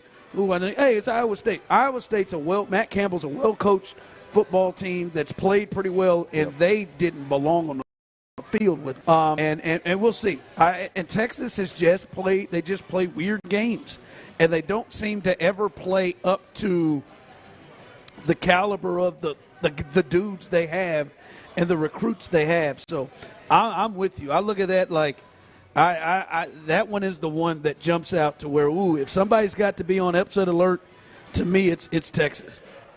To me that's the biggest, most likely one. I think there's two in the mix, and I think Penn State, I'm not a fan of Penn State, but I do think Penn State is going to have the ability to just big body lean on Boise State and suffocate those Are you guys. surprised what they did to SMU? Like that dominant Penn State, they just – well, I mean, SMU threw 2 pick sixes in the first quarter. I mean, what Penn State – They never got back in it. They didn't really do much. I mean, it was a 14-0 game, and the offense hadn't scored a point. I mean, so it was – I mean, SMU kind of and it wasn't even like they were dominating them. I mean, SMU had a chance to put points on the board early. So I just think Penn State is when it comes to a run-heavy football team – like Boise State obviously is, I think Penn State's going to be able to. I think they're going to be able to suffocate them up front. They come in and say, "We got to stop Genty." Yeah, we'll be able to. Yeah, and I don't think Texas is going to be able to do that to Arizona State. I think they're really good defensively, but I think Arizona State's probably a little better than folks. Like, are you willing to go out and say you think Arizona State's going to win that game? No. Okay, all right, just upset. You think Texas figures it out, but. But this one's a game where we could see Arch. Really, more than just the packages they've been using. I'm telling you, this Texas team right now, especially with all the conference. So they're already talking about Quinn Ewers going to play in Oregon next year. They're already talking about that. It's already a topic. Instead of going to the league, him transferring and making $5 million a year, whatever the hell they're talking about. This has got a real Tua Hurts vibe to it. Yeah. You get in the college football playoff, win or go home, your quarterback's not performing well, and you make the move to the young buck that can do some different things. For whatever reason, Quinn Ewers is one of those guys. If he's on, you'll know in the first two drives. If he's on, then they'll blow the doors off Arizona State. Yeah. But if it's that same old, hey man, there's 2 or 3 throws missed in the first half that would have opened the game up. I think Sark's gonna have a decision to make. Yeah. All right. Be some big games coming up. We got Dion coming up as well. Is that tonight or tomorrow night? I think it is tonight. Colorado plays BYU in the Alamo Bowl, so that'll be a fun game. Some games leading up to it, but the big ones kick going on New Year's Eve into New Year's Day, so it should be fun. Hopefully, a better week of games. What you got coming up at the 4? All right, the tape has dropped, and it's one of them old What'd You Find Fridays. You know what I mean? What'd You Find Fridays. The All-22 has dropped, and I got a couple of positives for all the Texans fans out there that need a little uplifting. I do got a couple of positives before I step off in the ass of these Texans here and get down to how awful it actually, because, ladies and gentlemen, it was really, really, really bad. And so we'll do that next right here on Sports Radio 610. Before we do that, though,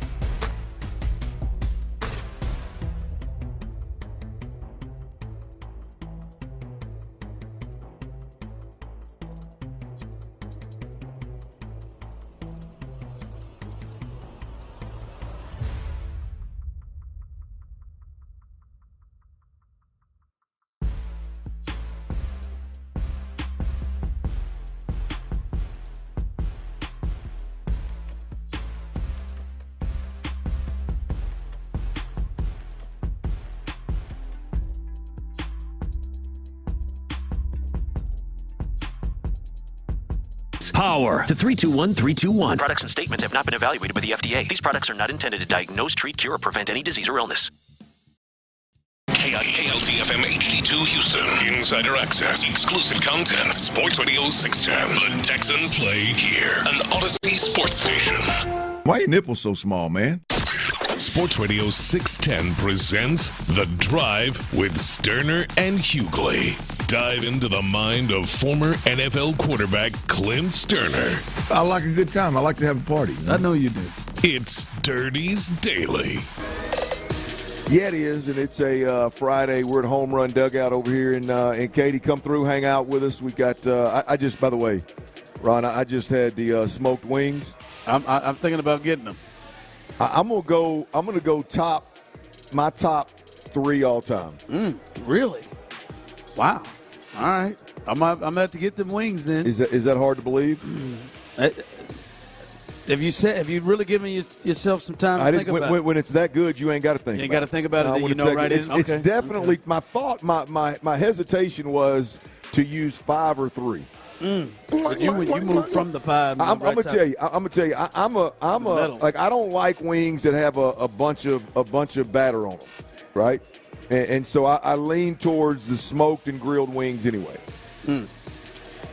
But these are good size, but it's because of the meat and the girth. It ain't because you took damn near a Popeye's chicken leg and put it in here at Home Run Day. The girth is important. You knew when you said girth that Tyler was not going to be able to contain himself. If there's anything Tyler's not, I would think girth is it. The girth of your meat is very important. I'm say, Tyler, what we're talking about. Tyler, I will say 3 other people turned their heads when Clint said girth. I mean, I'm just gonna be honest, Tyler. Thicker than a Snicker.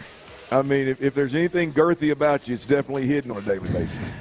It's definitely behind the zipper. It's his head. It's above the shoulder. Oh, the head. But these smoked wings at Home Run Dugout. What's your favorite wings, Ron?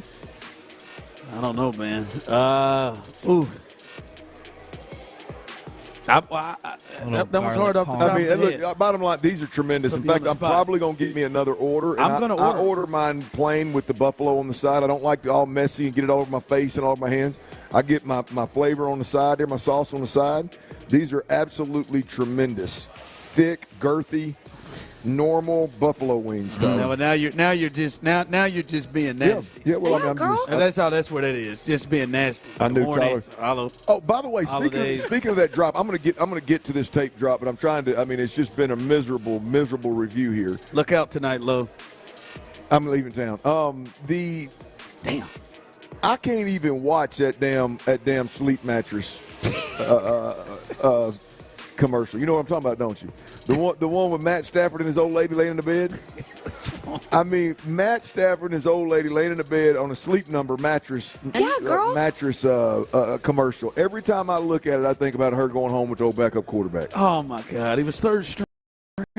Whatever it is, I can't because of that damn drop Tyler's got. I can't even watch my man make millions of dollars from Sleep Number mattress without thinking about that beautiful blonde he's got next to him. If you're thinking about it, you think he's not thought about it either? Well, if he's thinking about it, you think he wouldn't do the commercial, like he'd pass on that money. I mean, I would think so. Clearly, he don't give a rip. Need it. Yeah. Clearly, he don't give a rip. But anyway, the Texans they got dumped by the Baltimore Ravens, 31-2. Literally, Kamari Lassiter was the high point man, the only guy that scored points in the game. And it was that bad. But I do have a couple of positives for the people out here, Ron. Couple of positives, and I mean real positives. If I'm bringing them to the table right now to postpone this negativity, you must have searched hard. Yeah, I did. Well, hell, I had to do that for sure. But I'm gonna tell y'all, one is John Mechie's coming. John Mechie's coming. He didn't just fluke his way into 5 catches. It's about damn time. 5 for 48 in the game. Yeah. No. He's coming. He's got a real chance. Now I don't know that he's going to be. And again, I'll be completely transparent with John Mechie. I never thought John Mechie was a second-round talent coming out of college. I've never been real high on John Mechie. So that even means more coming from me, because I watch him and I I can't help but watch this guy consistently get better. He was one of very few guys that were able to create a little bit of separation. Last year, he dropped on balls in his limited opportunities. This year, I think he's, with the exception of the off-schedule throw over the top that he dropped in what was that, Miami game? Yeah. He's been really, really good. I got a lot of confidence that John Mechie can be a 3 in this league. I got a lot of confidence that John Mechie is a really good depth receiver for the Houston Texans moving forward. Well, and it's big that it's started to come about because, again, to the point that you're making, it's not like it just popped up in this game. We've started to see he's been chopping trend. wood. Yeah, we started to see him trend up. And when you look at what's happened to Tank, and we look at what's happening to Stephon Diggs, and this is not just today, or for right now, but for future, it is big that he is making himself a player right now. Yeah. So they desperately need that. You see that reel? Oh, she's cold-blooded. She's one of the best. She's one of the best softball players in Missouri. She's cold-blooded right there. Gosh, oh, you kidding me? Oh, she's cold. She's cold. She's been going over. I don't advise you get up there, Ron. I'm not. I don't advise you get up there. She's been hitting the ball over the fence since she was in middle school. John Mechie is coming. Number 2, I'll start with a little broader here. Anybody that wants to analyze what the Texans did against the Baltimore Ravens, if they start with talking about how the protection sucked, they're not watching the film. You need to turn it off immediately and just move on. The truth of the matter is this offensive line was more than good enough for the Texans to be in the lead at halftime. Not a one-score game, not a tie ball game, to have the lead at halftime in this game. The offensive line was pretty damn good. Now, a lot of people look at this, Clint, say, man, he got sacked 5 times and there was pressures all over the place. Now, I'll say this. I'm excluding, midway through the third and the fourth quarter. I don't care. They all quit at that point in time. I'm not talking about – I'm just talking about when this game was still a game and legit we had hope. The offensive line wasn't the problem. And so that's one. I think more specifically, Kendrick Green is playing good football. He's playing good football. And I say that saying I think he was responsible for 2 sacks. There was a end tackle stunt. Yeah, that was early. Yeah, him and Blake Fisher. That got him. But again, it was delayed coming from way outside. The quarterbacks had a chance. The other thing about the whole offensive line is boy, the pocket isn't completely collapsing around the quarterback the way that it has consistently in the past. If one guy misses, usually the other 4 are doing a pretty damn good job. So CJ's got room to escape or room to buy time, slide in the pocket, and make a throw. And so, yes, he got credit with that sack, and yes, he's got to be better, but that was a communication issue, and that was a late sack. And then one time he got beat straight into man protection. Again, it took the D lineman forever to beat him, and because CJ held the football, it ended up – I don't remember if CJ actually threw it away this time or if it was actually a sack, but there were a couple of blemishes, but Kendrick Green is playing the right guard position better than Shaq Mason has this year. And that's interesting because Brandon Scott, who was in the other day, he said it feels like maybe the Shaq Mason injury might be a bit of a blessing in disguise, and maybe Kendrick Green is the better player right now because Shaq's been struggling. He has been struggling, and yeah, you watch Kendrick Green. You watch him when he gets to the second level. He's got really good feet. When he gets to the second level and gets to where his size isn't at such a disadvantage, he does really good work. And so, look, I don't know what's going to come of it, but don't listen, folks that want to bang on the offensive line because what the box score says. That wasn't the problem. I didn't get the sense this felt like the Bears game where they just couldn't do anything. There was constant pressure all night. Right. At least in the first half, it didn't feel that way. Well, no, that was not the case. Now they didn't run the ball worth the flip, but at least in pass protection, it didn't feel that way. Yeah, even the run game stuff is there's still some, and this is what I want to get to the negative stuff. I put it off long enough. Ron, this is a poorly coached football team. I'm talking about the offensive side of the football. In this game, you can apply it to the defense, but I'm just talking about overall. Like I'm there with the entire offensive. They are poorly coached. It doesn't matter who the opponent is. There's no excuse for what we see on film.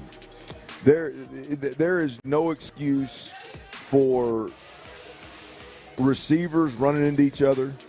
The timing to be completely off on mesh routes, on the underneath concepts. Last week, there's no excuse for receivers not to be able to block when you get ideal situations for screens. We shouldn't be talking about, there's plenty to talk negative about Bobby Slowick. Trust me, it's not, the screens aren't a problem. That's a player problem. That is a coaching the position in a way of like getting out there and technically, mechanically doing the right thing to give yourself a chance. Like they are poorly coached from a position perspective, and that's not just reserved for the offensive line. Yeah. You know what I mean? It's not just reserved for the offensive coordinator because he's the one managing it all. Don't get me wrong, it is him. But when you look at the receivers' inability to create separation, receivers running routes that clearly are not in the playbook. I've been in a ton of different offenses. I've never ran an offense where two dig routes come together, literally on the same line. They ran into each other, bumped each other, Ron. Like that's clearly guys making mental mistakes and guys not knowing what route to run. And I'm telling you, if I'm Bobby Slowick, I'm making it known that ain't what I'm coaching. Well, because some of it, like when you say that, I'm meeting people at the numbers and taking people out, because right now people believe. And listen, it could be the case. I don't know what offensive coordinator would design plays, as you just said, running routes that aren't in the playbook, but like. It comes to a point now where people are looking like, God, why would you design plays like that? Why would you have two in routes coming? Yeah. I don't know that it did. Like, well, the thing is, it's so bad. Like it's poorly coached either way you slice it, Ron. You know what I mean? If it is a scheme, what the hell are we doing? If it's players, because it doesn't just happen once, it happens multiple times. So we're almost, you're like, well, hell, is that what it's supposed to be? Well, even if then it's the players, right? The coaches are coaching it, and the players just aren't picking it up. Well, I mean, clearly we're week 16. We can't run basic concepts.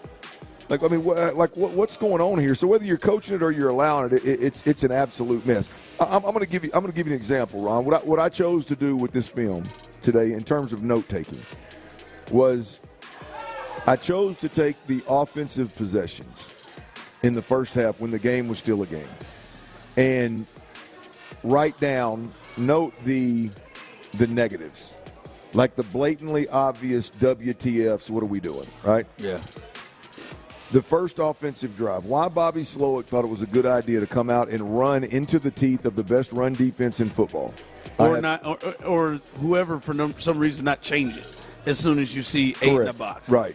I mean, the first play of the game, there are 8 defenders. You're facing the number one. Are they still the number one run defense? If they're not one, they're facing the best run defense in football over a 17-week span. And you come to the line of scrimmage, and there are 8 defenders in the box, and you decide you're going to snap the football and run it. What in the hell are we doing? Yeah. Right? That's the first play. The second play, Titus Howard and Laramie, another run play. Titus Howard and Laramie Tunsil, their double team is absolutely trash. The fact that the best 2 most athletic offensive linemen that we have can't execute a simple double team is an absolute joke, right? The third play, remember the boot pass that he threw to Stover in the flats for about a 3-yard gain with Mechie coming over the top? The quarterback comes out the wrong way on the play action. Running back goes right, quarterback opens left. Screws the play action all up. The fake is non-existent. That's why there was somebody waiting on Cade Stover. Yeah. Your quarterback comes out the wrong way. And then on the fourth play, that's when the Fisher and Kendrick Green tackle in twist hit him. And it's just, Ron, it's down the list. That's just the first drive, by the way. Right? The second drive consists of the force over the middle to Schultz, and then C.J. missing Nico and C.J. missing Schultz. The third drive starts with another miss and has another Mechie miss in the middle of it. Wide receivers running into each other. I mean, it's just down the list, the first half against the best team that you've or really a top 2 team that you've played this year, and a top 2 team that you can face, arguably in the AFC right now, you come out and you just absolutely mess the bed. Yeah. It was a tough film to watch, and nobody is void of blame. And we knew it was going to be. After the way that game, after we watched it, you knew it was probably going to be worse from the top. And as you said, man, it's everybody, both sides of the ball, everybody down was just not, as they said, flat, not prepared. Yeah, well, and look, defensively, I'll buy the, hey, man, it was a bad game plan. I'll buy that we after watching it, there's no doubt they play a lot more 5-down defensive line. They would hopefully have better personnel. 93 and 72 were in, and no disrespect to those guys. Hell, I was a depth player, but when those guys are literally in the game on the first drive and Derrick Henry's gashing, they really miss Foley. They miss Foley, and for some reason Settle wasn't rocking and rolling in that first drive the way that he typically is. So, there's some things defensively I can point out and I can go, not overly concerned about that yet. But offensively, I mean, it's just they're coached. And I'm talking details, technique, fundamental, across the board. It is bad. It is, and it's gotten to a point where you can't overcome it. It's so widespread you can't overcome it. And it's hard to see it getting better. It's hard to see it. It's like we talked about last year, Ron, where it would take so many different things getting better. You know what I mean? It's like it's not just like what they keep telling us. Oh, it's fixable. It's not quick. There's nothing quick about it. No, it's getting worse and worse. They don't seem like they could even come close to getting to where they were last year. Yeah, not at all. Yeah, it's so rough here as they got to regroup. We'll see what they do the rest of the way. They are in the postseason, and they will host a game coming up. But we'll see where they go. All right, Clint, we've talked about the young quarterback going the wrong way in C.J. Stroud. There's another one, Clint, and I am getting really concerned that we are not going to see anywhere close to the potential of this young player who could be one of the stars of the league. It could be a CJ versus him type of a thing down the line if those two guys can get it together. We'll discuss that coming up next. All right, before we do that, though, we got to talk about them cold Coors Light. You know what I'm saying?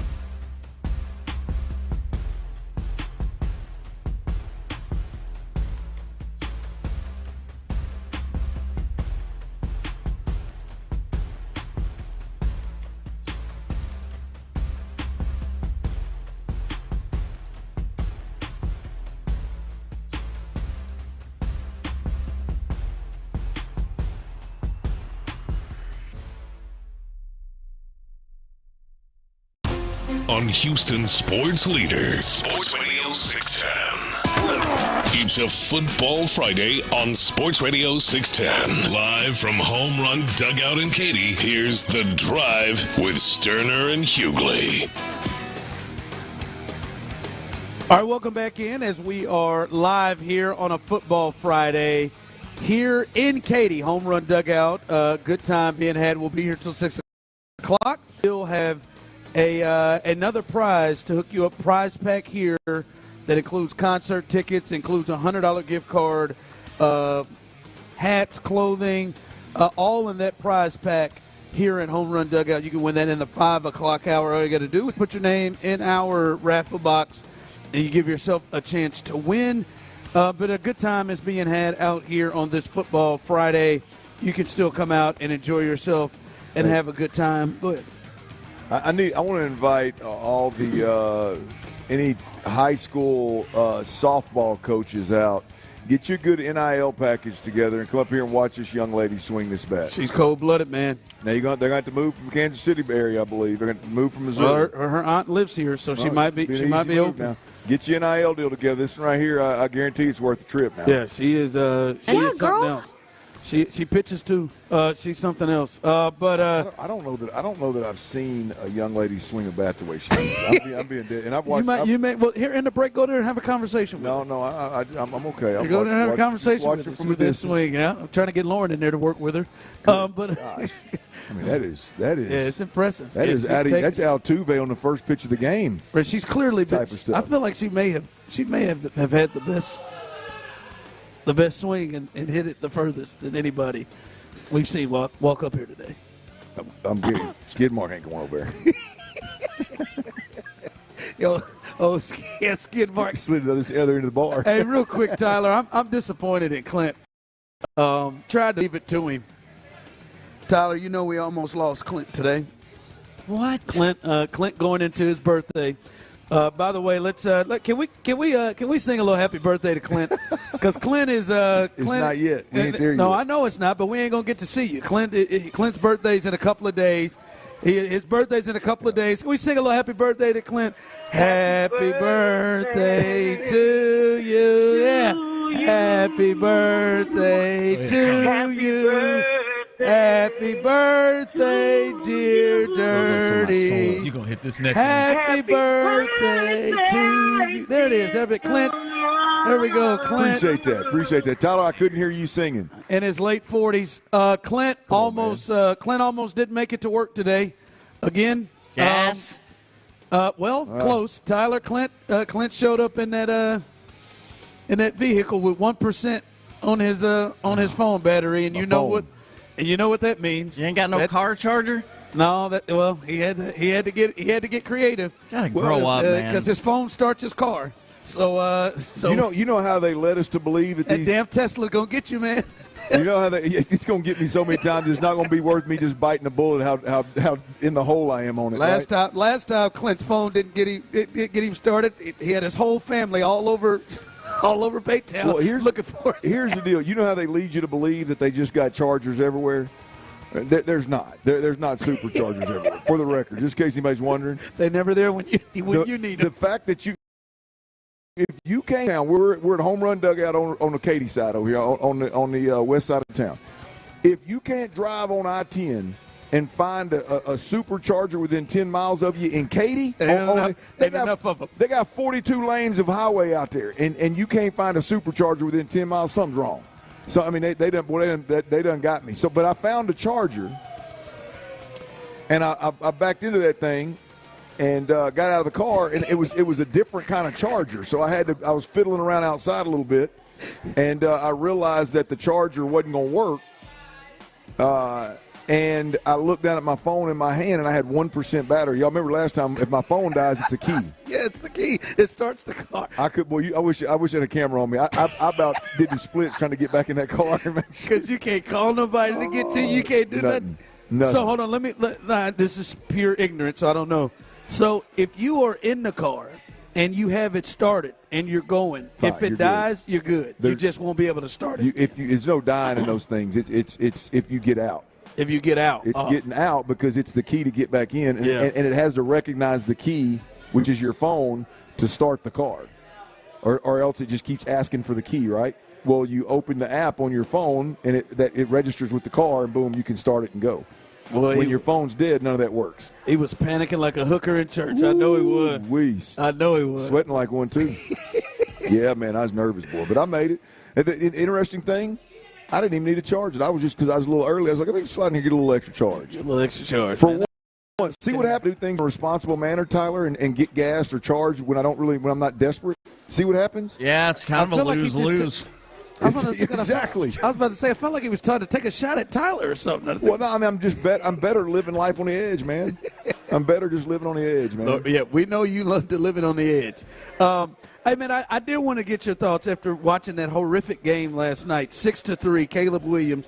Can this season just end for him? Hey, man, listen, they fired the first-year offensive coordinator, Shane Waldron, in, I think, 8 weeks. They fired the head coach, so clearly – he is going to need to get a completely different coaching staff. I'm concerned, Clint, because, I'm concerned, Clint. I feel like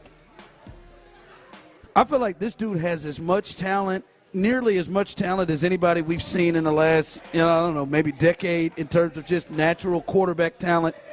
And I want to see that at full display. Like, just as a fan of football, I want to see Caleb Williams and see just crazy stuff he's done because he's had moments.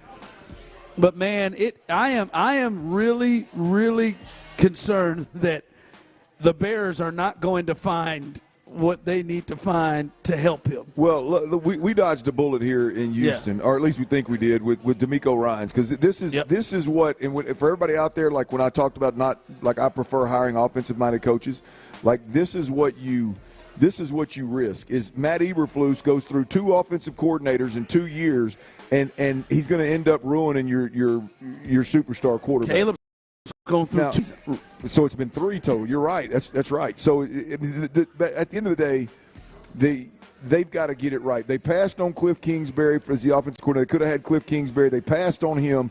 He went to Washington, and now he has Jaden Daniels having as good, if not a better year, more impressive year than what C.J. Stroud had last year. And so they better get this hire right and get that kid some help. Because look, forget about the. I mean, obviously you're gonna hire a coach that you think can win a Super Bowl, but forget about that. This hire has to be one thing, and it has to be a proven offensive-minded coach that can get the most out of that quarterback.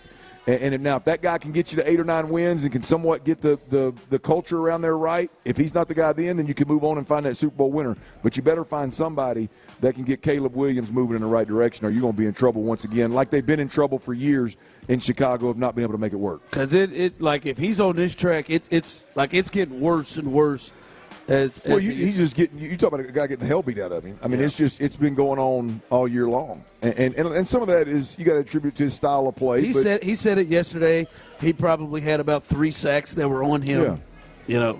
I mean, but that's what a coach is there to do, is to coach that up out of you, right? Is to hopefully get you to a point at some point in time where you registers, hey man, I got to do this a little differently, and not necessarily to stay healthy, but I got to do it a little differently to win ball games. Right, so they better get that offensive-minded guy right. They better get him in there, man. That's for sure. Options potentially: Ben Johnson in Detroit, Joe Brady.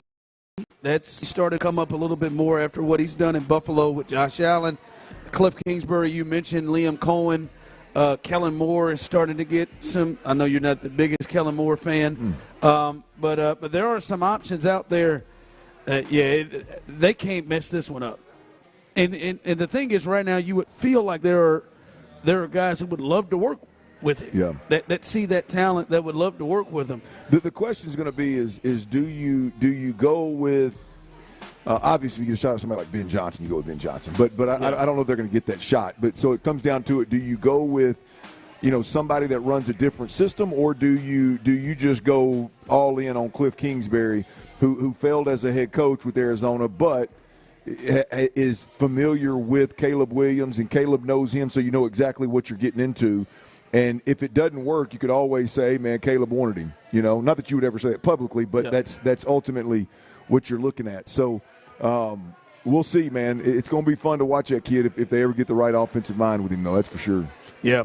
All right, coming up as we continue here, I think a serious conversation it needs to be had, and we've kind of talked around it a little bit, but a serious point needs to be had about what really is going on right now here lately with the Texans. We'll discuss that coming up next.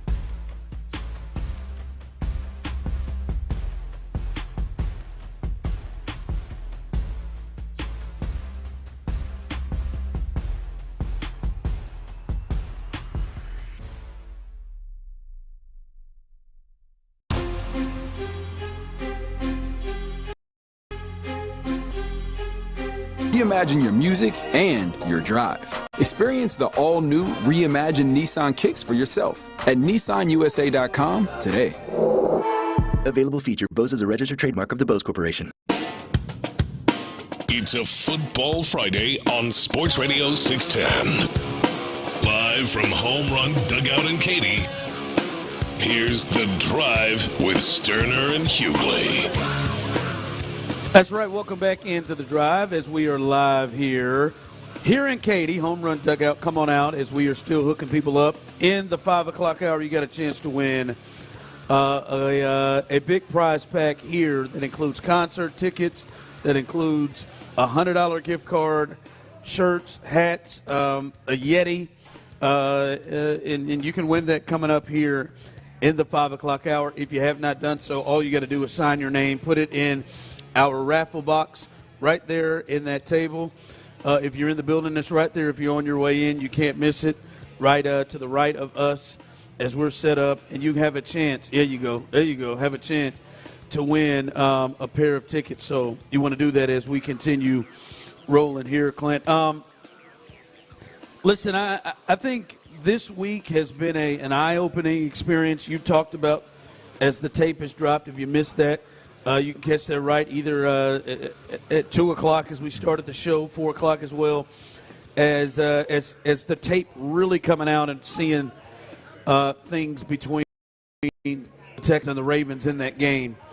But, Clint, I think for me one of the major things that kind of has taken place in particular over the last 2 weeks is kind of one of the hard truths. And I think a big thing that's come about, Clint, and I said this to you up in the press boxes we were watching the game on Wednesday on Christmas Day, is the last 2 games the Texans have played, some would say the 2 top teams in the AFC. Obviously, Buffalo, I believe, should be in that conversation as well, but arguably 2 of the top teams in the AFC.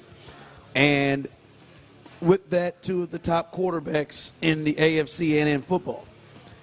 And one thing that became very clear is C.J. Stroud is just not at that level yet.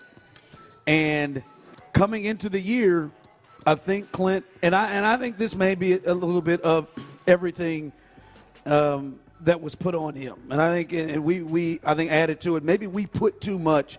Maybe the Texans, you've kind of hinted towards this a bit earlier, maybe the Texans put too much on C.J. Stroud based off what we saw from him last year, and the expectations have been through the roof. I heard Area 45 Sean and Adam Spolane before us filling in for Reggie and John saying, hey, was there too many expectations on the Texans? Oh, wow. I don't know about that, but there certainly may have been too many expectations on C.J. Stroud.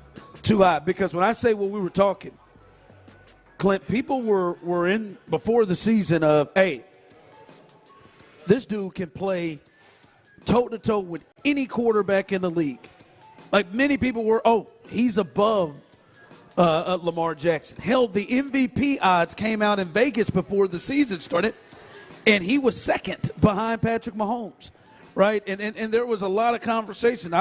We argued, people like, guys, let's calm down on Josh Allen. Let's reel that back in where he's above Josh Allen. It was like he is a top 5 quarterback, and I think the Texans probably handed him the keys as if he was one of those things. And I think it became very, very clear the last 2 games he is not yet at that level.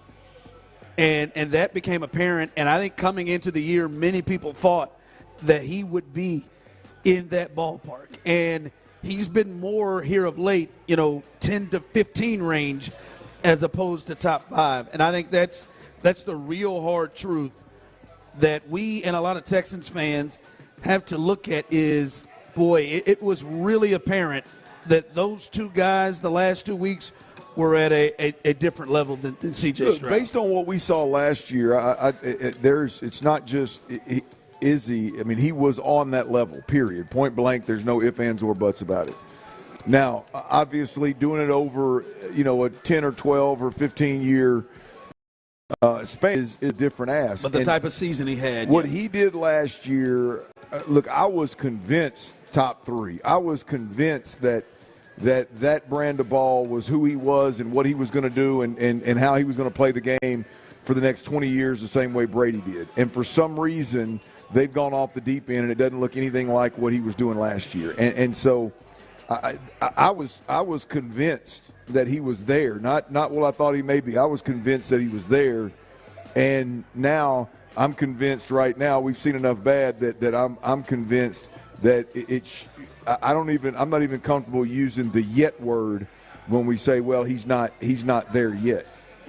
Oh, you're because someone just texted maybe that he's not that good. I don't think that's the case.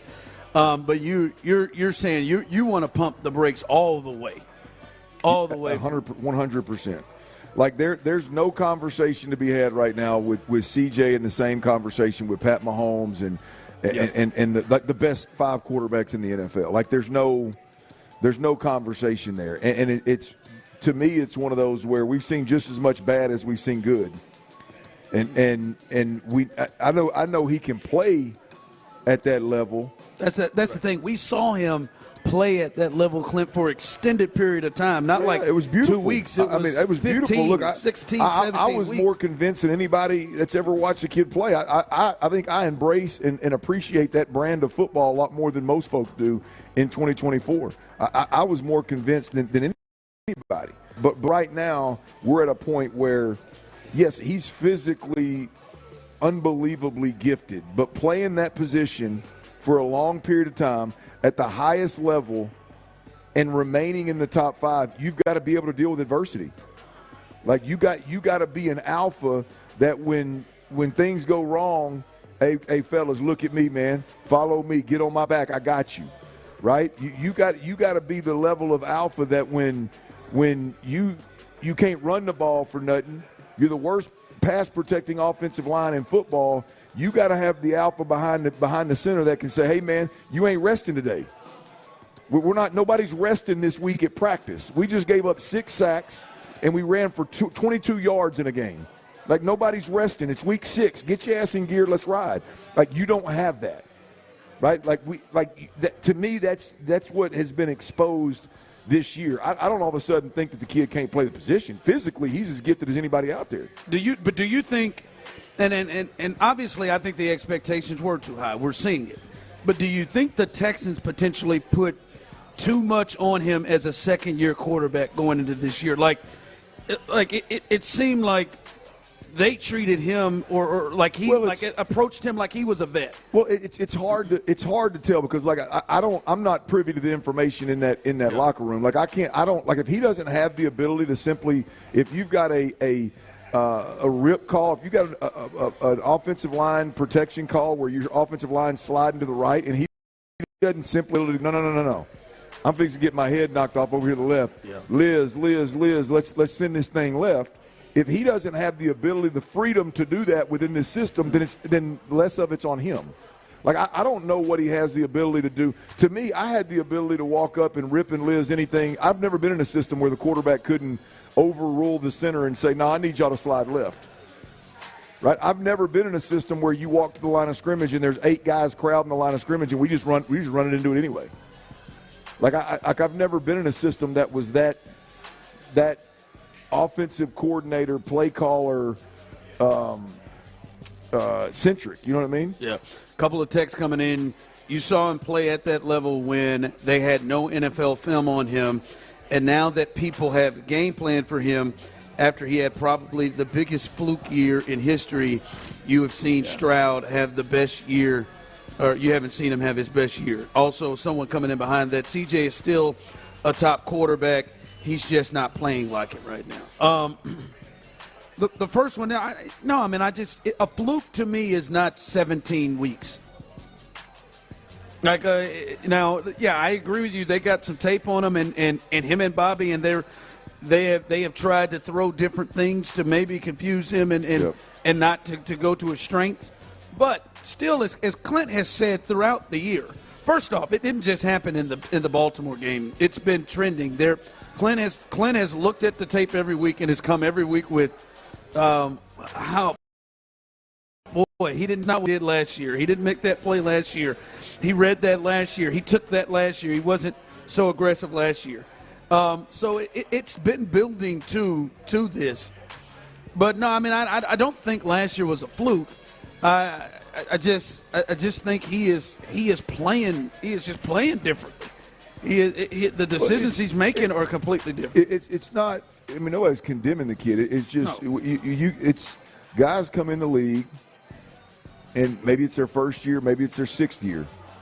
Guys come in the league and they have a crazy year. Look at Sam Darnold right now. It took Sam Darnold 6-7 years to have a good year, right? Is anybody going to be shocked if he leaves Minnesota and he's not the same player as he was in Minnesota? Yeah. No, it's like like in order to have sustained success year in, year out, that's a whole different level. It's a whole different animal. Than these guys that come out here and just have one good year, or they play for a sorry team and they're always playing from behind, so they throw up huge numbers. It's a different animal when you play the brand of football that gets you in the playoffs and gives you a chance to win a championship every year. And every year, I'm not singling this out to be Pat Mahomes. You look at Josh Allen's done it. Burrow has done it for a few years.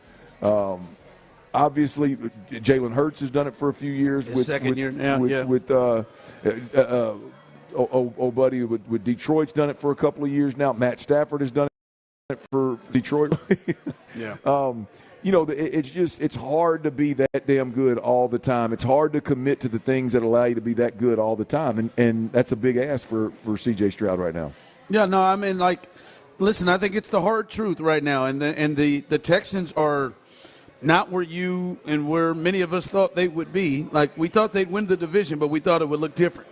And the hard truth is, with all the issues they have, this team would feel different if C.J. Stroud was playing at the level we thought he was going to play at to start the season. Even with all the issues they have, this team would feel and look different if he were playing at that level. That's the nature of the beast, right? Is all the problems that were on the film that I talked about. If C.J. Stroud makes 2 or 3 throws last week, we're talking a different ballgame. Yeah, that's playing the position. That's just how critical the position is. And that's every week, right? Yep. There's multiple weeks, and I want to make sure you hear this because some people don't. It's not just all him, right? There are factors that have gotten him here that aren't just him, but there are also factors that are him, and right now that's the hard truth. We thought coming into this year, we didn't think when we saw the schedule, Kansas City and Baltimore, that you didn't have the quarterback that can play at their level. You thought they could. We've seen this year has kind of changed in that manner. Coming up, a little 5 o'clock fire. The Rockets, they get a very mature win yesterday, and there goes that guy that frustrates you. That guy that's all of a sudden sometimes just want to come out and just give you 30 easy, and you're like, damn, Jalen, where is that every week? Where is that every night? They get a big win. News on Deshaun Watson and his contract, and big history made with Netflix and the numbers that came out from Christmas Day. All of that as we continue live right here on The Drive. All right, y'all, check it out, man. Mokaram Law has been helping used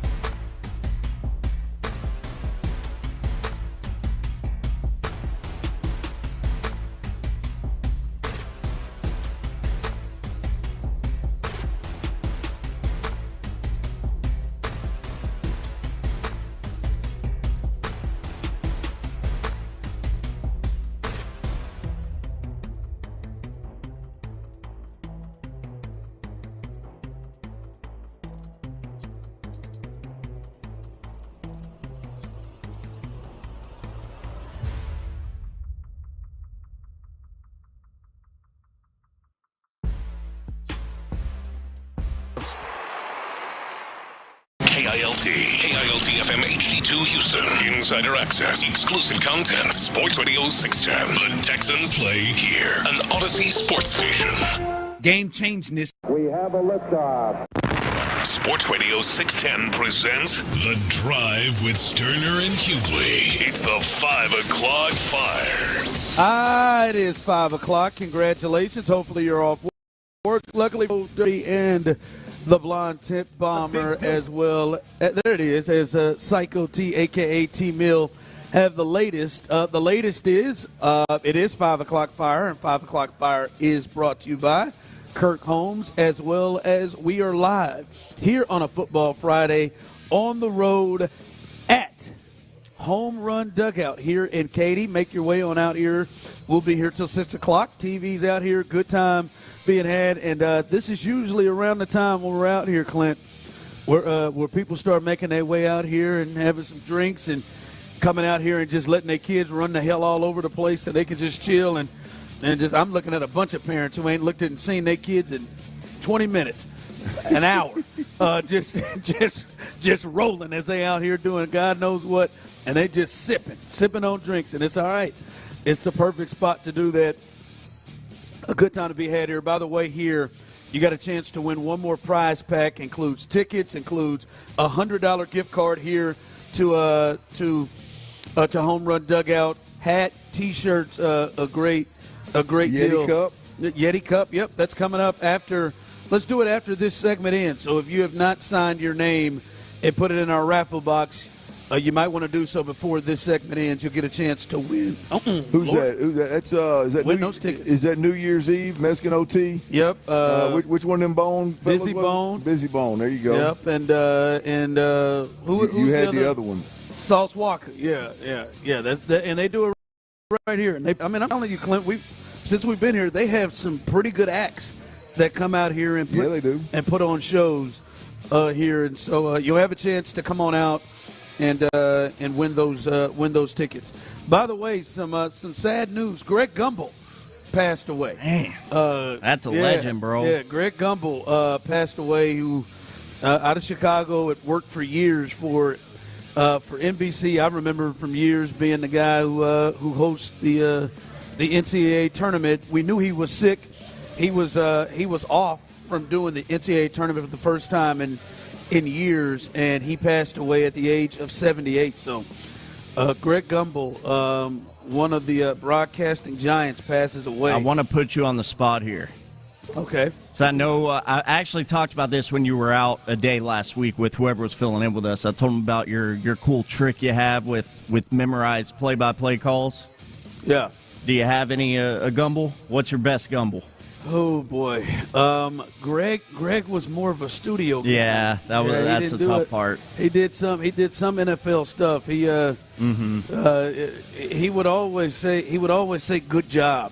And good job by the receiver. There you go. That's what I was looking for. It was a weird thing, but no, man. Greg was a giant. His brother Bryant Gumbel, those Gumbel brothers, but he passes away at 78 years old. So prayers out to his family and friends and family to Greg Gumbel.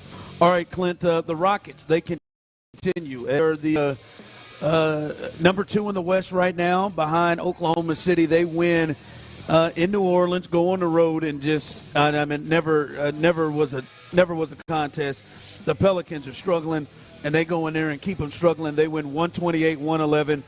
Fred VanVleet had 25 last night. Jalen Green had 30, and it was an easy 30, man. Like when he can go up there and just bam, he can make jump shots. He had a windmill dunk. He was playing defense, stole the ball right off an inbounds, and got another dunk as well. His can be so easy at times, and he can be so frustrating at times, Clint, because he is just not bringing that every night out. He is not bringing that, and it feels like to me when you look at it, you're like a guy like that with that ability, and it's certainly I don't believe Udoka's holding him back. Like it feels like 25 would be easy for him, over 4 quarters would be easy for him, and he's just not consistent. But when it's good, it's really really good, and it was really really good last night. Ron, am I crazy to want more Whitmore? I mean, he's certainly an entertaining watch. I mean, 27 minutes last night. Yeah. 27 points.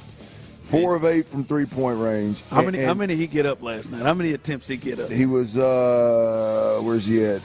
16. 9 of 16. He gonna get him up, baby. I don't know, man. Every time I see play, it's contagious.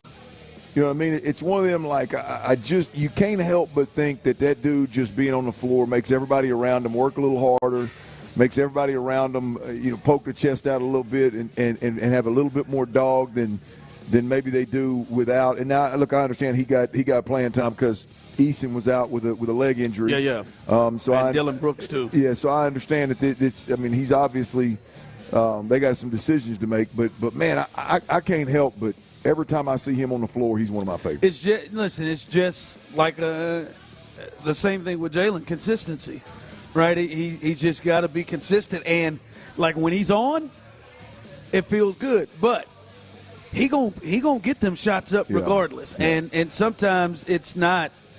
9 of 16. Sometimes it's like, come on, man. Like the first number's a little smaller. Yeah, huh? you didn't come in here and put up 10 shots in 5 minutes that you've been out here, and that's not really your role. So hopefully he gets more consistency and understands his place in the game, because his aggressiveness, his physicality, his athleticism, and all of that fits what Udoka wants and can help the team in a major way. It's just decision-making for him and being consistent. But good win. They play Minnesota, I believe, tonight. They get the Timberwolves, so that'll be a good one. Anthony Edwards and we'll see what that looks like. Yeah, it's wild with Whitmore for me, man. You love you some Whitmore. Well, no, I mean, look, I know Easton's been doing some really good things this year, and I get it. But he's a guy that plays defense and kind of knows his role. But it's not even like even if you exclude the shot taker Cam, like just the on the floor, the way he plays, and not complaining about Easton at all. But it's just one of them, like, man, the Whitmore can get me up out of my seat. Yep. Easton ain't got a chance. He's got. Well, in a different way. He's just more a consistent player. Yeah. He's a winning player. I do believe that. Yeah. Defensively, and he can shoot the ball better from three. That's big for them. But no, the Rockets get a big win, and we'll see if they can kind of back that up with another one against another pretty good West team in the Timberwolves. 5 o'clock fire. All right. This is coming out from Ian Rappaport. Sources say that the Browns and quarterback Deshaun Watson have agreed to terms on a contract restructure, easing the salary cap burden for years to come. The rework deal also signals that Watson is expected to be on the Browns next season. This is about the cap after his deal is up. I'm not going to let it take my joy. He restructures his deal. By the way, he is still going to get that 92 guaranteed that he is due. Yep. They are just restructuring some things. And, what are you thinking if you're Kevin Stefanski? What? Colquitt's crap-ass quarterback right now? I don't know if he'd say it that way. They did say they're going to bring in quarterbacks to compete. So, I mean, it's his job, which it shouldn't be. But, you could see a dysfunctional organization just saying, we're paying him that kind of money, give it to him, let's ride. At least they're going to bring some competition in and make him earn it if he is the starter. But, Clint, now we got to go and see what that competition is. That goes to it's see easy talk, yeah. Yeah, it's easy talk because, hey, man, that man's got $92 million coming over the next 2 years. Right. Like, what kind of competition are you really going to bring in there? Like, are you going to bring in a Sam Darnold type of competition? Now there you go. But it can't be a 1 year older DTR. Yeah, or like Jameis came right in and he knew what time it was. Right. Jameis was speaking that talk, man. If I'm Kevin Stefanski, who has won, he's been there less than 5 years, and he has been the coach of the year twice in that time frame. So, I mean, I know, Tyler, you were aggressive with that. There has to be a thought of Kevin Stefanski, man. Man, do I want this? What that Chicago job? Man, I'm telling you, boy. There's a lot. Yeah. There's a lot that may be coming open that make you like, do I want this? Do I want to stay right here? Because you're in Cleveland with that dysfunction, and now you're handcuffed for the next 2 or 3 years with 3 years if you count this moving this money into the future. Because I mean, you know, Clint, I know they're saying we're bringing guys to compete, but man, I mean, you gotta know who's got the upper hand in this thing. Yeah, absolutely. And you gotta know who the owner wants to not waste. Deshaun Watson making a. You think he's the starter next year? No. See. No. Yeah, I don't know. Based on what we've seen, even with DTR, clearly with Jameis, they played and looked better without Deshaun Watson. Didn't even look close without Deshaun Watson. So at least they got some wiggle room there with his contract. 5 o'clock fire. All right, Clint. Last night, Thursday night football, the Seahawks beat the Bears 6-3 last night. Struggles throughout. I mean, it was some weather, but it wasn't that damn bad of weather for it to be 6-3. And I think that the story coming out of it is, one, Seattle stays alive for their playoff hunt, but the other one is just how bad it is around and with the Bears with Caleb Williams. And we've seen him take, it looks like, major steps within the season. Hell, not like CJ, like steps from a season ago. He has taken major steps within the season, and that seems to be the thing coming out of it. He got hit a bunch of times again, and the talent that they have, Clint, and I know the offensive line is a struggle, but the talent they have with DJ Moore and Rome as a rookie, Adunze as a rookie receiver, and Keenan Allen, it is just difficult to see it being this rough consistently offensively for that group with Caleb Williams. Yeah, I mean, it said it earlier. He's been through 2 offensive coordinators. It's hard to ask guys to be dialed in on the details and stay dialed in for 4 quarters and stay dialed in for 18 weeks when you can't even keep an offensive coordinator in the building.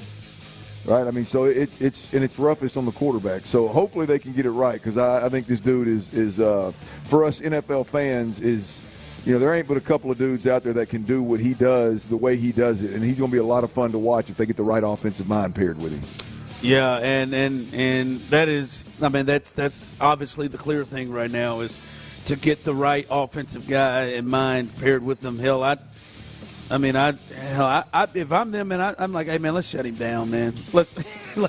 Let's move on to the next season. Let's not put ourselves in a situation where we get him in a bigger injury right now. Let's just shut him down, because I mean it was rough. He's just, there are moments where you watch him and he makes, like he made a play where he throws basically a touchdown and gets called back because of a hold, but it's one of those run across his body and he throws a strike 20 yards down the field for a touchdown, and it's hard to just give up or to just think, man, Well, the hardest part of that is like, it's hard to wrap your head around.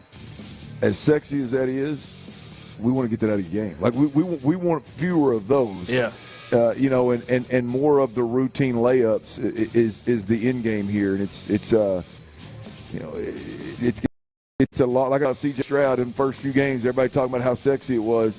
That's a hard life to live for 18 weeks in the league, man. Yeah. And like you said, he's living it a lot. Yep. Living it a lot. 5 o'clock fire. All right, the Texans were a part of this Netflix. They smashed records for the NFL doubleheader on Christmas Day. The Ravens and the Texans, even in that 31-2 game, they peaked at 24.3 million, and overall the highest peak was at halftime at 27 million with Beyonce, and then before then the Chiefs just over 24 million. Chiefs and Pittsburgh Steelers, according to the Nielsen ratings. So I would imagine, Clint, that this is not going away. that they are going to continue to pull the trigger next year. It's on a Thursday. I would imagine there's going to be 2 or 3 more games coming up next year on Christmas. Probably Netflix wants a piece of this again, and to probably pair this thing with Beyonce. But this clearly worked. And the crazy thing is, Clint, we talked about college football. None of these games were compelling. Neither one of them. Yeah. Neither one of them were close by the middle of the third quarter. All right, and the Texans won even worse than the first one. So they still had people just hanging in there watching. Well, look, when the appeal is Pat Mahomes, Lamar Jackson, you look at as you see Deontay. I mean, boy, you gonna get a lot of eyeballs out of the gate with just those names, being able to throw those out there. So. I'm sure it was a winning proposition for Netflix. Yeah, we'll see. They better, that halftime thing. That's a smart thing to take it over the top, because that showed enough help. All right, as we continue here. By the way, we're about to hook somebody up with the final prize as soon as we get done here on this segment. Better tell you people to hang around. So that's on them. Oh boy. Sorry. Hey, you're gonna lose that prize pack. I bet their name go get selected too. No doubt. All right. But we'll do that coming up. But the big thought, now that this game is over, now that the Texans know exactly what seed they're going to be, what should be the decision DeMeco Ryans should make in terms of playing his guys in the final week against the Titans? We'll discuss that coming up next. All right, Joe.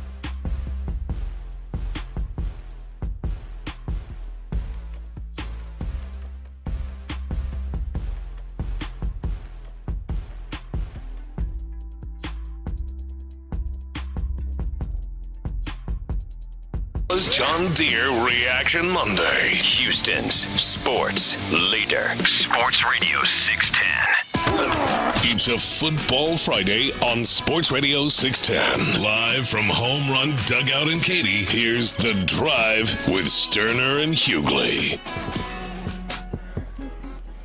All right, welcome back in on a Football Friday as we are live. Katy, Home Run Dugout. Congratulations to our latest winner, our final winner, as Brandon takes home. There you go, Brandon. Congratulations. He takes home.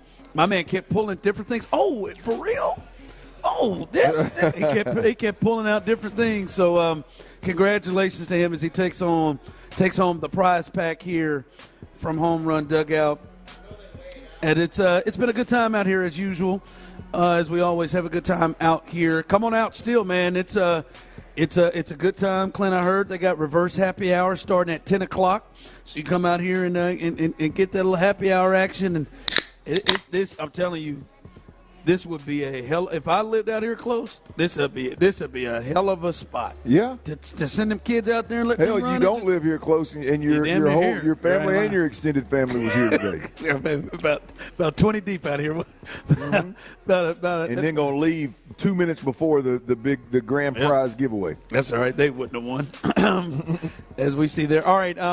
Okay, this is going to be the big thing and the big conversation over the next week. And I understand and I know if this doesn't go the route that you want, I feel like we're going to be back into the space. What was that time in training camp where they were taking them they were having them days off, they just shut down the rest of training camp or a mandatory mini camp or something. Ended that thing early. Ended the OTAs. The OTA, well, that's it. Yeah, that sent you on. As a team in that situation, they need to get all the reps and bonding. Well, that's what you got to ask yourself. If you owned a business and you was hemorrhaging money, and you had a real hard time, you was trying to train your employees up, you was trying to get that, you was trying to get all of it, man. You're trying to get it all right. Would you just say, "Oh, to hell with it, man. Let's end this thing early, man. They've been showing up on time. They've been attentive, man. To hell with it, man. Let's get on out of here." Well, let's have a good time. The answer is hell no, you wouldn't do it. No. I mean, at the end of the day, until you're to a space where you earn some early get out time and some rest and all that kind of stuff, hell, you ought to have to earn that, Clint, man. And you shouldn't even want it if you ain't worth a damn. Clint, I know a lot of people look at the game from analytics and look at it from, all right, hey, let's take a deep breath, let's do the thing that makes sense.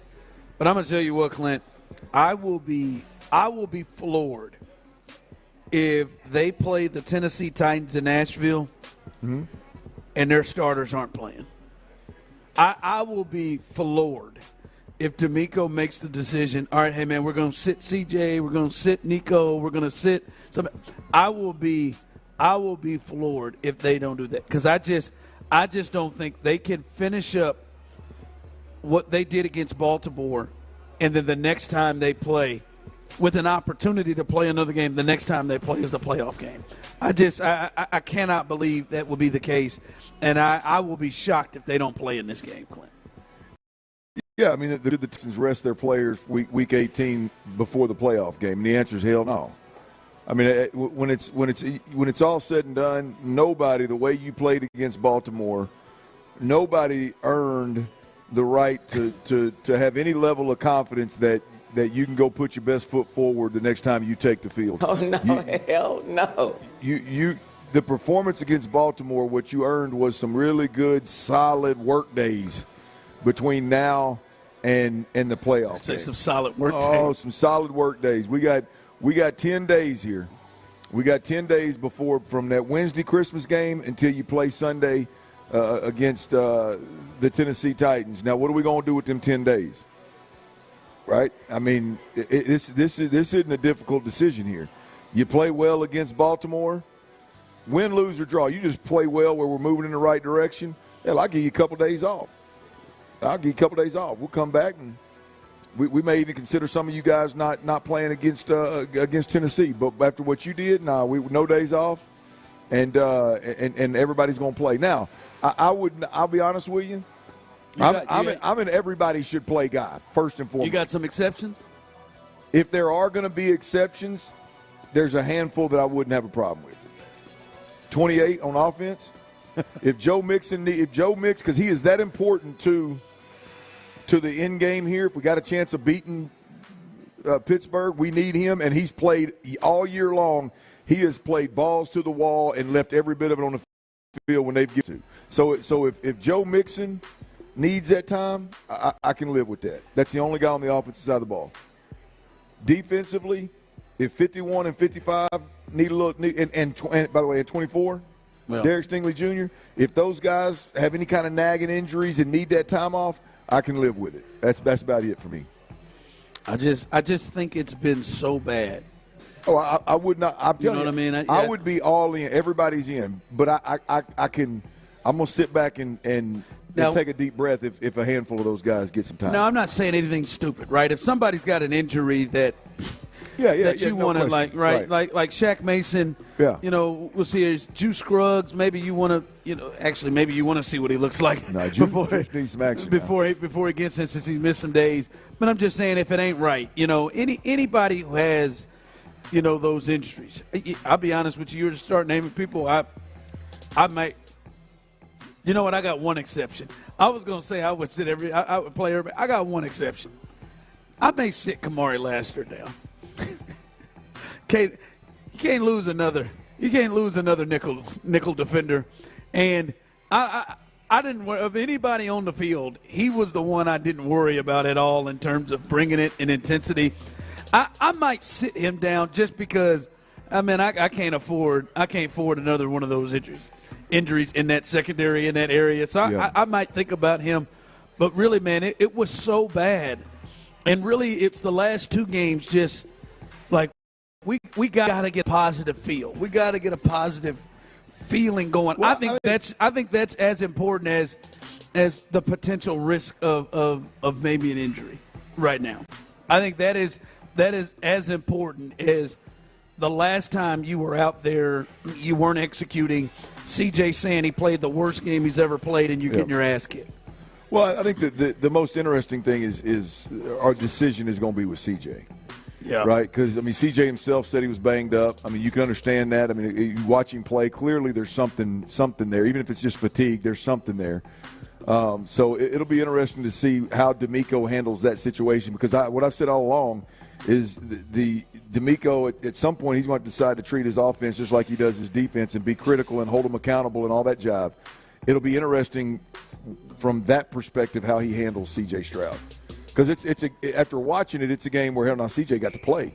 If it's for no other reason other than he needs reps with John Mechie and he needs reps to get out of that funk, he needs to play. But given what he's been through this year and the way DeMeco has treated him or has allowed him to be treated, it wouldn't surprise me if he didn't sit him. Yeah, it wouldn't.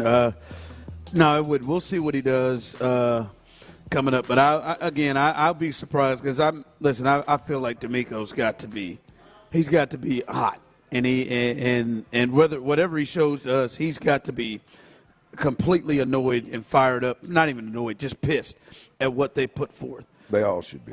They all should be, and I would be shocked if he said, all right, man, we're good. We're good. Let's just rest. That might have been the plan before, but not after 31-2. Not after that. All right, coming up as we continue here live right here on The Drive here at Home Run Dugout here in Katy. Coming up, we'll get to T-Mill's Best Bets, get you some money to be made out of the into the weekend. And also, it feels like we're heading to a place where significant moves can be made and will be made for this team. Is Bobby Slowick, is that going to be enough? Is that enough? Bobby Slowick, moving on from Bobby Slowick, is that enough in terms of moves made if this thing continues rolling the way it is in the offseason? We'll discuss that coming up next. Hey, man, y'all got to try.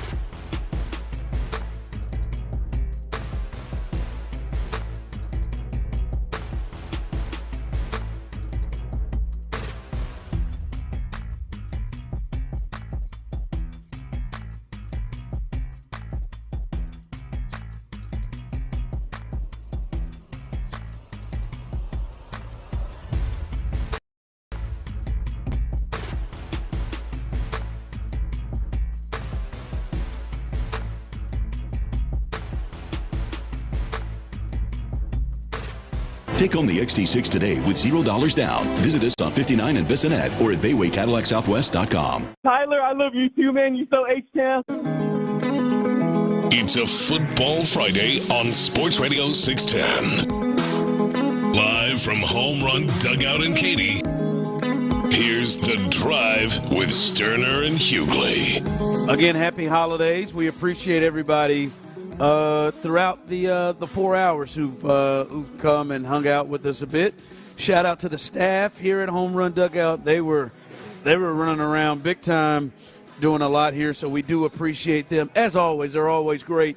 When you come out here, you're getting the best here at Home Run Dugout here in Katy. Shout out to our promo staff, Osita and Company, as they always keep things going here and help us out so much here on our Thursday and Friday setups. Shout out to our engineer Matt, who keeps us on the air here, as well as for those of you all who are watching us on YouTube and Twitch. He's keeping us up afloat on there as well, doing the absolute best that he can. Also, shout out to Tyler Milner back at the station, holding us down, keeping us on the air, and doing this thing as well, producing this thing. So we do appreciate everybody who has played a role in getting this Football Friday going here from Run Dugout here in Katy. All right, coming up here in just a bit, we'll get T-Mill's best bets and make a little money out of the weekend. So you can do that. Also coming up behind us, Clint, Texans All Access, the Hall of Famer, the General John McClain. He will be live right off the jump at 6 o'clock, so stay tuned for that. And then a little Area 45, Luke and Chris will hold it down 10 to midnight. So stay tuned to that as live and local, two good guys there with good experience, radio chops doing this thing. So hang on and listen to those guys coming up tonight from 10 to midnight. All right, fellas, it does feel like, again, I want to make sure this is clear, since we've been talking about this since that game on Wednesday the last 2 days. A lot of what we have seen on this team, especially from the offensive end, Clint, it's not just sneaking up on us, right? There have been issues from the players, from the offensive line, from the injuries, from the play caller, from the coordinator, from the coaching staff, as you have made very clear. Like, it didn't just sneak up on us. It wasn't just, oh, my God, this bad performance where they didn't score at home on Christmas Day. It's been kind of brewing. And I just throw this out to you and the people. It feels like a significant move is going to be made unless they go on some kind of run here, Clint. And it feels like all signs are pointing to Bobby Slowick. It feels like that is a move potentially will be made. His seat is getting hot. The chatter is getting hot. Is that enough of a move for you, Clint? Moving forward, obviously there's going to be a move and changes made. And you talked about it. You said it earlier on the show. This office is just in a bad place. Is that a big enough move for you to be made in the offseason? No.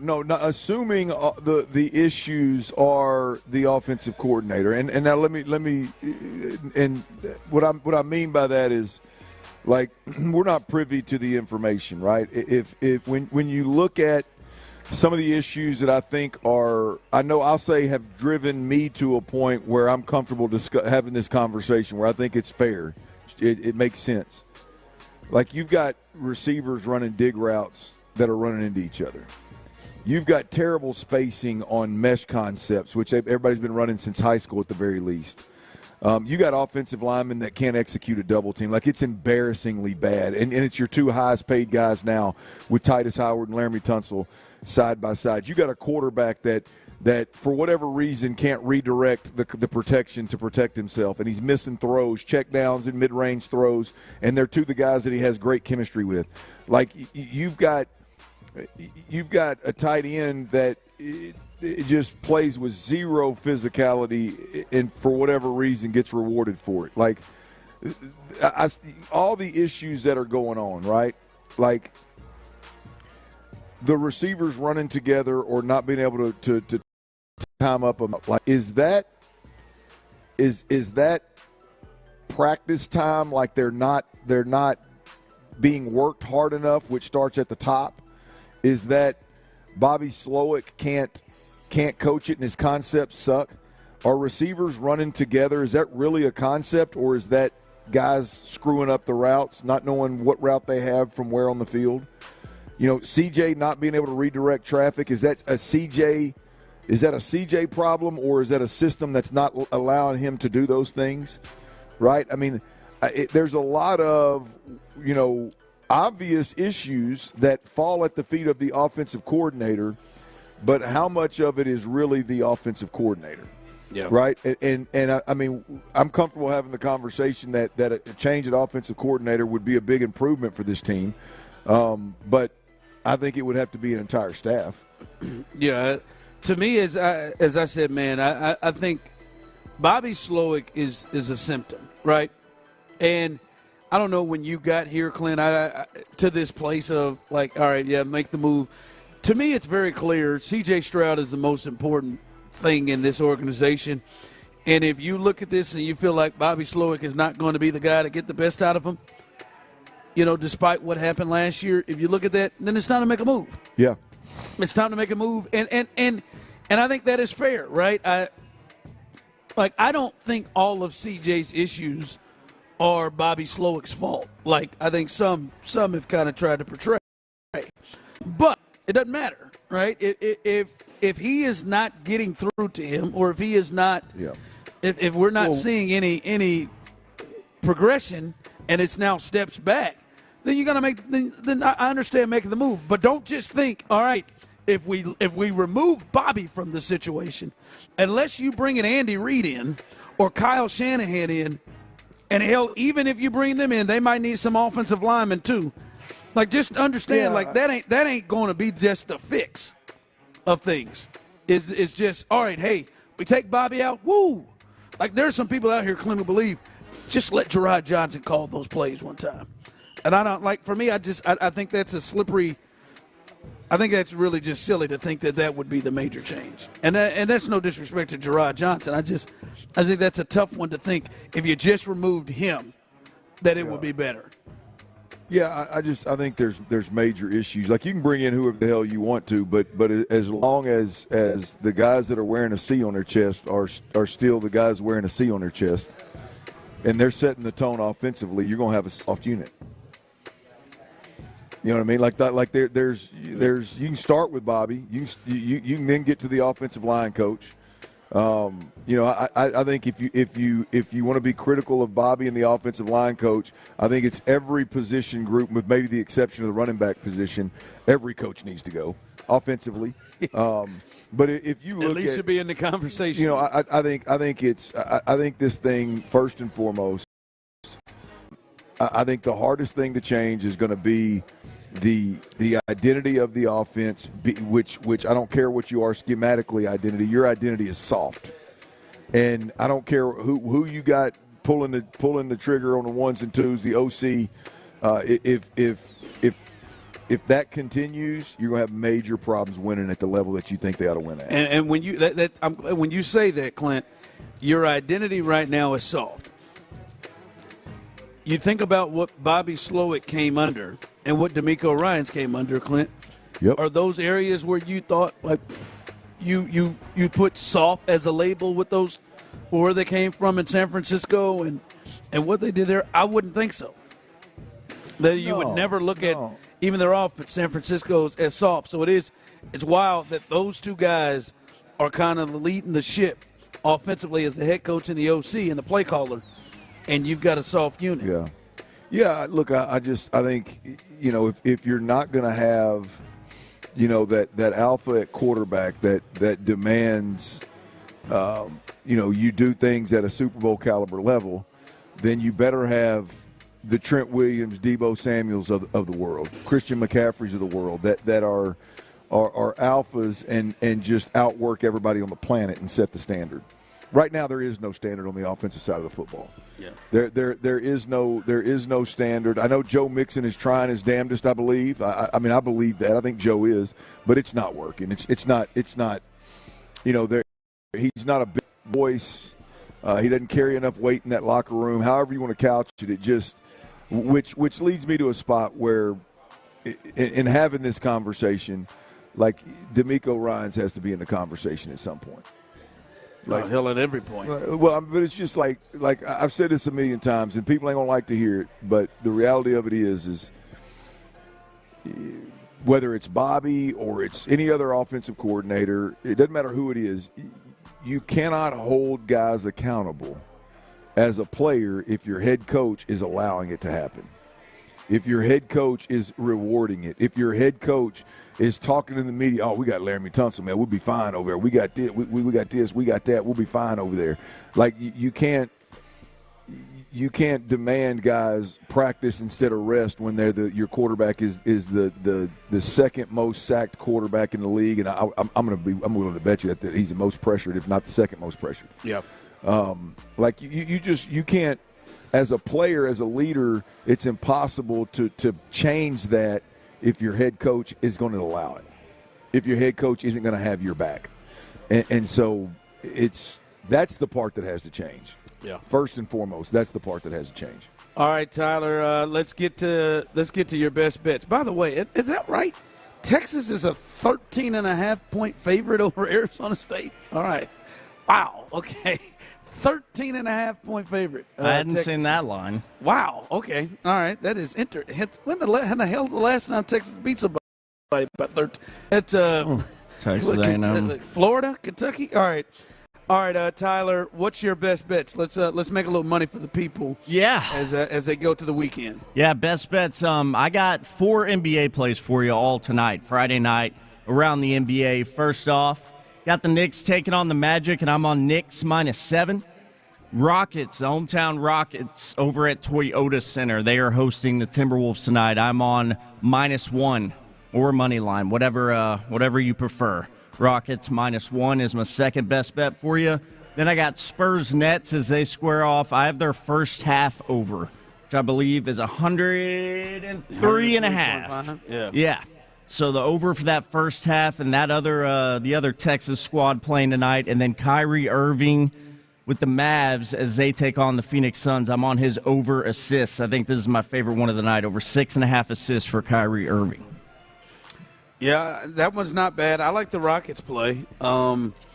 Minnesota is, God, they're so up and down, and they're so dependent, like a lot of teams, on the three, and I don't think they're a great three-point shooting team. So I like the Rockets. I like the Rockets tonight, and usually you don't love teams on a back-to-back, but they're a young team, and they it's not like the Lakers or other teams that are older. So I like that one. I like the Rockets. And not just because it's the Rockets. I like that one. Yeah, I think I do too, Tyler. Go ahead and put me 100 on the Rockets. Why not? All right, I got you. You got room? You got space? Yes, I do. 4 bets tonight, man. No. By the way, I really like my Hogs over tonight, by the way. I'm on your Hogs +3. Texas Tech. Ooh, where's it at? Liberty Bowl, Memphis. There we go. A lot of Razorback fans be there. Those that are still supporting. Those are still supporting, huh? There you go. Well, good luck. A lot of bowl games, college football. I know Colorado. They're saying they're playing everybody, which is. Hey, Jackson Dart, Ole Miss, said he's playing.